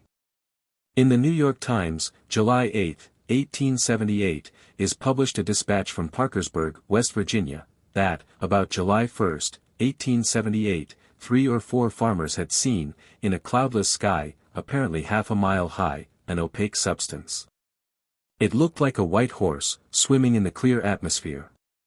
It is said to have been a mirage of a horse in some distant field. If so, it is interesting not only because it was opaque, but because of a selection or preference, the field itself was not miraged. Black bodies and the dark rabbles of the sky, and that rioting thing, from floating anarchies, have often spotted the sun. Then, by all that is compensatory, in the balances of existence, there are disciplined forces in space. In the Scientific American, 44 to 291, it is said that, according to newspapers of Delaware, Maryland, and Virginia, figures had been seen in the sky in the latter part of September, and the first week in October, 1881. Reports that exhibited a medieval condition of intelligence scarcely less than marvelous. The writer suggests that, though probably something had been seen in the sky, it was only an aurora. Our own intelligence and that of astronomers and meteorologists and everybody else with whom we have had experience had better not be discussed, but the accusation of medievalism is something that we're sensitive about. And we hasten to the monthly weather review, and if that doesn't give us a modern touch, I mistake the sound of it. Monthly weather review, September and October, 1881, an auroral display in Maryland and New York, upon the 23rd of September, all other auroras in September far north of the 3 states in which it was said phenomena were seen. October, no auroras until the 18th, that one in the north. There was a mirage upon September 23rd, but at Indianola, 2 instances in October, but late in the month, and in northern states. It is said, in the Scientific American, that, according to the Warrentown, Virginia, solid south, a number of persons had seen white-robed figures in the sky, at night. The story in the Richmond Dispatch is that many persons had seen, or had thought they had seen, an alarming sight in the sky, at night, a vast number of armed, uniformed soldiers drilling. Then a dispatch from Wilmington, Delaware, platoons of angels marching and countermarching in the sky, their white robes and helmets gleaming. Similar accounts came from Laurel and Talbot. Several persons said that they had seen, in the sky, the figure of President Garfield, who had died not long before. Our general acceptance is that all reports upon such phenomena are colored in terms of appearances and subjects uppermost in minds. L'Astronomy, 1888-392. That, about the 1st of August, 1888, near Warasden, Hungary, several divisions of infantry, led by a chief, who waved a flaming sword, had been seen in the sky, 3 consecutive days, marching several hours a day. The writer in L'Astronomy says that in vain does one try to explain that this appearance was a mirage of terrestrial soldiers marching at a distance from Warasden, because widespread publicity and investigation had disclosed no such soldiers. Even if there had been terrestrial soldiers near Warasden, repeating mirages localized would call for explanation. But that there may be space armies, from which reflections or shadows or Brocken specters are sometimes cast, a procession that crossed the sun, forms that moved, or that marched, sometimes four abreast, observation by M. Bruguière, at Marseilles, April 15 and 16, 1883, Lastro, 5-70. An army that was watched, 40 minutes, by M. Jacot, August 30, 1886, Lastro. 1886-71, things or beings that seemed to march and to countermarch, all that moved in the same direction, moved in parallel lines. In L'Année Scientifique, 29-8, there is an account of observations by M. Trouvelot, August 29, 1871. He saw objects, some round, some triangular, and some of complex forms. Then occurred something that at least suggests that these things were not moving in the wind, nor sustained in space by the orbital forces of meteors. That each was depending upon its own powers of flight, and that an accident occurred to one of them. All of them, though most of the time moving with great rapidity, occasionally stopped, but then one of them fell toward the earth, and the indications are that it was a heavy body, and had not been sustained by the wind, which would scarcely suddenly desert one of its flotsam and continue to sustain all the others. The thing fell, oscillating from side to side like a disk falling through water. New York Sunday, March 16, 1890, that, at 4 o'clock, in the afternoon of March 12, in the sky of Ashland, Ohio, was seen a representation of a large, unknown city. By some persons it was supposed to be a mirage of the town of Mansfield, 30 miles away. Other observers thought that they recognized Sandusky, 60 miles away. The more superstitious declared that it was a vision of the New Jerusalem.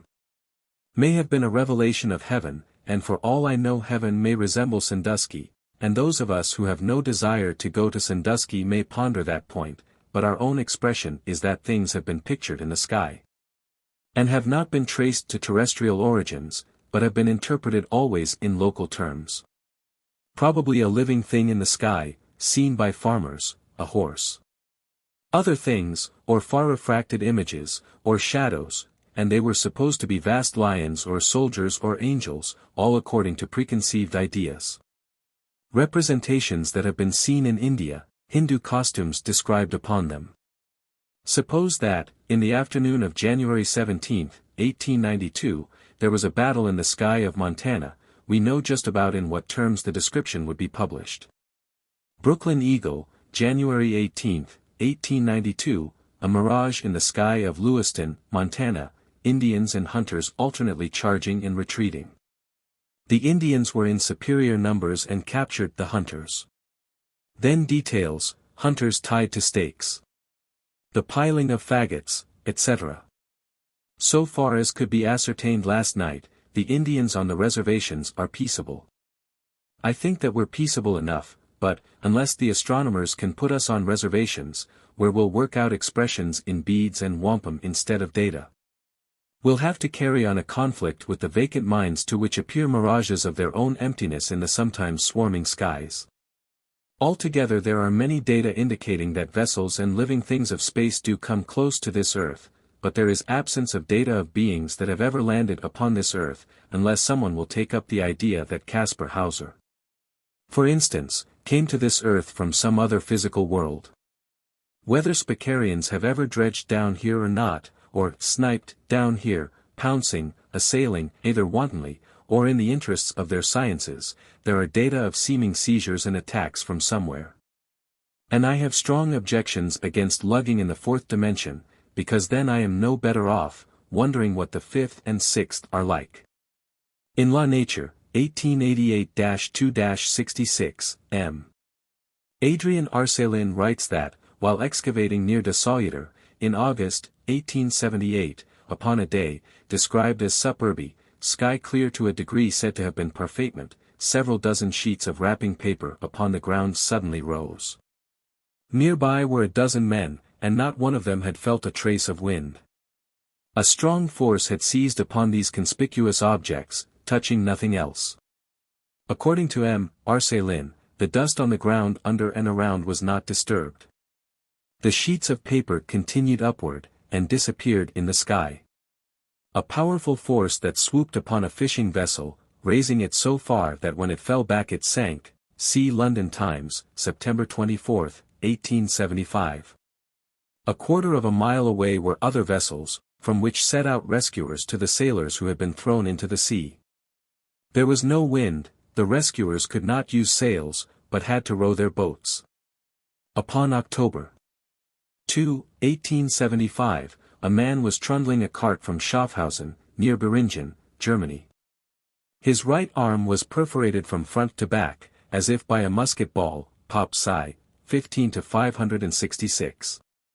This man had two companions. He had heard a whirring sound, but his companions had heard nothing. At one side of the road there were laborers in a field, but they were not within gunshot distance. Whatever the missile may have been, it was unfindable. La Nature, 1879-1-166, quotes the Courrier d'Ardennes as to an occurrence in the Commune Signé-le-Petit, Easter Sunday, 1879, a conspicuous, isolated house, suddenly its slate roof shot into the air, and then fell to the ground. There had not been a trace of wind. The writer of the account says that the force, which he calls a trouble ennui, had so singled out this house that nothing in its surroundings beyond a distance of 30 feet had been disturbed. Scientific American, July 10, 1880, that, according to the Plain Dealer, of East Kent, Ontario, 2 citizens of East Kent were in a field, and heard a loud report. They saw stones shooting upward from a field. They examined the spot, which was about 16 feet in diameter, finding nothing to suggest an explanation of the occurrence. It is said that there had been neither a whirlwind nor anything else by which to explain. It may be that witnesses have seen human beings dragged from our own existence either into the objectionable fourth dimension, perhaps then sifting into the fifth, or up to the sky by some exploring thing. I have data, but they are from the records of psychic research. For instance, a man has been seen walking along a road, sudden disappearance. Explanation, that he was not a living human being, but an apparition that had disappeared. I have not been able to develop such data, finding, for instance, that someone in the neighborhood had been reported missing, but it may be that we can find material in our own field. Upon December 10, 1881, Walter Powell and 2 companions ascended from Bath in the government balloon Saladin, Valentine and Tomlinson, Travels in Space, page 227. The balloon descended at Bridport, coast of the English Channel. 2 of the aeronauts got out, but the balloon, with Powell in it, shot upward. There was a report that the balloon had been seen to fall in the English Channel, near Bridport, but according to Captain Temple, one of Powell's companions, probably something thrown from the balloon had been seen to fall. A balloon is lost near or over the sea. If it should fall into the sea it would probably float and for considerable time be a conspicuous object. Nevertheless, the disappearance of a balloon last seen over the English Channel, cannot, without other circumstances, be considered very mysterious. Now one expects to learn of reports from many places of supposed balloons that had been seen. But the extraordinary circumstance is that reports came in upon a luminous object that was seen in the sky at the time that this balloon disappeared. In the London Times, it is said that a luminous object had been seen, evening of the 13th, moving in various directions in the sky near Cherbourg. It is said that upon the night of the 16th 3 custom house guards, at Laredo, Spain, had seen something like a balloon in the sky, and had climbed a mountain in order to see it better. But that it had shot out sparks and had disappeared, and had been reported from Bilbao, Spain, the next day. In the Morning Post, it is said that this luminous display was the chief feature, that it was this sparkling that had made the object visible. In the Standard, December 16, is an account of something that was seen in the sky, 5 o'clock, morning of December 15, by Captain McBain, of the steamship Countess of Aberdeen, off the coast of Scotland, 25 miles from Montrose. Through glasses, the object seemed to be a light attached to something thought to be the car of a balloon, increasing and decreasing in size, a large light, as large as the light at Girdleness. It moved in a direction opposite to that of the wind, though possibly with wind of an upper stratum. It was visible half an hour, and when it finally disappeared, was moving toward Burvey, a town on the Scottish coast about 12 miles north of Montrose. In the Morning Post it is said that the explanation is simple, that someone in Monfrith, 8 miles from Dundee, had, late in the evening of the 15th, sent up a fire balloon, which had been carried along the coast by a gentle breeze, and, after burning all night, extinguished and collapsed off Montrose, early on Thursday morning, 16th. This story of a balloon that wafted to Montrose, and that was evidently traced until it collapsed near Montrose does not so simply explain an object that was seen 25 miles from Montrose. In the Standard, December 19, it is said that 2 bright lights were seen over Dartmouth Harbour, upon the 11th. Walter Powell was Member of Parliament for Malmesbury, and had many friends, some of whom started immediately to search. His relatives offered a reward.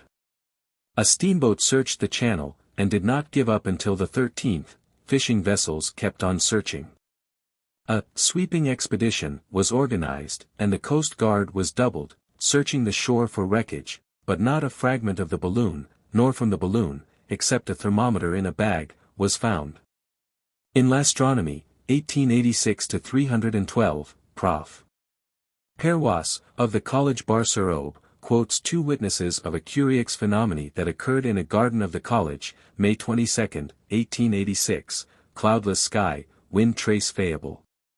Within a small circle in the garden were some baskets and ashes and a window frame that weighed 60 kilograms.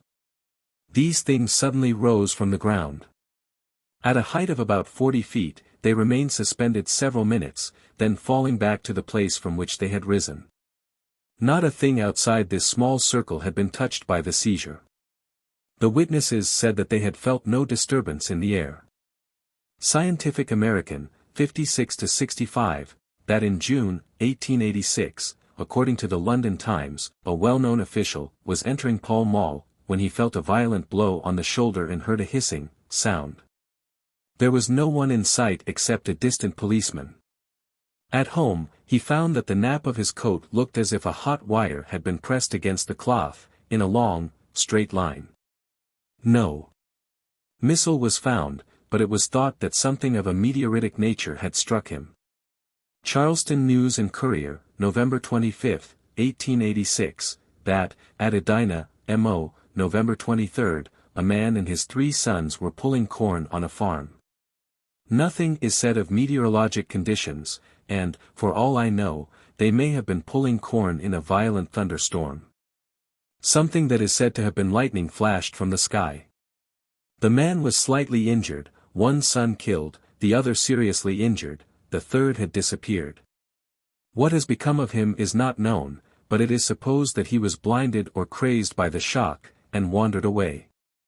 Brooklyn Eagle, March 17, 1891, that, at Wilkes-Barre, Pennsylvania, March 16, 2 men were lifted bodily and carried considerable distance in a whirlwind. It was a powerful force, but nothing else was affected by it. Upon the same day, there was an occurrence in Brooklyn. In the New York Times, March 17, 1891, it is said that 2 men, Smith Morehouse, of Orange Company, N.Y., and William Owen, of Sussex Company, N.J. were walking in Vanderbilt Avenue, Brooklyn, about 2 o'clock, afternoon of the 16th, when a terrific explosion occurred close to the head of Morehouse, injuring him and stunning Owen, the flash momentarily blinding both. Morehouse's face was covered with marks like powder marks, and his tongue was pierced. With no one else to accuse, the police arrested Owen, but held him upon the technical charge of intoxication. Morehouse was taken to a hospital, where a splinter of metal, considered either brass or copper, but not a fragment of a cartridge, was removed from his tongue. No other material could be found, though an object of considerable size had exploded. Morehouse's hat had been perforated in 6 places by unfindable substances. According to witnesses, there had been no one within 100 feet of the men. One witness had seen the flash before the explosion, but could not say whether it had been from something falling or not. In the Brooklyn Eagle, March 17, 1891, it is said that neither of the men had a weapon of any kind, and that there had been no disagreement between them. According to a witness, they had been under observation at the time of the explosion, her attention having been attracted by their rustic appearance.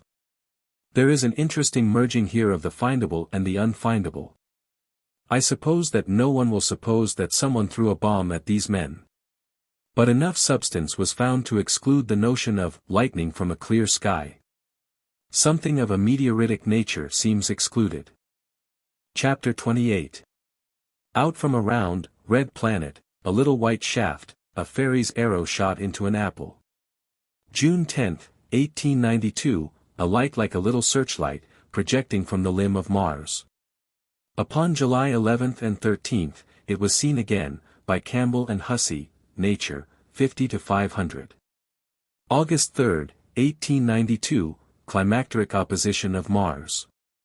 Upon August 12, 1892, flashes were seen by many persons, in the sky of England. Ceng Mech, Volume 56. At Manchester, so like signals were they, or so unlike anything commonly known as auroral, were they, that Albert Buss mistook them for flashes from a lighthouse. They were seen at Dewsbury. Described by a correspondent to the English mechanic, who wrote, "I have never seen such an appearance of an aurora." Rapid flashes reported from Loughborough. A shining triangle in a dark circle. In L'Astronomy, 1888-75, Dr. Klein publishes an account of Despison's observation of November 23, 1887, a luminous triangle on the floor of Plato.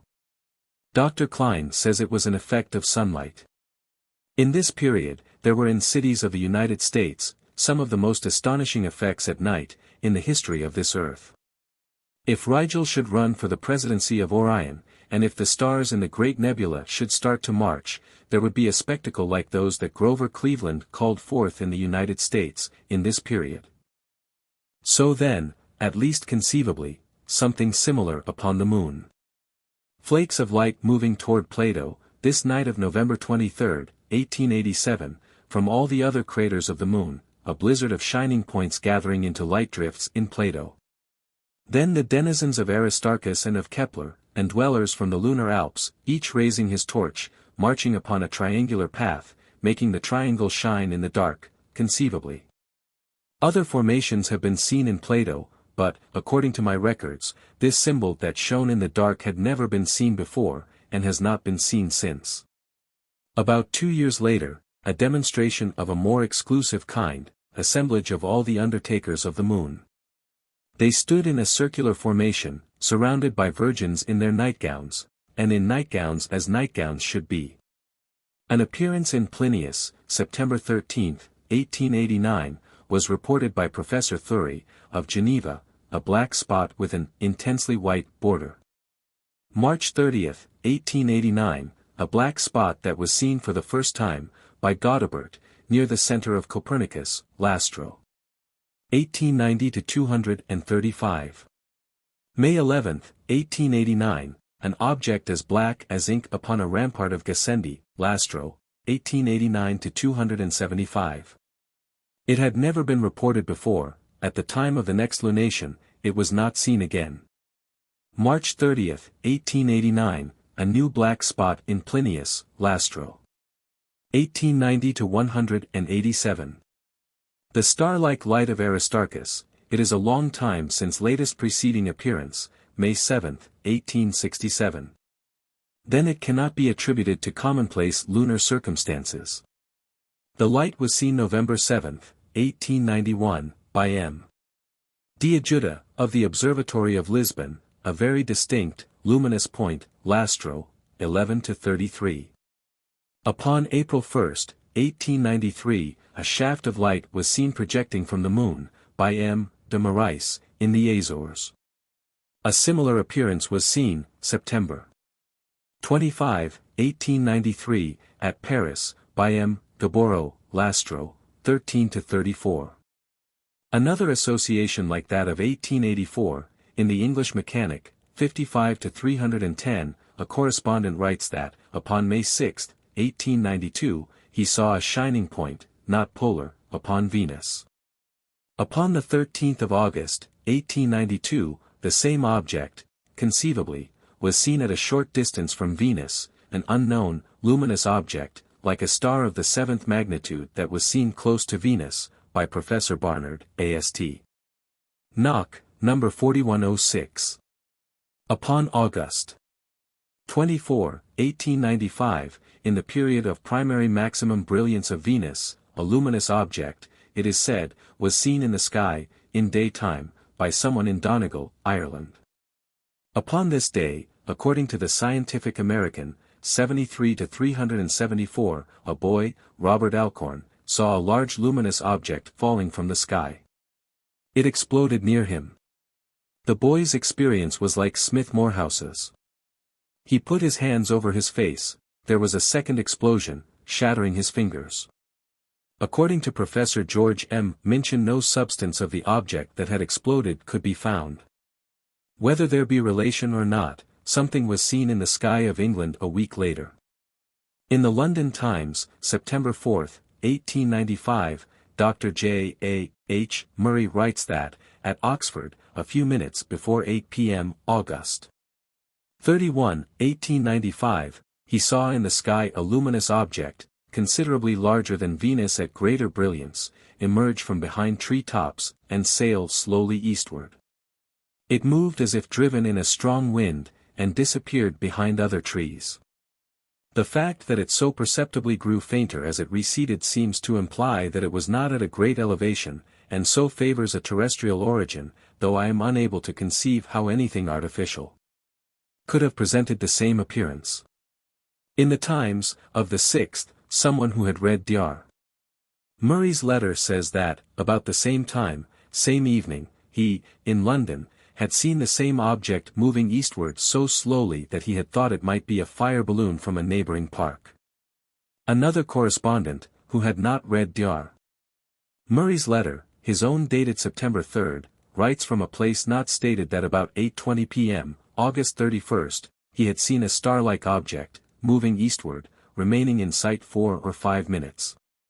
Then someone who, about 8 p.m. same evening, while driving to the Scarborough station, had seen a large shooting star, astonishing him, because of its leisurely rate, so different from the velocity of the ordinary shooting star. There are 2 other accounts of objects that were seen in the sky, at Bath and at Ramsgate, but not about this time, and I have looked them up in local newspapers, finding that they were probably meteors. In the Oxford Times, September 7, Dr. Murray's letter to the London Times is reprinted, with this comment: we would suggest to the learned doctor that the supposed meteor was one of the fire balloons let off with the allotments show. Let it be that when allotments are shown, balloons are always sent up, and that this editor did not merely have a notion to this effect. Our data are concerned with an object that was seen, at about the same time, at Oxford, about 50 miles southeast of Oxford, and about 170 miles northeast of Oxford, with a 4th observation that we cannot place. And, in broader terms, our data are concerned with a general expression that objects like ships have been seen to sail close to this Earth at times when the planet Venus is nearest this Earth. September 18, 1895, inferior conjunction of Venus. Still in the same period, there were, in London, two occurrences perhaps like that at Donegal. London Morning Post, November 16, 1895, that, at noon, November 15, an alarming explosion occurred somewhere near Fenchurch Street, London. No damage was done, no trace could be found of anything that had exploded. An hour later, near the Mansion House, which is not far from Fenchurch Street, occurred a still more violent explosion. The streets filled with persons who had run from buildings, and there was investigation, but not a trace could be found of anything that had exploded. It is said that somebody saw something falling. However, the deadly explainers, usually astronomers, but this time policemen, haunt or arrest us. In the Daily News, though it is not said that a trace of anything that had exploded had been found, it is said that the explanation by the police was that somebody had mischievously placed in the streets fog signals, which had been exploded by passing vehicles. Observation by Muller, of Nijmegen, Holland, an unknown luminous object that, about 3 weeks later, was seen near Venus, monthly notices, are, s. 52-276. Upon the 28th of April, 1897, Venus was in inferior conjunction. In Popular Astronomy, 5-55, it is said that many persons had written to the editor, telling of airships that had been seen, about this time. The editor writes that some of the observations were probably upon the planet Venus, but that others probably related to toy balloons, which were provided with various colored lights. The first group of our data, I take from dispatches to the New York Sunday, April 2, 11, 16, 18. 1st of April, the mysterious light, in the sky of Kansas City, something like a powerful searchlight. It was directed toward the Earth, traveling east at a rate of 60 miles an hour. About a week later, something was seen in Chicago. Chicago's alleged airship is believed to be a myth, in spite of the fact that a great many persons say that they have seen the mysterious night wanderer. A crowd gazed at strange lights, from the top of a downtown skyscraper, and Evanston students declare they saw the swaying red and green lights. April 16, reported from Benton, Texas, but this time as a dark object that passed across the moon. Reports from other towns in Texas, Fort Worth, Dallas, Marshall, Ennis, and Beaumont, it was shaped like a Mexican cigar, large in the middle, and small at both ends, with great wings, resembling those of an enormous butterfly. It was brilliantly illuminated by the rays of two great searchlights, and was sailing in a southeasterly direction, with the velocity of the wind, presenting a magnificent appearance. New York Herald, April 11, that, at Chicago, night of April 9 to 10, until 2 o'clock in the morning, thousands of amazed spectators declared that the lights seen in the northwest were those of an airship, or some floating object, miles above the earth. Some declare they saw two cigar-shaped objects and great wings. It is said that a white light, a red light, and a green light had been seen. There does seem to be an association between this object and the planet Venus, which upon this night was less than 3 weeks from nearest approach to this earth. Nevertheless, this object could not have been Venus, which had set hours earlier. Professor Hoff, of the Northwestern University, is quoted, that the people had mistaken the star Alpha Orionis for an airship. Professor Hoff explains that astronomeric effects may have given a changing red and green appearance to this star. Alpha Orionis as a northern star is some more astronomy by the astronomers who teach astronomy daytimes and then relax when night comes. That atmospheric conditions could pick out this one star and not affect other brilliant stars in Orion is more astronomy. At any rate, the standardized explanation that the thing was Venus disappears. There were other explainers, someone who said that he knew of an airship, terrestrial one, that had sailed from San Francisco, and had reached Chicago. Herald, April 12, said that the object had been photographed in Chicago, a cigar-shaped, silken bag, with a framework, other explanations and identifications, not one of them applying to this object. If it be accepted that it was seen in places as far apart as Illinois and Texas. It is said that, upon March 29, the thing had been seen in Omaha, as a bright light sailing to the northwest, and that, for a few moments, upon the following night, it had been seen in Denver. It is said that, upon the night of the 9th, dispatches had bombarded the newspaper offices of Chicago, from many places in Illinois, Indiana, Missouri, Iowa, and Wisconsin. Professor George Hoff maintains that the object seen is Alpha Orionis. April 14, story, veritable observation, yarn, hoax, dispatch from Carlinsville, Illinois, that upon the afternoon of the 10th, the airship had alighted upon a farm, but had sailed away when approached, cigar-shaped, with wings, and a canopy on top. April 15, shower of telegrams, development of jokers and explainers, thing identified as an airship invented by someone in Dodge City, Kansas. Identified as an airship invented by someone in Brule, Wisconsin, stories of letters found on farms, purporting to have been dropped by the unknown aeronauts, terrestrial ones, jokers in various towns. Sending up balloons with lights attached, one laborious joker who rigged up something that looked like an airship and put it in a vacant lot and told that it had fallen there, yarn or observation. Upon a queer-looking boat that had been seen to rise from the water in Lake Erie, continued reports upon a moving object in the sky, and its red and green lights. Against such an alliance as this, between the jokers and the astronomers, I see small chance for our data. The chance is in the future. If, in April, 1897, extramundane voyagers did visit this earth, likely enough they will visit again, and then the alliance against the data may be guarded against.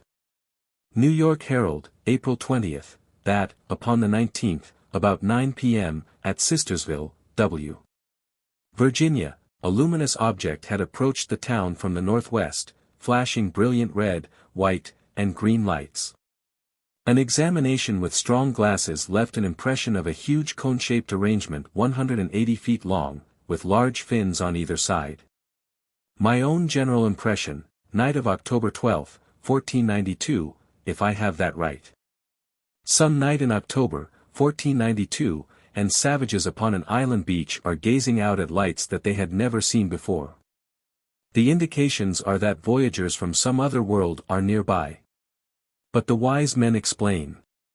One of the most nearly sure expressions in this book is upon how they explain. They explain in terms of the familiar. For instance, after all that is spiritual in a fish passes away, the rest of him begins to shine nights. So there are three big, old, dead things out in the water. Chapter 29. There have been published several observations upon a signal-like regularity of the Barrisol guns, which, because unaccompanied by phenomena that could be considered seismic, may have been detonations in the sky, and which, because, according to some hearers, they seem to come from the sky, may have come from some region stationary in the local sky of Barrisol. In Nature, 61-127, appears a report by Henry S. Scher, who investigated the sounds in the years 1890-91. These guns are always heard in triplets, i.e. 3 guns are always heard, one after the other, at regular intervals, and, though several guns may be heard, the number is always 3 or a multiple of 3. Then the interval between the 3 is always constant, i.e.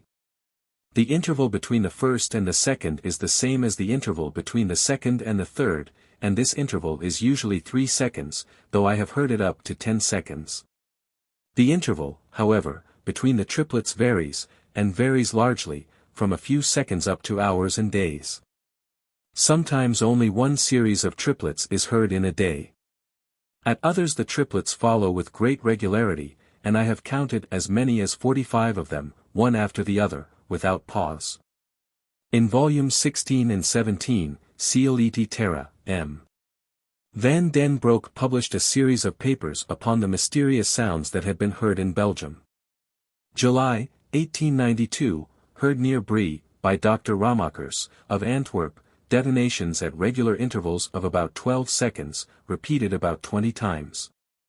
August 5, 1892, near Dunkirk, by Professor Girard, of Brussels, for reports like sounds of cannons.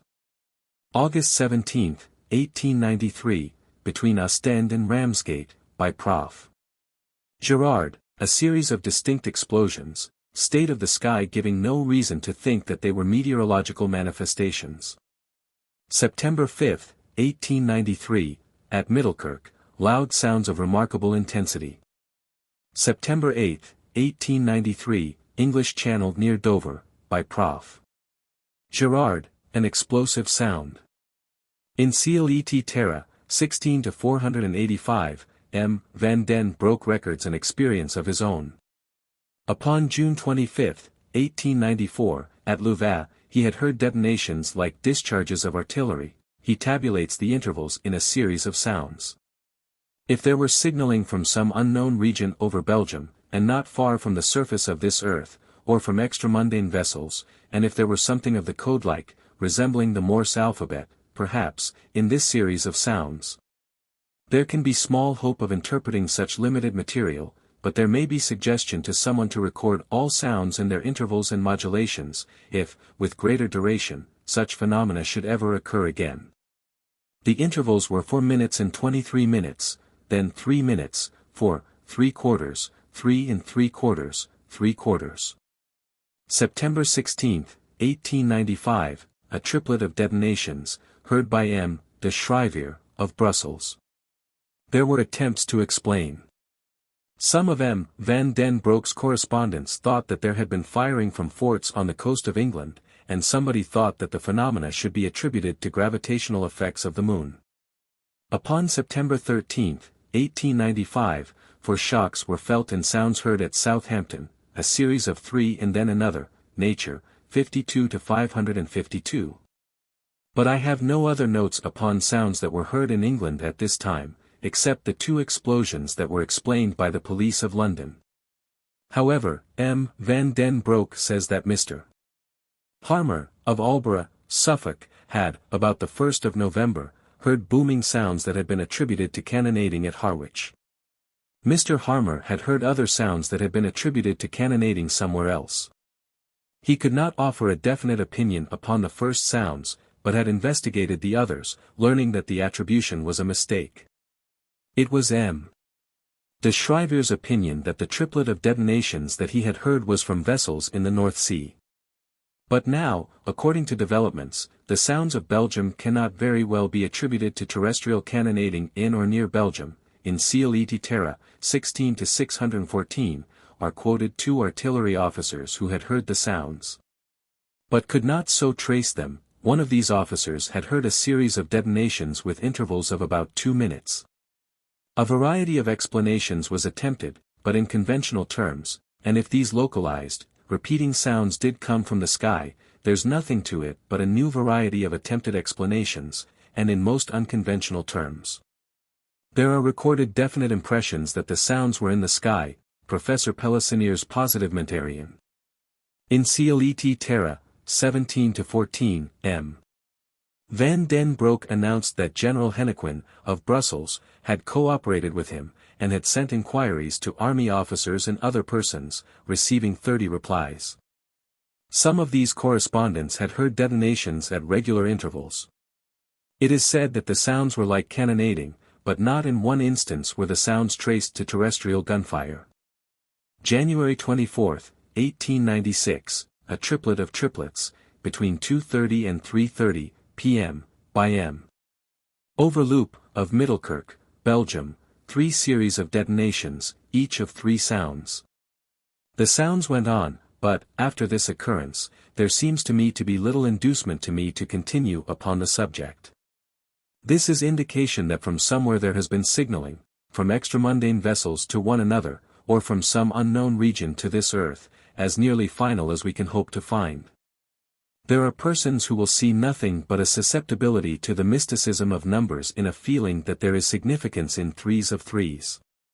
But, if there be attempt in some other world to attract attention upon this earth, it would have to be addressed to some kind of a state of mind that would feel significances.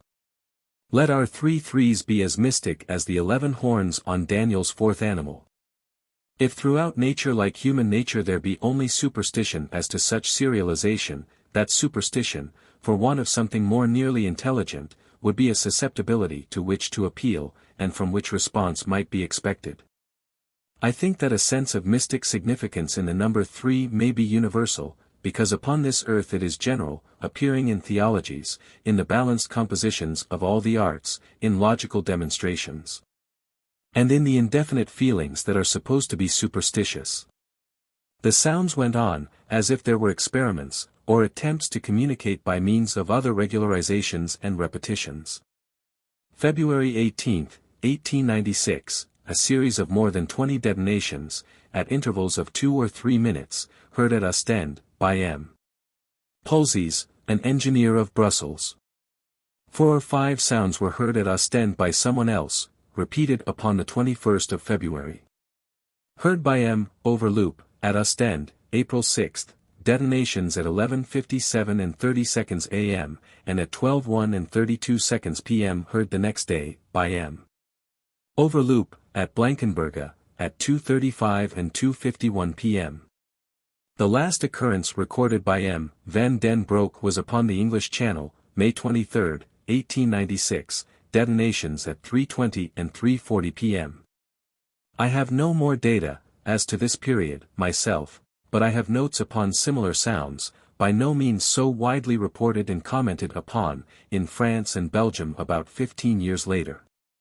One notices that the old earthquake explanation as to these sounds has not appeared. But there were other phenomena in England, in this period, and to considerable degree they were conventionally explained. They were not of the type of the Belgian phenomena, and, because manifestations were seen and felt, as well as heard, they were explained in terms of meteors and earthquakes. But in this double explanation, we meet a divided opposition, and no longer are we held back by the uncompromising attempt by exclusionist science to attribute all disturbances of this earth's surface to a subterranean origin. The admission by Simons and Fordham that we have recorded, as to occurrences of 1887 to 89, has survived. The earliest of the accounts that I have read of the quakes in the general region of Worcester and Hereford, London Triangle, that associated with appearances in the sky, was published by 2 church wardens in the year 1661. As to occurrences of October, 1661, and is entitled, A True and Perfect Relation of the Terrible Earthquake. It is said that monstrous flaming things were seen in the sky, and that phenomena below were interesting. We are told, truly and perfectly, that Mrs. Margaret Petmore fell in labor and brought forth 3 male offsprings, all of whom had teeth and spoke at birth. Inasmuch as it is not recorded what the infant said, and whether in plain English or not, it is not so much an extraordinary birth such as, in one way or another, occurs from time to time, that affronts our conventional notions. As it is the idea that there could be relation between the abnormal in obstetrics and the unusual in terrestrics. The conventional scientist has just this reluctance toward considering shocks of this earth and phenomena in the sky at the same time. If he could accept with us that there often has been relation, the seeming discord would turn into a commonplace. But with us he would never again want to hear of extraordinary detonating meteors exploding only by coincidence over a part of this earth where an earthquake was occurring, or of concussions of this earth, time after time, in one small region. From meteors that, only by coincidence, happen to explode in one little local sky, time after time. Give up the idea that this earth moves, however, and coincidences many times repeated do not have to be lugged in. Our subject now is the supposed earthquake centering around Worcester and Hereford, December 17, 1896. But there may have been related events, leading up to this climax, signifying long duration of something in the sky that occasionally manifested relatively to this corner of the London Triangle. Mrs. Margaret Petmore was too sensational a person for our liking, at least in our colder and more nearly scientific moments, so we shall not date so far back as the time of her performance, but the so-called earthquakes of October 6, 1863, and of October 30, 1868, were in this region, and we had data for thinking that they were said to be earthquakes only because they could not be traced to terrestrial explosions. At 5:45 p.m., November 2, 1893, a loud sound was heard at a place 10 miles northeast of Worcester, and no shock was felt, nature, 49 to 245, however at Worcester and in various parts of the west of England and in Wales a shock was felt. According to James G. Wood, writing in Simon's Met.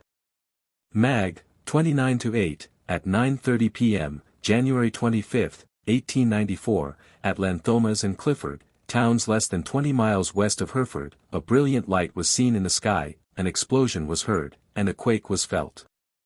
Half an hour later, something else occurred, according to Denning, Nature, 49 to 325, it was in several places, near Hereford and Worcester, supposed to be an earthquake. But, at Stokesay Vicarage, Shropshire, Simon's Met. Mag. 29 to 8, was seen the same kind of an appearance as that which had been seen at Lanthomas and Clifford, half an hour before, an illumination so brilliant that for half a minute everything was almost as visible as by daylight. In the English Mechanic, 74 to 155, David Packer calls attention to a strange meteoric light that was seen in the sky, at Worcester, during the quake of December 17, 1896. I should say that this was the severest shock felt in the British Isles, in the 19th century, with the exception of the shock of April 22, 1884, in the eastern point of the London Triangle. There was something in the sky. In Nature, 55 to 179, J. Lloyd Bosworth writes that, at Worcester, a great light was seen in the sky, at the time of the shock, and that, in another town, a great blaze had been seen in the sky. In Simon's Met. Mag. 31 to 180, are recorded many observations upon lights that were seen in the sky. In an appendix to his book, The Hereford Earthquake of 1896, Dr. Charles Davison says that at the time of the quake, 5:30 a.m., there was a luminous object in the sky, and that it traversed a large part of the disturbed area. He says that it was a meteor, and an extraordinary meteor that lighted up the ground so that one could have picked up a pin.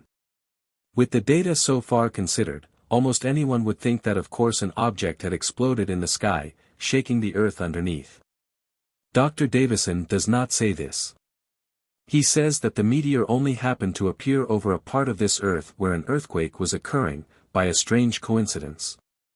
Suppose that, with ordinary common sense, he had not lugged in his strange coincidence, and had written that of course the shock was concussion from an explosion in the sky.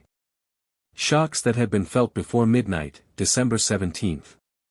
And at 1:30 or 1:45, 2, 3, 3:30, 4, 5, and 5:20, and then others at 5:40 or 5:45 and at 6:15 o'clock, and were they, too, concussions, but fainter and from remoter explosions in the sky, and why not?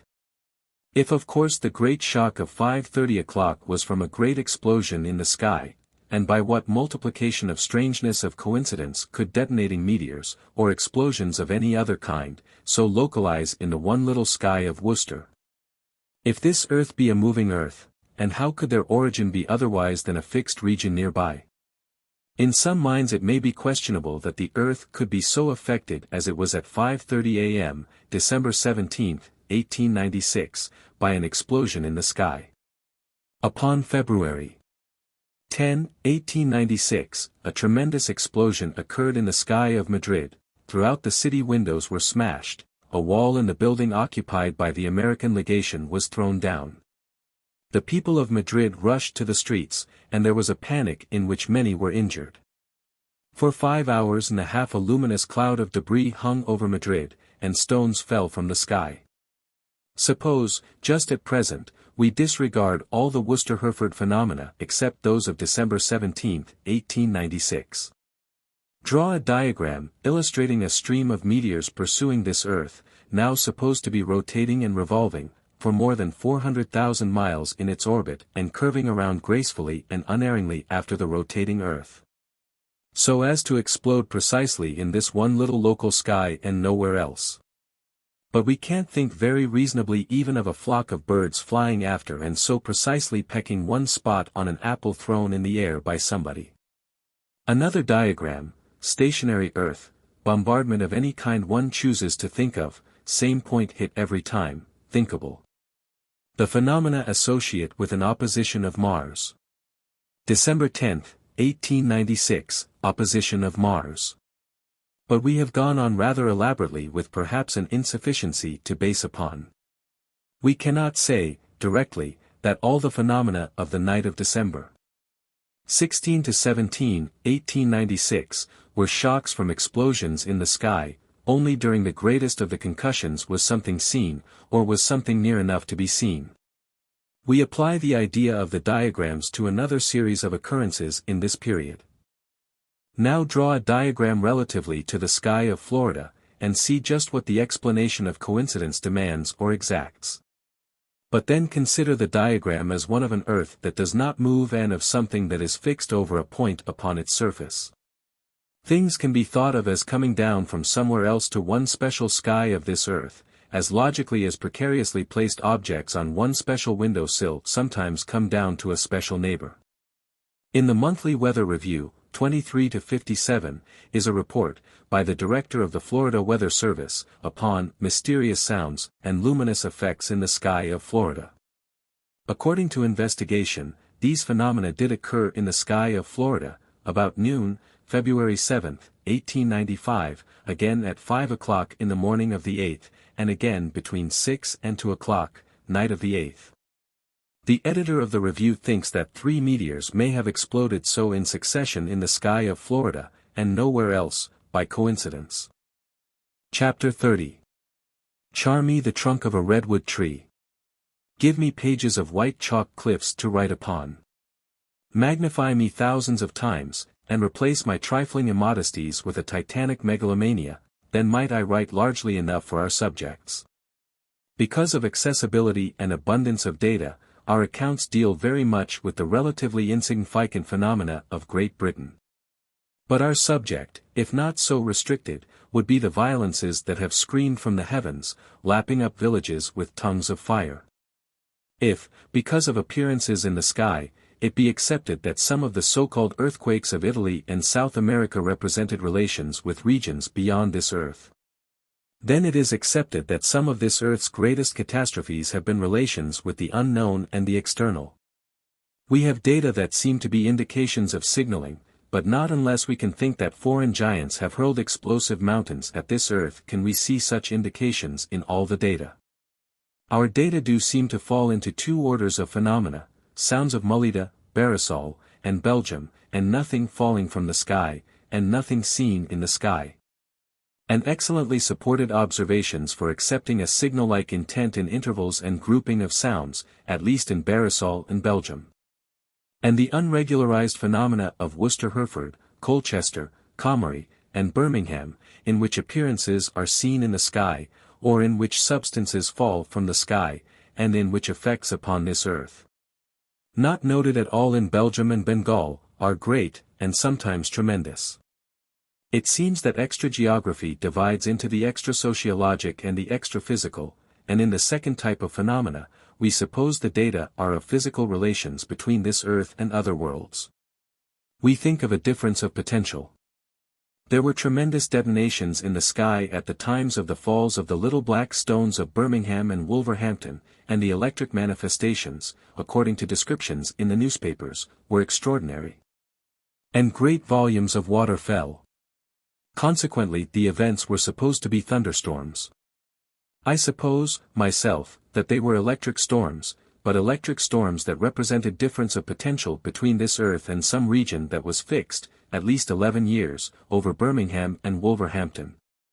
Bringing down stones and volumes of water from some other world, or bringing down stones, and dislodging intervening volumes of water, such as we have many data for thinking exist in outer space, sometimes in bodies of warm or hot water, and sometimes as great masses, or fields, of ice. Let 2 objects be generically similar, but specifically different in a relation that may be known as a difference of potential, though that term is usually confined to electric relations, generates between them. Quite as the Gulf Stream, though there are no reasons to suppose that there is such a Gulf Stream as one reads of, represents a relation between bodies of water heated differently, given any 2 worlds, alike in general constitution, but differing, say, electrically, and given proximity, we conceive of relations between them other than gravitational. But this cloistered earth, and its monkish science, shrinking from, denying, or disregarding, all data of external relations, except some one controlling force that was once upon a time known as Jehovah. But that has been renamed gravitation. That the electric exchanges that were recognized by the ancients, but that were anthropomorphically explained by them, have poured from the sky and have gushed to the sky, afferently and efferently. Between this earth and the nearby planets, or between this mainland and its San Salvadors, and have been recognized by the moderns, or the neo-ancients, but have been meteorologically and seismologically misconstrued by them. When a village spouts to the sky, it is said to have been caught up in a cyclone. When unknown substances fall from the sky, not much of anything is said upon the subject. Lost tribes and the nations that have disappeared from the face of this earth, that the skies have reeked with terrestrial civilizations, spreading out in celestial stagnations, where their remains to this day may be. The Mayans, and what became of them? Bones of the Mayans, picked white as frost by space scavengers, region to this day in a sterile luxuriance somewhere, spread upon existence like the pseudo-breath of death, crystallized on a sky pane. 3 times gaps wide and dark the history of Egypt, and that these abysses were gulfed by disappearances, that some of the eliminations from this earth may have been upward translations in functional suctions. We conceive of supervision upon this earth's development, but for it the names of Jehovah and Allah seem old-fashioned, that the equivalents of wrath, but like the storms of cells that, in an embryonic thing, invade and destroy cartilage cells. When they have outlived their usefulness, have devastated this earth's undesirables. Likely enough, or not quite likely enough, one of these earlier Egypts was populated by sphinxes, if one can suppose that some of the statuary still extant in Egypt were portraitures. This is good, though also not so good, orthodox evolutionary doctrine, that between types occur transitionals. That elimination and redistribution swept an earlier Egypt with suctions, because it was written, in symbols of embryonic law. That life upon this earth must form onward, and the crouching sphinx on the sands of Egypt, blinking the mysticism of her morphologic mixtures, would perhaps detain forever the less interesting type that was advancing. That often has clarification destroyed transitionals, that they shall not hold back development. One conceives of their remains, to this day, wafting still in the currents of the sky, floating avenues of frozen sphinxes, solemnly dipping in cosmic undulations, down which circulate processions of Egyptian mummies. An astronomer upon this earth notes that things in parallel lines have crossed the sun. We offer this contribution as comparing favorably with the works of any other historian. We think that some of the details may need revision, but that what they typify is somewhere nearly acceptable. Latitudes and longitudes of bones, not in the sky, but upon the surface of this earth. Baron Toll and other explorers have, upon the surface of this earth, kicked their way through networks of ribs and protrusions of skulls and stacks of vertebrae, as numerous as if from dead land they had sprouted there. Anybody who has read of these tracks of bones upon the northern coast of Siberia, and of some of the outlying islands that are virtually composed of bones cemented with icy sand, will agree with me that there have been cataclysms of which conventionality and standardization tell us nothing. Once upon a time, some unknown force translated, from somewhere, 1,000,000 animals to Colorado, where their remains now form great bone quarries. Very largely do we express a reaction against dogmatism, and sometimes we are not dogmatic, ourselves.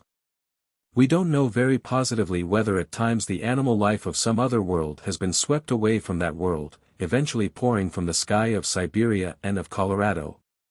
In some of the shockingest floods of mammoths from which spattered cats and rabbits, in cosmic scenery, or not. All that we can say is that when we turn to conventionality it is to blankness or suppression.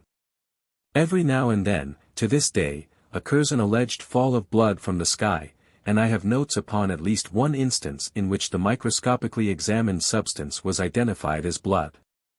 But now we conceive of intenser times, when every now and then a red cataract hung in the heavens like the bridal veil of the goddess of murder. But the science of today is a soporific like the idealism of Europe before the war broke out. Science and idealism, wings of a vampire that lulls consciousness that might otherwise foresee catastrophe. Showers of frogs and showers of fishes that occur to this day, that they are the dwindled representatives to this day of the cataclysms of intenser times when the skies of this earth were darkened by afferent clouds of dinosaurs. We conceive of intenser times, but we conceive of all times as being rhythmic times. We are too busy to take up alarmism, but, if Rome, for instance, never was destroyed by terrestrial barbarians, if we cannot very well think of Apaches seizing Chicago, extramundane vandals may often have swooped down upon this earth. And they may swoop again. And it may be a comfort to us, some day, to mention in our last gasp that we told about this. History, geology, paleontology, astronomy, meteorology, that nothing short of cataclysmic thinking can break down these united walls of exclusionism. Unknown monsters sometimes appear in the ocean. When, upon the closed system of normal preoccupations, a story of a sea serpent appears, it is inhospitably treated.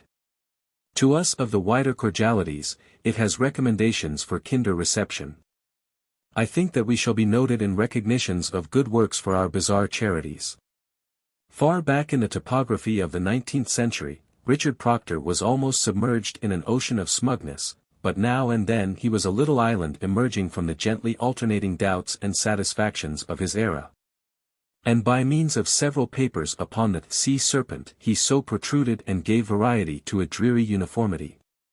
Proctor reviewed some of the stories of sea serpents. He accepted some of them. This will be news to some conventionalists. But the mystery that he could not solve is their conceivable origin.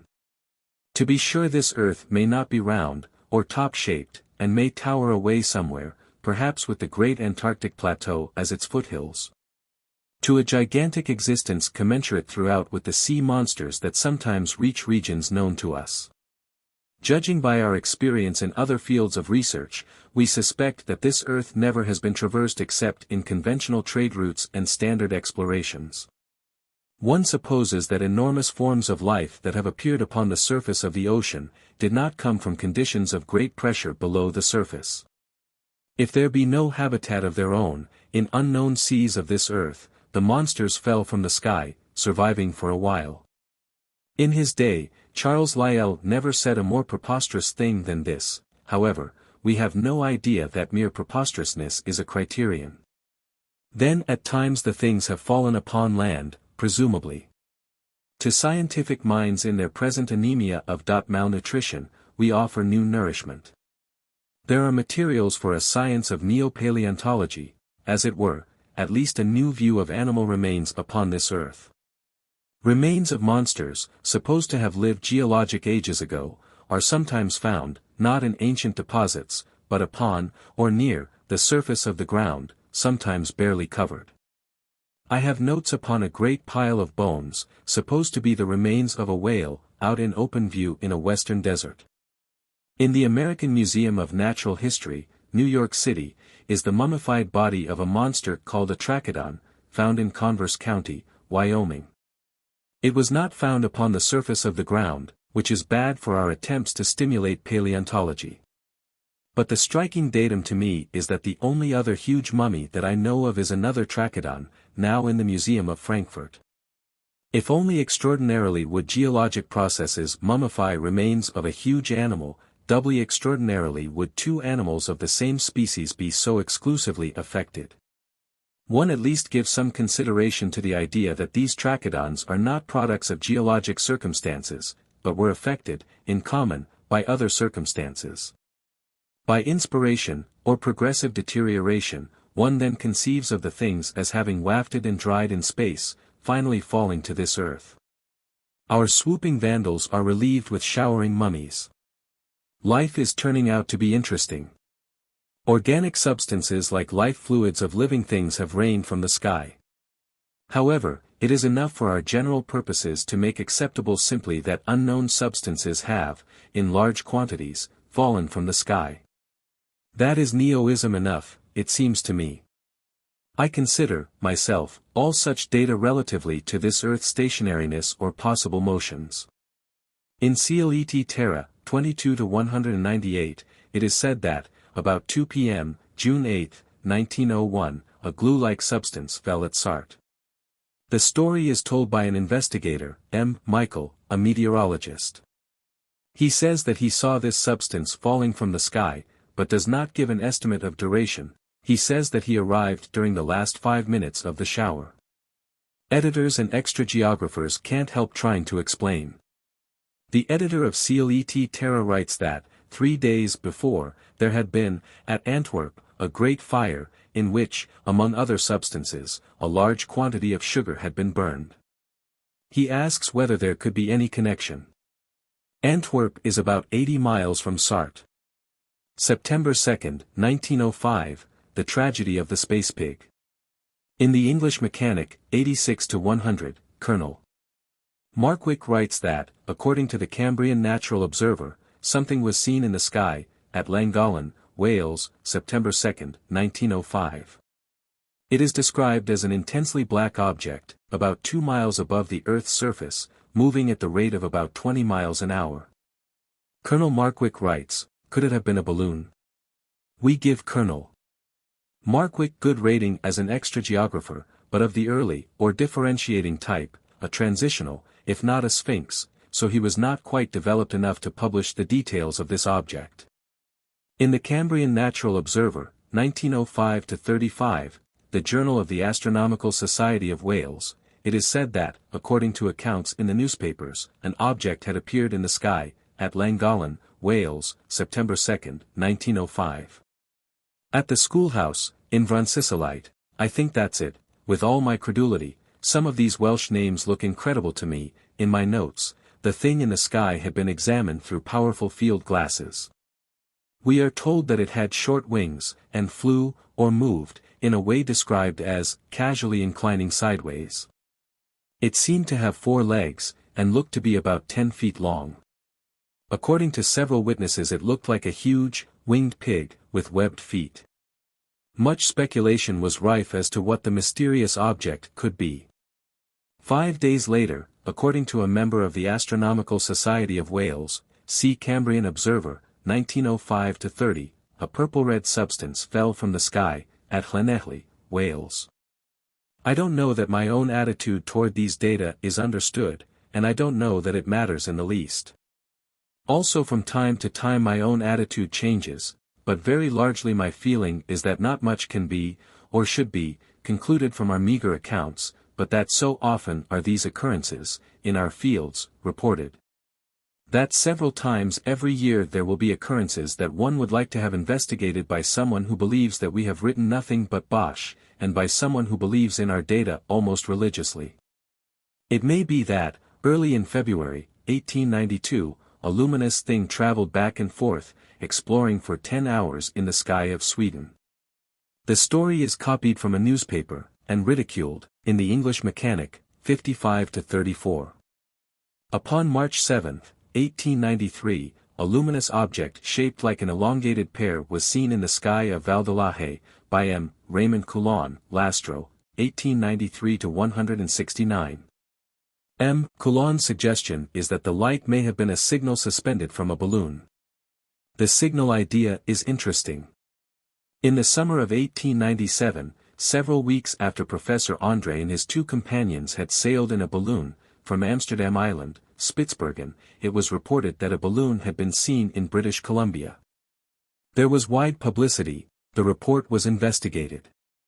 It may be that had a terrestrial balloon escaped from somewhere in the United States or Canada, or if there had been a balloon ascension at this time. The circumstances would have been reported. It may well be that the object was not André's balloon. President Bell, of the National Geographic Society, heard of this object, and heard that details had been sent to the Swedish Foreign Office, and cabled to the American minister, at Stockholm, for information. He publishes his account in the National Geographic magazine, 9-102. He was referred to the Swedish consul, at San Francisco. In reply to inquiry, the consul telegraphed the following data, which had been collected by the president of the Geographical Society of the Pacific. Statement of a balloon passing over the Horsefly Hydraulic Mining Camp, in Caribou, British Columbia, 52 degrees, 20, and longitude 120 degrees, 30. From letters of J. B. Robson, manager of the Caribou Mining Company, and of Mrs. William Sullivan, the blacksmith's wife, there, and a statement of Mr. John J. Newsom, San Francisco, then at camp. About 2 or 3 o'clock, in the afternoon, between 4th and 7th of August last, weather calm and cloudless, Mrs. Sullivan, while looking over the hydraulic bank, noticed a round, grayish-looking object in the sky, to the right of the sun. As she watched, it grew larger and was descending.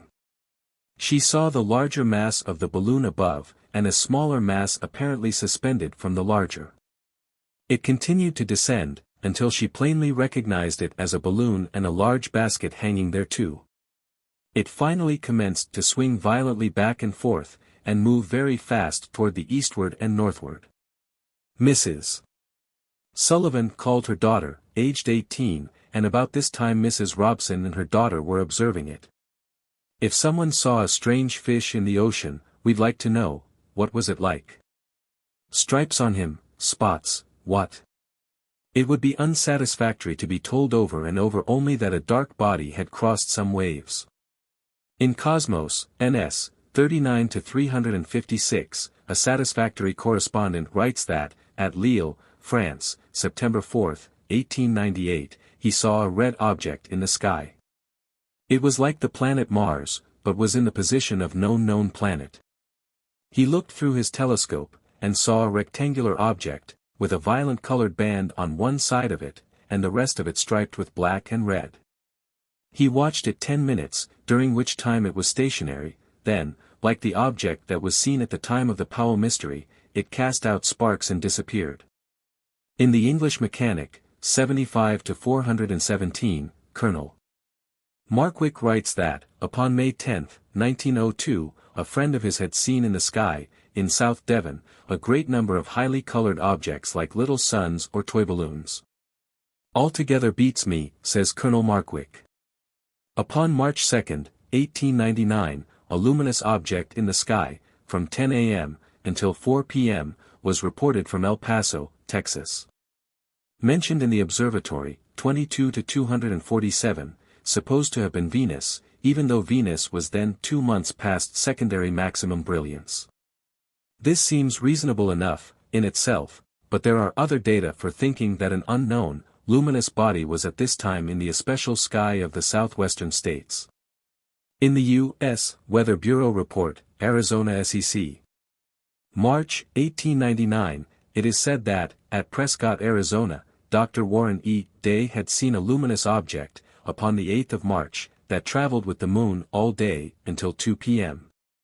It is said that, the day before, this object had been seen close to the moon, by Mr. G. O. Scott, at Tonto, Arizona. Dr. Day and Mr. Scott were voluntary observers for the Weather Review. This association with the moon and this localization of observation are puzzling. La Nature, Sup. November 11, 1899, that at Les Arches, France, upon the 28th of October, 1899, M. Gary had seen, at 4:50 p.m. a round, luminous object rising above the horizon. About the size of the moon. He watched it for 15 minutes, as it moved away, diminishing to a point. It may be that something from external regions was for several weeks in the especial sky of France. In La Nature, Sup. December 16, 1899, someone writes that he had seen, November 15, 1899, 7 p.m. at Durite, Dordogne, an object like an enormous star, at times white, then red, and sometimes blue, but moving like a kite. It was in the south. He had never seen it before.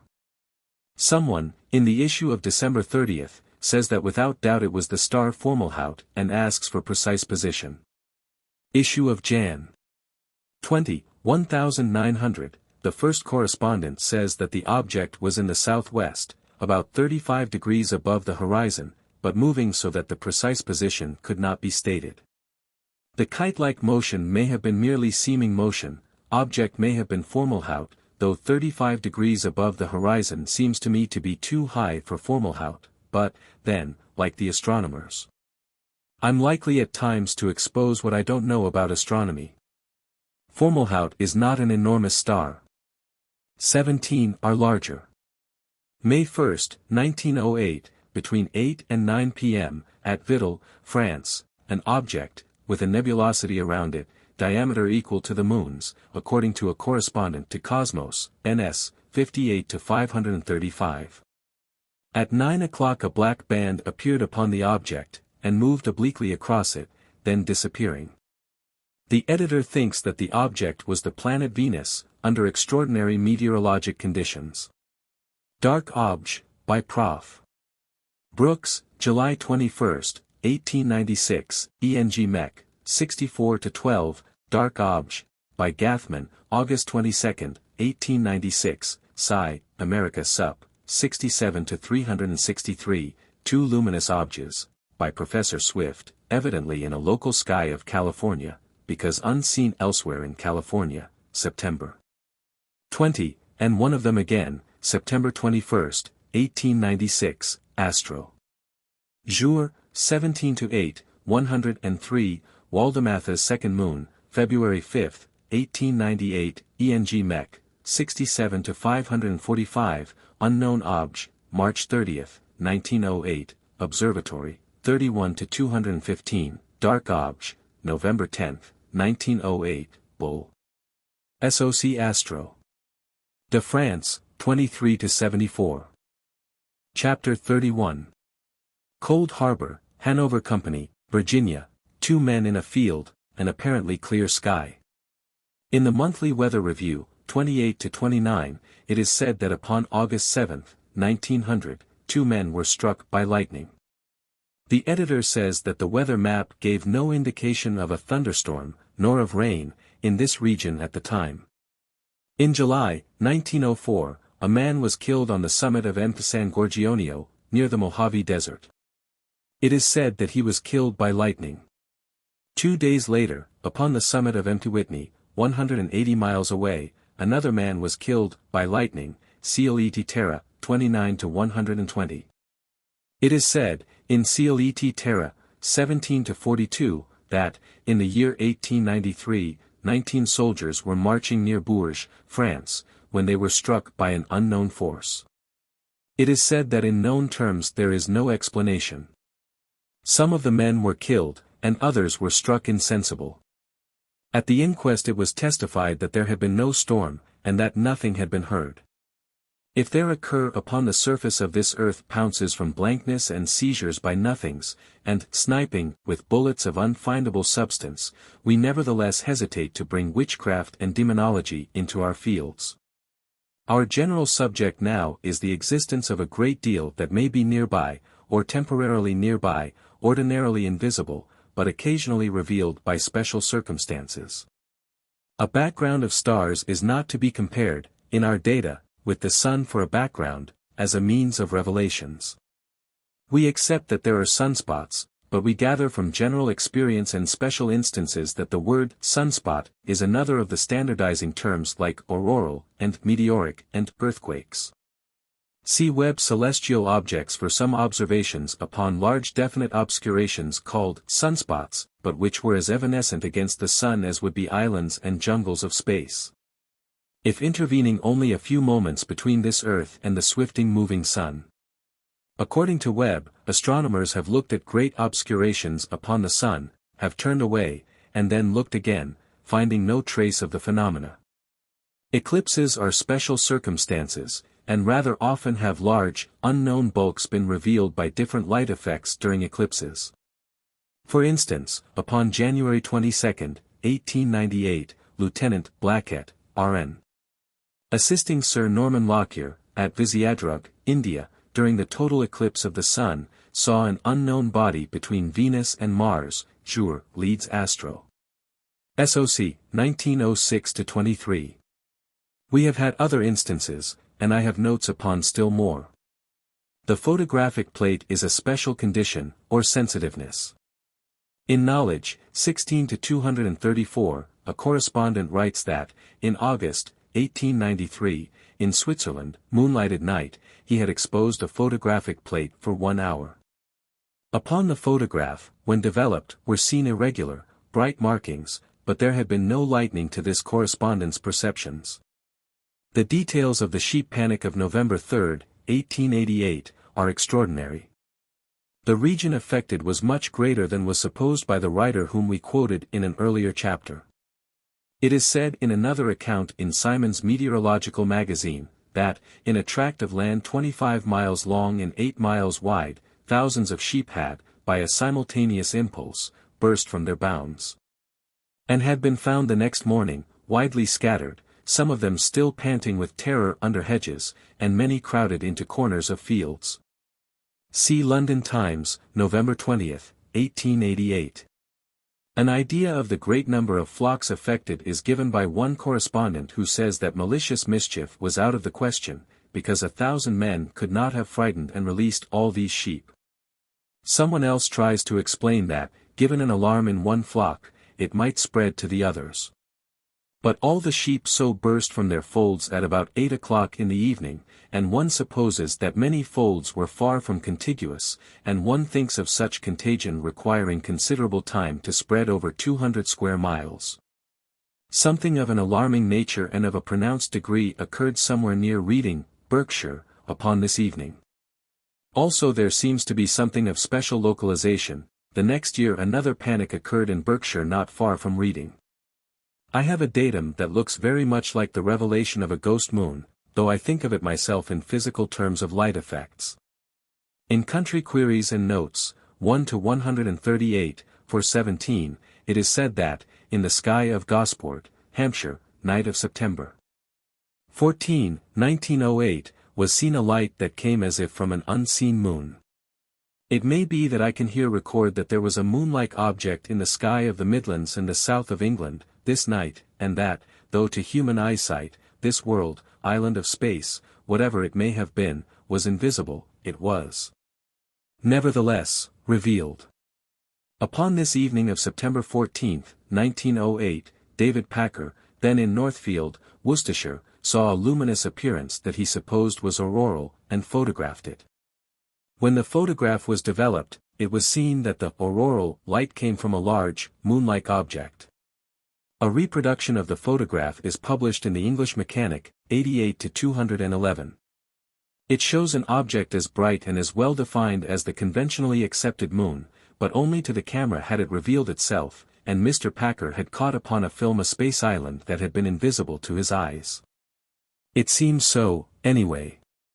In Country Queries and Notes, 1 to 328, it is said that, upon August 2, 1908, at Ballyconneely, Connemara coast of Ireland, was seen a phantom city of different-sized houses, in different styles of architecture, visible 3 hours. It is said that no doubt the appearance was a mirage of some city far away, but upon this earth, of course. This apparition is not of the type that we consider so especially of our own data. The so-called mirages that so especially interest us are interesting to us not in themselves, but in that they belong to the one order of phenomena or evidence that unifies so many fields of our data, that is, repetitions in a local sky, signifying the fixed position of something relatively to a small part of this earth's surface. We cannot think that mirages, terrestrial or extraterrestrial, could so repeat. But if in a local sky of this earth there be a fixed region, perhaps not a city, but something of rugged and featureful outlines, with projections that might look architectural, reflections from it, shadows, or Brocken specters repeating always in one special sky are thinkable except by the Chinese-minded who regard all our data as foreign devils. The writer in Country Queries and Notes says, circumstantial accounts have even been published of the city of Bristol being distinctly recognized in a mirage seen occasionally in North America. If we shall accept that anywhere in North America repeated representations of the same city or city-like scene have appeared in the same local sky, I prefer, myself, a foreign devil of a thought, and its significance, whether hellish or not. That this earth is stationary, to such a domestic vagrant of a thought as the idea that mirage could so pick out the city of Bristol, or any other city, over, and also invariably pick out for its screen the same local sky, thousands of miles, or 5 miles, away. In the English Mechanic, September 10, 1897, a correspondent to the Weekly Times and Echo, is quoted. He had just returned from the Yukon. Early in June, 1897, he had seen a city pictured in the sky of Alaska. Not one of us could form the remotest idea in what part of the world this settlement could be. Some guessed Toronto, others Montreal, and one of us even suggested Pekin. But whether this city exists in some unknown world on the other side of the North Pole, or not, it is a fact that this wonderful mirage occurs from time to time yearly, and we were not the only ones who witnessed the spectacle. Therefore it is evident that it must be the reflection of some place built by the hand of man. According to this correspondent, the mirage did not look like one of the cities named, but like some immense city of the past. In the New York Tribune, February 17, 1901, it is said that Indians of Alaska had told of an occasional appearance, as if of a city, suspended in the sky, and that a prospector, named Willoughby, having heard the stories, had investigated, in the year 1887. And had seen the spectacle. It is said that, having several times attempted to photograph the scene, Willoughby did finally at least show an alleged photograph of an aerial city. In Alaska, p.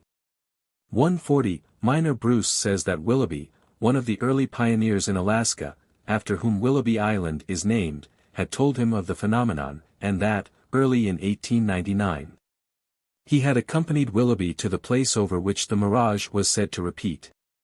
It seems that he saw nothing himself, but he quotes a member of the Duc d'Abruzzi's expedition to Mt. St. Elias, summer of 1897, Mr. C. W.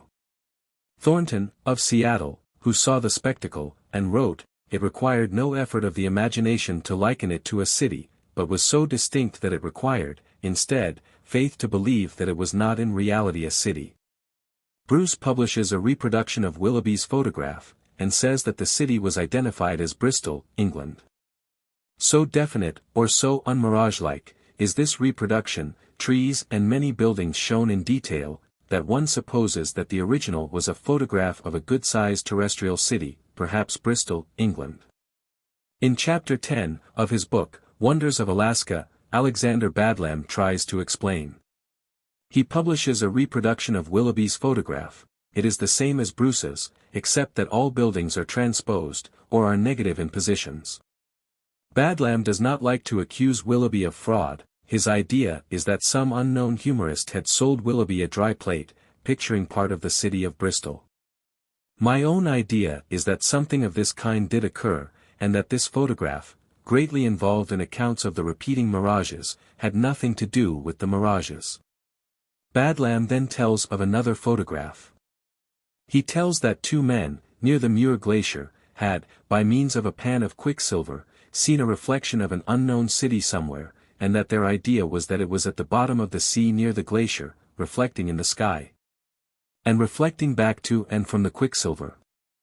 That's complicated. A photographer named Tabor then announced that he had photographed this scene, as reflected in a pan of quicksilver. Badlam publishes a reproduction of Tabor's photograph, or alleged photograph. This time, for anybody who prefers to think that there is, somewhere in the sky of Alaska, a great, unknown city, we have a most agreeable photograph, exotic-looking city. A structure like a coliseum, and another prominent building like a mosque, and many indefinite, mirage-like buildings.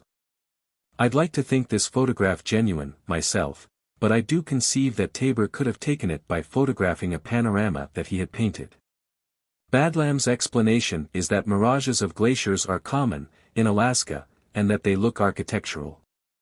Some years ago, I read 500 or 600 pounds of literature upon the Arctic, and I should say that far-projected mirages are not common in the Arctic, mere looming is common. Badlam publishes a photograph of a mirage of Muir Glacier. The looming points of ice do look Gothic, but they are obviously only loomings, extending only short distances from primaries, with no detachment from primaries, and not reflecting in the sky. For the first identification of the Willoughby photograph as a photograph of part of the city of Bristol, see the New York Times, October 20, 1889. That this photograph was somebody's hoax seems to be acceptable. But it was not similar to the frequently reported scene in the sky of Alaska, according to descriptions. In the New York Times, October 31, 1889, is an account, by Mr. L. B. French, of Chicago, of the spectral representation, as he saw it, near fair weather. We could see plainly houses, well-defined streets, and trees. Here and there rose tall spires over huge buildings, which appeared to be ancient mosques or cathedrals. It did not look like a modern city, more like an ancient European city. Jour, Roy. Met. SOC 27-158. That every year, between June 21 and July 10, a phantom city appears in the sky, over a glacier in Alaska. That features of it had been recognized as buildings in the city of Bristol, England, so that the mirage was supposed to be a mirage of Bristol. It is said that for generations these repeating representations had been known to the Alaskan Indians, and that, in May, 1901, a scientific expedition from San Francisco would investigate. It is said that, except for slight changes, from year to year, the scene was always the same. La Nature, 1901-1-303.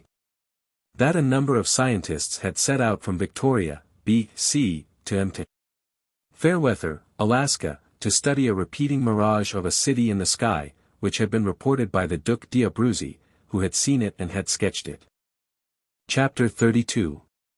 Night of December 7, 1900, for 70 minutes a fountain of light played upon the planet Mars. Professor Pickering, absolutely inexplicable, Sci. America, 84-179. It may have been a geyser of messages. It may be translated some day. If it were expressed in imagery befitting the salutation by a planet to its dominant, it may be known some day as the most heroic oration in the literature of this geosystem.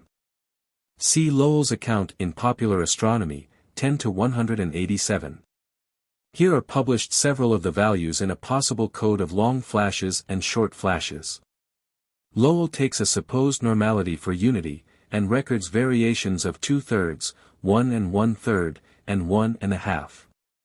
If there be, at Flagstaff, Arizona, records of all the long flashes and short flashes that were seen, for 70 minutes, upon this night of December 7, 1900, it is either that the greetings of an island of space have been hopelessly addressed to a continental stolidity, or there will have to be the descent, upon Flagstaff, Arizona, by all the amateur Champollions of this earth.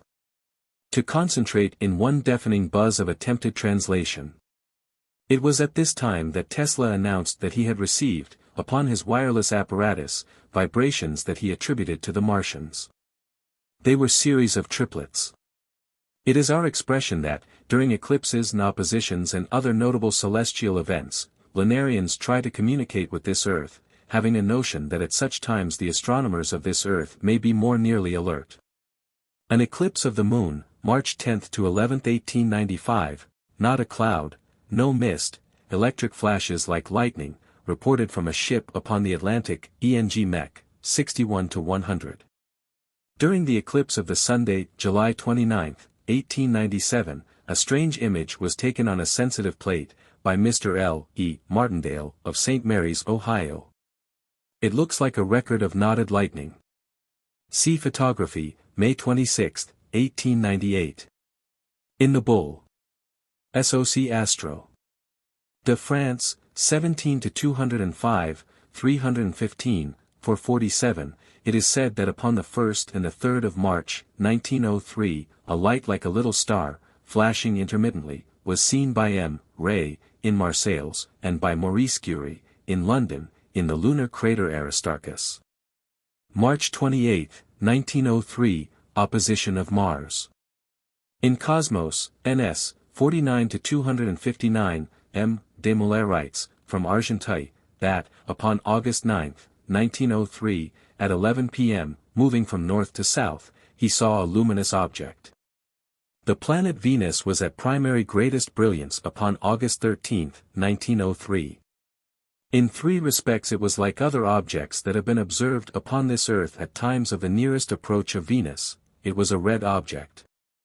It appeared only in a local sky, and it appeared in the time of the visibility of Venus. With M. Desmoulins were 4 persons, one of whom had field glasses. The object was watched 20 minutes, during which time it traveled a distance estimated at 5 or 6 kilometers. It looked like a light suspended from a balloon, but, through glasses, no outline of a balloon could be seen, and there were no reflections of light as if from the opaque body of a balloon. It was a red body, with greatest luminosity in its nucleus. The editor of Cosmos writes that, according to other correspondents, this object had been seen, at 11 p.m., July 19 and 26, at Chatou. Argenteuil and Chatou are 4 or 5 miles apart, and both are about 5 miles from Paris. All 3 of these dates were Sundays, and even though nothing like a balloon had been seen through glasses, one naturally supposes that somebody near Paris had been amusing himself sending up fire balloons, Sunday evenings. The one great resistance to all that is known as progress is what one naturally supposes. In the English Mechanic, 81-220, Arthurmy writes that several persons, in the neighborhood of Cardiff, had, upon the night of March 29, 1905, seen in the sky, an appearance like a vertical beam of light. Which was not due, they say, to a searchlight, or any such cause. There were other observations, and they remind us of the observations by Noble and Bradgate, August 28 to 29, 1883, then upon an object that cast a light like a searchlight. This time an association between a light like a searchlight, and a luminosity of definite form. In the Cambrian Natural Observer, 1905-32, are several accounts of a more definite-looking appearance that was seen, this night, in the sky of Wales, like a long cluster of stars, obscured by a thin film or mist. It was seen at the time of the visibility of Venus, then an evening star, about 10 p.m. It grew brighter, and for about half an hour looked like an incandescent light. It was a conspicuous and definite object, according to another description, like an iron bar, heated to an orange-colored glow, and suspended vertically. 3 nights later, something appeared in the sky of Cherbourg, France, Laster Cherbourg, the thing that appeared, night after night, in the sky of the city of Cherbourg, at a time when the planet Venus was nearest, inferior conjunction April 26. 1905. Flammarion, in the Bull. SOC Astro. De France, 19-243, says that this object was the planet Venus. He therefore denies that it had moved in various directions, saying that the supposed observations to this effect were illusions. In L'Illustration, April 22, 1905, he tells the story in his own way, and says some things that we are not disposed to agree with, but also he says that the ignorance of some persons is inenarrable. In Cosmos, N.S. 42-420, months after the occurrence, it is said that many correspondents had written to inquire as to Laster Cherbourg. The editor gives his opinion that the object was either Jupiter or Venus. Throughout our Venus visitor expression, the most important point is appearance in a local sky. That unifies this expression with other expressions, all of them converging into our general extrageographic acceptances. The editor of Cosmos says that this object, which was reported from Cherbourg, was reported from other towns as well. He probably means to say that it was seen simultaneously in different towns. For all guardians of this Earth's isolation, this is a convenient thing to say. The conclusion then is that the planet Venus, exceptionally bright, was attracting unusual attention generally. And that there was nothing in the especial sky of Cherbourg. But we have learned that standardizing disguisements often obscure our data in later accounts, and we have formed the habit of going to contemporaneous sources. We shall find that the newspapers of the time reported a luminous object that appeared, night after night, only over the city of Cherbourg, as the name by which it was known indicates. It was a reddish object. The editor of Cosmos explains that atmospheric conditions could give this coloration to Venus.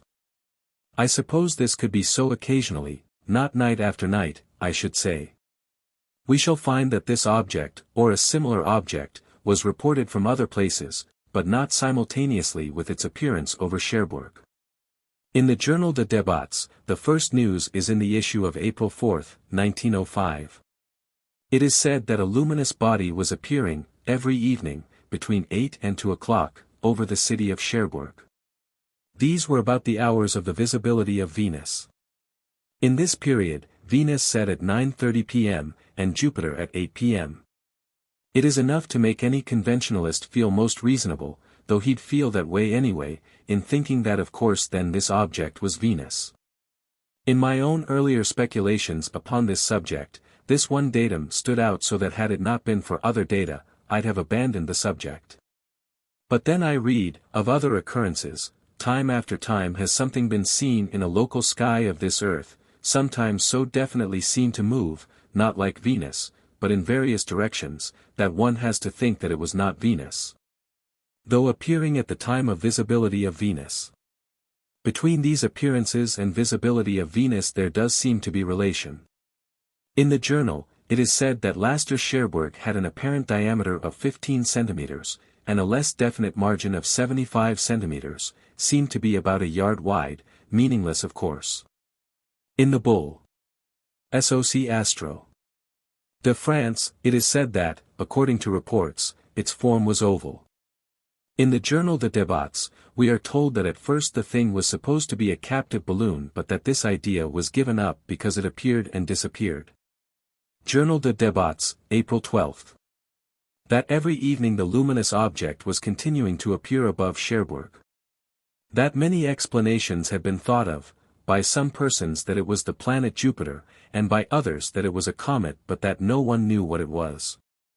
The comet explanation is of course ruled out. The writer in the journal expresses regret that neither the Meteorological Bureau nor the Observatory of Paris had sent anybody to investigate, but says that the Préfet Maritime of Cherbourg had commissioned a naval officer to investigate. In Le Temps, of the 12th, is published an interview with Flammarion, who complains some more against general ininarrableness, and says that of course the object was Venus. The writer in Le Temps says that soon would the matter be settled, because the commander of a warship had undertaken to decide what the luminous body was. Le Figaro, April 13. The report of Commander de Carrillis, of the Chassel Plaubit, that the position of Laster Cherbourg was not the position of Venus, and that the disk did not look like the crescentic disk of Venus, but that the observations had been made from a vessel, under unfavorable conditions, and that the commander and his colleagues did not offer a final opinion. I think that there was ininarrableness all around. Given visibility, I can't think what the unfavorable conditions could have been. Given, however, observations upon something that all the astronomers in the world would say could not be, one does think of the dislike of a naval officer, who, though he probably knew right ascension from declination, was himself no astronomer. To commit himself. In Le Temps and other newspapers published in Paris, it is said that, according to the naval officers, the object might have been a comet, but that they would not positively commit themselves to this opinion either.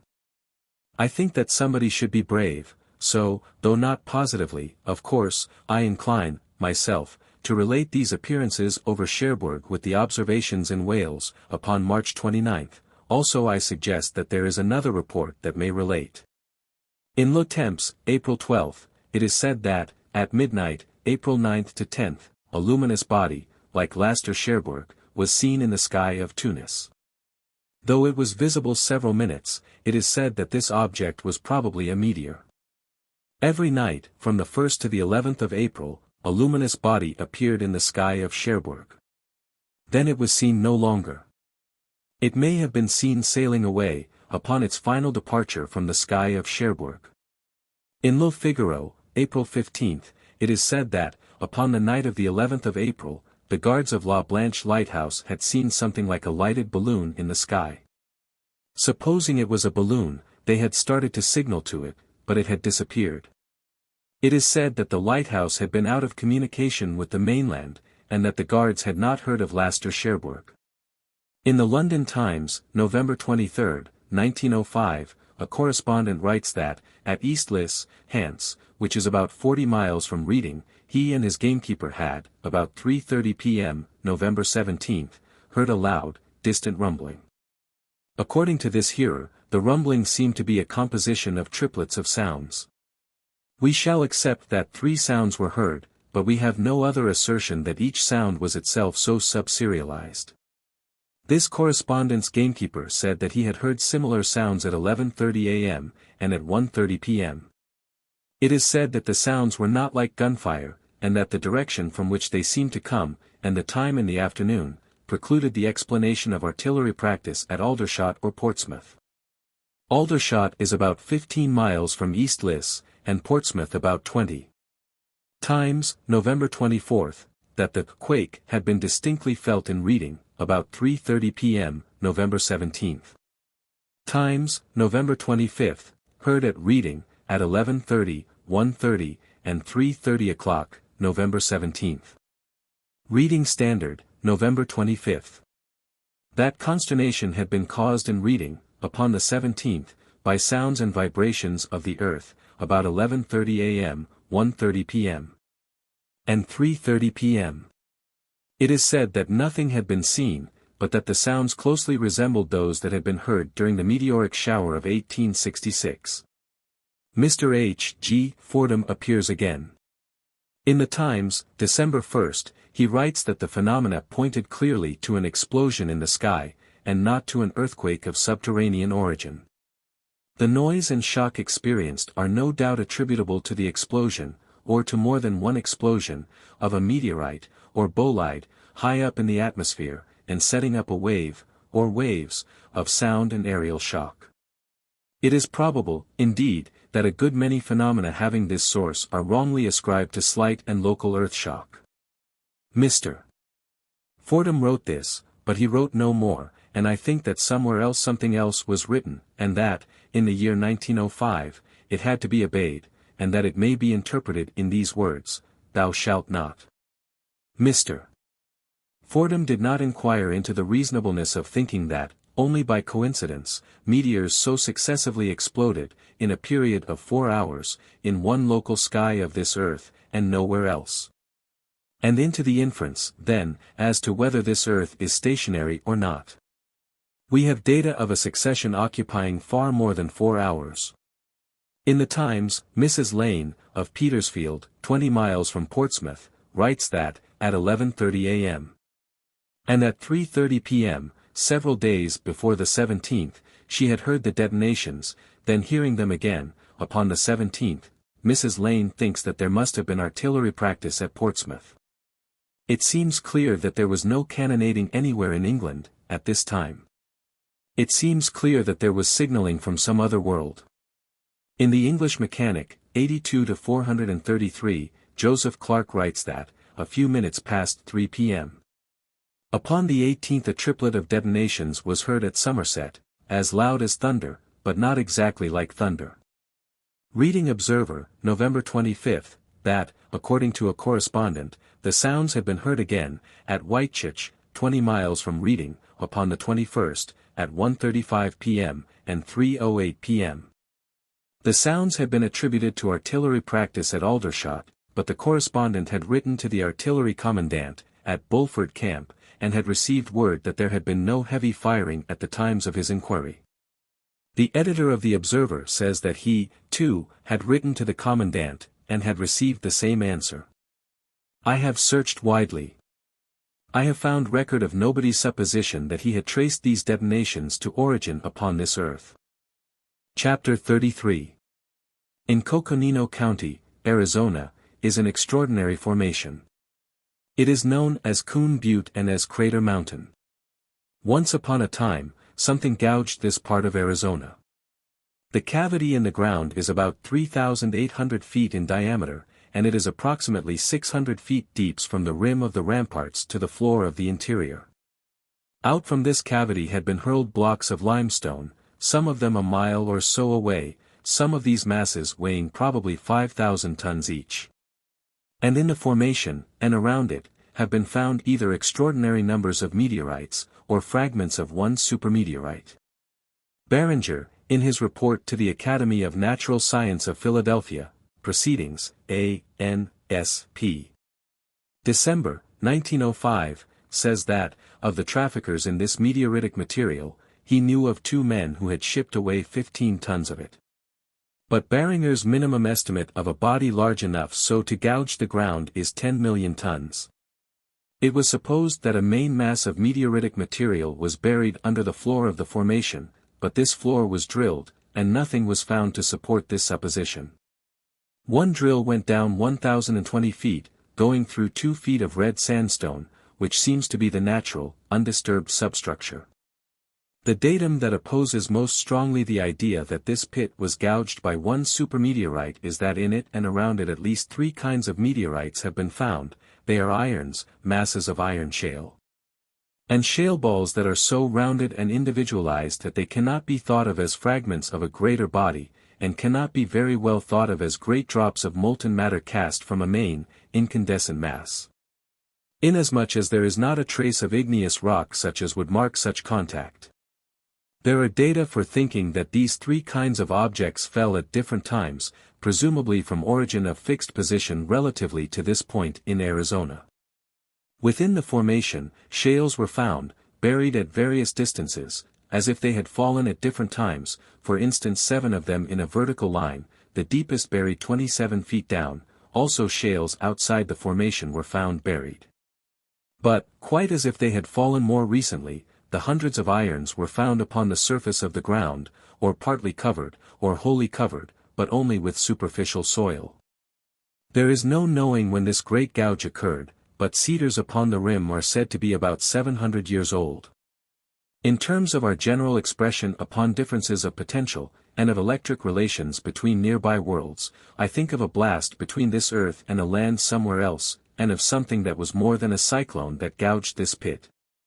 Other meteorites have been found in Arizona, the 85-pound iron that was found at Weaver, near Wickenburg, 130 miles from Crater Mountain, in 1898, and the 960-pound mass, now in the National Museum, said to have been found at Peach Springs, 140 miles from Crater Mountain. These 2 irons indicate nothing in particular. But, if we accept that somewhere else in Arizona there is another deposit of meteorites, also extraordinarily abundant, such abundance gives something of commonness of nature if not of commonness of origin to 2 deposits. There are several large irons known as the Tucson meteorites, one weighing 632 pounds and another 1,514 pounds, now in museums. They came from a place known as Iron Valley, in the Santa Rita Mountains, about 30 miles south of Tucson, and about 200 miles from Crater Mountain. Iron Valley was so named because of the great number of meteorites found in it. According to the people of Tucson, this fall occurred about the year 1660. See America Jour, Sci. 2-13-290. Upon June 24, 1905, Barringer found, upon the plain, about a mile and a half northwest of Crater Mountain, a meteorite of a 4th kind. It was a meteoritic stone, as different from all the other specimens as one specimen could be from another. Barringer thinks that it fell, about the 15th of January, 1904. Upon a night in the middle of January, 1904, 2 of his employees were awakened by a loud hissing sound, and saw a meteor falling north of the formation. At the same time, 2 Arizona physicians, north of the formation, saw the meteor falling south of them. For analysis and description of this object, see America Jour, Sci. 4-21-353. Barringer, who believes that once upon a time one supermeteorite, of which only a very small part has ever been found, gouged this hole in the ground, writes, that a small stony meteorite should have fallen on almost exactly the same spot on this Earth's surface as the great Cannon Diablo iron meteorite fell many centuries ago, is certainly a most remarkable coincidence. I have stated the facts as accurately as possible, and I have no opinion to offer, as to whether or not these involve anything more than a coincidence. Other phenomena in Arizona. Upon February 24, 1897, a great explosion was heard over the town of Tombstone. It is said that a fragment of a meteor fell at St. David, Monthly Weather Review, 1897-56. Yarnell, Arizona, September 12, 1898, a loud, deep, thundering noise that was heard between noon and 1 p.m., the noise proceeded from the Granite Range, this side of Prescott. From all accounts, a large meteor struck the Earth at this time. U.S. Weather Bureau Report, Arizona. Section, September, 1898. Upon July 19, 1912, at Holbrook, Arizona, about 50 miles from Crater Mountain, occurred a loud detonation in one of the most remarkable falls of stones recorded. See America Jour, Sci. 4-34-437. Some of the stones are very small. About 14,000 were collected. Only twice, since the year 1800, have stones in greater numbers fallen from the sky to this earth, according to conventional records. About a month later, August 18, there was another concussion at Holbrook. This was said to be an earthquake. Bull. Cease. SOC America, 1-209. Chapter 34. The climacteric opposition of Mars, of 1909, the last in our records, the next will be in 1924. August 8, 1909, C. Cour, Jour, Met. SOC, NS. 35-299, flashes in a clear sky that were seen in Epsom, Surrey, and other places in the southeast of England. They could not be attributed to lightning in England. The writer in the journal finds that there was a storm in France, more than 100 miles away. For an account of these flashes, tabulated at Epsom, Night Fine and Starlight, see Simon's Met. Mag. 44-148. During each period of 5 minutes, from 10 to 11:15 p.m., the number of flashes 1614203115261220301827221412102185311010. With such a time basis, I can see no possibility of detecting anything of a code-like significance. I do see development. There were similar observations at times in the favorable oppositions of Mars of 1875 and 1877. In 1892, such flashes were noted more particularly. Now we have them noted and tabulated, but upon a basis that could be of interest only to meteorologists. If they shall be seen in 1924, we may have observation, tabulation, and some marvelously different translations of them. After that there will be some intolerably similar translations, suspiciously delayed in publication. September 23, 1909, Opposition of Mars. Throughout our data, we have noticed successions of appearances in local skies of this Earth, that indicate that this Earth is stationary, but that also relate to nearest approaches of Mars. Upon the night of December 16-17, 1896, concussion after concussion was felt at Worcester, England. A great meteor was seen at the time of the greatest concussion. Mars was 7 days past opposition.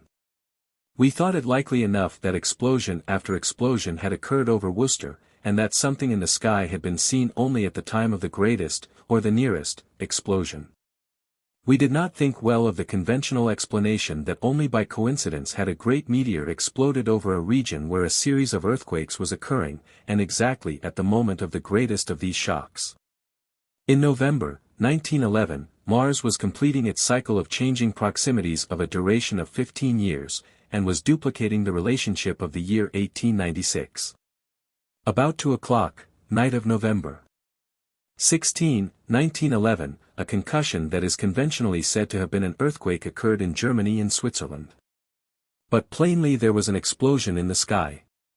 In the Bulletin of the Seismological Society of America, 3-189, Count Montessus de Ballor writes that he had examined 112 reports upon flashes and other luminous appearances in the sky that had preceded the earthquake by a few seconds. He concludes that a great meteor had only happened to explode over a region where, a few seconds later, there was going to be an earthquake. It therefore seems highly probable that the earthquake coincided with a fall of meteors or of shooting stars. The duplication of the circumstances of December, 1896, continues. If of course this concussion in Germany and Switzerland was the effect of something that exploded in the sky, of what were the concussions that were felt later, the effects? De Ballor does not mention anything that occurred later. But, a few minutes past midnight, and then again, at 3 o'clock, morning of the 17th, there were other, but slighter, shocks. Only at the time of the greatest shock was something seen in the sky. Nature, 88 to 117, that this succession of phenomena did occur. We relate the phenomena to the planet Mars, but also we ask, how, if most reasonably, all three of these shocks were concussions from explosions in the sky, if of course one of them was. Meteors could ever so hound one small region upon a moving Earth, or projectiles be fired with such specialization and preciseness.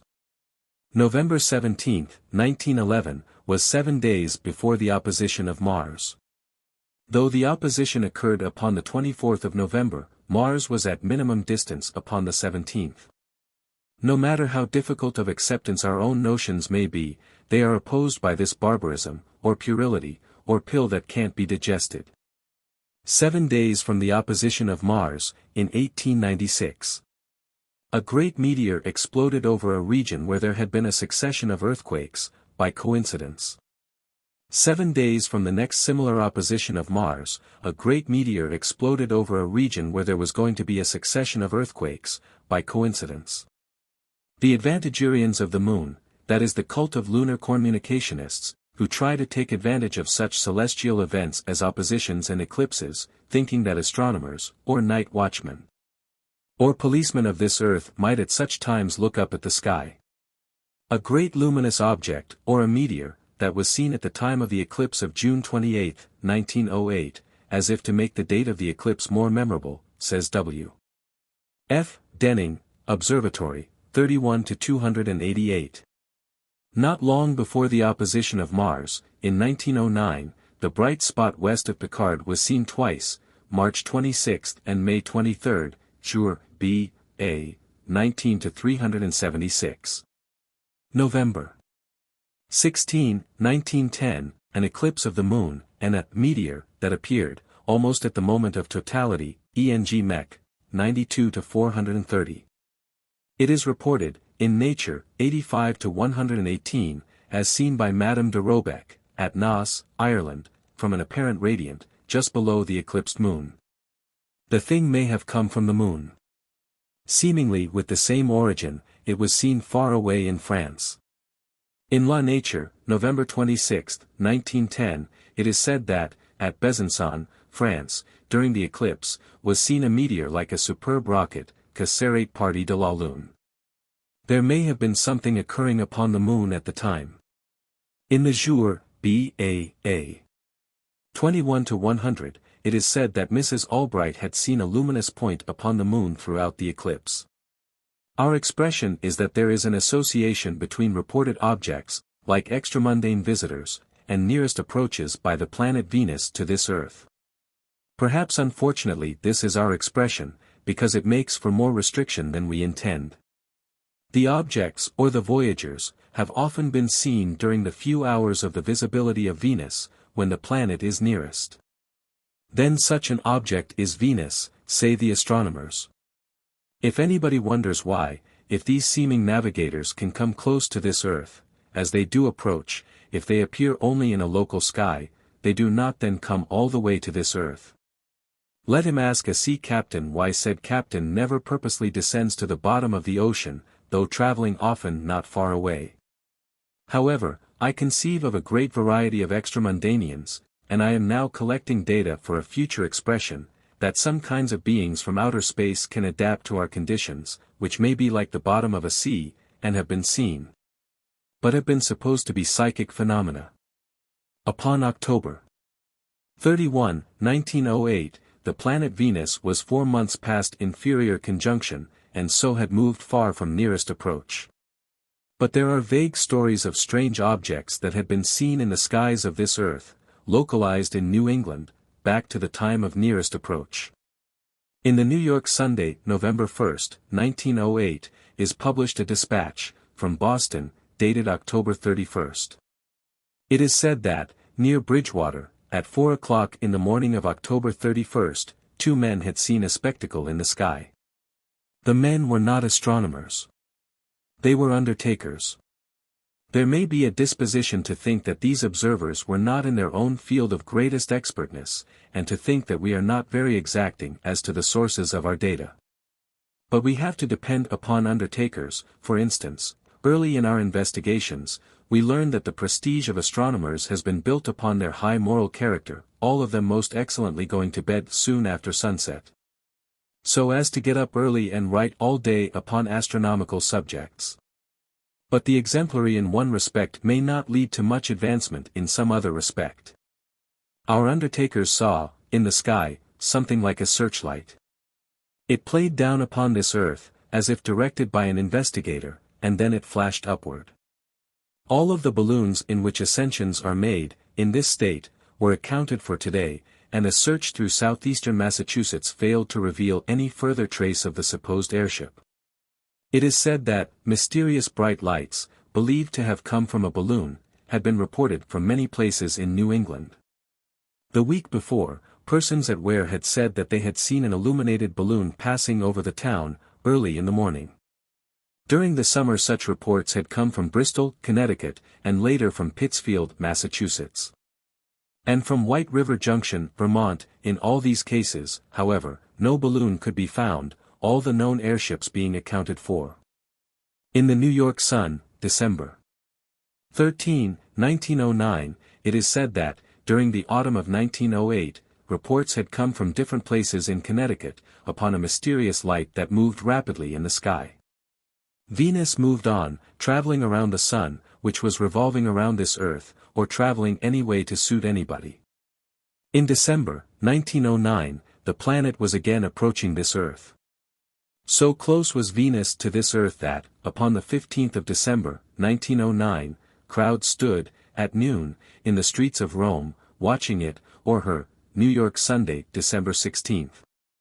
At 3 o'clock, afternoon of December 24, crowds stood in the streets of New York, watching Venus. New York Tribune, December 25.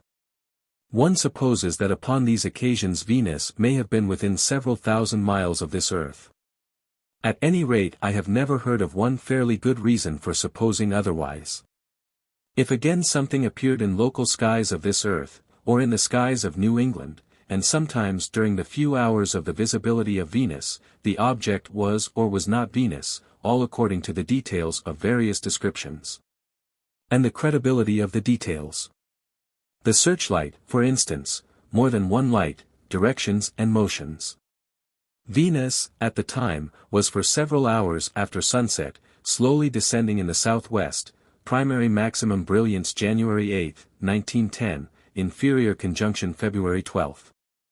There is an amusing befuddlement to clear away first. Upon the night of September 8, 1909, a luminous object had been seen sailing over New England, and sounds from it, like sounds from a motor, had been heard. Then Mr. Wallace Tillinghast, of Worcester, Massachusetts, announced that this light had been a lamp in his secret aeroplane, and that upon this night he had traveled, in said secret aeroplane, from Boston to New York, and back to Boston. At this time the longest recorded flight, in an aeroplane, was Farman's, of 111 miles, from Reims, August, 1909. And, in the United States, according to records, it was not until May 29, 1910, that Curtiss flew from Albany to New York City, making one stop in the 150 miles, however. So this unrecorded flight made some stir in the newspapers. Mr. Tillinghast meant his story humorously, of course. I mention it because, if anybody should look the matter up, he will find the yarn involved in the newspaper accounts. If nothing else had been seen, Mr.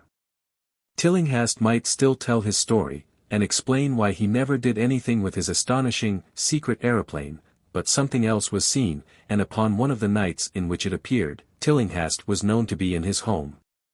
According to the New York Tribune, December 21, 1909, Immigration Inspector Ho, of Boston, had reported having seen, at 1 o'clock in the morning of December 20, a bright light passing over the harbor, and had concluded that he had seen an airship of some kind.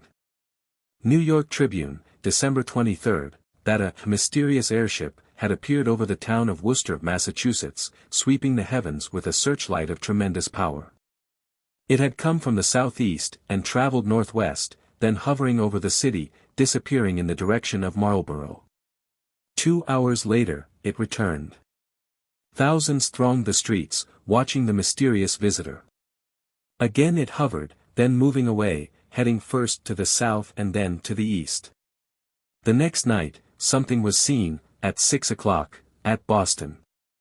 The searchlights shot across the sky line. As it flew away to the north, queries began to pour into the newspaper offices and the police stations, regarding the remarkable visitation. It is said that an hour and a half later, an object that was supposed to be an airship with a powerful searchlight, appeared in the sky, at Willimantic, Connecticut, hovering over the town about 15 minutes. In the New York Sunday, December 24th, are more details. It is said that, at Willimantic, had been seen a large searchlight, approaching from the east, and that then dark outlines of something behind the searchlight had been seen. Also, in the Sun, it is said that whatever it may have been that was seen at Boston, it was a dark object, with several red lights and a searchlight, approaching Boston from the west, hovering for 10 minutes, and then moving away westward. From Lynn, Massachusetts, it was described as a long black object, moving in the direction of Salem, and then returning, at a high speed. It is said that the object had been seen at Marlborough, Massachusetts, 9 times since December 14. New York Tribune, Jan.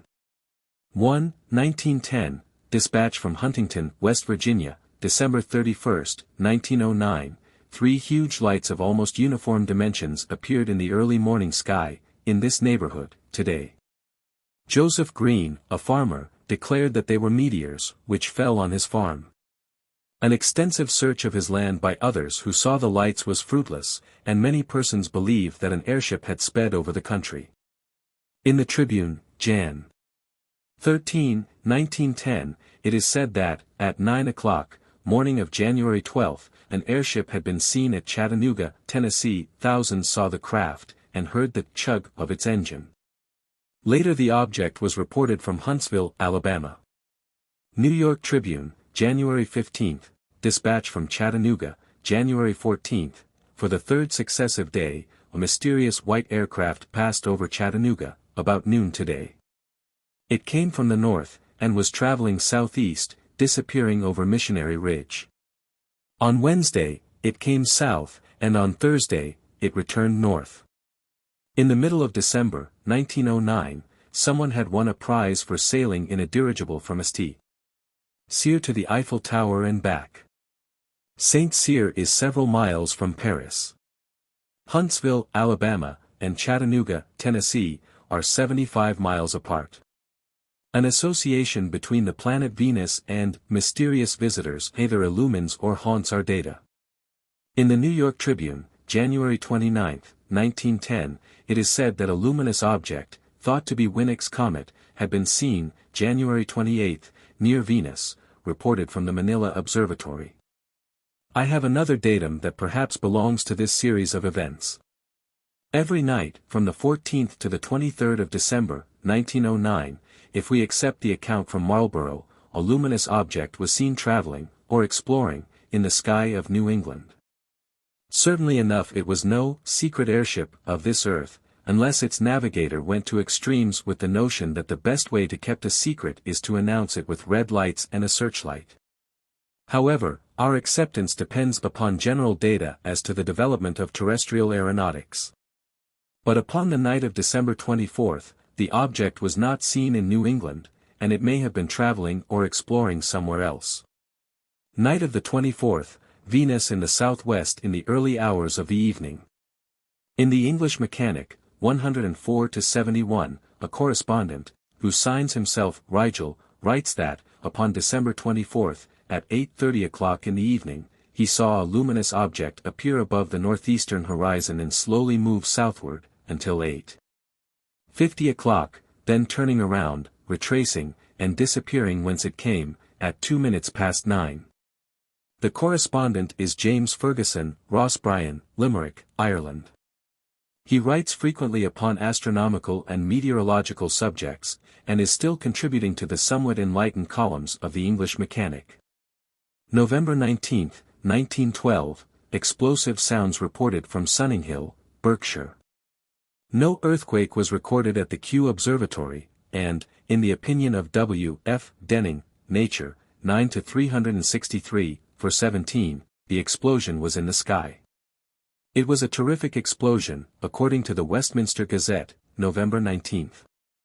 There was either one great explosion that rumbled and echoed for 5 minutes, or there were repeated detonations, resembling cannonading, like a tremendous discharge of big guns, according to reports from Abingdon, Lewes, and Epsom. Sunninghill is about 10 miles from Reading, and Abingdon is near Reading, but the sound was heard in London, and down by the English Channel, and even in the island of Alderney. In the Gazette, November 28, Sir George Fordham, H.G. Fordham, writes that, in his opinion, it was an explosion in the sky. He says, the phenomena of air shock never have, I believe, been very fully investigated. His admissions and his omissions remain the same as they have been since occurrences of the year 1889. He does not mention that, according to Philip T. Kenway, of Hambledon, near Godalming, about 30 miles southeast of Reading, the sounds were heard again the next day, from 1:45 to 2 p.m. Mr. Kenway thinks that there had been big gun firing at Portsmouth, West. Gaz, November 21. In the London Standard, a correspondent, writing from Dorking, say that the phenomena of the 19th were like concussions from cannonading, at regular intervals, at quick intervals, lasting some seconds each time, for 5 minutes, by the clock. It develops that Reading was the centre over which the detonations occurred. In the Westminster Gazette, November 30, it is said that the shocks had been felt in Reading, upon the 19th, 20th, and 21st. Only from Reading have I record of phenomena upon the 21st. Mr. H. L. Hawkins, lecturer in geology, of the Reading University, writes that according to his investigations there had been no gun firing in England, to which the detonations could be attributed. He says that Fordham's explanation was in accord with his own investigations, or that the detonations had occurred in the sky. He writes that, inasmuch as the detonations had occurred upon 3 successive days, a shower of meteors, of long duration, would have to be supposed. How he ever visualized that unerring shower, striking one point over this earth's surface, and nowhere else, day after day, if this earth be a rotating and revolving body, I cannot see.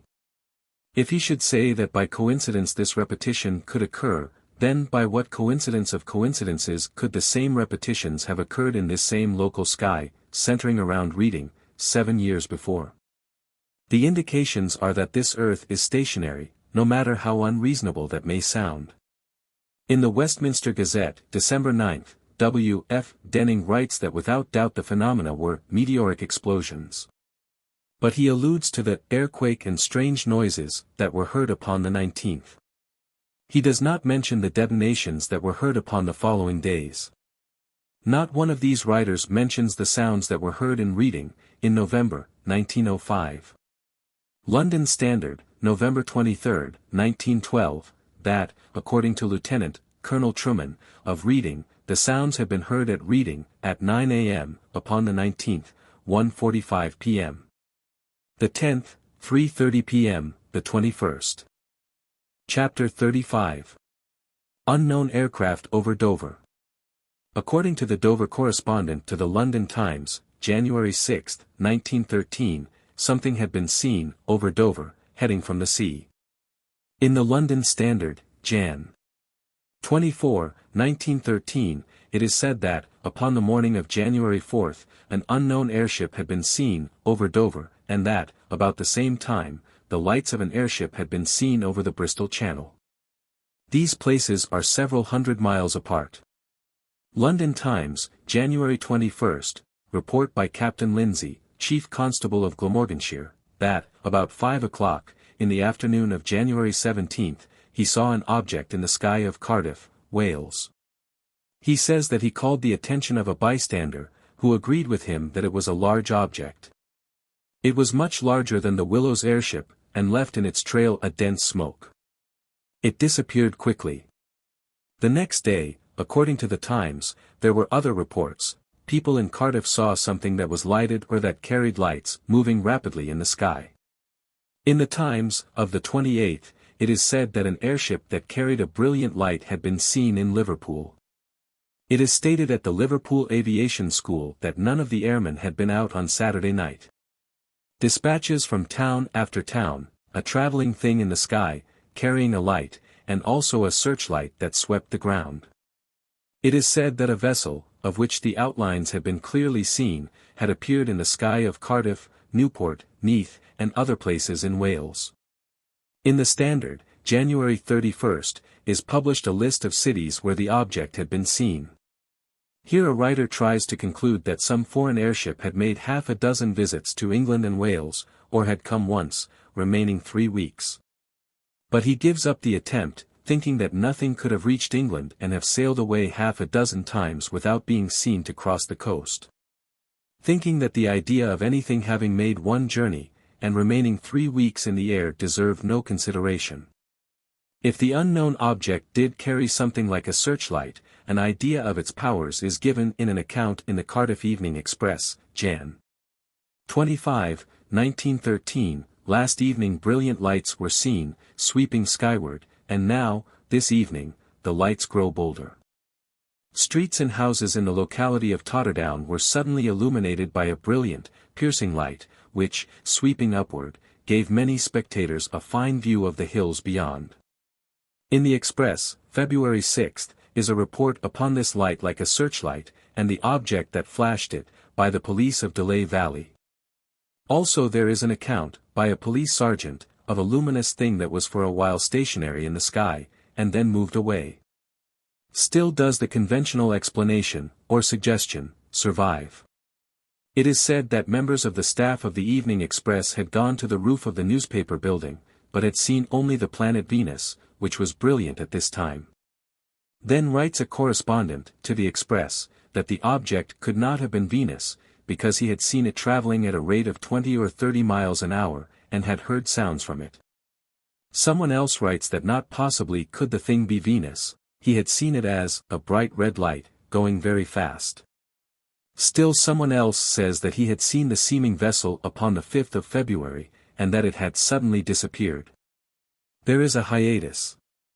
Between the 5th and the 21st of February, nothing like an airship was seen in the sky of England and Wales. If we can find that somewhere else something similar was seen in the sky, in this period, one supposes that it was the same object, exploring or maneuvering somewhere else. It seems however that there were several of these objects, because of simultaneous observations at places far apart. If we can find that, during the absence from England and Wales, similar objects were seen somewhere else, a great deal of what we try to think upon the subject will depend upon how far from Great Britain they were seen. It seems incredible that the planet Venus should deceive thousands of Britons, up to the 5th of February, and stop her deceptions abruptly upon that date, and then abruptly resume deceptions upon the 21st, in places at a distance apart. These circumstances oppose the idea of collective hallucinations, by which some writers in the newspapers tried to explain. If they were hallucinations, the hallucinations renewed collectively, upon the 21st, in towns 100 miles apart. One extraordinary association is that all appearances, except the first, were in the hours of visibility of Venus, then an evening star. Upon the night of the 21st, a luminous object was reported from towns in Yorkshire and from towns in Warwickshire, two regions about 100 miles apart, about 10 p.m. All former attempts to explain had been abandoned, and the general supposition was that German airships were maneuvering over England. But not a thing had been seen to cross the coast of England, though guards were patrolling the coasts, especially commissioned to watch for foreign airships. Sailors in the North Sea, and people in Holland and Belgium had seen nothing that could be thought a German airship sailing to or from England. A writer in flight takes up as especially mysterious the appearance far inland, in Warwickshire. Then came reports from Portsmouth, Ipswich, Hornsea, and Hull, but, one notes, no more, at this time, from Wales. Also in Ipswich, which is more than 100 miles from the towns in Warwickshire, and more than 100 miles from the Yorkshire towns, a luminous object was seen upon the night of the 21st. Ipswich Evening Star, February 25, something that carried a searchlight that had been seen upon the nights of the 21st and 24th, moving in various directions, and then dashing off at lightning speed, that, at Hunstanton, had been seen 3 bright lights traveling from the eastern sky, remaining in sight 30 minutes, stationary, or hovering over the town, and then disappearing in the northwest. Portsmouth Evening News, February 25, that soon after 8 p.m. evening of the 24th, had been seen a very bright light, appearing and disappearing, remaining over Portsmouth about 1 hour, and then moving away. Portsmouth and Ipswich are about 120 miles apart. In the London newspapers, it is said that, upon the evening of the 25th, crowds stood in the streets of Hull, watching something in the sky, the lights of which were easily distinguishable. Hull is about 190 miles northeast of Portsmouth. Hull Daily Mail, February 26, that a crowd had watched a light high in the air. It is said that the light had been stationary for almost half an hour and had then shot away northward.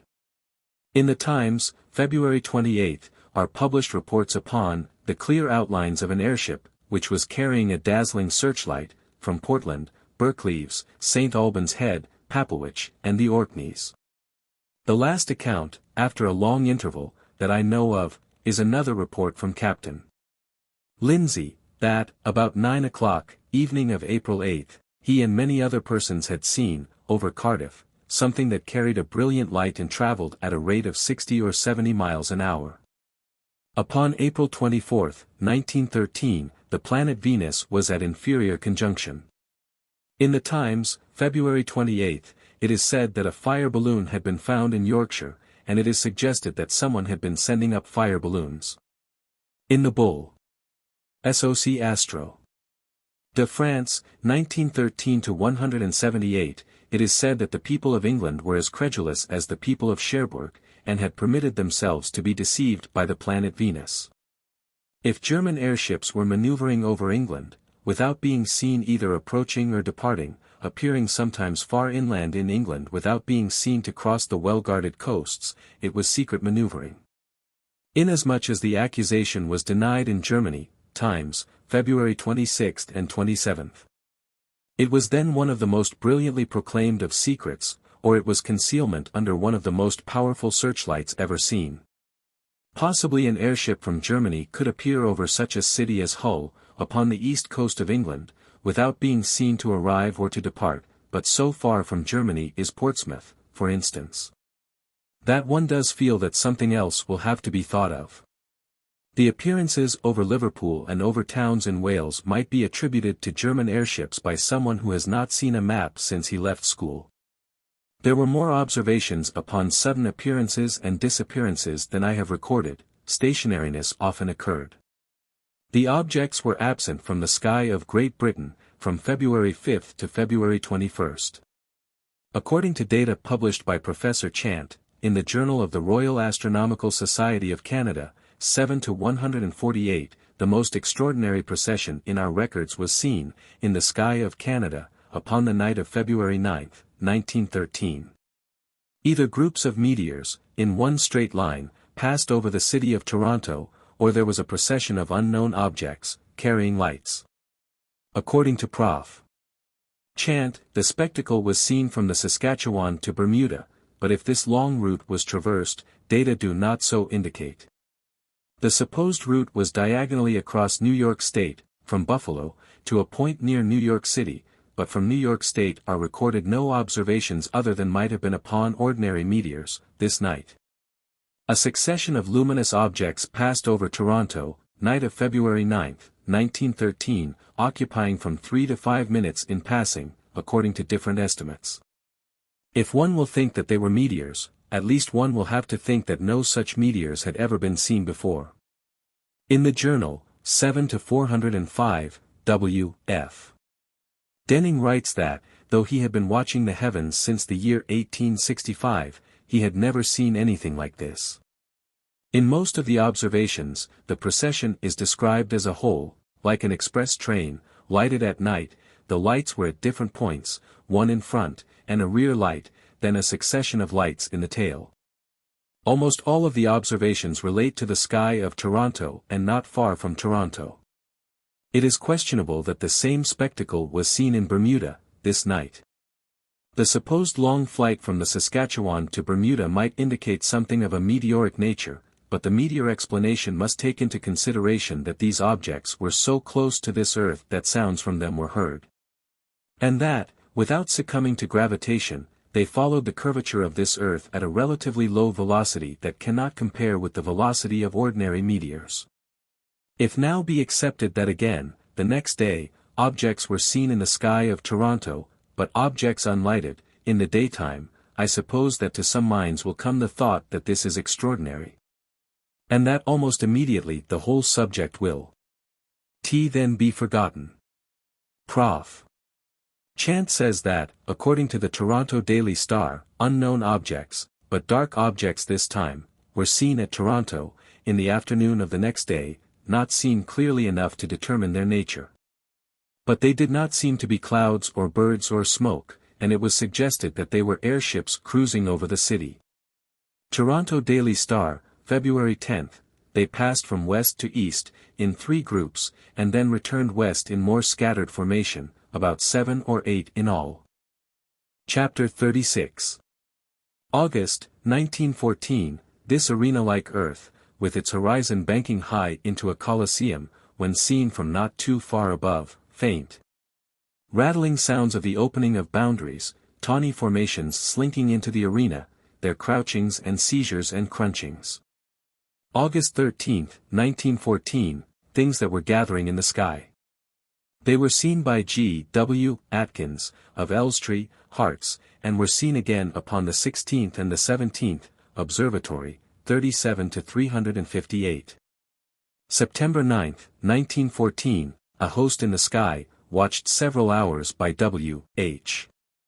Stevenson, Jour, B.A.A., 25 to 27. There were round appearances, but some of them were shaped like dumbbells. They were not seeds, snowflakes, insects, nor anything else that they should have been, according to Mr. Stevenson. He says that they were large bodies. October 10, 1914, a ship that was seen in the sky, or an absolutely black, spindle-shaped object, crossing the sun. It was seen, at Manchester, by Albert Buss, ENG Mech, 100 to 236.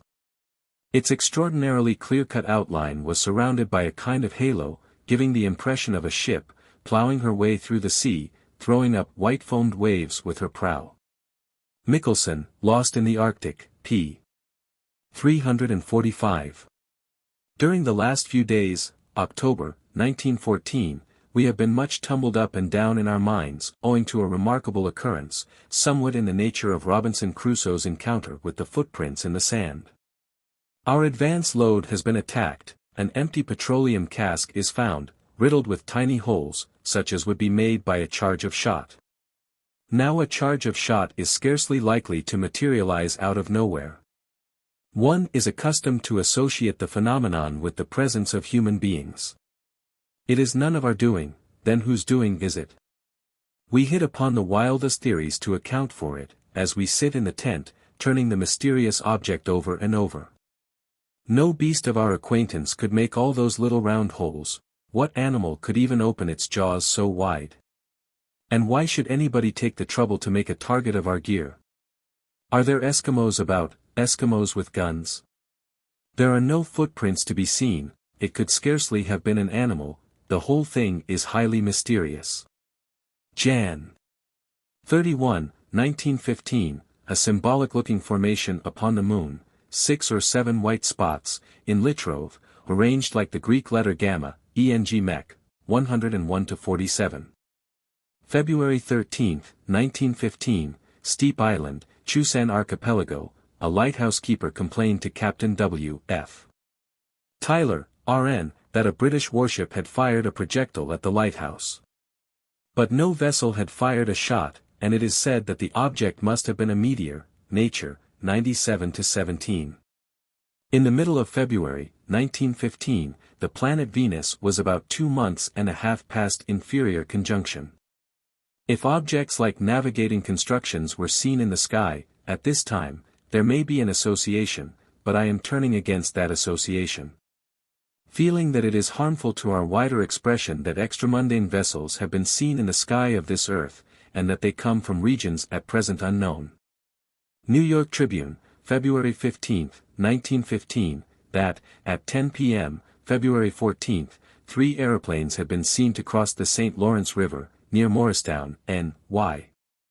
According to reports, but that, in the opinion of the Dominion Police, nothing but fire balloons had been seen.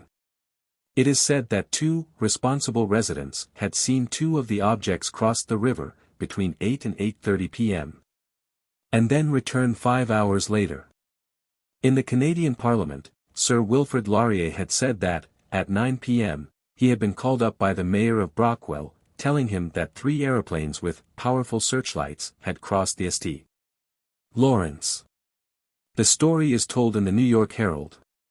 Here it is said that, according to the chief of police, of Ogdensburg, New York, a farmer, living 5 miles from Ogdensburg, had reported having seen an aeroplane, upon the 12th. Then it is said that the mystery had been solved, that, while celebrating the 100th anniversary of peace between the United States and Canada, some young men of Morristown had sent up paper balloons, which had exploded in the sky, after 9 p.m., night of the 14th.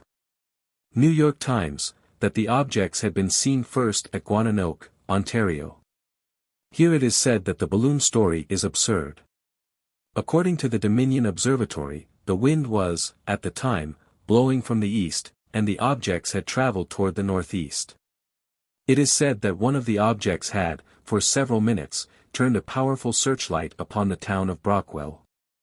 Upon December 11, 1915, Bernard Thomas, of Glenorchy, Tasmania, saw a particularly bright spot upon the moon, Mech 103-10. It was on the north shore of the Mare Crisium, and looked almost like a star. In Dr. Thomas's opinion, it was sunlight reflected from the rim of a small crater. The crater Picard is near the north shore of the Mare Crisium, and most of the illuminations near Picard have occurred several months from an opposition of Mars. In December 1915, another new formation upon the moon, reported from the Observatory of Paris, something like a black wall from the center to the ramparts of Aristillus, Bull. Soc Astro. de France, 30-383. Jan. 12, 1916, a shock in Cincinnati, Ohio. Buildings were shaken.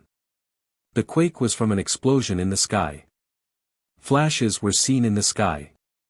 New York Herald, January 13, 1916. February 9, 1916, opposition of Mars. In the English Mechanic, 104-71, James Ferguson writes that someone had seen, at 11 o'clock, night of July 31, 1916, at Ballinasloe, Ireland, just such a moving thing, or just such a sailing, exploring thing as is now familiar in our records. For 15 minutes it moved in a northwesterly direction. For 3/4 of an hour it was stationary. Then it moved back to the point where first it had been seen, remaining visible until 4 o'clock in the morning. Whatever this object may have been, it left the sky at about the time that Venus appeared, as a morning star, in the sky at Ballinasloe, and resembles the occurrence of September 11, 1852, reported by Lord Wriothesley. Inferior conjunction of Venus was upon July 3, 1916. We have noticed that all occurrences that we somewhat reluctantly associate with nearness of Venus associate more with times of greatest brilliance, 5 weeks before and after inferior conjunction, than with dates of conjunction. Somebody may demonstrate that at these times Venus comes closest to this Earth. October 10, 1916, a reddish shadow that spread over part of the lunar crater Plato, reported from the Observatory of Florence, Italy, Sci, America, 121-181. November 25, 1916, about 25 bright flashes, in rapid succession, in the sky of Cardiff, Wales, according to Arthur Mee, Mech 104-239. Colonel Markwick writes, in the Jour, B.A., 27-188, that, at 6:10 p.m. April 15, 1917, he had seen, upon the sun, a solitary spot, different from all sunspots that he had seen in an experience of 43 years.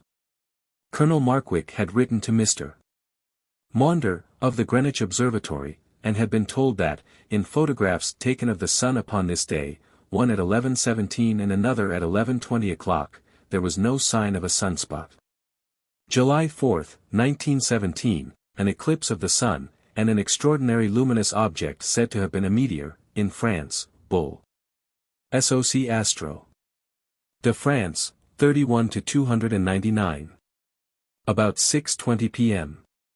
This day, there was an explosion over the town of Colby, Wisconsin, and a stone fell from the sky. Science, September 14, 1917. August 29, 1917, a luminous object that was seen moving upon the moon, Bull. Soc Astro. de France, 31-439.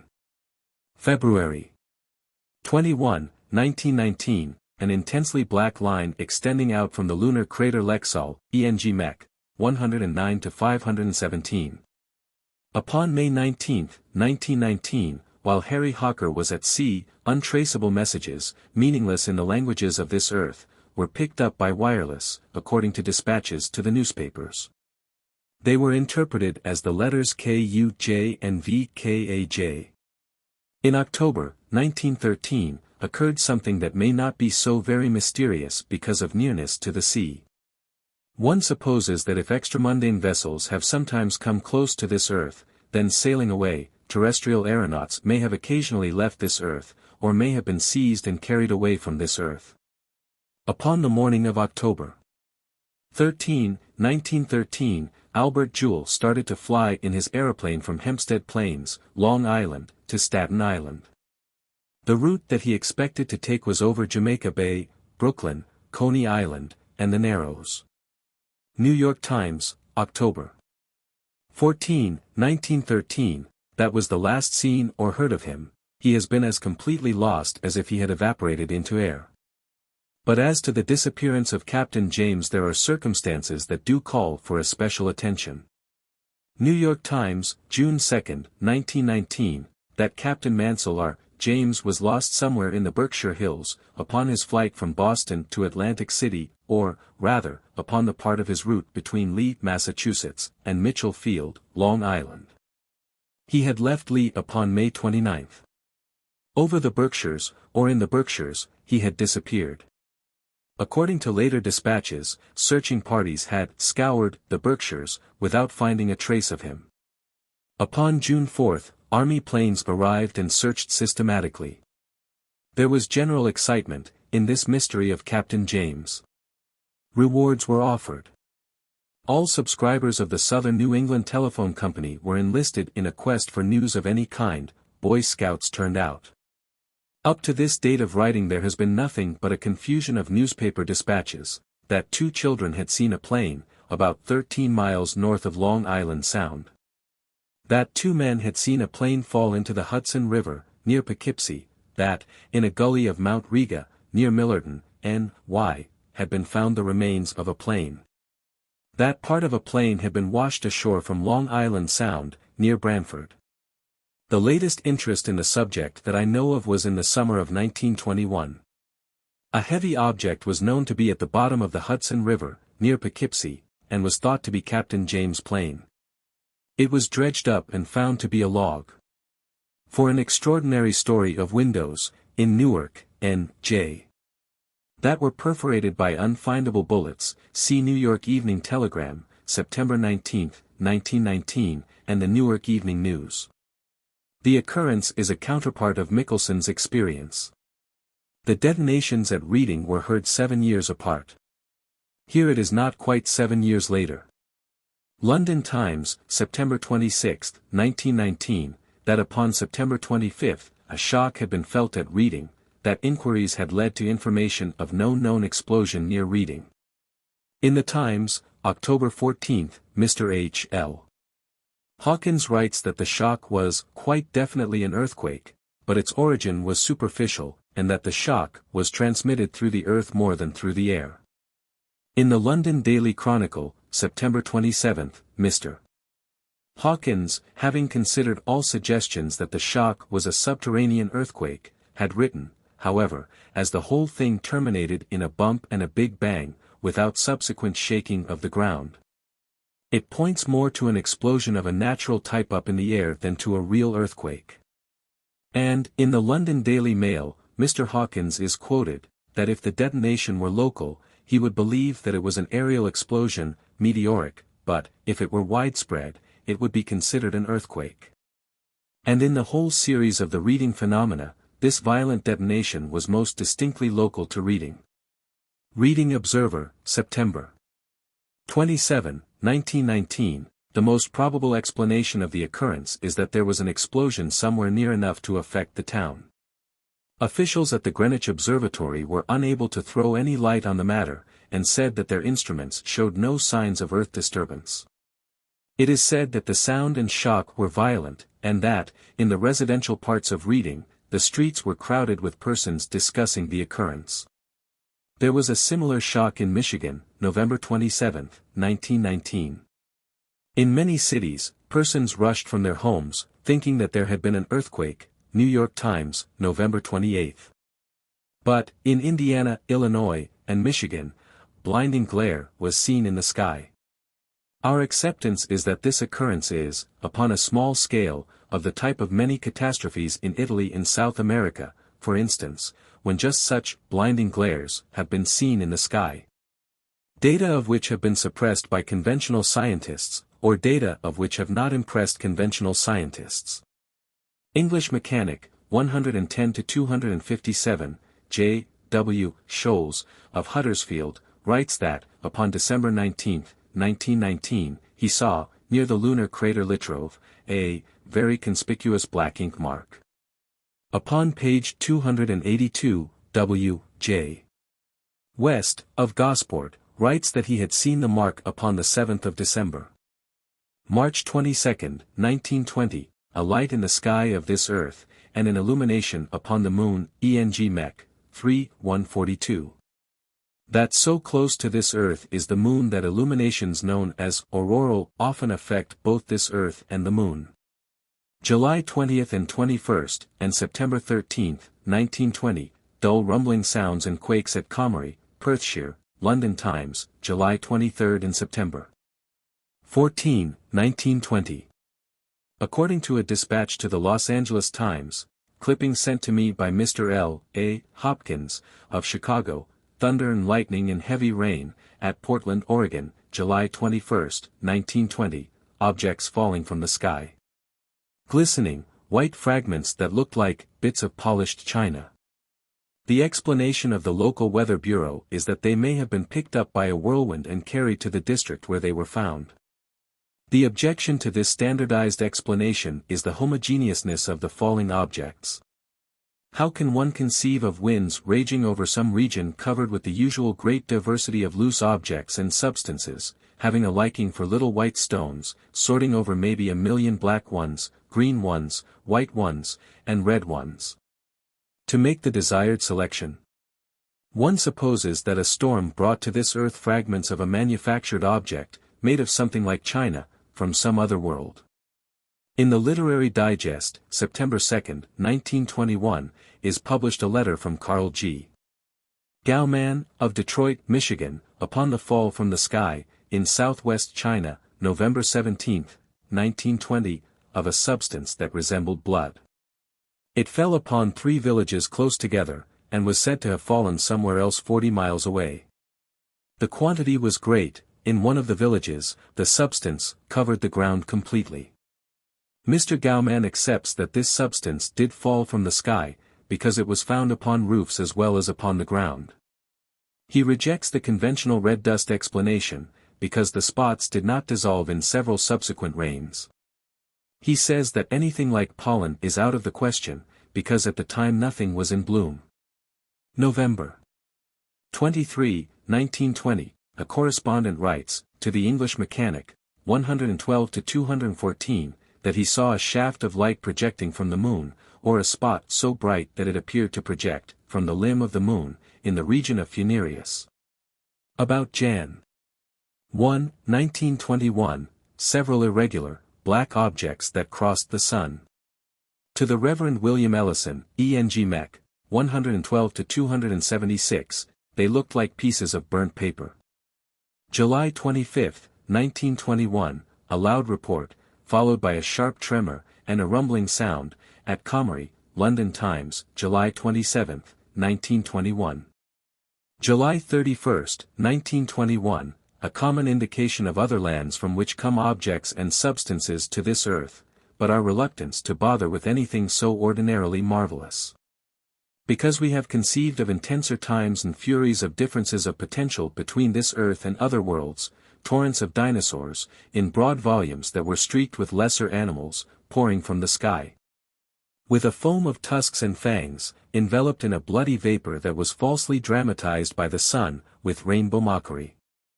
Or, in terms of planetary emotions, such an outpouring was the serenade of some other world to this earth. If poetry is imagery, and if a flow of images be solid poetry, such a recitation was in three-dimensional hyperbole that was probably seen, or overheard, and criticized in Mars, and condemned for its extravagance in Jupiter.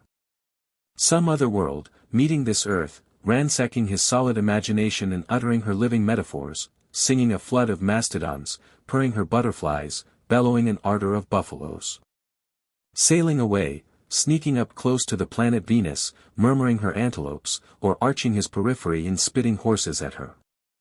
Poor, degenerate times, nowadays something comes close to this earth and lisps little commonplaces to her. July 31. 1921, a shower of little frogs that fell upon Anton Wagner's farm, near Sterling, Con. New York Evening World, August. 1921. At sunset, August 7, 1921, an unknown luminous object was seen, near the sun, at Mt. Hamilton, by an astronomer, Prof. Campbell, and by one of those who may some day go out and set foot upon regions that are supposed not to be, by an aviator, Captain Rickenbacker.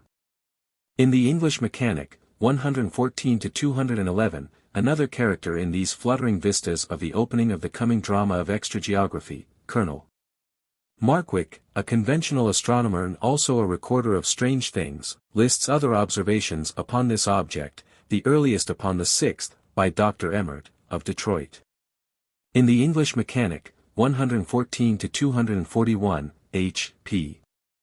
Hollis, once upon a time deliciously exact and positive, says something, in commenting upon these observations, that looks like a little weakness in exclusionism. Because the old sureness is turning slightly shaky, that there are more wonderful things in the sky than we suspect, or that it is easy to be self-deceived. It is funny to read of an earthquake, described in technical lingo, and to have a datum that indicates that it was no earthquake at all, in the usual seismologic sense, but a concussion from an explosion in the sky. August 7, 1921, a severe shock at New Canton, Virginia. C. Bull. Cease. SOC America, 11-197, Professor Stephen Tabor's explanation that the shock had probably originated in the slate belt of Buckingham County, intensity about V on the RF scale. But then it is said that, according to the authorities of the McCormick Observatory, the concussion was from an explosion in the sky. The time is coming when nothing funny will be seen in this subject, if some day be accepted at least parts of the masses of data that I am now holding back. Until I can more fully develop them, that some of the greatest catastrophes that have devastated the face of this earth have been concussions from explosions in the sky, so repeating in a local sky weeks at a time, months sometimes, or intermittently for centuries, that fixed origins above the ravaged areas are indicated. New York Tribune, September 2, 1921. J. C. H. Macbeth, London manager of the Marconi Wireless Telegraph Company, Ltd. told several hundred men, at a luncheon of the Rotary Club, of New York, yesterday, that Senior Marconi believed he had intercepted messages from Mars, during recent atmospheric experiments with wireless on board his yacht Electra. In the Mediterranean. Mr. Macbeth said that Senior Marconi had been unable to conceive of any other explanation of the fact that, during his experiments, he had picked up magnetic wavelengths of 150,000 meters. Whereas the maximum length of wave production in the world today is 14,000 meters. The regularity of the signals, Mr. Macbeth declared, disposed of any assumption that the waves might have been caused by electrical disturbance. The signals were unintelligible, consisting apparently of a code, the speaker said, and the only signal recognized was one resembling the letter V in the Marconi code. See datum of May 19, 1919. But, in the summer of 1921, the planet Mars was far from opposition.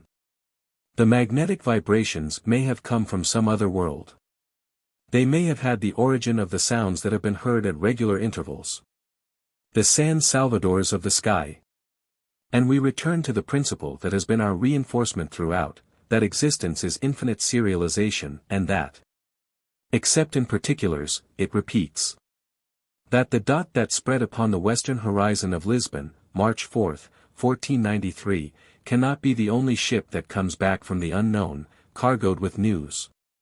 And it may be September this, 1920 or 30-something, or February that, 1920 or 30-something else, and, later, see record of it in Eng. Mech, or Sci, America, Volume and p. Something or another, a speck in the sky of this earth, the return of somebody from a San Salvador of the sky, and the denial by the heavens themselves, which may answer with explosions the vociferations below them. Of false calculations upon their remotenesses. If the heavens do not participate with snow, the skyscrapers will precipitate torn-up papers and shirts and skirts, too, when the papers give out. There will be a procession. Somebody will throw little black pebbles to the crowds. Over his procession will fly blue-fringed cupids. Later he will be insulted and abused and finally hounded to his death. But, in that procession, he will lead by the nose an outrageous thing that should not be, about 10 feet long, short-winged, waddling on webbed feet. Insult and abuse and death, he will snap his fingers under the nose of the outrageous thing. It will be worth a great deal to lead that by the nose and demonstrate that such things have been seen in the sky, though they had been supposed to be angels. It will be a great moment for somebody. He will come back to New York, and march up Broadway with his angel. Some now unheard of De Soto, of this earth, will see for himself the father of cloudbursts. A Balboa of greatness now known only to himself will stand on a ridge in the sky between two auroral seas. Fountains of everlasting challenge. Argosies in parallel lines and rabbles of individual adventurers. Well enough may it be said that they are seeds in the sky. Of such are the germs of colonies. Chapter 37.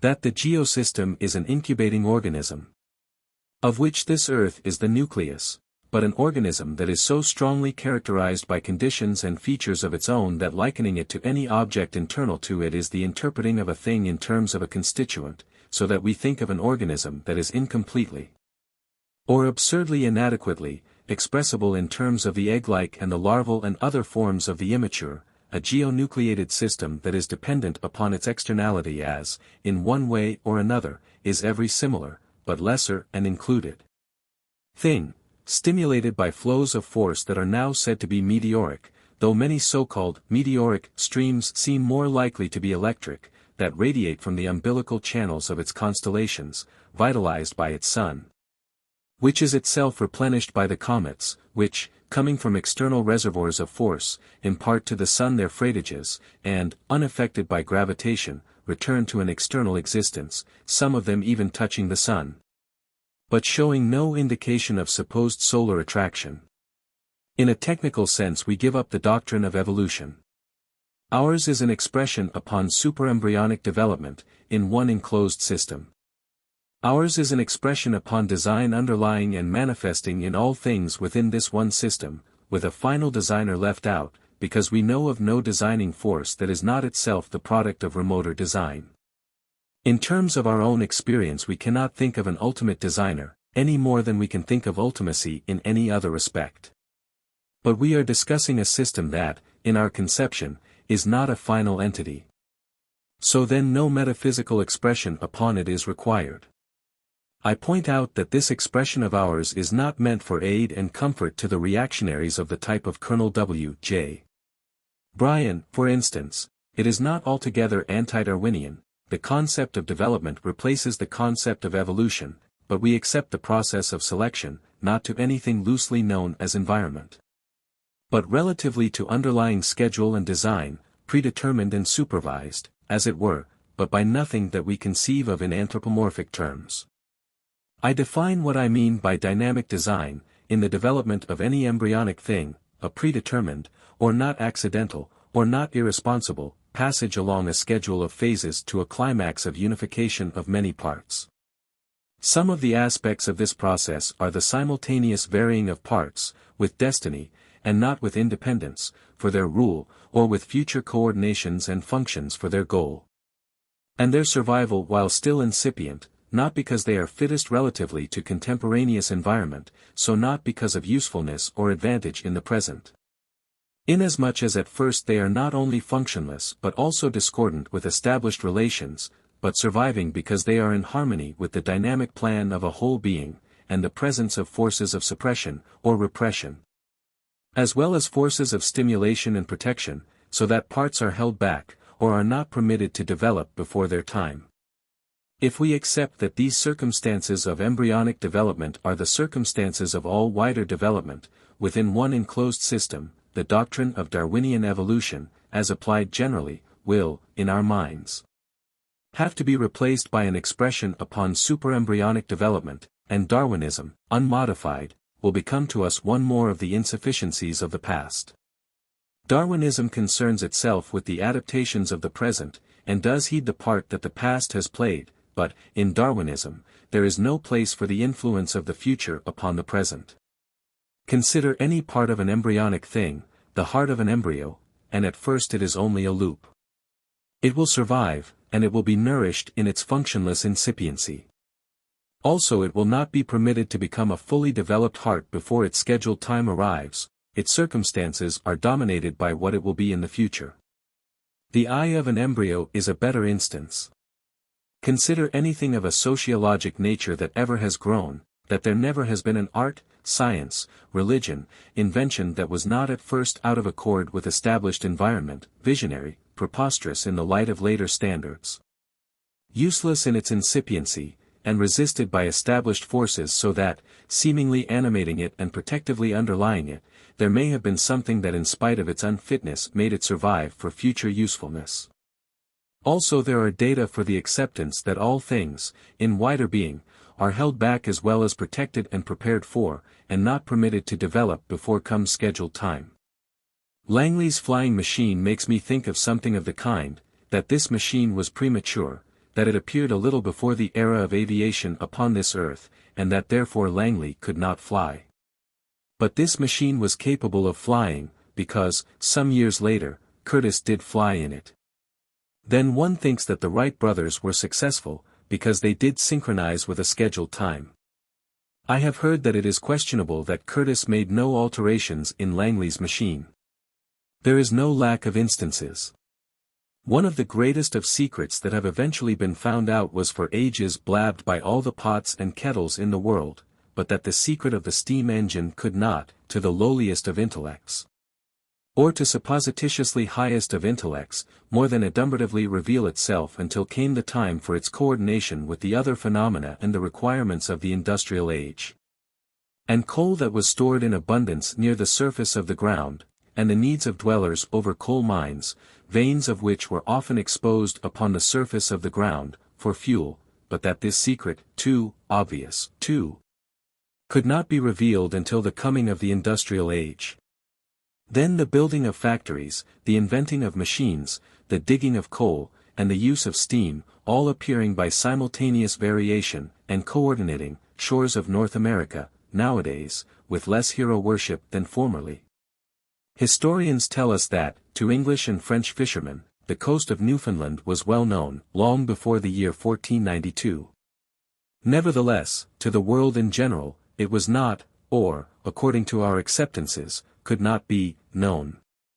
About the year 1500, a Portuguese fleet was driven by storms to the coast of Brazil, and returned to Europe.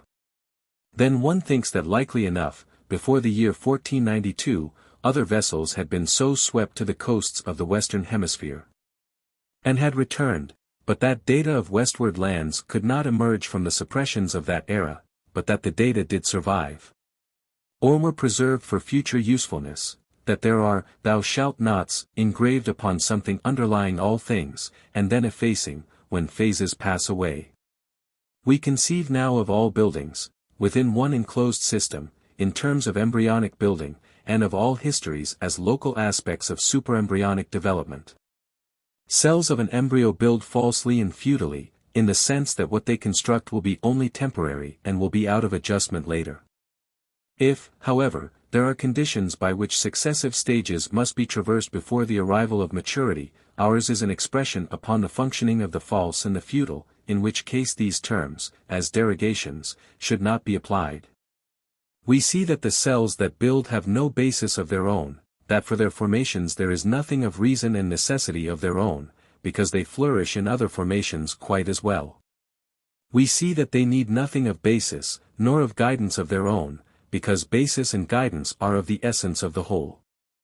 All are responses, or correlates, to a succession of commandments, as it were, or of dominant, directing, supervising spirits of different eras, that they take on appearances that are concordant with the general gastrula era, changing when comes the stimulus to agree with the reptilian era, and again responding harmoniously when comes the time of the mammalian era. It is in accordance with our experience that never has human mind, scientific, religious, philosophic, formulated one basic thought, one finally true law, principle, or major premise from which guidance could be deduced. If any thought were true and final, it would include the deduced. We conceive that there has been guidance, just the same, if human beings be conceived of as cellular units in one developing organism. And that human minds no more need foundations of their own than need the subembryonic cells that build so preposterously, according to standards of later growth, but build as they are guided to build. In this view, human reason is tropism, or response to stimuli, and reasoning is the trial and error process of the most primitive unicellular organisms, a susceptibility to underlying mandates. Then a groping in perhaps all possible distortions until adjustment with underlying requirements is reached. In this view, then, though there are, for instance, no atoms in the Daltonian sense, if in the service of a building science, the false doctrine of the atoms be needed, the mind that responds, perhaps not to stimulus, but to requirement, which seems to be a negative stimulus, and so conceives, is in adjustment and reaches the state known as success. I accept, myself, that there may be final truth, and that it may be attainable, but never in a service that is local or special in any one science or nation or world. It is our expression that temporary isolations characterize embryonic growth and superembryonic growth quite as distinctly as do expansions and coordinations. Local centers of development in an egg, and they are isolated before they sketch out attempting relations. Or in wider being, hemisphere isolated from hemisphere, and nation from nation, then the breaking down of barriers, the appearance of Japan out of obscurity, threads of a military plasm are cast across an ocean by the United States. Shafts of light that have pierced the obscurity surrounding planets, and something like a star shines in Aristarchus of the moon. Embryonic heavens that have dreamed, and that their mirages will be realized some day. Sounds and an interval. Sounds and the same interval, sounds again, that there is one integrating organism and that we have heard its pulse. Chapter 38. February 7, 1922, an explosion, of startling intensity, in the sky of the northwestern point of the London Triangle, Nature, February 23, 1922. Repeating phenomena in a local sky, in l'astronomy, 36-201, it is said that, at Orsay, Saint-Nitiwas, February 15, 1922, a detonation was heard in the sky, and that 9 hours later a similar sound was heard, and that an illumination was seen in the sky. It is said that, 10 nights later, at Verneuil, in the adjoining province, a great, fiery mass was seen falling from the sky. March 12, 1922, rocks that had been falling from the clouds, for 3 weeks, at Chico, a town in an earthquake region, in California, New York Times, March 12, 1922. Large, smooth rocks that seem to come straight from the clouds. In the San Francisco Chronicle, in issues dating from the 12th to the 18th of March, clippings sent to me by Mr. Maynard Shipley, writer and lecturer upon scientific subjects, if there be such subjects. The accounts are of stones that, for 4 months, had been falling intermittently from the sky, almost always upon the roofs of 2 adjoining warehouses in Chico, but, upon one occasion, falling 3 blocks away, a downpour of oval-shaped stones. A heavy shower of warm rocks. San Francisco Call, March 16, warm rocks. It is said that crowds gathered, and that upon the 17th of March a deluge of rocks fell upon a crowd, injuring 1 person. The police combed all surroundings. The only explanation that they could think of was that somebody was firing stones from a catapult. 1 person was suspected by them, but, upon the 14th of March, a rock fell when he was known not to be in the neighborhood. The circumstances point to one origin of these stones, stationary in the sky, above the town of Chico. Upon the 1st of January, 1922, the attention of Marshal J. A. Peck, of Chico, had been called to the phenomena. After investigating more than 2 months, he said, San Francisco Examiner, March 14, I could find no one through my investigations who could explain the matter. At various times I have heard and seen the stones. I think someone with a machine is to blame. Professor C. K. Studley, Vice President of the Teachers College, Chico, is quoted in the Examiner. Some of the rocks are so large that they could not be thrown by any ordinary means. One of the rocks weighs 16 ounces. They are not of meteoric origin, as seems to have been hinted, because 2 of them show signs of cementation, either natural or artificial, and no meteoric factor was ever connected with a cement factory. Once upon a time, dogmatists asserted, angrily declared sometimes, that all stones that fall from the sky must be of true meteoric material. That time is now of the past. See Nature, 105 to 759, a description of 2 dissimilar stones, cemented together, seen to fall from the sky, at Cumberland Falls, Kentucky, April 9, 1919. Miriam Allen DeFord, P.O. Box 573, San Francisco, California. Or see the Reader's Guide, has sent me an account of her own observations. About the middle of March, 1922, she was in Chico, and investigated. Went to the scene of the falling rocks, discussed the subject with persons in the crowd. While I was discussing it with some bystanders, I looked up at the cloudless sky, and suddenly saw a rock falling straight down, as if becoming visible when it came near enough. This rock struck the roof with a thud, and bounced off on the track beside the warehouse, and I could not find it. I learned that the rocks had been falling since July, 1921, though no publicity arose until November. There have been other phenomena at Chico. In the New York Times, September 2, 1878, it is said that, upon the 20th of August, 1878, according to the Chico record, a great number of small fishes fell from the sky, at Chico, covering the roof of a store, and falling in the streets, upon an area of several acres. Perhaps the most important observation is that they fell from a cloudless sky. Several occurrences are listed as earthquakes, by Dr. Holden, in his catalogue, but the detonations that were heard at Oroville, a town near Chico, Jan. 2, 1887, are said, in the Monthly Weather Review, 1887-24, to have been in the sky. Upon the night of March 5 to 6, 1885, according to the Chico Chronicle, a large object, of very hard material, weighing several tons, fell from the sky, near Chico, Monthly Weather Review, March, 1885. In the year 1893, an iron object, said to be meteoritic, was found at Oroville, Mems. Nat Academic, Sci. 13-345.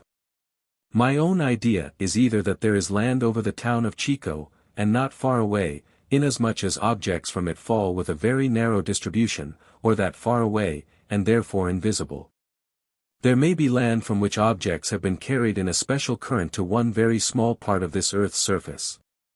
If anyone would like to read an account of stones that fell intermittently for several days, clearly enough as if in a current, or in a field of special force, of some kind, at Livet, near Clairvaux, France, December, 1842, see the London Times, Jan.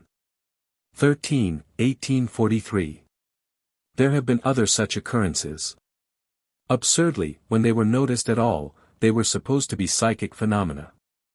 I conceive that there is no more of the psychic to these occurrences than there is to the arrival of seeds from the West Indies upon the coast of England. Stones that fell upon a house, near the Pantheon, Paris, for 3 weeks, January, 1849, see Dr. Wallace's Miracles and Modern Spiritualism, page 284. Several times, in the course of this book, I have tried to be reasonable.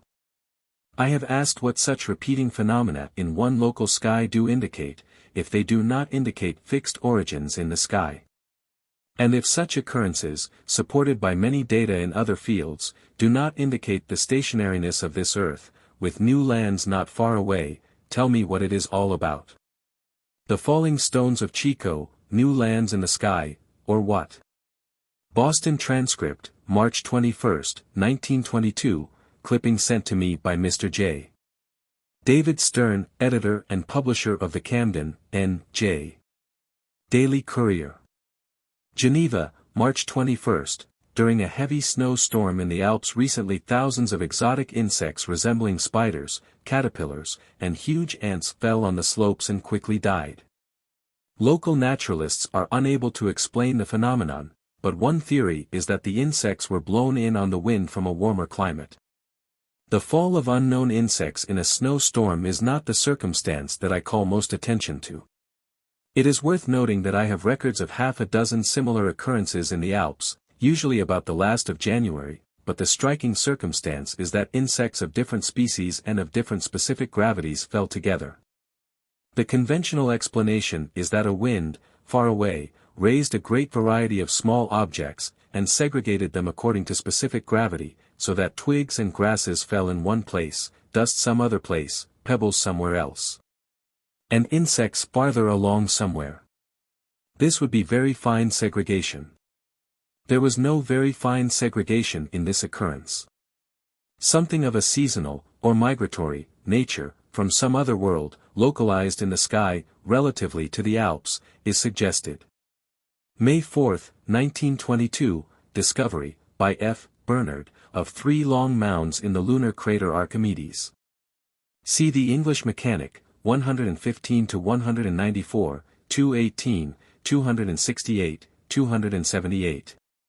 It seems likely that these constructions had been recently built. St. Thomas, Virgin Islands, May 18, 1922, Associated Press, particles of matter falling continuously for several days. The phenomenon is supposed here to be of volcanic origin, but all the volcanoes of the West Indies are reported as quiet. New York Tribune, July 3, 1922, that, for the 4th time in 1 month, a great volume of water, or a cloudburst, had poured from one local sky, near Carbondale, Pennsylvania. October 15, 1922, a large quantity of white substance that fell upon the shores of Lake Michigan, near Chicago. It fell upon the clothes of hundreds of persons, fell upon the campus of Northwestern University, likely enough fell upon the astronomical observatory of the university. It occurred to one of these hundreds, or thousands, of persons to collect some of this substance. He is Mr. L. Hopkins, 111, West Jackson Boulevard, Chicago. He sent me a sample. I think that it is spider web, because it is viscous. When burned it chars with the crinkled effect of burned hair and feathers, and the odor is similar. But it is strong, tough substance, of a cottony texture, when rolled up. The interesting circumstance to me is that similar substance has fallen frequently upon this earth, in October, but that, in terrestrial terms, seasonal migrations of aeronautical spiders cannot be thought of. Because in the tropics and in Australia, as well as in the United States and in England, such showers have occurred in October. Then something seasonal, but seasonal in an extra-mundane sense, is suggested. See the Scientific Australian, September, 1916, that, from October 5 to 29, 1915, an enormous fall of similar substance occurred upon a region of thousands of square miles, in Australia. Time after time, in data that I have only partly investigated, occurred declarations that, during devastations commonly known as earthquakes, in Chile, the sky has flamed, or that strange illuminations in the sky have been seen. In the bull. Cites.